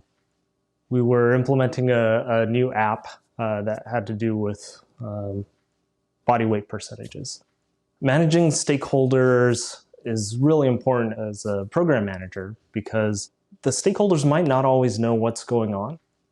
And in this case, with our CEO, he was really focused on getting us to launch, thinking about all the PR and the marketing and everything that he was going to announce once everything went live. He saw that specific thing with the graphs and really wanted it changed. This is something that happens a lot. You can get a requirements change at the very last minute. You kind of find some ways to make sure that your client or stakeholders are still happy with what you can produce. So in this case, what we ended up doing is we went back to our developers. We got an estimate for how long they thought making that change would actually take. And that actually brought us way beyond the timelines that we had in mind. So we came up with a few different proposals. And what ended up happening was because the launch date was set, there was no way we'd be able to make all the changes that he wanted in time for launch. So instead we negotiated and said, hey, we'll have it this way at launch, but based on the estimates that we received, we'll be able to get this done in another 2 weeks, and we'll just do another release after that. It shouldn't be a big deal. It'll just be a change after the initial launch. And when you're dealing with stakeholders, there's always going to be some things that they want to get done more than other things. And so when you're managing scope, especially if something last minute comes along, you can kind of try to stack rank it within that priority level, right? The one thing I would also add and caution about too is you can't get anything for free. So if you do have a change in scope, you need to make sure to go back and look at that priority and see what actually gets pushed out because of the new thing getting brought in. They come to you because you're project manager or program manager. You understand all the things that are happening on the ground. And I think that's the power that you have in this role. Welcome back. So far, you've identified mutual benefits and their impacts to scope, timeline, and budget. In this video, you'll learn how to apply influence and constructive power to stakeholder negotiations. Then, you'll use this knowledge to identify stakeholders who'd be helpful in supporting your position in upcoming negotiations. We talked earlier about how the ability to influence is such a key element of effective project management. You might remember an earlier video where we covered 4 steps to effective influencing. Dr. J. Conger lists these 4 steps to effectively influence: establish credibility, frame for common ground, provide evidence, and connect emotionally. One way to apply all 4 of these steps is to form a coalition. A coalition is a temporary alliance or partnering of individuals or groups in order to achieve a common purpose or to engage in a joint activity. When 2 or more people advocate together for an idea, they're able to exert more influence than if they attempted to act alone. Forming a coalition with the right group of people is a powerful and effective negotiation technique. For example, think about some of the key stakeholders you identified earlier from the Sauce and Spoon project. Which ones could you form a coalition with to help you negotiate one of the out-of-scope items that was requested? Creating a coalition boosts your credibility by involving others who support your goal. The people in your coalition can help you find common ground and provide evidence. Plus, you can connect emotionally by including someone who either has a positive relationship with the stakeholder or understands the stakeholder and the goal well enough to make a connection. An effective coalition includes people with the right mix of influence or power and interest. In other words, identify people who can help you achieve your goal through their vested interest and expertise on the subject of your project. You'll also want to balance your coalition with people who have a high level of power in your organization to help influence and get things done. A stakeholder analysis is a useful tool to help guide coalition building. Once you've decided who's a good fit for your coalition, reach out to them and ask for their support. A good way to do this is through a well-crafted email, but you could also ask in person or with a phone call, whichever method you think is most appropriate. When you make your request, clearly state the issue you're attempting to resolve. Explain which aspect of the project is being negotiated. Then, ask if they might consider supporting your position or solution and state what that is. And of course, refer to that person's sources of power or interest you identified.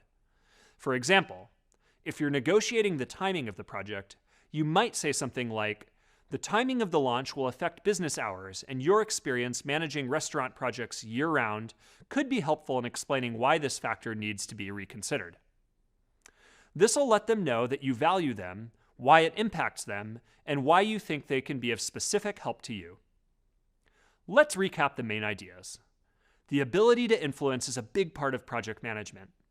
There are 4 steps to effective influencing as identified by Dr. J. Conger. Establish credibility, frame for common ground, provide evidence, and connect emotionally. One way to gain influence is to form a coalition.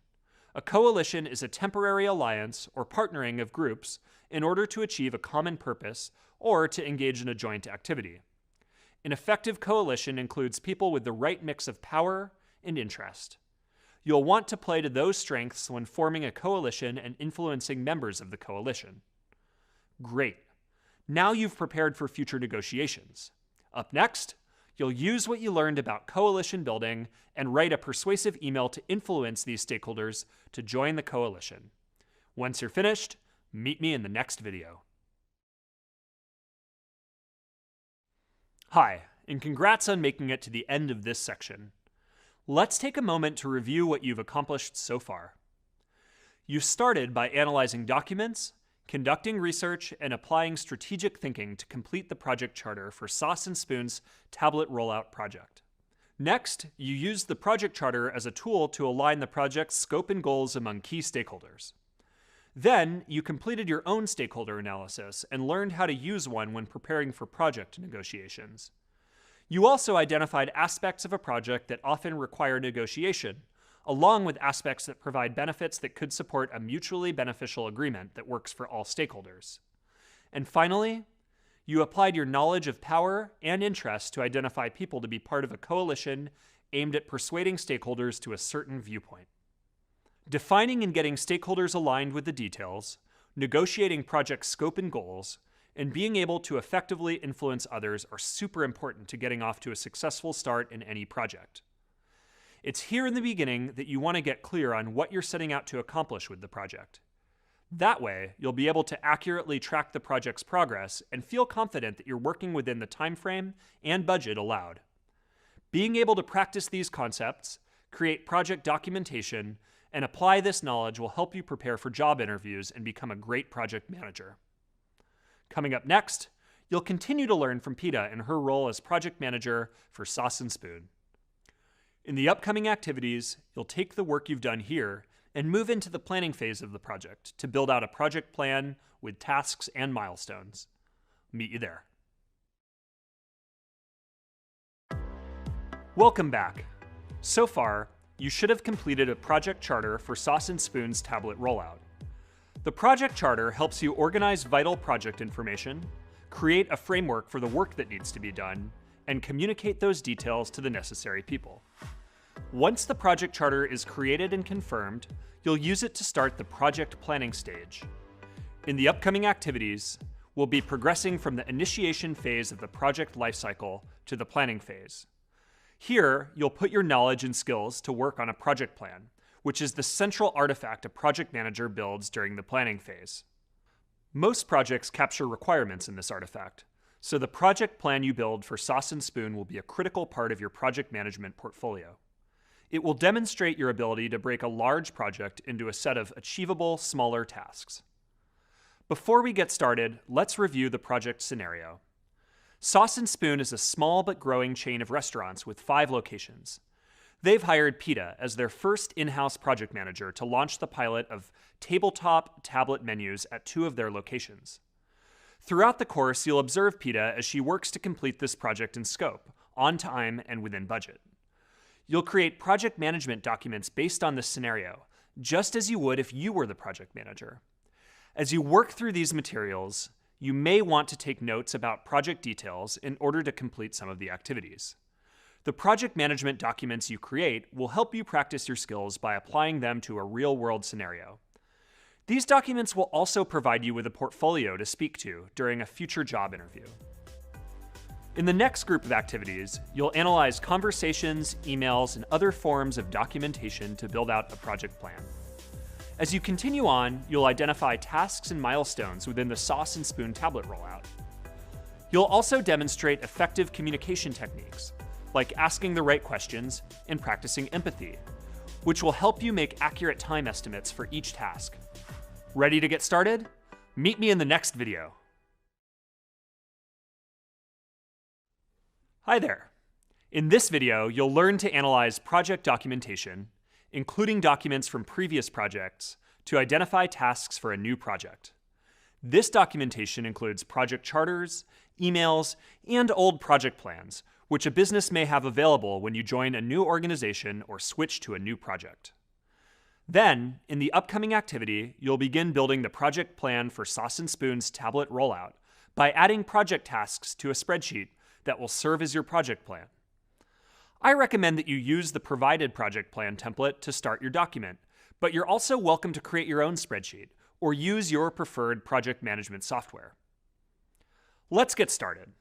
First, we'll review the purpose and function of a project plan. A project plan is useful for any project, big or small, since it helps you document the scope, tasks, milestones, budget, and overall activities in order to keep the project on track. At the center of the project plan is the project schedule.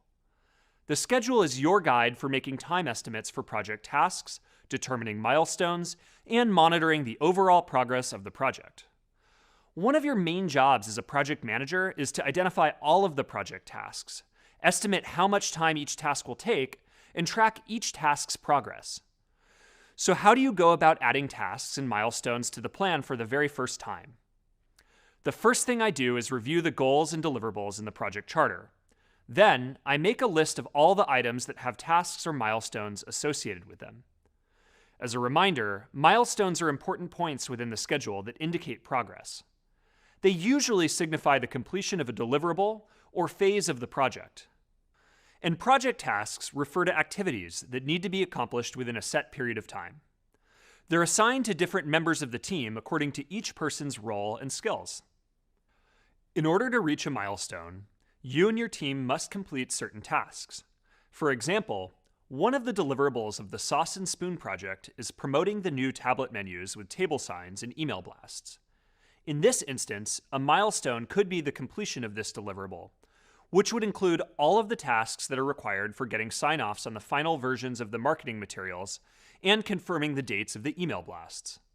Some of these tasks would include writing multiple drafts of the different marketing materials, generating an email list, and programming the emails to be sent on the correct dates. For each deliverable, ask yourself, what steps do we need to take in order to achieve this? The steps will become the individual tasks that need to be completed. Let's turn our attention to another deliverable for Sauce and Spoon, the implementation of a post-dining survey to assess customer satisfaction. What steps do you need to take in order to achieve this deliverable? You might need to assign a team member to develop a survey. You'll also need to determine how you'll deliver the survey and create a process for carrying it out. These are just a couple of examples of the many tasks you'll need to complete in order to achieve the deliverable. It's your job to help uncover the rest of the tasks. How do you uncover more tasks? In addition to the project charter, there are other common forms of documentation that can help you identify tasks. For example, you might ask your stakeholders or colleagues to share emails or an older project plan for a similar project. Let's discuss how these might be useful as you build your list of tasks. Emails that relate to the project can provide lots of helpful information for you to pull tasks from. Since so much communication in the workplace happens over email, ask to have relevant emails that contain discussions about the project's details forwarded to you. These emails can help you uncover tasks, and they can also help you identify team members to connect with further if you have additional questions. It's also helpful to review an older project plan for a similar initiative to find out what kind of tasks were included. For example, if you are a project manager tasked with launching a new product, you might ask a colleague with experience launching other products for the same company to share their project plan as an example. Or, if your project includes some construction work, you might ask colleagues about unrelated projects that also had construction components. Previous project plans can provide helpful inspiration as you create your own list of tasks. They can also help you identify possible task durations, subject matter experts, and even suppliers that may be helpful to your project. As you review project documentation, take note of information that suggests other tasks your team will need to complete in order to execute on project deliverables. During this process, ask yourself questions like, is there a large task being worked on by many people that could be broken into smaller tasks assigned to individuals? Are there signals that imply prior tasks need to be completed first? For example, a deliverable like install tablets might imply selecting a tablet vendor as a prior task. Great! We've covered a lot in this video, so let's review. The project plan helps document the scope, tasks, milestones, budget, and overall activities in order to keep the project on track. To add tasks to your plan, search for useful information from existing project documentation, such as the project charter, email threads, and old project plans from a similar project. As you review project documentation, take note of information that suggests additional tasks and milestones that your team will need to complete in order to meet project deliverables.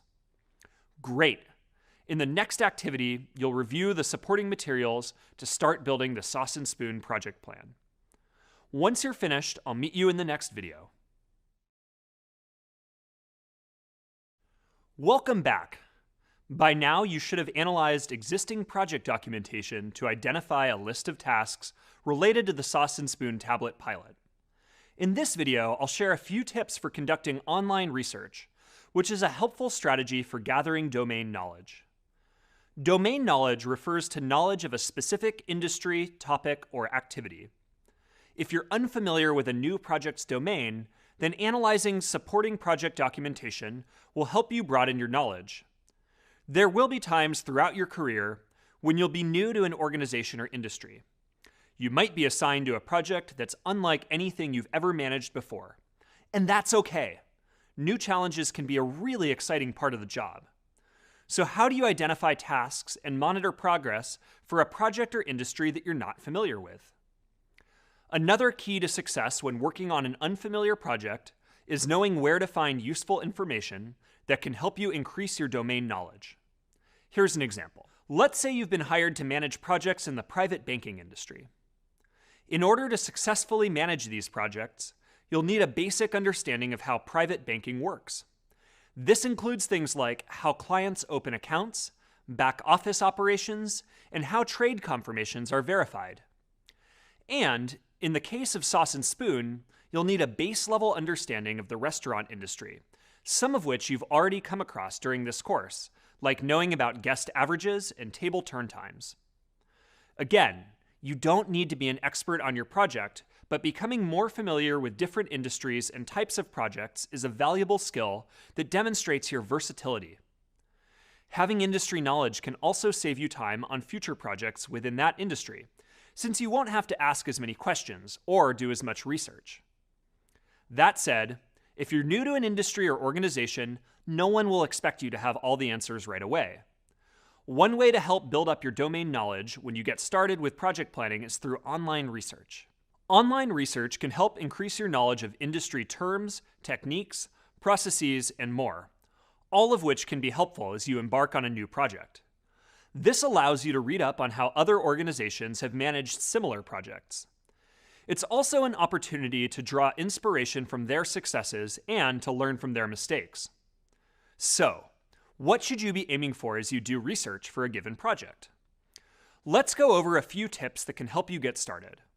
First, try searching online for news coverage of similar projects at other companies. For example, you might search for news articles that focus on restaurant groups who've added tablet ordering capabilities to their restaurant locations. Experiment with search terms like menu tablet news or restaurant tablet news to find relevant news articles. As you read, take notes on interesting findings. Did the company experience any surprising outcomes following their product's launch? Did they come across any unanticipated roadblocks? If so, make note of these and decide if there are tasks that you should add to your project in order to achieve similar results or to avoid similar roadblocks. Identifying where similar successes or mistakes might play out in your own project can help you uncover tasks that you may have otherwise overlooked. It's also helpful to search online for research on topics related to your project. For example, you might search for phrases like restaurant tablet research or digital menu ordering. Adding search tags like best practices or key takeaways can help streamline your search results. Then, you can review the relevant research for information that might help inform your project planning. You can also try researching similar projects in other industries.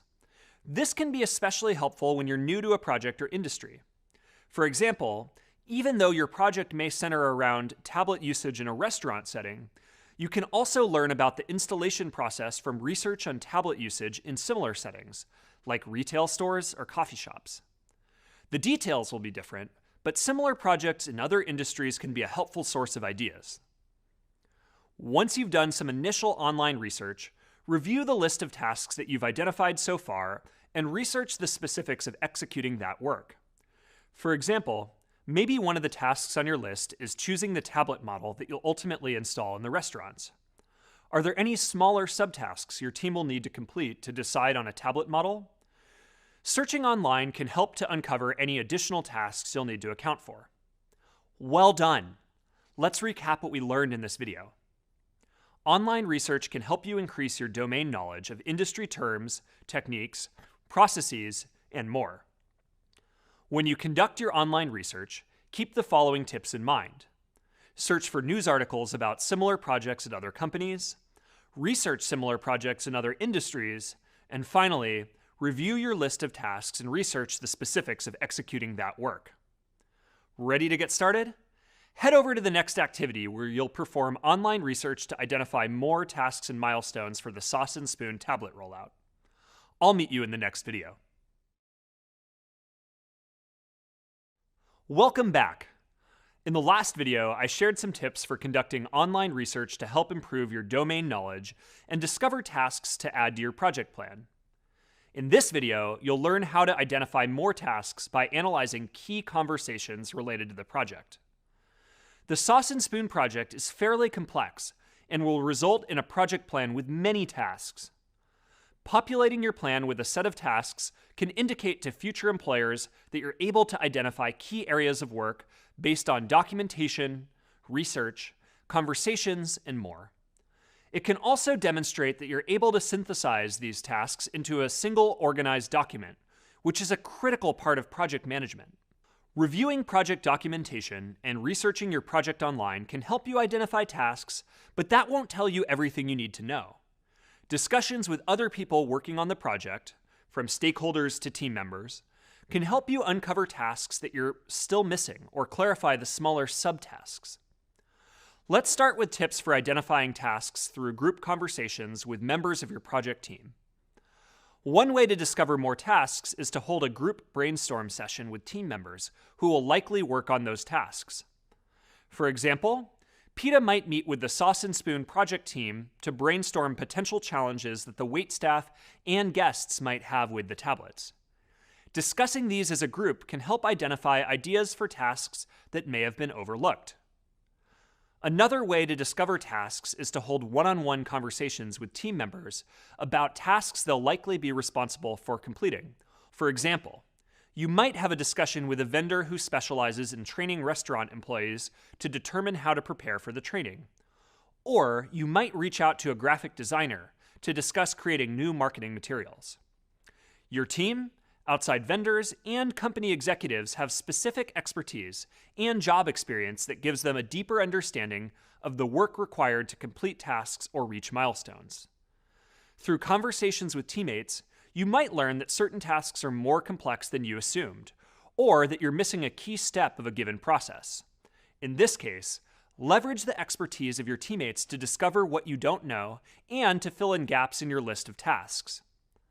In addition to connecting with teammates to uncover project tasks, it may also be helpful to consult with other people in your organization who are experts on given tasks. Though these people may not be involved in your project, they may be able to provide valuable expertise that can help you identify processes and fill in gaps. Once you've connected with members of your project team and other experts in your organization, examine your list of tasks. Are there still areas where you need more information? If so, it may be helpful to have a conversation with your key stakeholders to fill in any gaps. As we've discussed, senior stakeholders are often busy with other aspects of their jobs, so you should be strategic about who to ask for a conversation.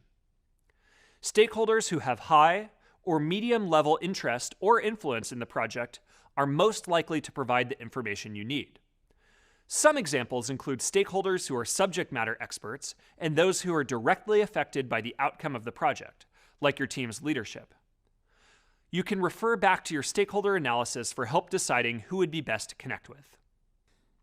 Once you've identified which stakeholders would be most helpful, make sure you're prepared by gathering as much information as possible ahead of your conversation and outlining clear, outstanding questions that you still need answers to.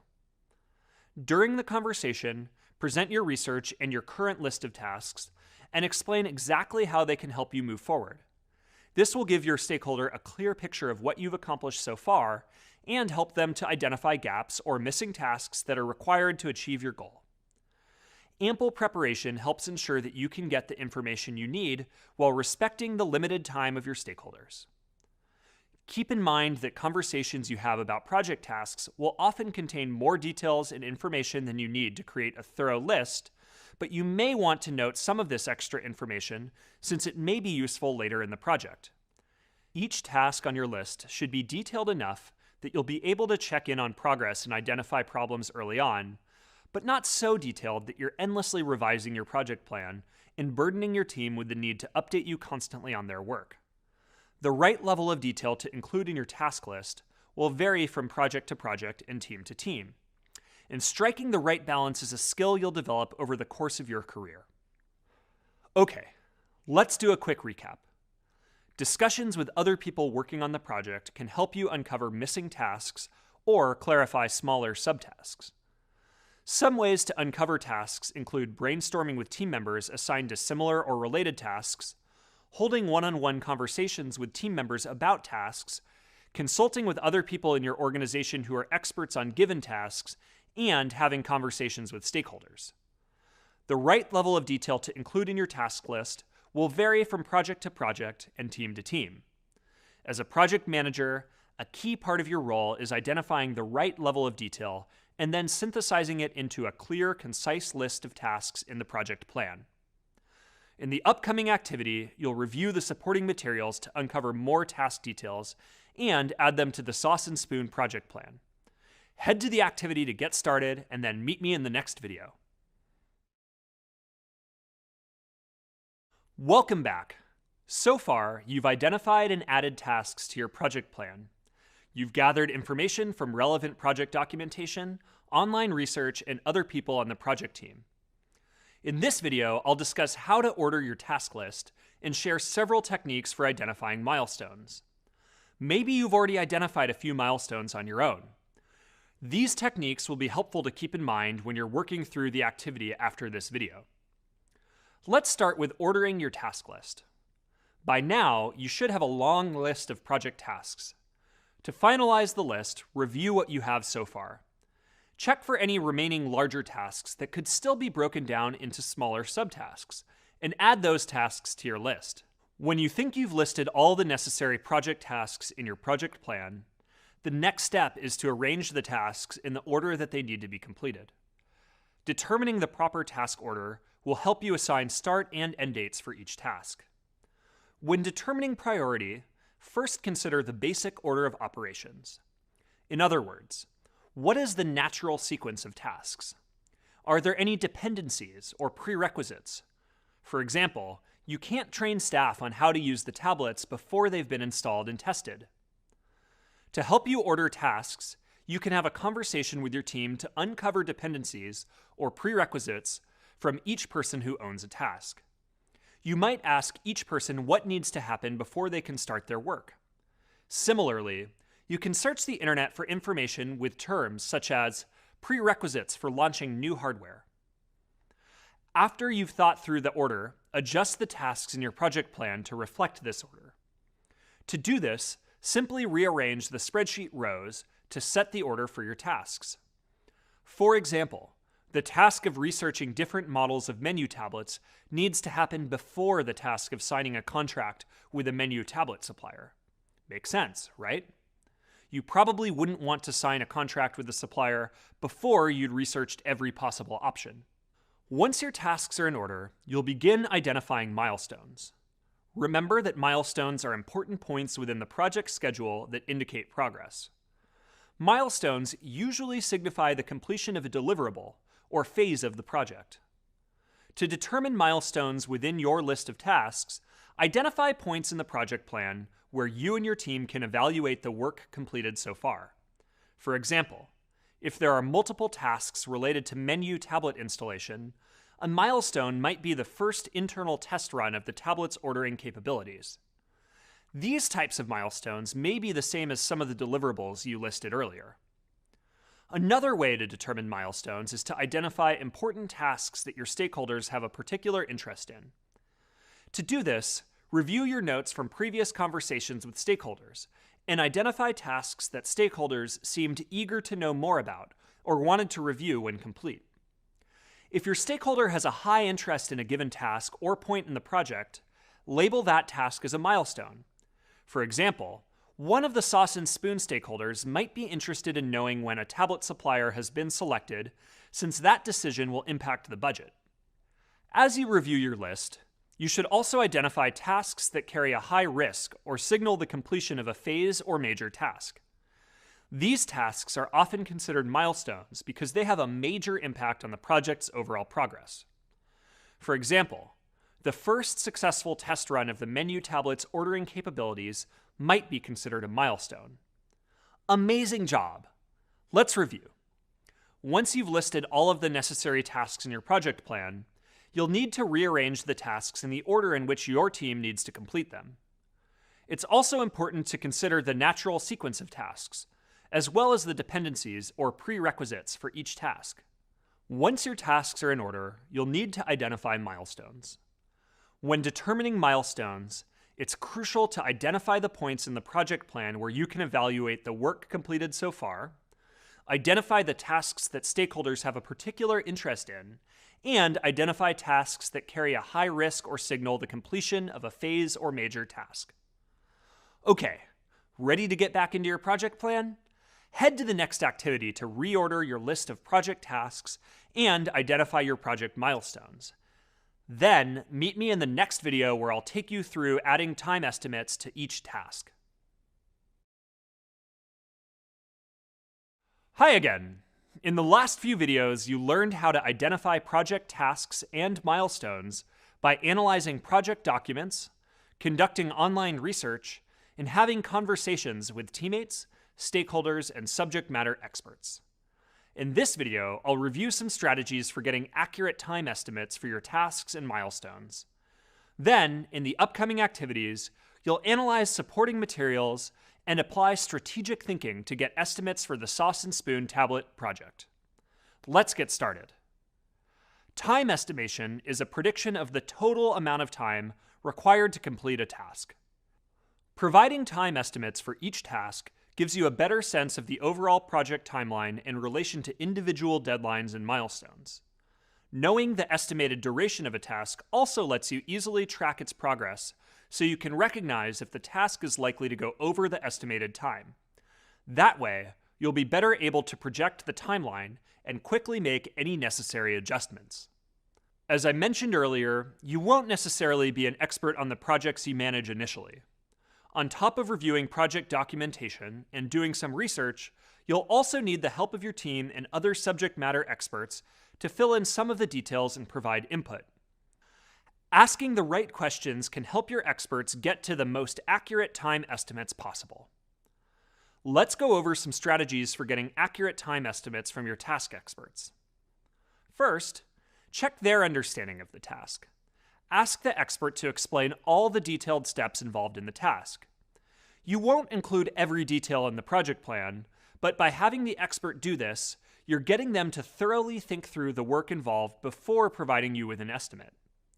Next, ask for estimates of the sub-steps and make note of them.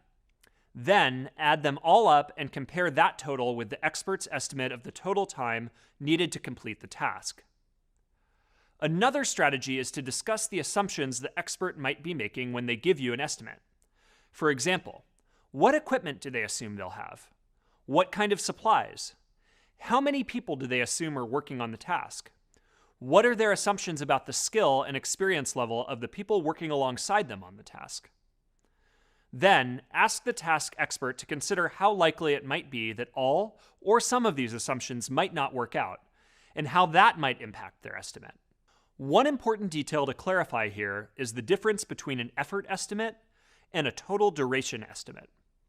An effort estimate only takes into account the actual time it takes to complete a task. A total duration estimate accounts for the effort estimation and any other factors, like getting approvals, prep work, testing, and so on. For example, imagine one of your tasks is designing and launching the checkout page for the tablet. The effort estimation for designing the page might be 8 hours, which is the amount of time it takes to mock up and implement the design. But the total duration of the task includes testing, feedback, and approvals needed to launch. That means that the total time estimate for the checkout page is actually more than 8 hours. Finally, another strategy for getting accurate estimates is to compare the expert's estimates against the actual time spent on similar tasks in previous work. Ask the expert to think about a similar project they worked on and describe what was different and what was the same. Ask how long that project took and whether thinking about that project changes their estimate at all. Okay, let's review what we just covered. Time estimation is a prediction of the total amount of time required to complete a task. Providing estimates for each task gives you a big picture sense of the project timeline in relation to individual deadlines and milestones. And asking the right questions can help your experts get to the most accurate estimate possible. Try checking their understanding of the task, or ask for estimates of the substeps. Discuss assumptions and compare the expert's estimates against the actual time spent on similar tasks in previous work. In the next video, I'll share another strategy for getting accurate time estimates called the 3-point method. Then, in an upcoming activity, you'll add time estimates to the Sauce and Spoon project plan. Meet you there. Hi again. I've got one more technique for figuring out accurate time estimates. It's called 3-point estimating. 3-point estimating is used to help determine the most realistic time estimate for a task. It uses optimistic and pessimistic calculations, meaning calculations based on the best case and the worst case scenarios.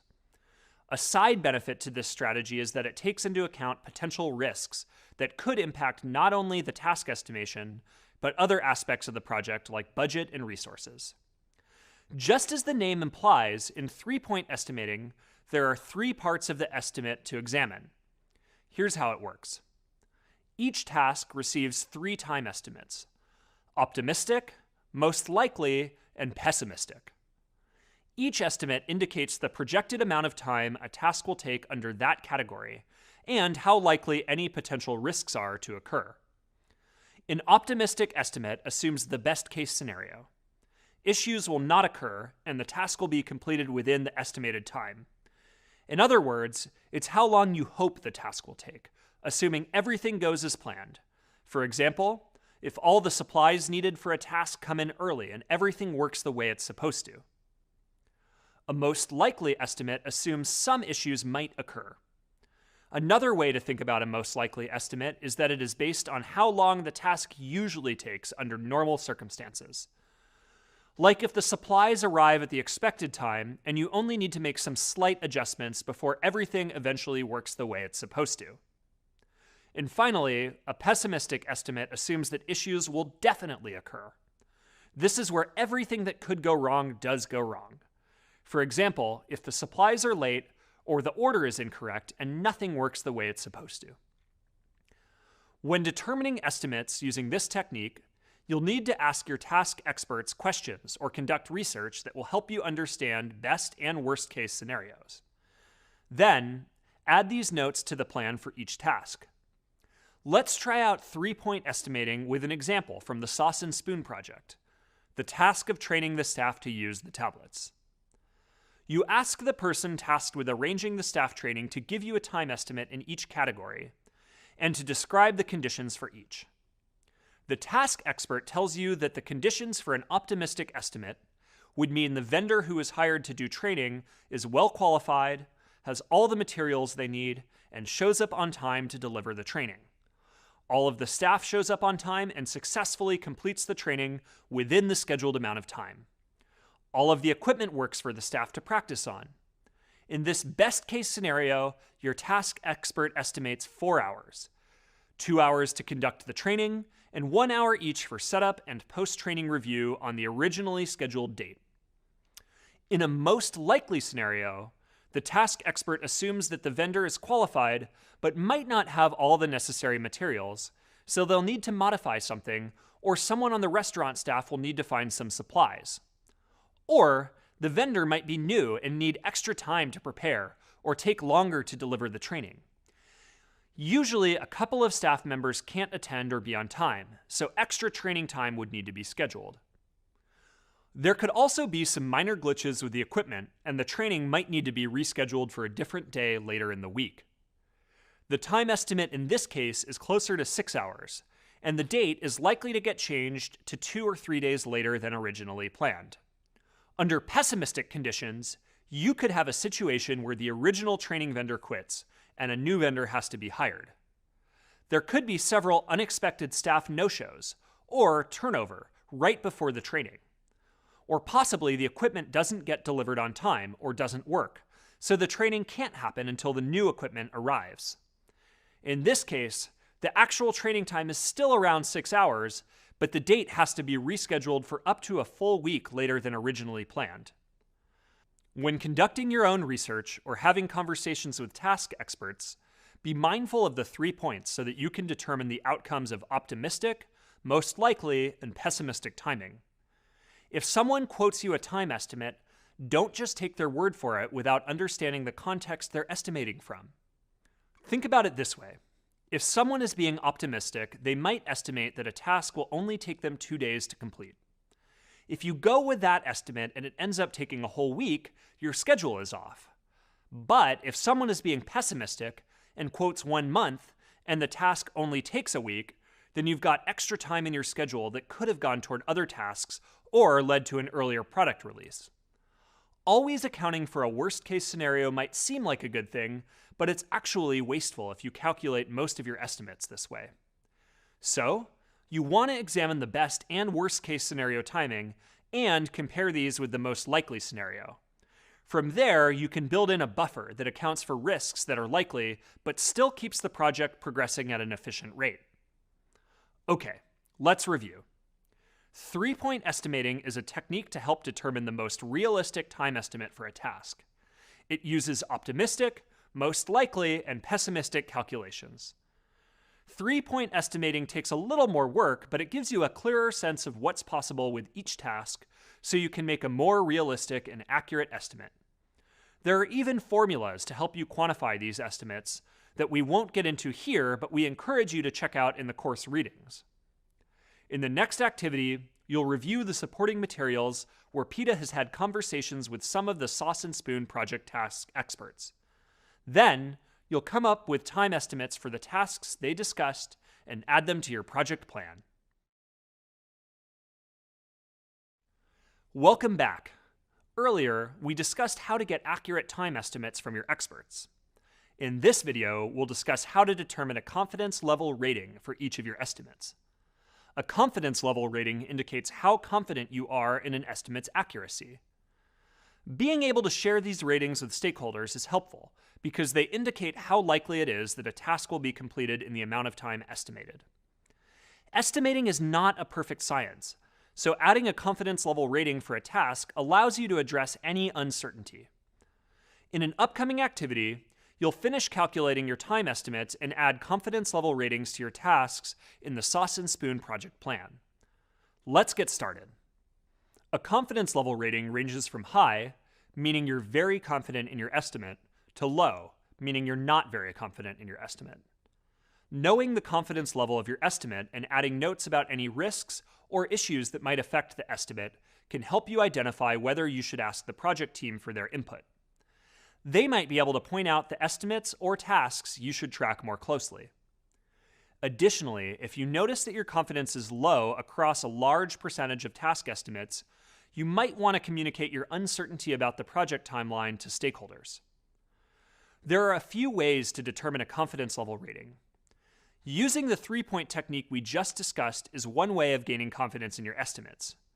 If you can show that you've considered the best and worst case conditions for a task, then your confidence level rating for that task's time estimate would be high, since you have a thorough understanding of the task.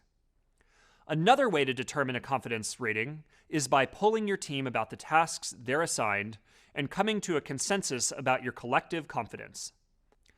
To do this, you could calculate their level of confidence as a percentage, which means polling everyone on their estimates and calculating the average confidence level. You might find that they're 90% confident, which would mean you have an overall high confidence rating. Or maybe they're only 60% confident, which would mean you have a medium confidence rating. Or you could define categories for the team. For example, we've never done a project like this before, we've done this once before, we've done this a handful of times, and we've done this a ton of times already. Each category correlates to your confidence level. If they've never done the project before, or have only done it once, then the confidence rating for the time estimate might be low. Estimating is far from an exact science, particularly in project management, when there are so many unknowns. Implementing a system that accounts for those unknowns and ensures an accurate picture of the project timeline means everyone will be better off over the long term. Okay, let's review what we've covered. A confidence level rating indicates how confident you are in an estimate's accuracy. You can determine confidence ratings in a few ways, including polling your team on the tasks they're assigned to, or by defining categories. And remember, estimating is far from an exact science, particularly in project management when there are so many unknowns. Implementing a system that accounts for those unknowns and ensures an accurate picture of project costs means everyone will be better off over the long term. In the next activity, you'll review supporting materials and add confidence level ratings to each of your time estimates. Coming up, we'll discuss effective negotiation techniques to get even more accurate time estimates. Hi. Now that you've added tasks, time estimates, and confidence ratings to your project plan, let's prepare for upcoming negotiations concerning time estimates. PETA has to negotiate with team members about some of the tasks that have low confidence level ratings or that are estimated to take longer than she'd hoped. You'll help by analyzing the supporting materials, recording notes, and identifying some effective negotiation techniques. Earlier, you applied some negotiation skills to discussions about the project scope. Negotiation skills can also help you get accurate time and effort estimates, but the skills you use and the approach you take will be a little different. In this case, you're negotiating with a task expert, not a stakeholder. Your goal is to try to determine an accurate time and effort estimate for a task, instead of persuading them to agree with a certain outcome. You're trying to arrive at an objectively accurate estimate together. On any project, you'll have to work with people who have a tendency to over or underestimate time, costs, or resources. People don't do this intentionally. Usually, they're just being optimistic, or trying to please you by providing what they think you want to hear, rather than what's realistic. Or sometimes they might be overly cautious and give you an extreme estimate in case something doesn't go according to plan. In some situations, using negotiation skills to get accurate time estimates might be critical to the success of the project. There are lots of different negotiation techniques out there, but let's focus on a few that are specific to negotiating a time estimate. They are say no without saying no, focus on interests, not positions, present mutually beneficial options, and insist on objective criteria. If a task expert gives you a time estimate that's different from what you hoped for, there are a few techniques you can use to try and reach an estimate that works for both of you. Let's start with the first technique, saying no without saying no. The idea behind this technique is to get the other person to start working out an alternative solution with you. Here's how. First, think about the ways we usually tell someone no. That won't work. That's not going to happen. I can't do that, or there's no way. Statements like these can make the person you're communicating with feel defensive and shut down the conversation. Instead, ask open-ended questions like, how would you like me to proceed? How can we solve this problem? And what can I do to help? Questions like these invite the other person to collaborate with you. This keeps the conversation focused on reaching a resolution that works for both of you. Let's explore the next technique. Focus on interests, not positions. Here, the goal is not to win. Instead, try to identify the other person's interests, their basic needs, wants, and motivations around completing a certain task. You might be working with a task expert who cares deeply about completing the task with a high degree of quality. But you're concerned that if you don't meet the deadline, the quality of the work won't matter. You can ask if there are any areas of quality they'd be willing to compromise on that would shorten the schedule estimate, but still allow them to complete the task to an acceptable degree. A third technique is to present mutually beneficial options. We covered this a little already, but here's how you can apply this concept when negotiating time estimates. Imagine both you and your task expert want to complete the task as quickly as possible, but the expert's time estimate is still longer than you'd like. Asking some open-ended questions, like the ones listed earlier, can help you figure out if there's a solution that will satisfy both of your goals. Maybe there's information the expert is missing, or a resource that you could commit to finding and supplying to make the estimate lower. The last technique is to insist on using objective criteria to define a time estimate.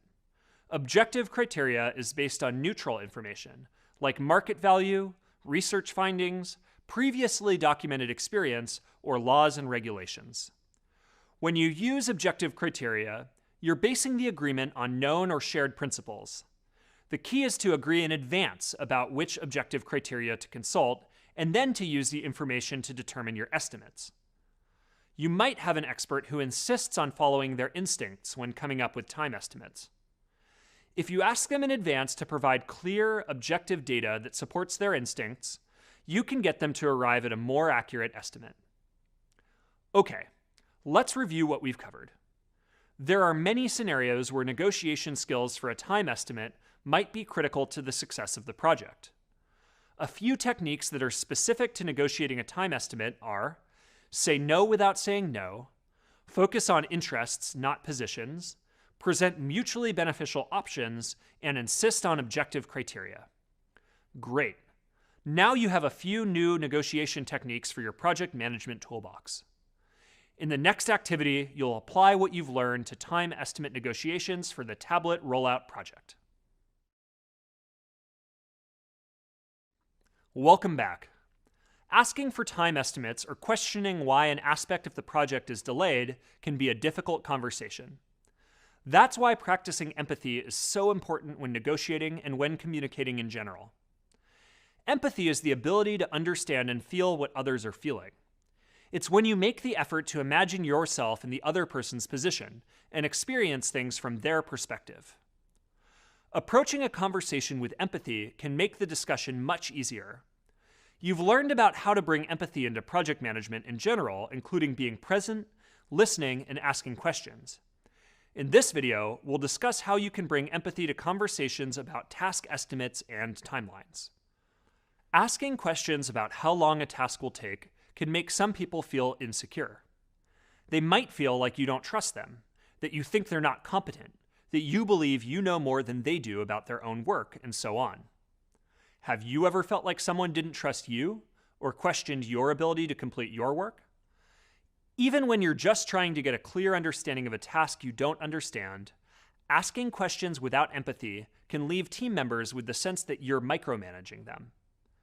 Micromanaging is when a manager too closely observes, controls, or continuously reminds the people they're managing of the work they've been assigned. This has a negative impact because it demonstrates the manager's lack of trust and confidence in the people they oversee. There are several ways you can bring empathy to your conversations. One way is to listen with curiosity. Ask questions to demonstrate your interest in what people have to say. Rather than making assumptions or suggestions, start the conversation with a question. For example, you might ask the person how long a particular task took them on a previous project, rather than suggesting a time frame to complete a similar task. Another way to show empathy is to periodically repeat what you think the other person said. Noticing you restate their message in your own words will encourage them to confirm their intent and will ensure you understand what they're communicating. It might also help them view the issues you're discussing from a different perspective. You can also demonstrate empathy by trying to connect with their experience. Let the person know that you understand that making estimations can be difficult for anyone, yourself included. You might share a time on a project when you struggled with making a time estimate for a task, or misestimated it altogether. Make it clear that you know they want to do the best job possible and you want to support them. Practicing empathy also means you're able to recognize your own judgments. Acknowledge to yourself if you're making internal judgments about the person you're communicating with, like if you're having doubts about their work quality, for example. Then find ways to view the situation more compassionately. Even if you don't speak your judgments aloud, people are very good at reading body language and facial expressions and interpreting the tone of others. Try to put yourself in the other person's position and find out about any barriers they might be facing. Another strategy for practicing empathy is recognizing buffering. A team member might add a buffer to their time estimate for a task without communicating why they added the buffer. Ask them upfront if they've included a buffer to account for holidays, sickness, childcare, or emergencies. This can demonstrate your empathy for their situation and can also help you get a more accurate estimate. Encourage them to open up about this extra buffer by assuring them that you want an honest answer, even if it's not ideal. And finally, in order to effectively employ all of these strategies for practicing empathy in your conversations, you need to be able to fully focus on what the other person is communicating. This means avoiding distractions. Putting your phone on silent, not looking at phone notifications or texting, and closing your laptop are some ways to show the person that you're giving them your undivided attention and that what they're sharing is important to you. Let's do a quick review. Empathy is the ability to understand and feel what others are feeling. Some tips for bringing empathy to your conversations are: listen with curiosity, repeat what you think you heard, connect with their experience, recognize judgments, recognize buffering, and avoid distractions. Excellent. Consider these tips for practicing empathy in the upcoming activity. Then I'll meet you in the next video to recap everything we've covered thus far.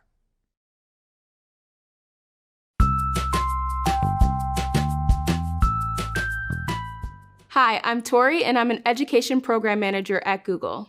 Specifically, I work on our digital literacy curriculum called Applied Digital Skills that helps learners of all ages learn the practical digital skills needed for the jobs of today and tomorrow.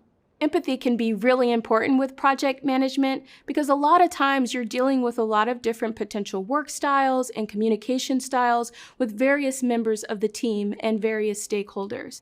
So you have to learn how to communicate with those different styles and potentially tailor your messaging to different audiences. It's really important to be able to understand how different people may feel, how they may like to be communicated to, so that you can ensure that you are communicating your project goals and your impact in a very impactful way.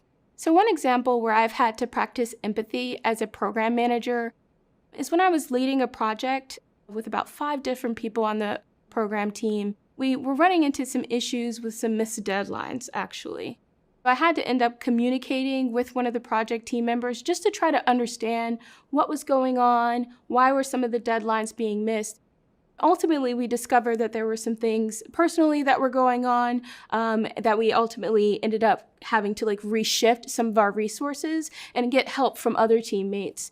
So that's an example of just trying to meet people where they are, understand that there's lots of things outside of work that are also going on. And sometimes you can adjust your timelines and your deadlines as needed or get help from other team members along the way. So when you are negotiating task estimates, I think a really good thing to do right from the beginning is just ask a lot of questions. Just talk to different people on the team. Maybe you're even new to the team and you want to get some different experience, some folks who've been on the team a little longer. And just try to figure out if there are any examples of past projects that are similar to the one that you're leading. Try to see if there are other projects that may be a little different but have a different timeline. I think that can really help in the beginning. Just ask a lot of questions and collect as much data and information as you can from the beginning. Great job making it to the end of this section. In this last series of activities, you transitioned from the initiation phase of the project lifecycle to the planning phase, putting your knowledge and skills to work on a project plan. You analyzed project documentation to improve your domain knowledge and identify project tasks. And you uncovered more tasks by conducting online research and analyzing key communications with the project team and task experts. Then, you determined accurate time estimates for each task by knowing which questions to ask and practicing effective negotiation techniques. You added confidence level ratings to your estimates by using the 3-point estimating method, and you learned how to demonstrate empathy in your conversations about task estimates.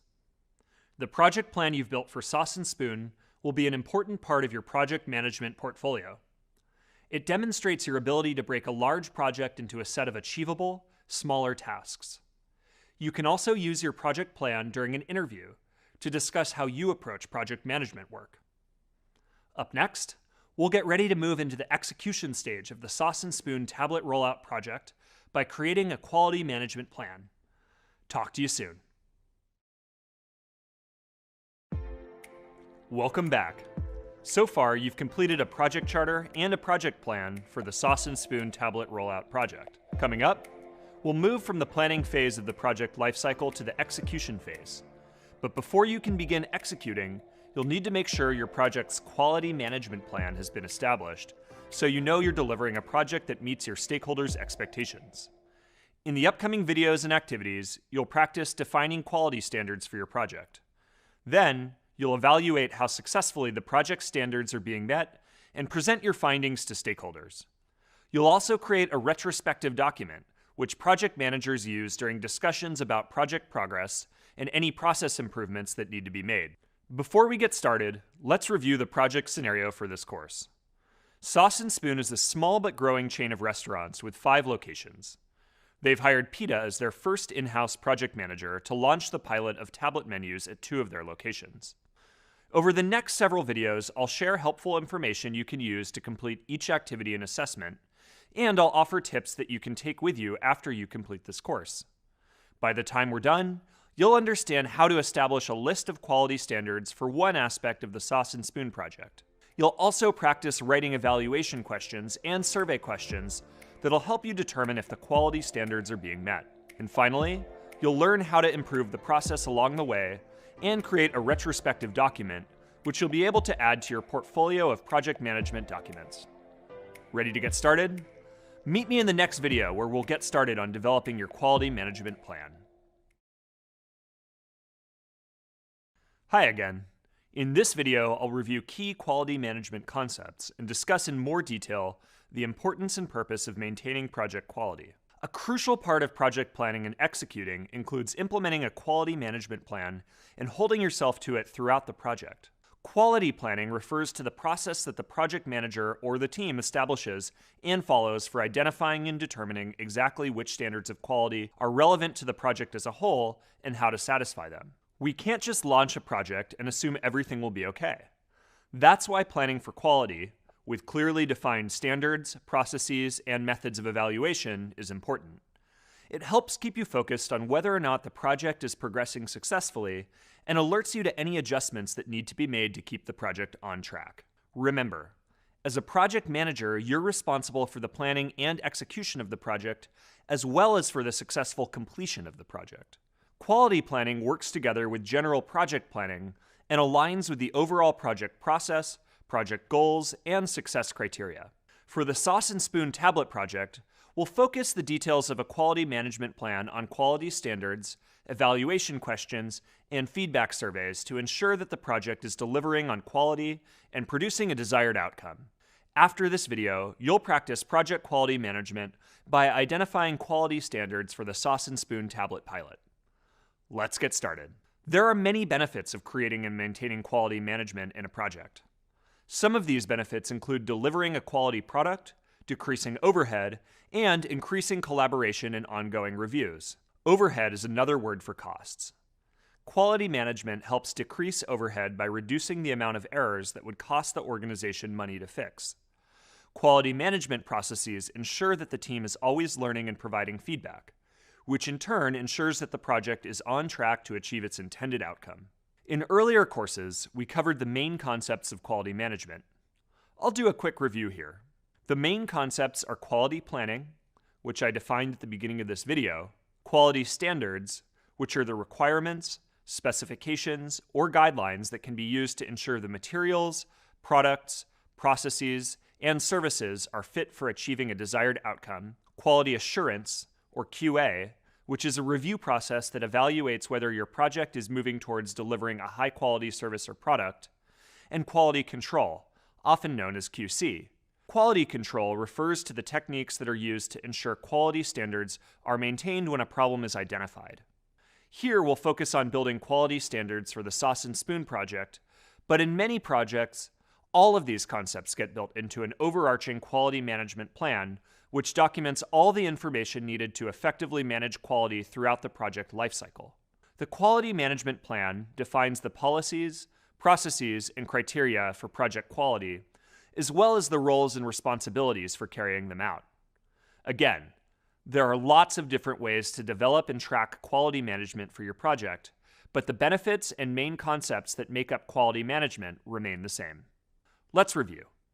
Some of the benefits of quality management include delivering a quality product, decreasing overhead, and increasing collaboration and review. And the main concepts of quality management are quality planning, quality standards, quality assurance or QA, and quality control or QC. Understanding these benefits and concepts will help you ensure you deliver a project that meets your stakeholders' expectations. Coming up, you'll apply your understanding of quality management to develop quality standards for the Sauce and Spoon tablet rollout. Meet me in the next video to learn how. Hi there. Now that we've reviewed the benefits and main concepts of quality management, we'll explore what it means to define quality standards.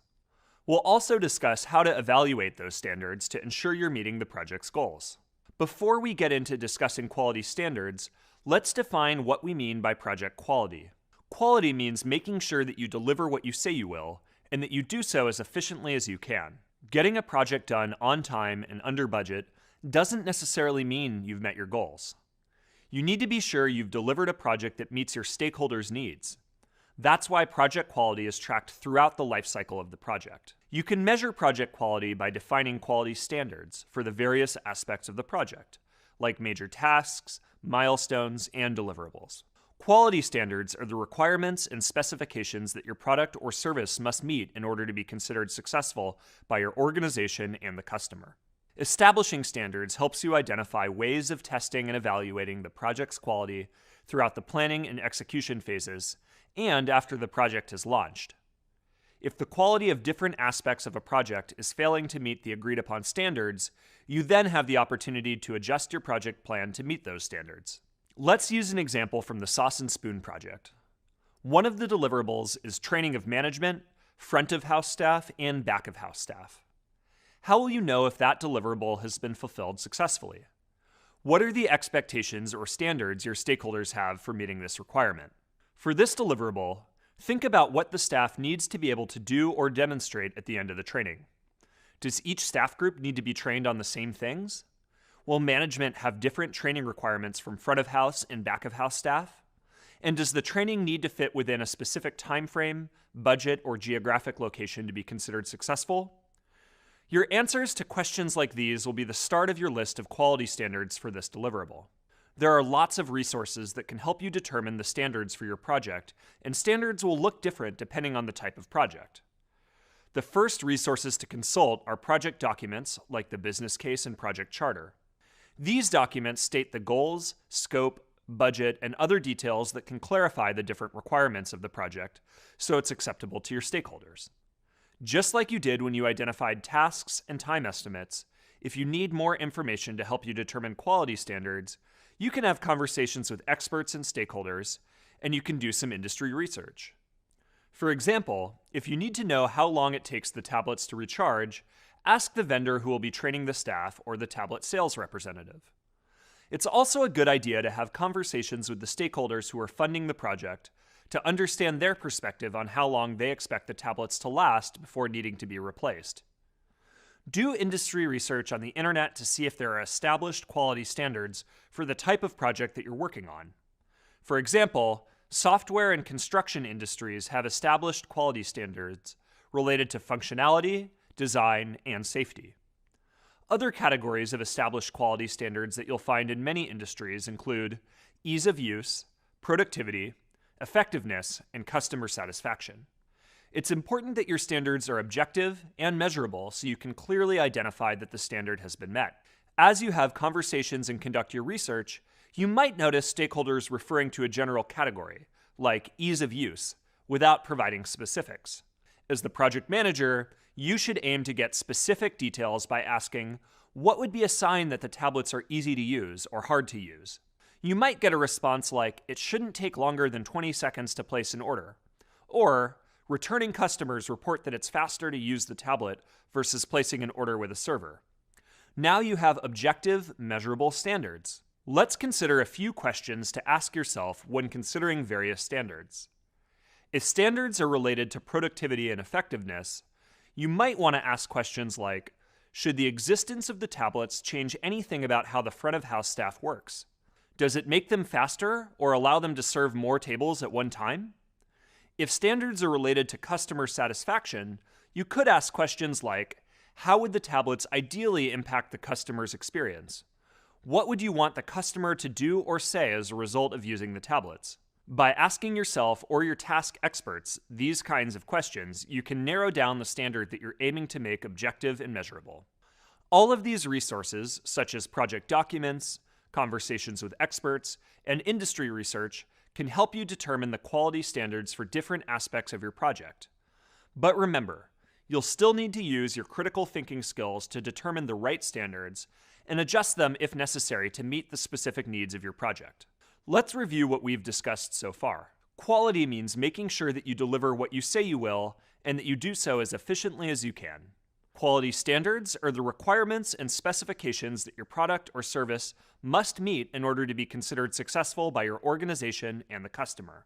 There are lots of resources that can help you determine the standards for your project, including project documents, like the business case and charter, conversations with experts and stakeholders, and industry research.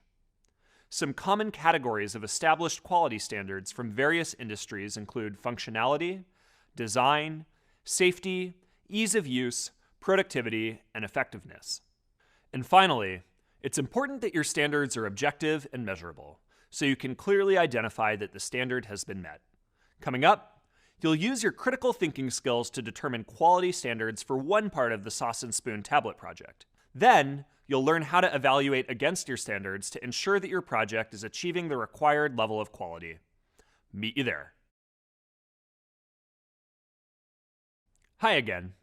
In the last video, we reviewed the main concepts of quality management and defining quality standards for a project. Then, after analyzing project documentation and a conversation between PETA and stakeholders, you helped solidify a list of quality standards for one of Sauce and Spoon's project deliverables. Once the quality management plan is underway with clearly defined quality standards, you're ready to measure against your standards and can finally begin implementing the project. Since the last activity, PETA and her team have begun implementing the tablet rollout. Both of the restaurants that were selected for the pilot have had tables outfitted with tablets. The staff has been trained, and guests have been placing their orders using the new tablets. In this video, we'll discuss the importance of evaluation as it relates to the project's quality management plan, specifically quality assurance. Remember, quality assurance consists of reviewing processes to evaluate whether or not your project is delivering an acceptable level of quality. And evaluation involves observing, measuring, and then comparing your findings to a set of agreed-upon criteria. This could be your quality standards or the overall goals of your project. Coming up, you'll create evaluation questions as part of the QA process so that you can measure how well your project is meeting the established quality standards. Understanding how to create strong evaluation questions will give you the tools and skills you need to measure the success of your project throughout the project lifecycle. Let's get started. In the same way that quality management plans may look different for each project, quality assurance can be implemented in a variety of ways. Some examples of quality assurance are beta testing, internal checklists, and feedback surveys. Each of these methods allow you to evaluate and measure how well your project is meeting its goals. Evaluation is a form of research designed to promote learning and informed decisions. It also provides accountability and helps you assess to what extent the project has achieved its objectives.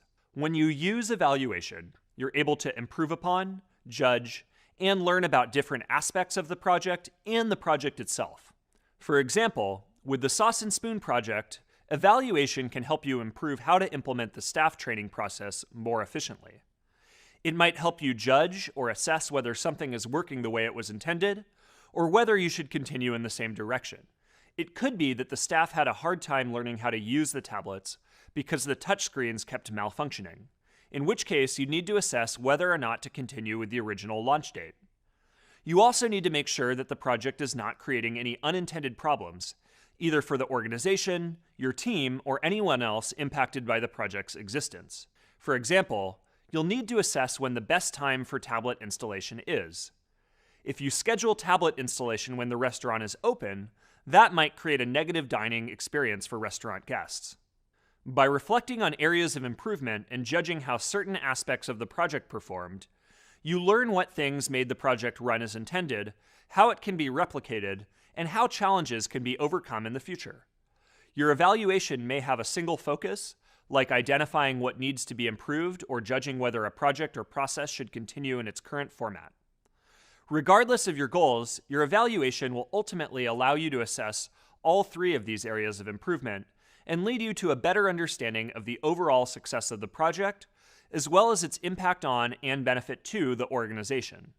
Okay, so now that we know why evaluation is used in project management, let's get into the evaluation process so that you know how to carry out an evaluation and get the information you need.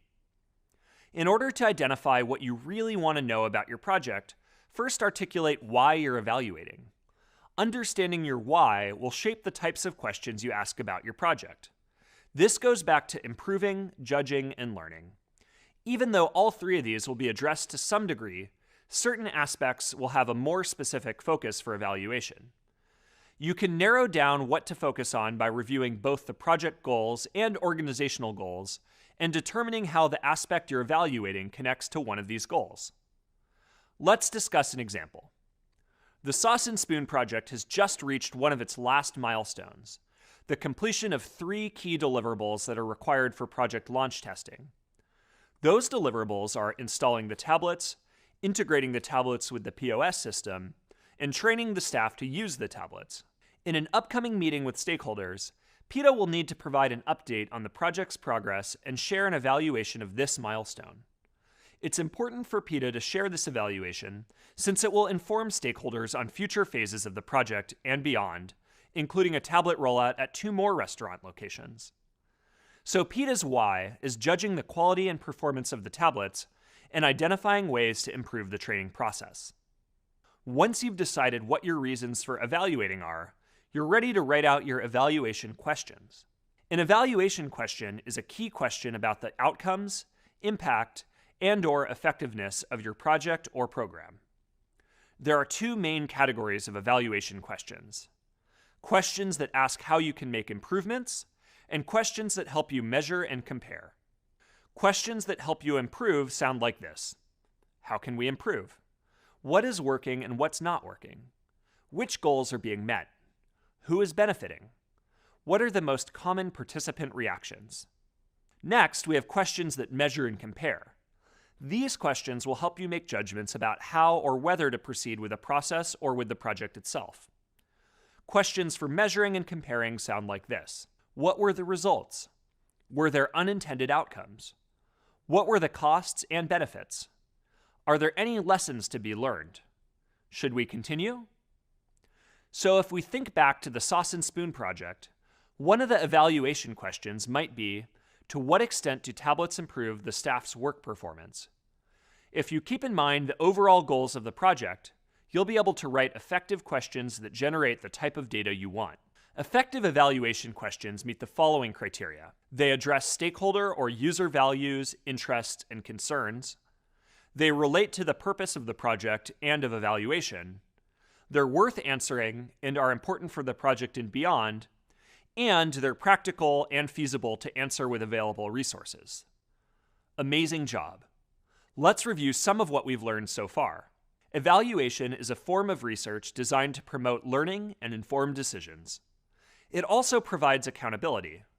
An evaluation question is a key question about the outcomes, impact, and/or effectiveness of your project, or a key aspect of your project. And there are 2 main categories of evaluation questions: those that ask how to make improvements, and those that help you measure and compare.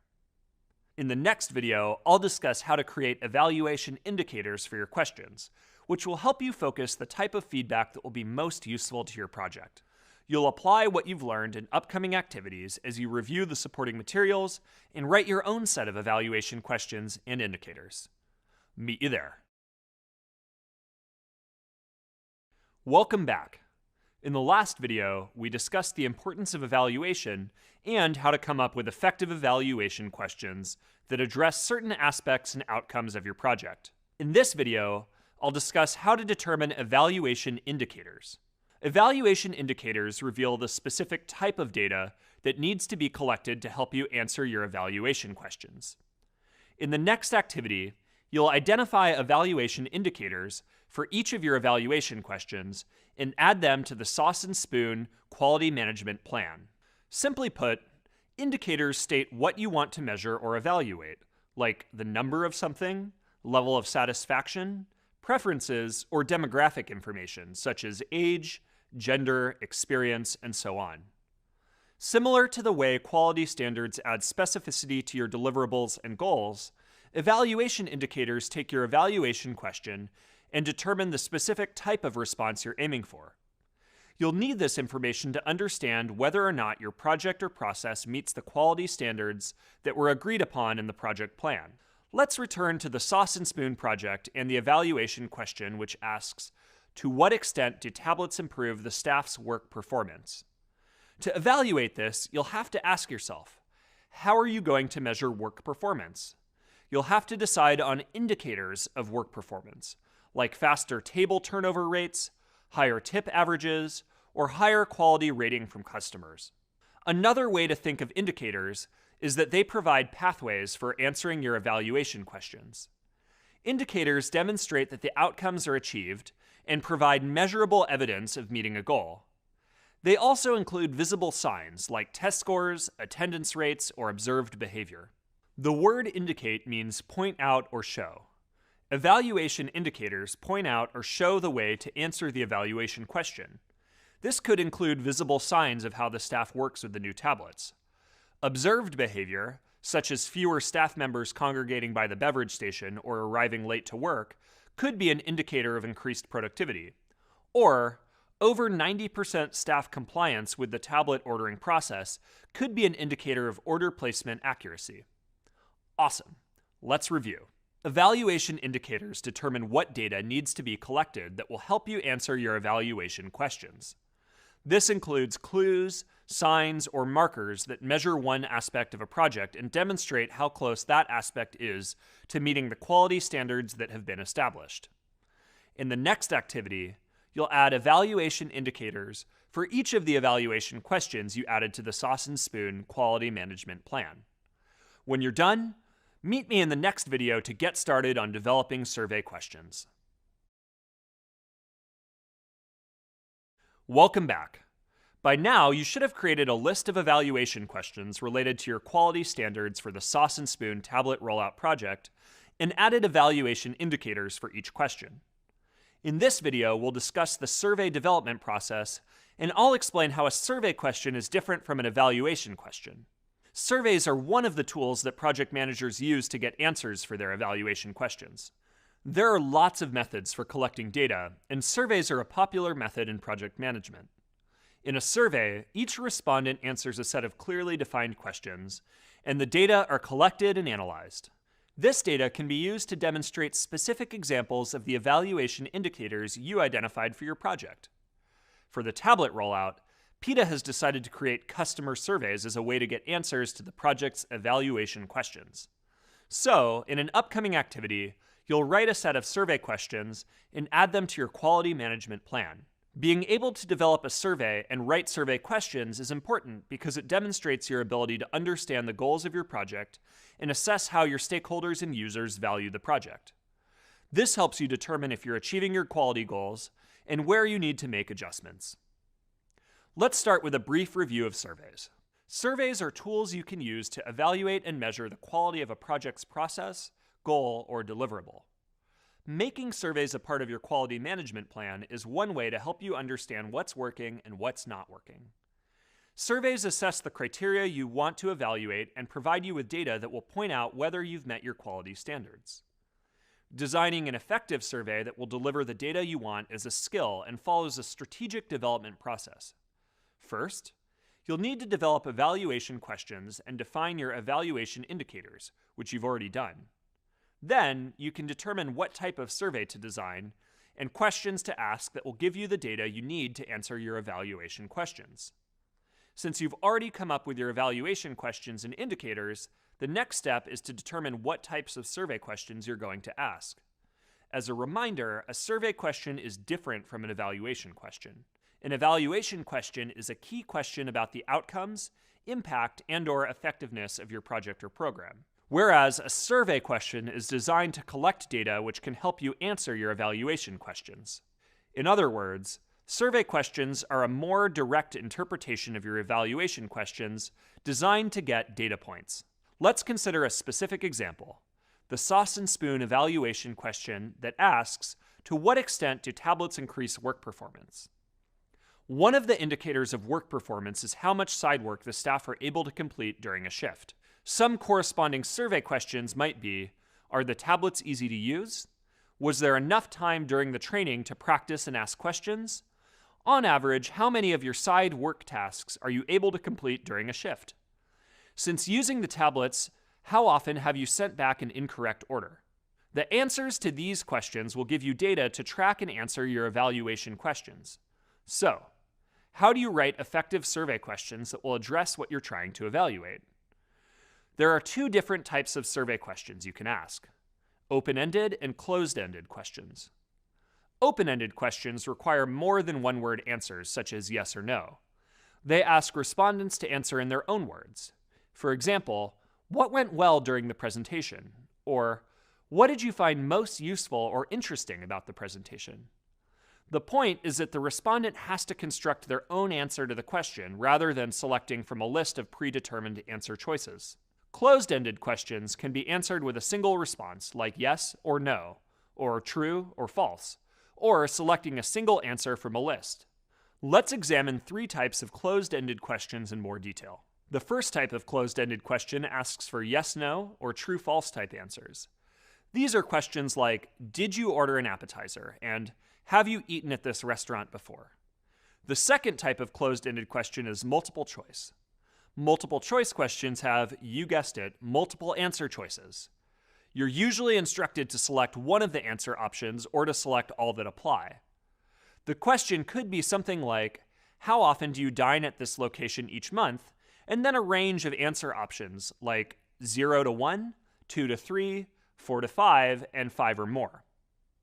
A third kind of closed-ended question is a scaled question. Scaled questions provide more than two options, but they're different from multiple choice because they ask the respondent to rate their answers on a scale. For example, how often something occurs, how much they like or dislike something, or how important they think something is. A sample scaled question might be, on a scale of 1 to 5, how do you rate your overall dining experience, with 1 being poor and 5 being excellent? Regardless of the question type, creating good survey questions is a skill that takes a bit of practice. Here are some tips. First and foremost, make sure your questions are asking what you mean to ask. Each question should be specific and address only one measurable aspect. Be careful not to make assumptions about your respondents. For example, don't assume that everyone taking your survey knows or enjoys the same things or has similar life experiences. Ask questions and provide answer options that allow people to answer accurately about their experience. At the same time, you want to make sure that your questions don't provide too much detail or information. If you do, you might end up influencing the respondent to answer in a certain way, which could unintentionally create bias. Wow, that was a lot of information. Let's review so it's fresh in our minds. Survey data helps you determine if you're achieving your quality goals and where you need to make adjustments. Surveys can also help you understand what's working and what's not working, help you assess the criteria you want to evaluate, and provide data that will point out whether you've met your quality standards. The survey development process includes developing evaluation questions, defining your evaluation indicators, and determining what type of survey to design and questions to ask. In the next activity, you'll review your quality management plan and create survey questions for one of Sauce and Spoon's evaluation questions. Then, I'll meet you in the next video to discuss how to present the data that gets collected from your survey. Hey there, welcome back. In the last video, we discussed the value of feedback surveys and how to create effective survey questions. Then, you had the chance to write some questions for one of Sauce and Spoon's user feedback surveys. Since the last video, the Sauce and Spoon surveys have been administered and the data has been collected. This data is the result of your evaluation, so now it's time to analyze the data and report your findings on how well the project is measuring up to its quality standards. In this video, we'll cover tips and best practices for determining your audience, choosing the style of your evaluation report, and delivering an effective presentation. We'll also discuss how to distinguish between reviewing data and presenting an evaluation. Then, in the next activity, you'll apply what you've learned to analyze survey data and create presentation slides for an upcoming stakeholder meeting. You'll be able to add these slides to your project management portfolio to demonstrate your ability to synthesize and summarize data into recommendations for a particular audience. There are different ways to present an evaluation, and you'll need to decide which style is best for your project and audience. Start out by considering your audience. Think about what's most meaningful to them, as well as how much time they have. If your audience is a mix of roles or groups, like team members, managers, stakeholders, and executives, consider the best way to share information with each group. In some cases, you'll need to present the same data in different ways. Different audiences have different reasons for wanting information. Your team, for example, could benefit from a detailed report so they can address aspects of the project they're responsible for. However, groups like senior stakeholders and executives typically do not need, want, or have the time for a detailed analysis. They would rather have a summary of the most important information and the impact it has on their investment in the project. After you've considered your audience, you should create a detailed evaluation report that addresses your evaluation questions. You can then take the detailed report and summarize the information into the most appropriate format for a given audience. In addition to a full report, two common reporting styles include a summary sheet and a slide-based presentation. A summary sheet is a 1 or 2 page write-up with just the most relevant information. Think of it as a flyer or snapshot of your findings. And a slide-based presentation uses digital slides to visually present information. Presenting evaluation findings should not just be a raw data report. Your presentation needs to reflect what the data means and explain how it informs a response to the evaluation questions. In order to do this, you need to filter and analyze the data. This is probably the most important part, because this is where you make sense of the data for yourself.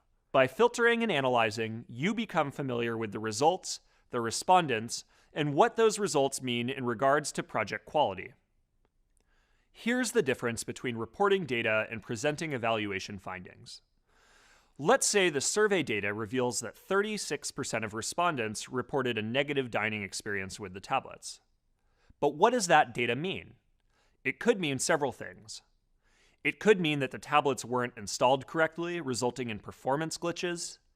It could mean the tablets are poor quality, so even if they were installed correctly, the tablets just didn't function very well. It could mean the staff wasn't trained well enough, resulting in delayed or incorrect orders. Or it could mean that respondents simply didn't like using the tablets and prefer a standard dining experience. You see, data alone isn't enough. You need to conduct additional analysis that explains the data. Your job is to figure out what the data means and explain how the data answers your evaluation questions. When you can explain what the data means in your own words, you'll have the basis for your presentation. A good way to start analyzing data to present is to look for trends, patterns, and anomalies. Another tip is to share this process with some of your team members. Taking turns sharing what you think the data means allows you to check your understanding and uncover additional information through your varied perspectives. After you've analyzed your data and know how you'd like to present it, shape the story of your findings by tying it all together into one cohesive narrative. Take some time to think about what you're hoping to achieve, the points you want to make, and the questions and concerns you want to answer. A great way to present an evaluation is through a story. Storytelling is the process of turning facts into narrative to communicate something to your audience. This is essentially what you do when you present your evaluation findings. You tell the story of your data. We provide some great tips and more details of the storytelling process in those earlier courses, so check them out if you need more help. For the tablet project, the point of the presentation is to demonstrate to stakeholders whether or not the project is successfully meeting quality standards. So you might start by reminding them of the overall goal and purpose of the project. From there, identify the milestone that's being evaluated and how it's expected to meet the project goals. Explain what the data revealed, but don't cover every single data point or survey question. Again, you're telling a story about the data, not presenting the raw data itself. Identify any major issues the data revealed and summarize the rest. If the data reveals that things are going well, pick a few highlights and move on. If there are some major failings, suggest possible solutions or craft specific questions you need answers to. Let's review. There are different ways to present an evaluation. You need to decide which style is best for your audience. To do this, consider what's most meaningful to them and how much time they have. In some cases, you'll need to present the same data in different ways. Common reporting styles, in addition to a full detailed report, are a summary sheet and a slide-based presentation. An evaluation is not simply a raw data report. It needs to reflect what the data means and explain how it informs a response to the evaluation questions. In order to do this, you'll need to filter and analyze the data. A great way to present an evaluation is through a story. Storytelling is the process of turning facts into narrative to communicate something to your audience. In the next activity, you'll review data results from the Sauce and Spoon feedback surveys and craft presentation slides that tell the story of your evaluation. Then you'll wrap up the section with a retrospective. See you soon. Welcome back. In the last video, you practiced your presentation skills by synthesizing data into evaluation findings and communicating those findings by creating slides to be shared with key stakeholders. In this video, we'll briefly review retrospectives and their value to a project team. Retrospectives are an example of quality control because they help teams adjust and improve processes as needed. Coming up, you'll learn from Peta as she facilitates a retrospective. You'll break down the conversations and extract the details you'll need to build into the retrospective document. Let's start with a refresher on retrospectives. A retrospective, sometimes referred to as a retro, is a workshop or meeting that gives project teams time to reflect on a project. A retrospective gives you a chance to discuss project successes and setbacks and to learn from mistakes. Though retrospectives often happen at the very end of a project, they are also a helpful process improvement tool that can and should be used throughout the project lifecycle, especially after reaching a project milestone. For example, right after implementing the tablets and testing them with beta users is a great time for a Sauce and Spoon retrospective. You could celebrate parts of the project that have gone well so far and identify opportunities for improvement as the project moves toward upcoming milestones. Retrospectives have lots of benefits. They encourage team building by providing team members with the opportunity to understand different perspectives within the team. They also facilitate improved collaboration on future projects. And they promote positive changes in future procedures and processes. Because a retrospective is a specific type of meeting, it's crucial to have an agenda to help guide the discussion, organize the meeting, and document learnings. As the project manager, you need to manage the tone of the conversation, make sure that every team member feels included, and identify details that'll be recorded in the retrospective document for future reference. In other words, it's your role to facilitate a respectful and productive retrospective discussion that recognizes successes and areas for improvement. Let's recap the main ideas. A retrospective is a workshop or meeting that gives project teams time to reflect on a project. Three main purposes of retrospectives are to encourage team building, facilitate improved collaboration, and promote positive changes. And remember, it's your role as project manager to facilitate a respectful and productive retrospective discussion that recognizes successes and areas for improvement. In this next activity, you'll practice preparing for a retrospective by creating a list that includes successes and areas for improvement. Once you're done with this video, you'll observe how Peta interacts with her team members as she conducts the retrospective and add information to your document. See you soon. Hey again, in the last video, we reviewed the importance of retrospectives. Now it's time to figure out how to deal with the sometimes tricky aspects of retrospectives. In this video, I'll take you through effective techniques you can use to address a lack of participation during a retrospective. Low participation can prevent a project team from making meaningful process improvements. But if you've got methods you can rely on to help boost participation, you'll be more prepared to lead any kind of retrospective throughout your career in project management. After this video, you'll review supporting materials that will demonstrate how PETA handles lack of participation in a retrospective. You'll be able to identify and add several new details to your retrospective document. First, let's just say it. Retrospectives can be a bit intimidating. When you host a retrospective with your team, you draw attention not only to project successes, but also to challenges. If a team feels uncomfortable voicing challenges, then they might not be very eager to participate during a retrospective discussion. So, before jumping into any retrospective, make sure to ask yourself, does your team seem likely to contribute to the discussion? If you feel like the answer might be no, follow along as we discuss a few useful techniques we use at Google to encourage participation in a retrospective. One technique I use frequently to encourage participation is to create a safe environment for the team. To create a safe environment, you might open the meeting by adopting a policy of what's said here stays here, what's learned here leaves. Remind the team that the retrospective is a meeting free from stakeholders or customers, and that it's a safe space where the team can speak directly about problems. To help increase participation, it can also be helpful to model the kind of participation you'd like to elicit from your team. So if you're trying to help your team feel comfortable speaking candidly about project successes and challenges, you could set the tone by starting the discussion with your own successes and challenges. Before the meeting, try preparing a few examples of tasks or processes you know you could have handled better. If you know that you made a mistake on a project task, say it out loud. For example, maybe you made a paperwork error that slowed down tablet delivery by 2 business days.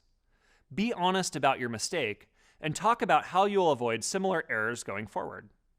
When you admit to your own mistakes, you make it okay for the rest of your team to share their mistakes too. Another useful technique to encourage participation is to pose a group question and ask for individual responses. For example, you could ask your team members to each think of one success and one challenge from the project so far. Then ask each team member to share their responses. If you find that a question you've asked doesn't get the kind of response you'd hoped for, try phrasing it in a different way. For example, if questions like, what went well and what went wrong, don't get you the responses you'd like, try alternatives.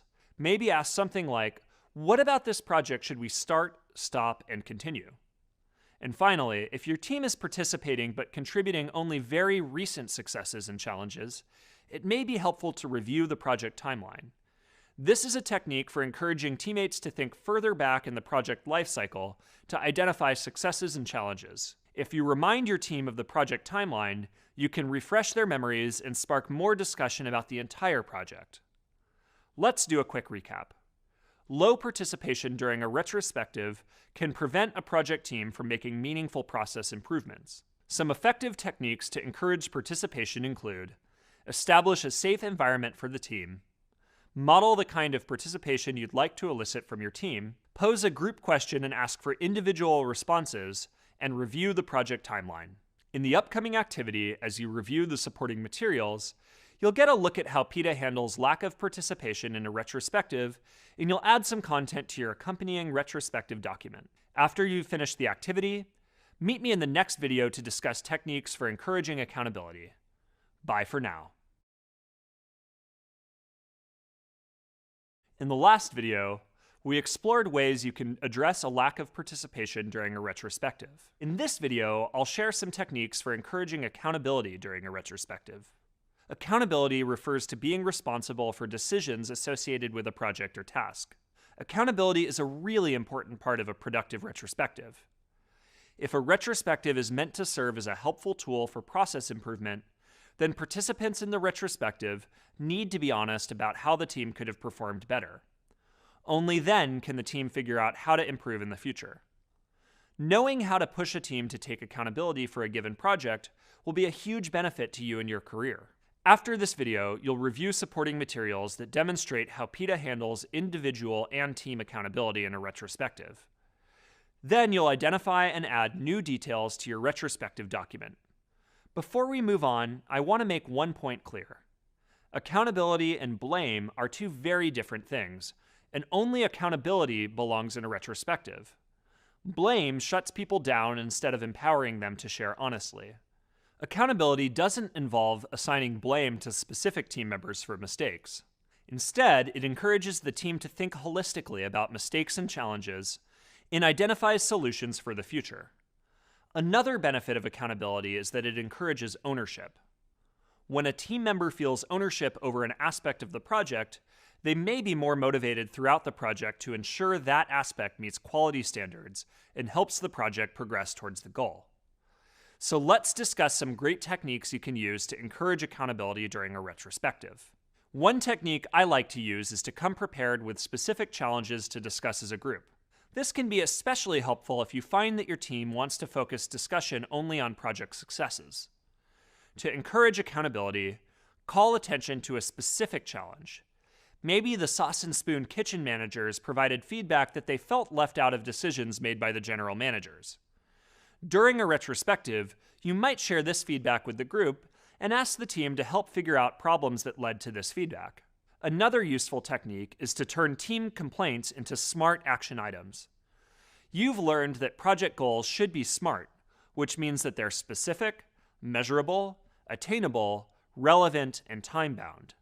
But here's another tip. Action items can be SMART too.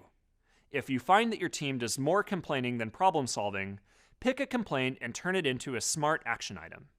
For example, let's go back to our example where the kitchen managers feel out of the loop on general decision making. As a project manager, it might be a good idea to add an action item to invite the kitchen manager to the weekly staff check-in meetings. If you want to take it one step further, you can even add a 5-minute agenda item for the kitchen manager to discuss issues and get feedback.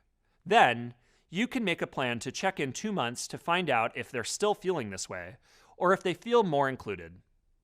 By showing your team how to turn complaints into action, you can help your team become more solution-oriented. When it comes to encouraging accountability, it's also a good idea to push the team to identify its role in creating a given challenge. Your team might seem inclined to focus only on challenges they feel they had no control or influence over, like a late delivery from your tablet supplier, for example. When discussing challenges that the team seems reluctant to take responsibility for, you can help your team think about the series of events that led to a given challenge.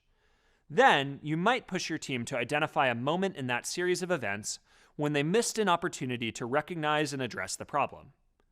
Let's go back to the tablet supplier delivery issue. Maybe if someone on the team had been assigned the responsibility of managing the tablet supplier vendor early on in the project, they might have set up weekly check-in calls with the vendor. This could have given the restaurants the foresight to plan for and work around the missed delivery. When you help your team identify its own role in creating challenges, you encourage reflection that might lead to helpful insights and ideas for process improvements. As your team talks about various challenges they faced, make sure criticism remains constructive. Constructive criticism is a respectful form of feedback that is intended to help the recipient improve a piece of work. If criticism of a portion of the project begins to go from constructive to unhelpful or harsh, it'll be your role as the project manager to redirect the conversation. To change the subject, try to detach the challenge being discussed from any specific person in the room. You can do this by steering the conversation toward process improvements that the entire team can learn from. Let's review the main ideas. Accountability and blame are two very different things, and only accountability belongs in a retrospective. Accountability refers to being responsible for decisions associated with a project or task. Accountability is about encouraging the team to think holistically about mistakes and challenges, and encouraging ownership.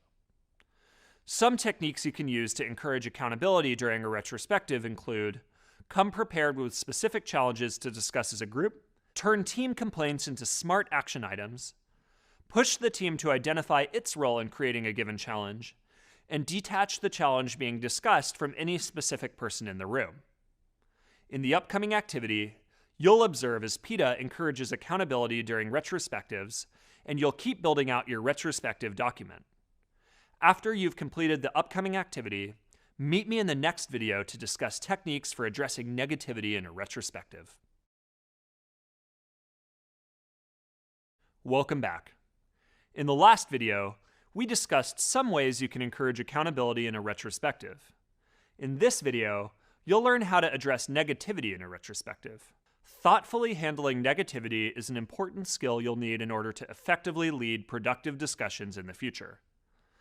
The ability to guide discussions that break down project performance while maintaining a constructive and positive tone will help you identify and improve problem areas of a specific project. After this video, you'll observe Peta carefully handle negativity as she leads a retrospective. Then, you'll apply similar techniques as you wrap up your own retrospective document. Before you do your own retrospective, it's important to ask yourself, is this conversation likely to feel stressful for the team? Sometimes the answer will be yes.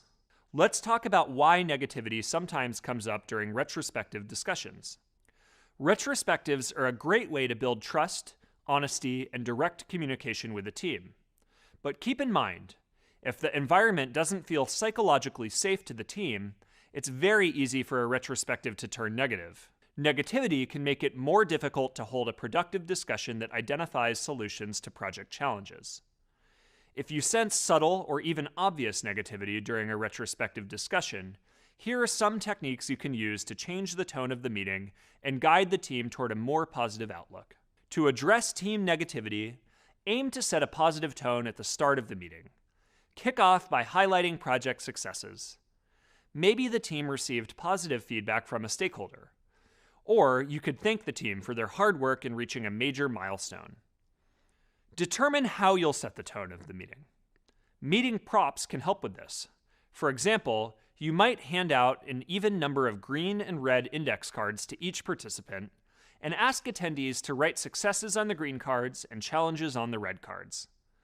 Passing out green cards might subtly encourage the team to think of successes in addition to challenges. Even on teams with a generally positive overall dynamic, it's always possible for negativity to come up. So it might be a good idea to try anticipating any potential negativity by meeting one-on-one with team members before the retrospective happens.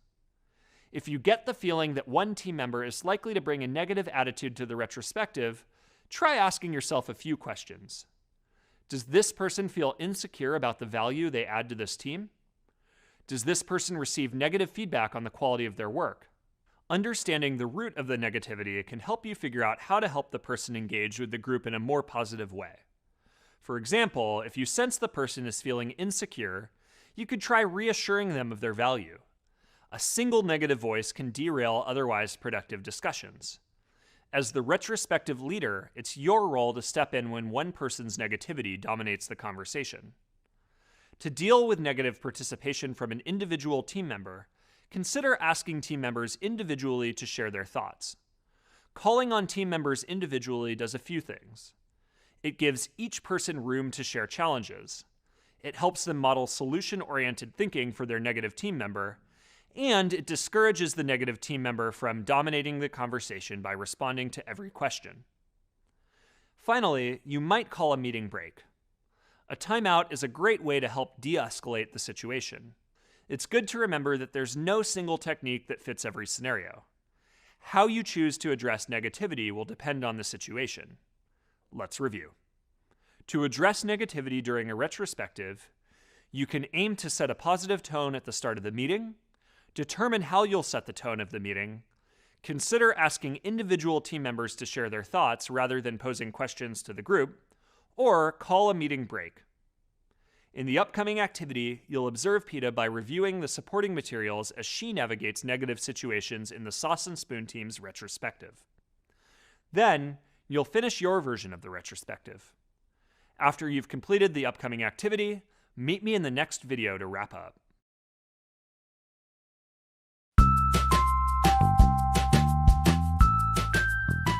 Hi, my name is Dana, and I'm a Site Reliability Manager at Google.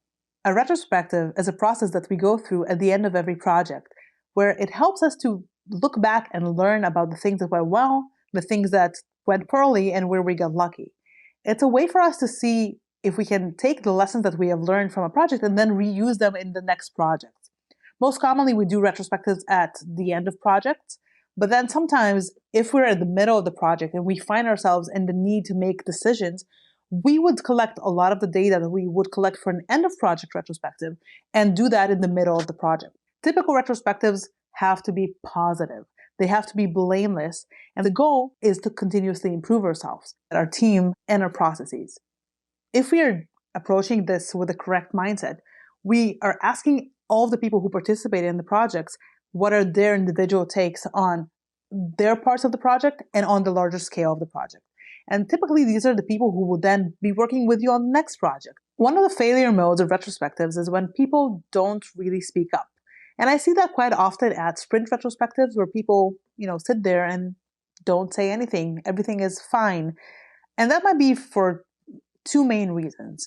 One, they don't really care about improving much because it's fine. They tolerate it. It's the way that it is. But the second one is the one that I am more concerned with is the lack of psychological safety. When they don't feel like they can actually say what they think and have that result be well taken by the people in the room. We need to make sure that our team has a safe space to bring up these topics that we can actually change. And we can change a lot of things in our day-to-day and how projects are being managed and how communication happens at what projects we pick and choose from when we do planning on an ongoing basis. So making sure that these venues are accessible to our team members kind of assures them that they have a stake at what happens next. And they can be impactful by virtue of what they say in postmortems, because at least in the scope of the team, we will listen, we care, and you can make a difference. Hey there. In this module, we moved from the planning phase of the project lifecycle to the execution phase. You practiced quality management by defining quality standards for your project. Then you evaluated how successfully the project standards were being met and presented your findings to stakeholders. You also created a retrospective document. We also went deeper into some concepts you learned earlier and introduced a few new approaches, methods, and techniques. Along the way, you navigated negotiations, escalations, and conversations with people in different roles with different priorities and personalities. And finally, you picked up techniques for handling retrospectives when they don't go as smoothly as planned. You learned how to navigate through lack of accountability, lack of participation, and negativity in retrospectives, which helped you draft your own retrospective for Sauce and Spoon to add to your portfolio of artifacts. Great job. Now it's time to learn even more. Meet you back here for the next set of lessons. Hey there. In the upcoming activities, we'll continue the project execution phase and then transition to the closing phase of the project lifecycle. You'll demonstrate your ability to communicate with stakeholders by writing an email about a problem to a senior stakeholder. You'll also demonstrate your ability to wrap up a project by creating a closeout report to present the project impact to executive stakeholders. As you've learned throughout this program, communication is a vital part of effective project management. That's why in the coming activities, we'll have you practice observing communication between the Sauce and Spoon team. Based on those observations, you'll execute various communication techniques, including drafting emails to stakeholders, creating a closeout report, and writing an executive summary. At the end of this course, you'll take what you've learned and create your own personal impact report to reflect on your experience with this program. Ready to get started? Meet me in the next video to discuss communicating about project problems. Hi there. So far in this course, you've had the chance to practice communicating about key aspects of the project, like deliverables, scope, timeline, and budget. In this video, I'll discuss how to communicate project problems. In the upcoming activity, you'll learn how to synthesize a project problem into a one-sentence summary for a senior stakeholder. Combining information from multiple sources, like conversations, emails, and documents, is a skill that project managers use frequently. It's helpful to reference when leading conversations in meetings, writing documentation, and emailing team members regarding the project. Strong communication involves combining information, and potential employers may want you to prove you're capable of doing so effectively. The problem summary you'll write in the upcoming activity will be included in the practice email you'll create later on. Okay, let's discuss project problems. Every project has its problems, and communicating those problems is a part of your job as a project manager. Usually, project problems are small enough to address within the immediate project team. but occasionally you'll need to escalate problems and proposed solutions to a senior stakeholder for their input and guidance on next steps. Stakeholders shouldn't have to read different project documents or consult multiple email threads in order to understand the project problem. Instead, it's your responsibility as a project manager to synthesize relevant information from multiple sources into a coherent summary that clearly communicates the issue. To write an effective one-sentence overview of a problem, you'll need to synthesize information from various sources, like emails, presentations, meeting notes, and more.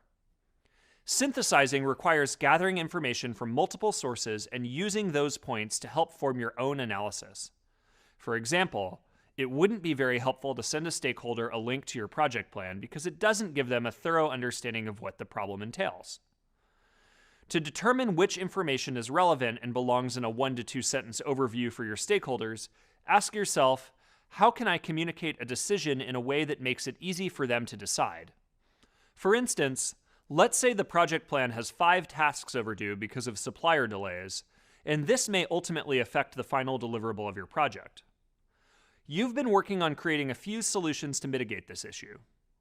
Rather than sending your stakeholders a link to the plan and pointing out all of the overdue tasks, you might summarize the problem by telling them, a number of tasks have run past their due date because of supplier issues, so we recommend hiring a second supplier to hit the deliverable date. Otherwise, we'll need to push the launch date back. This way, you present the problem succinctly to your stakeholders and offer a solution. This allows stakeholders to agree with your solution, disagree with your solution, or provide one of their own. Either way, you've communicated the problem and proposed a solution, which is your role as the project manager. Let's review. Communicating project problems is a part of your job as a project manager. It's also your responsibility to synthesize relevant information from multiple sources into a coherent summary that clearly communicates the issue. Synthesizing requires gathering information from multiple sources and using those points to help form your own analysis. In the upcoming activity, you'll practice communicating project problems by writing your 1 to 2 sentence overview of a problem with the Sauce and Spoon tablet pilot. You'll write this overview using information you'll synthesize from supporting materials. After you've completed the activity, meet me in the next video to learn more about project problems.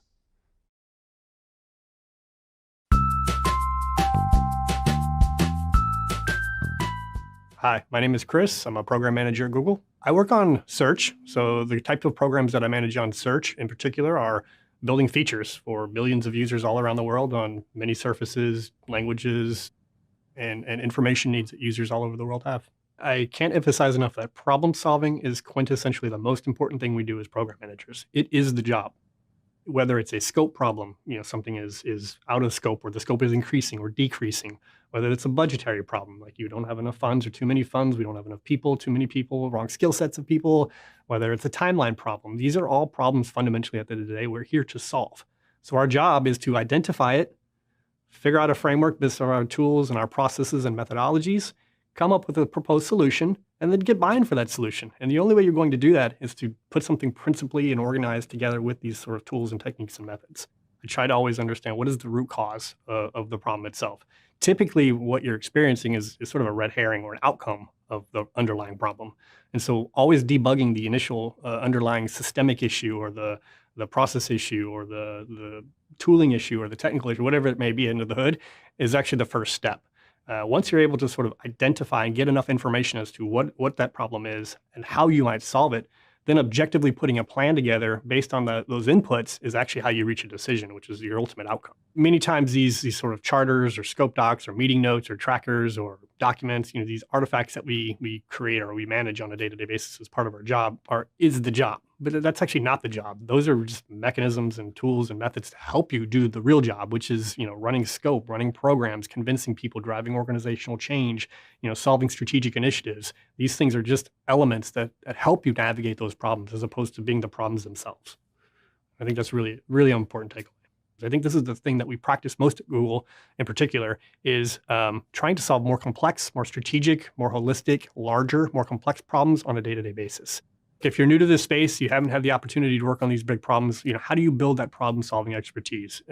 Whether it's a hobby Whether it's, building a new piece of software for yourself or your friend, whether it's, another passion that you have in another industry, all of these are great ways to build skills and opportunities to just solve problems. Every industry, every business has them, and there are lots of ways to solve these and build those skills. Welcome back. In the last video, you practiced communicating project problems by writing a brief summary of an issue affecting Sauce and Spoon's tablet pilot.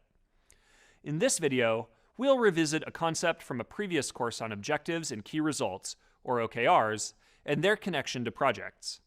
Then, in the upcoming activity, you'll connect your problem statement to Sauce and Spoon's OKRs. The ability to identify a project problem's impact on your organization's OKRs will help you determine and communicate the appropriate level of risk and urgency of the problem. Objectives and key results are a tool for organization-wide goal setting. OKRs combine a goal and a metric to determine a measurable outcome. Let's break OKRs down. The objectives portion of the OKR defines what needs to be achieved, which is similar to a goal. The key results portion of the OKR defines how an organization, team, or individual will tangibly measure their success in meeting the objective. For example, one of Sauce and Spoon's objectives might be to prioritize customer needs and wants. So the key result that indicates they've reached this objective could be addressing feedback from customer reviews within 24 hours. Earlier in this course, you learned that OKRs can be a helpful reference point when determining if a project goal is relevant to the needs of an organization. If a project and its goals help contribute to the larger OKRs of an organization, that's a good sign that your project is relevant and worth the time and money required to complete it. OKRs can be a kind of shared language for an organization. Here at Google, for example, every project, big or small, aims to contribute in some tangible way to our organization-wide OKRs. Struggling to determine how a project might help us reach our OKRs can be a strong indication that we should reevaluate the project as a whole. OKRs can be really helpful to reference when communicating with stakeholders about project problems. You can make it clear to a stakeholder why a given problem needs to be addressed by identifying the specific ways in which that problem might impact an organization's wider OKRs. You can also point to them to explain to stakeholders why a problem is worth their attention. Stakeholders, especially those who hold senior positions within an organization, often have a lot of work to focus on, even beyond your project. Connecting a solution to a company's OKRs can catch a stakeholder's limited attention. Let's take the Sauce and Spoon objective of we seek to run an efficient, profitable business model, or we seek to prioritize our customer needs. As you fine-tune the problem summary you began in the previous activity, you can add a sentence to explain how the issue jeopardizes the Sauce and Spoon mission to run an efficient business model and meet customer needs. Let's review. In this video, you reviewed OKRs, or objectives and key results, defined OKRs as a tool for organization-wide goal setting, and learned how they're helpful when communicating with stakeholders about project problems.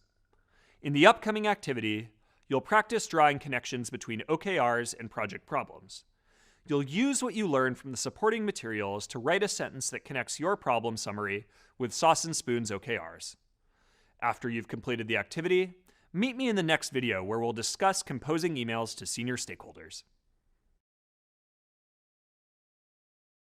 In the last video, we did a quick review of objectives and key results. We also discussed how connecting a project problem to an organization's OKRs can help convince a stakeholder to take that problem seriously. In this video, we'll review a few best practices for writing emails to get decisions you need from stakeholders. Then, in the upcoming activity, you'll use these best practices to compose an email to Sauce and Spoon stakeholders, outlining a project problem and requesting assistance. As a project manager, identifying and managing issues is part of the job. And if an issue is big enough to escalate to a senior stakeholder, then it's probably an issue you're hoping to resolve as soon as possible. Email can be an effective tool for quickly escalating a problem and asking for a decision from a stakeholder on how to proceed. That's why it's really important to ensure that your email is written in a way that effectively captures a stakeholder's attention and gets you the response you need. There are a few best practices to keep in mind to make sure your email doesn't get ignored.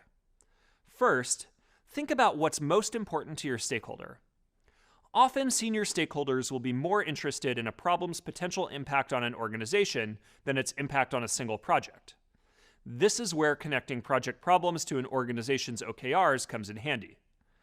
Identify how a problem will impact your organization as a whole, and ensure that you clearly communicate that impact within the first 2 sentences of your email. Once you've determined what's most important to your stakeholder, you'll be better prepared to draft an effective email. Remember to write a clear subject line that briefly states what your email is about. It's also helpful to include language in your subject line that indicates what you'd like your stakeholder to do upon reading your email. Do you need them to review a document you've attached to the email? Try adding the words "please review" to your subject line. Is this an urgent email that you need a quick response to? Then you might try adding the word "urgent" to the subject line. Stakeholders, especially those who hold senior positions within an organization, usually receive many emails throughout the day. Including terms like urgent, timely, decision needed, or please review can help draw attention to your message and make clear the action you'd like your stakeholder to take. And remember to also keep the body of the email brief and to the point. When communicating about a project problem to a busy senior stakeholder, your email should briefly outline the problem, explain how it might impact an organization's goals, and clearly state the decision you need from your stakeholder in order to proceed. That's it. Write 1 or 2 sentences that summarize your problem, along with another sentence that identifies how the problem may impact your organization's OKRs.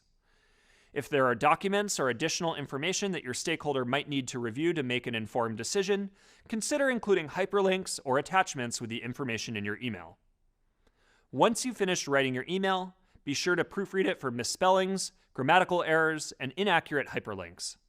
Use spell check and other grammar check functions in your email application or online to help you make sure everything looks good.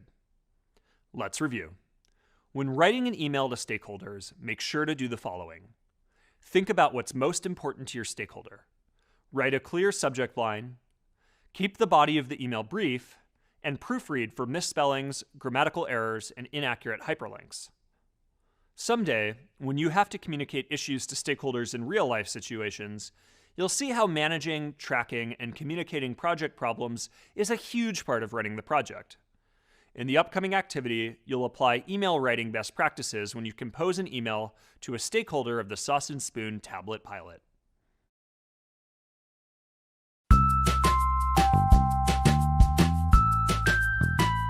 I'm Laura, the Executive Productivity Advisor at Google. My role is to work one-on-one with executives in a coaching format in order to help them with time management, meeting management, effective email communication, and organization. When you're communicating with a stakeholder, you really want to think about the absolute important information that they need to see. So you might give more details when you're speaking with a coworker or a teammate, but when you're summarizing for an executive, you really want to make sure you keep it concise. You want to do some work beforehand to figure out what's the best way to get them information or to get a decision from them. Some things that can be helpful with that is asking someone like their executive assistant or someone that's worked with them before, asking them what is their preferred communication style? What types of presentations do they like to see? What information do they typically need in order to make decisions? And by doing that work ahead of time and asking around, you're setting yourself up for success, especially if you only have a limited amount of time or a short amount of communication that you're able to get to the stakeholder. It's important to remember that while you have multiple stakeholders or different projects, it is going to be different how each of them like to communicate or like to receive information. One example is I worked with a couple of managers on a project, and both of them were stakeholders. One was very talkative and loved to brainstorm through things. He wanted meetings with me pretty frequently, and he wanted to hash out all of the details. The other stakeholder was completely the opposite, thinking about how to tailor the same information, the same decision-making process to each person that you need information or stakeholder that you're working with is really helpful and important to remember. I like to look at a presentation I'm giving to a stakeholder and think, what are probably the 5 questions they're going to ask me? And then I have that additional detail in the appendix or ready to go so that I'm able to make the most of their time. Another good tip is when you come to a stakeholder with a problem or an issue, you also come with your proposed solution or possible solutions. Thinking about not just asking, what do I do? But saying, I think maybe we should do A, but we could also do B and C. What do you think? That gives them a starting point and they feel like you've done the background work and you know the problem really well. If you're sending an update via email, you really want to make sure, just like a meeting, that you're using the email in the best way possible. Something I like to do and that we do often at Google is called TLDR at the top, which means too long, didn't read. It's kind of a funny way of saying there may be a lot of information, but here's the one sentence you need to know from the email. So having some sort of summary at the top similar to that, saying, here's an update on project A, or need decision, or action requested, or deadline by, that type of communication right up front gives the stakeholder the ability to know what's coming in the email. Then you want to think about how to be as concise as possible when you're developing the email. So using things like bullets, highlighting or bolding things that need to pop out to them, reiterating your ask at the end of the email, including any sort of deadlines that you have. That's really helpful so that if people are scanning or if they go back to read your email, they have all the information that they need, including links, attachments. Make it as easy as possible for them to go through your email and reply to you with the information that you need. Hello there. By now you've been with PETA through some of the most essential pieces of managing and delivering a project. You've followed her as she's set goals, navigated through the planning process, managed quality, escalated issues to stakeholders, and more. Great work. We've reached the point in the project where Sauce and Spoon has launched the tablets after passing quality standards, and most of the project manager's work is done. In this video, we'll discuss one of the last elements of project management: closing out the project and showcasing its impact. Before PETA can consider her project completed, she has a few more tasks to take care of. One of those tasks is to create a closeout report.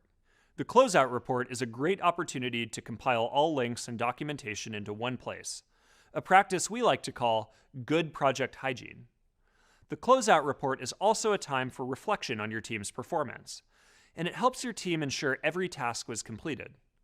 A closeout report confirms the project is done, summarizes deliverables, success metrics, feedback, lessons learned, and next steps, and serves as a reference document for the organization. If a follow-up project is required or a similar project is initiated, having these artifacts in one place will help these future projects run smoothly. And should another similar project occur, future project managers will be set up for success if they have meticulous information on past projects. An effective closeout report helps ensure that everyone is satisfied with the work that was done, finalizes the efforts of the team and lets people move on to new projects and tasks, and increases the impact of the team's work through communication with other people who may not have been as involved in the project. In addition to serving as a reference document for the organization, a project closeout report is a document created by project managers for project managers, future project managers, and anyone interested in the project elements and artifacts. Ideally, you want anyone unfamiliar with the project to be able to read it and get a full understanding of what the project was, why it was done, and how well the project went. In fact, the project closeout report you will complete in this course should be able to stand alone for your potential employers. You should be able to give them this document as a sample of your work. They should understand the context of the Sauce and Spoon tablet rollout project and get a demonstration of your ability to synthesize and communicate information clearly. In a project closeout report, you'll start by adding your project summary. In this section, you'll need to include the objectives. Another way to think about this: what was the desired result for this project? Next is methodology or approach. Make sure to denote which methodology or approach your team used. Is your team using waterfall, agile, lean? Maybe a combination of these or something else. One of the most important aspects of the closeout report is the performance baseline. Here, you'll describe the actual results and compare them to the objectives laid out in the planning and execution phases. You'll compare specifications like actual project schedule versus planned project schedule, actual project cost versus planned project cost, and planned scope versus delivered scope. There's even a handy notes column so you can explain any discrepancies or issues that arose. The remaining sections are key accomplishments and outcomes, lessons learned, next steps, and project documentation archive. When filling out these sections, being thorough is key. We've included questions to help guide you and ensure you're being detailed enough, but feel free to take it one step further in your own closeouts by getting even more specific. And when you're filling out these sections, keep in mind that the purpose of the closeout is to compile and archive the most important aspects of the project. Let's review. When writing a project closeout, make sure to include the following: project summary, methodology, performance baseline, outcomes, lessons learned, next steps, and add a project documentation archive. Hopefully, I've explained just how important the closeout report is for a project. If a project is repeated or a similar project is initiated, this important documentation, which includes your learnings and project outcomes, will set future project managers up for success. In the next activity, you'll review supporting materials to finish a closeout report for the Sauce and Spoon tablet pilot. In the last video and activity, you learned about keeping good project hygiene by creating a project closeout report. Now we'll discuss a similar concept called impact reporting, and you'll learn how to write an executive summary. The purpose of creating an impact report is to show others the value that's been added to your project. Usually, it's in the form of a presentation guided by a deck or slideshow you've created. Unlike a detailed closeout report that's designed for future project managers or other readers interested in the project details, an impact report is typically created for senior stakeholders or project sponsors who weren't involved in the day-to-day details of the project. Reporting your project impact is key for a few reasons. It can help you to analyze results to adapt and improve services, motivate staff and senior stakeholders by celebrating achievements, build trust and credibility with supporters, sponsors, funders, and anyone benefiting from the project, and share lessons with similar organizations. Let's get into the elements that should go into an impact report. One of the most important pieces of an impact report is the executive summary. It's where you can highlight the key points of the project for your stakeholders. An executive summary is a few sentences to a paragraph that describe the project's purpose and outcome.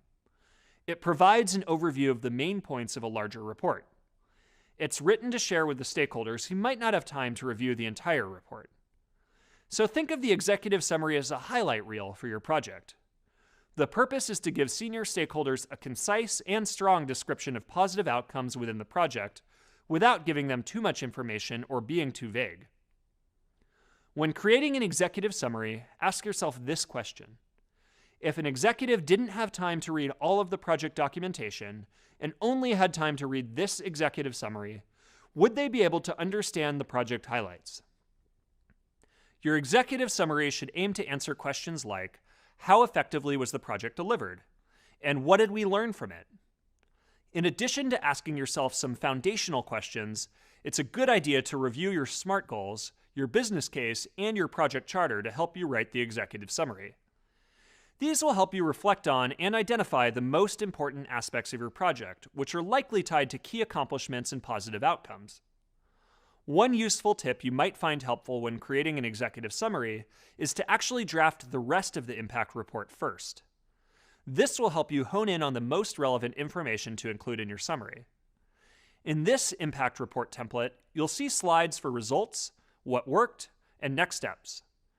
In these slides, you should aim to describe your project in detail using things like graphs and images where applicable to tell the story of the project's success. The more detailed you get in these slides, the easier it'll be to pull out and identify the highlights and add them to your executive summary. After you've drafted those sections of the impact report, you're ready to draft the executive summary. You'll want to include elements of the following information. Project vision. Here, you'll specify what the purpose of the report was. What need is the project fulfilling? Key accomplishments. This is your opportunity to discuss which activities, tasks, and milestones helped you define success. What are the main highlights in the impact report? Did your project increase profitability? What value did the project add? Talk about those here. Lessons learned. This is where you'll talk about potential improvements. How will you change future processes for the better? Okay, let's explore an example of an executive summary. Say you just completed a project to launch a new money-saving app that automatically sends money from its users' checking accounts into designated savings accounts bi-monthly. The amount sent from checking to savings is determined by how much money you have in your checking account at the time of withdrawal, plus a few other variables, like the frequency of deposits. Your beta users loved the app because it helped them build a savings account without even thinking about it. So let's start with our project's vision. It might say something like, our goal was to help users get ahead financially by creating an algorithm-based automatic deposit system that pools money into a savings account. Now, let's talk about what the project accomplished. These are your key accomplishments. So you might say, as we prepared to launch, we helped 1,000 beta users save over $300,000 in just 6 months. This proved the use case and need for our app. And in key accomplishments, you might also want to include financial highlights. So we could say something like, by charging users $3 per month, with 1,000 users in 6 months, we netted $18,000. Finally, it's good to talk about what things could have been done differently. Include lessons learned by saying something like, the main feedback received from our beta testing was that our users wanted more frequent updates about when their money was being transferred. We'll add that in our update. Okay, let's review the main ideas we've covered in this video. Reporting your impact can help you to analyze results to adapt and improve services, motivate staff and senior stakeholders through celebrating achievements, build trust and credibility with supporters, sponsors, funders, and those benefiting from the project, and share lessons with similar organizations. And we also covered executive summaries and how they're essential to highlighting the key elements of your project to stakeholders. Now that you've got a better idea of what an impact report might entail, it's time to write your own executive summary. We've built out an impact report so you can get a sense of what a typical report might look like. All you have to do is fill in the executive summary based on your new insights. Hi again, and congrats on reaching the end of this course.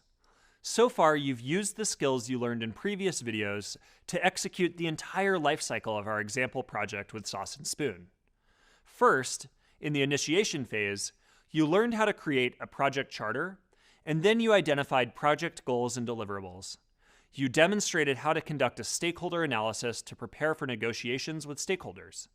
Then, you went into the planning phase where you determined tasks in order to accomplish the goals set forth.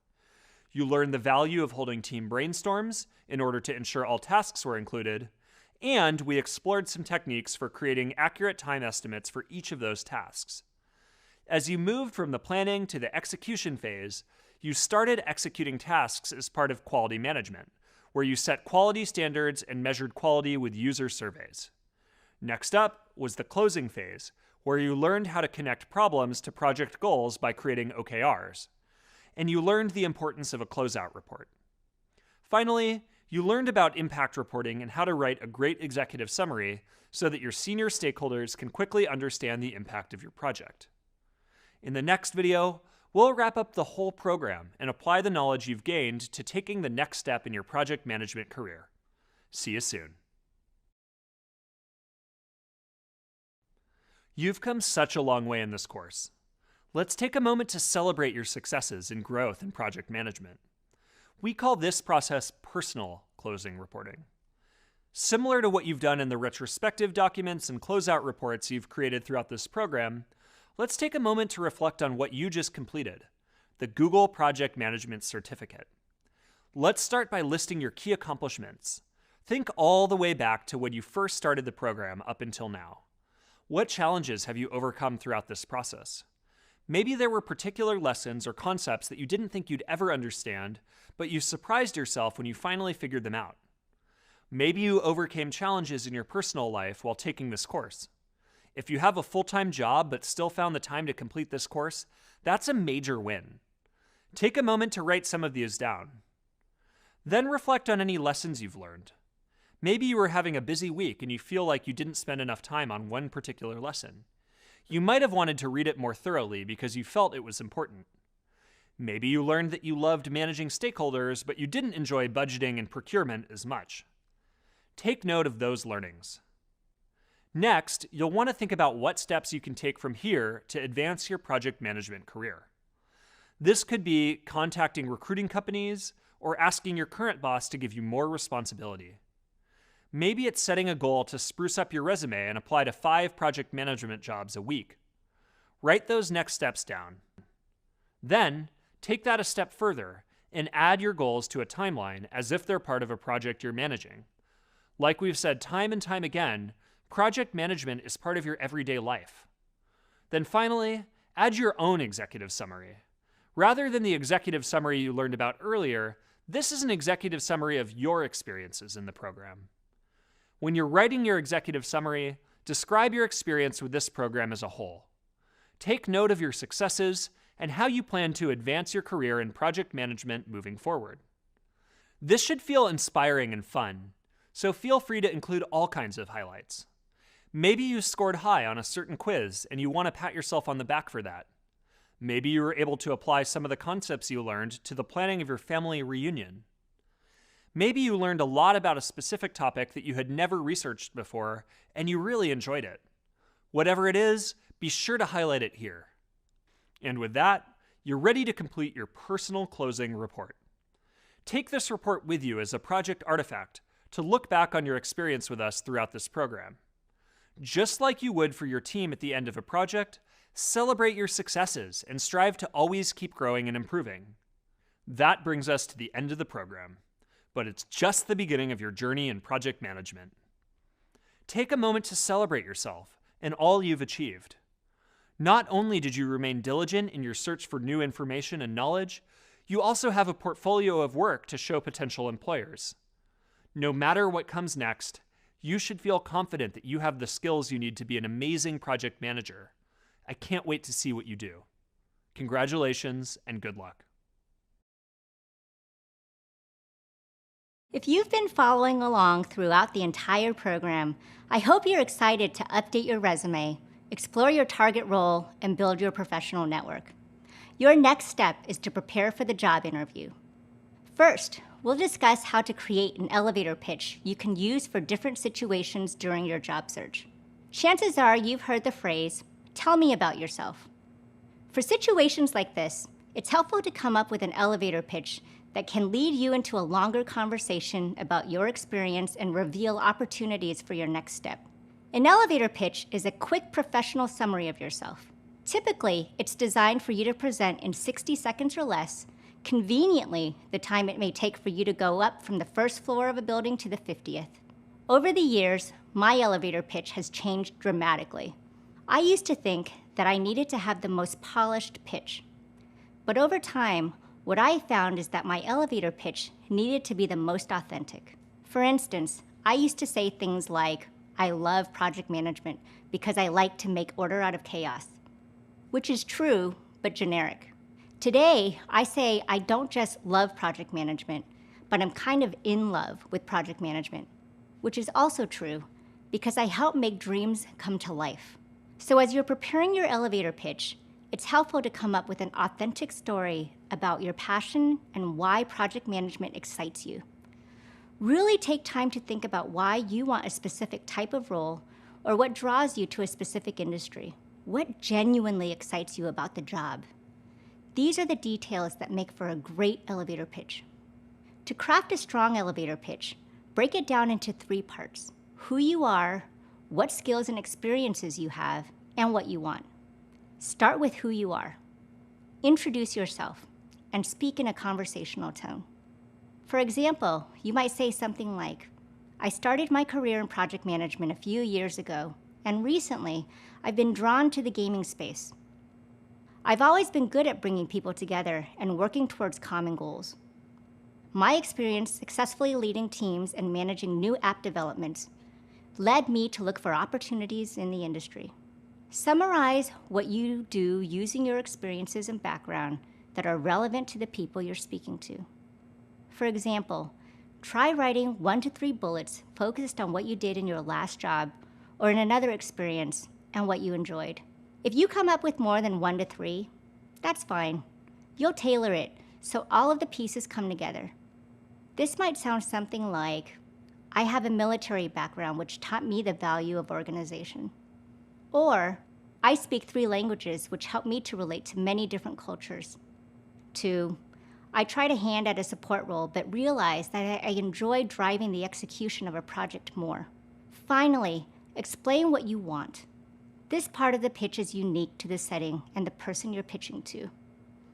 If you're trying to connect online with someone who works at a company you're interested in, you may ask for a phone conversation or a short meeting. If you're interviewing, you may ask for the job opportunity. Be sure to highlight the value you bring and what you have to offer. And remember, you're asking someone to take time out of their busy day to spend time with you. Although most people love to help, they have constraints with their time, so you'll want to give them a reason why they should help you instead of someone else. Do you share common backgrounds? Do you have a story that may be interesting to them? Commonalities or interesting facts will help them to remember you. Your elevator pitch will change over time, but once you create one, you can make adjustments. You can use it while writing a cover letter, networking at an event, and interviewing for a job. Next up, we'll discuss ways to prepare for an interview. Now that you've landed your elevator pitch, it's time to start preparing for some of the questions you can expect to come up in your interviews. You'll want to think about the types of experiences and projects you'd like your interviewer to know about. While you may not know exactly what questions will be asked, it's important to feel prepared to discuss a few scenarios that can be applied to common interview questions. Interviewers will commonly ask a variety of behavioral, hypothetical, and factual questions. Behavioral questions are those that allow the interviewee to share an example when they had to practice a particular skill. You can think of these as the tell me about a time when questions. Interviewers that ask hypothetical questions will typically present a scenario to you and then ask you how you would go about working through that experience. These questions are more difficult to prepare for because there are infinite scenarios for an interviewer to present. But we'll talk through ways you can land these questions confidently. And finally, you may see some factual questions come up in an interview. Factual questions aim to assess you on your knowledge of basic project management skills. For example, what are the steps to initiating a project? How do you know when you can move on to the next step? In fact, these questions might look familiar to some of the assessments you've completed throughout the certificate program. Behavioral, hypothetical, and factual questions aim to assess your role-related knowledge. Basically, an interviewer wants to know if you have the skills to perform well in the role. Your responses to these questions will assess how you prioritize competing deadlines, if you can effectively manage budget and workload, and how you work with others, for example. When preparing for an upcoming interview, think about the common project manager skills that a company is looking for by reviewing job descriptions. Then, think about the experiences you've had that really showcase those skills. It may be a past work experience, a school project, or an activity you completed in this program. It's important that you provide clear responses to your interviewer, so we recommend the STAR method. STAR stands for situation, task, action, and result, and is a great way to organize your response, following a story-like structure. Let's break these down further. First, you begin with the situation. For example, if your interviewer asked you, tell me about a time when you had a project deliverable that was not going to meet high-quality expectations. What did you do? Using the STAR method, you'll want to explain the situation and the experience you'll be using to answer their question. It's important to share the right amount of context. While you want them to understand the complexities you are dealing with, sharing everyone's individual role may be unnecessary to share for the purpose of the question. Now that you've set the scene, you'll need to speak about the specifics. What was the task or your involvement or responsibility in the scenario? What deliverable were you assigned to complete? What was the quality you were aiming for? Next, you'll provide more detail. What action or actions did you take? This is where you really want to highlight your contributions. When did you realize your deliverable was not meeting the quality standards you were aiming for? What was your reaction to this, and what decisions did you make to course correct? Who did you partner with, and how did you communicate this to your manager or team? This part of your response may take up the most time to cover, as you can highlight multiple skills here, but make sure to keep a clear and structured response. The final part of your response should be focused on the result. Here, you should discuss the outcome from the decisions you made and the impact you had. And in some cases, especially if you're sharing an experience that came with challenges, it may make some sense to share the lessons you've learned. Finally, where possible, use data to reinforce your response. Practicing the STAR method in your responses and preparing for a few scenarios in advance will help you feel more confident going into an interview. Let's cover a simple example. Suppose the interview question is, tell me about a time when you faced a challenge during implementation. I'd start with the situation. We were working on launching a new internal support tool in my region by the end of the year. It was crucial to have it launched before everyone took end-of-year vacation, but we were facing delays due to a lengthy stakeholder sign-off process. Then I'd move into the task portion.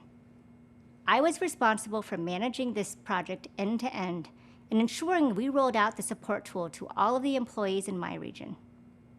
Next, the action I took. To ensure we would meet our timeline, I took a look at the sign-off process and noticed it called for hundreds of terms, documents, pamphlets, and video reviews that had to be signed off by every person in the team. This wasn't the appropriate level of detail needed from these stakeholders or a valuable use of their time. I summarized the areas of concern and opportunity that the stakeholders needed to approve and created a condensed review process. As a result, we were able to mitigate the delays in the sign-off and launch the tool on time in December. And while coming prepared with responses is important, interviewing is not just about answering questions. It's a conversation between you and the interviewer to learn more about the role and see if you can envision yourself in that job. Before your interview, you should also do some research into the company. What are some questions that come to mind? Do you want to know more about the company culture? Are you looking to find out what types of projects you'd be managing? What does success look like for someone new in this role? Employers know that you have questions. In fact, that's what they're expecting. As your interviewer is responding to your questions, listen and ask any follow-ups so they know what's important to you, and so you learn more about what it'd be like working in that role. Ultimately, the most important thing is to be prepared for an interview. That means spending time thinking through experiences that showcase your skills, practicing how you'd like to structure your responses, and preparing questions you'd like to ask your interviewer. This will also help your confidence, which can show up in your demeanor and go a long way. In the next video, we'll chat through tips for interviewing remotely. See you there. In this video, we'll talk through some tips for interviewing remotely. You may have spent time practicing scenarios to discuss and putting together questions to ask your interviewer, but it's also good to have a plan for remote interviews. While in-person interviews usually provide an opportunity to explore the office and meet different employees, remote interviews are very popular as video conferencing technology and remote work has expanded over the years. It's important to remember that remote interviews take the same amount of preparation as a face-to-face interview. Instead of checking traffic in advance to make sure you arrive on time, you'll be deciding the best quiet space to take the interview and make sure your surroundings are comfortable. Remote interviews may come in the form of a phone or video conference. For many roles, it's common for an interview process to be done in 2 or more rounds of interviews. Some companies prefer to start with a quick phone interview to get in touch with candidates and hear more about their background, and do an initial screening to be sure their skills and experience are aligned with the job requirements. For phone interviews, make sure you are ready for the call 15 to 30 minutes in advance. While it's unlikely you'll get a phone call 30 minutes early, scheduling time to minimize distractions is important.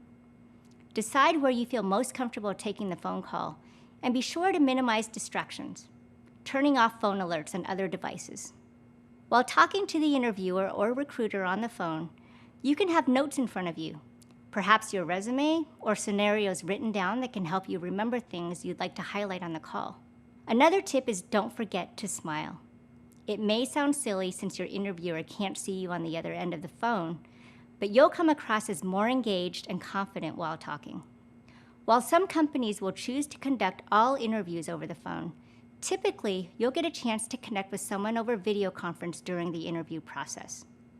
Technical issues during a video interview can be scary and can easily cause both you and the interviewer to feel flustered. So it's a good idea to test your video, audio, and internet connection well in advance. Try setting up a practice interview with a friend or mentor using the same video conferencing technology that your interview will use. This way, you can get a sense for how you and the other person will look on your screen, and you'll be able to confirm your connection will suffice. Know that technical issues do happen though, and you shouldn't be penalized if something comes up during the interview. If you get disconnected, you can send the recruiter or interviewer an email letting them know of the technical glitch and request additional time if needed. If you can't hear the interviewer for whatever reason, most video conference tools have a chat option. You can politely tell them you're experiencing some technical difficulties. Another thing to prepare for in advance for a video interview is testing your surroundings and finding a comfortable setting ahead of time. You don't want your interviewer to be distracted by something going on behind you. So find a space that allows the interviewer to just focus on you. Also, find a space with proper lighting and a simple background. When talking to your interviewer, you should be looking directly into the camera and establish a direct line of sight with them. Similar to a phone interview, interviewing remotely over video allows you to have notes prepared. But in this case, it's important not to be looking down too frequently. It won't be a strong interview if you're simply reading from a scenario you had pre-written.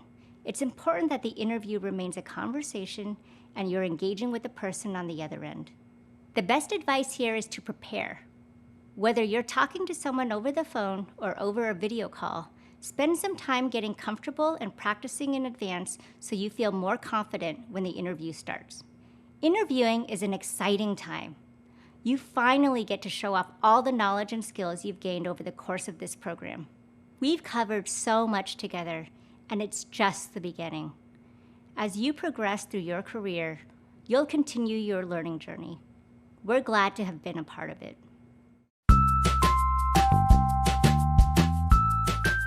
So how does one apply for their first job in project management?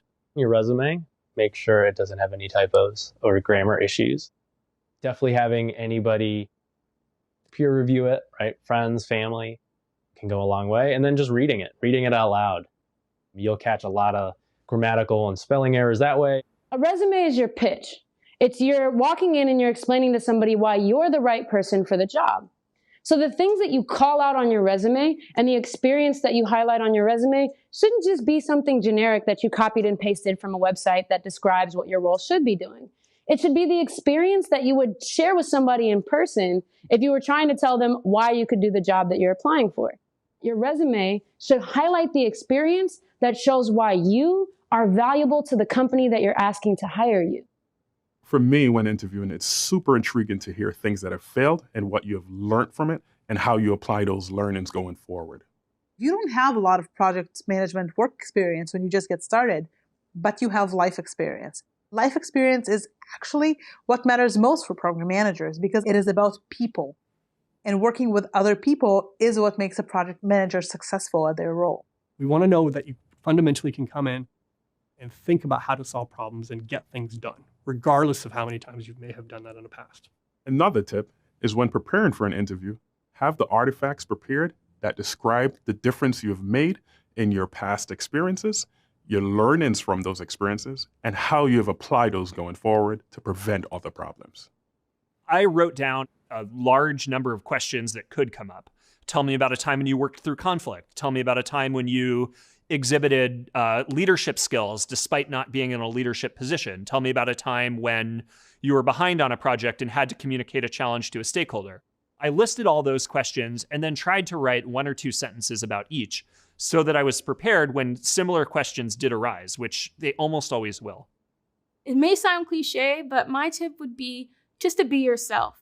Try to highlight a lot of your organizational skills, your leadership skills, and some examples where you've been able to communicate well across different audiences.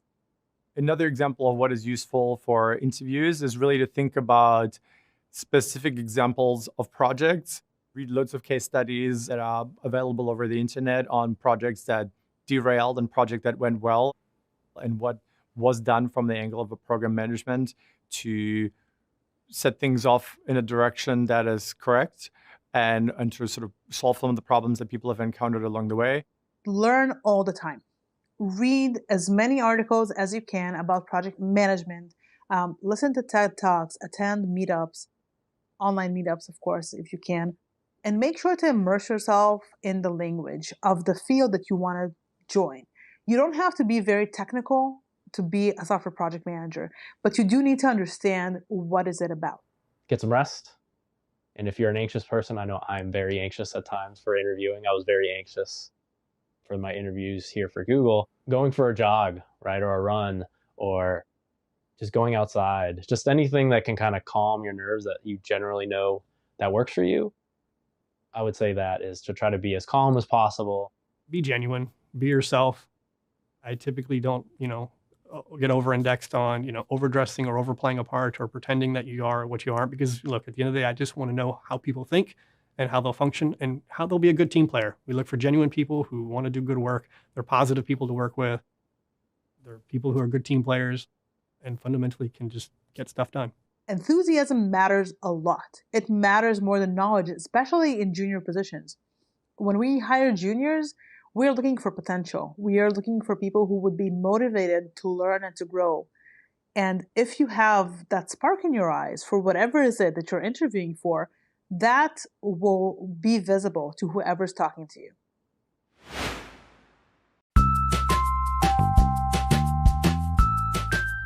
Yo, congratulations on taking the first step in your journey to becoming a project or a program manager. You rock.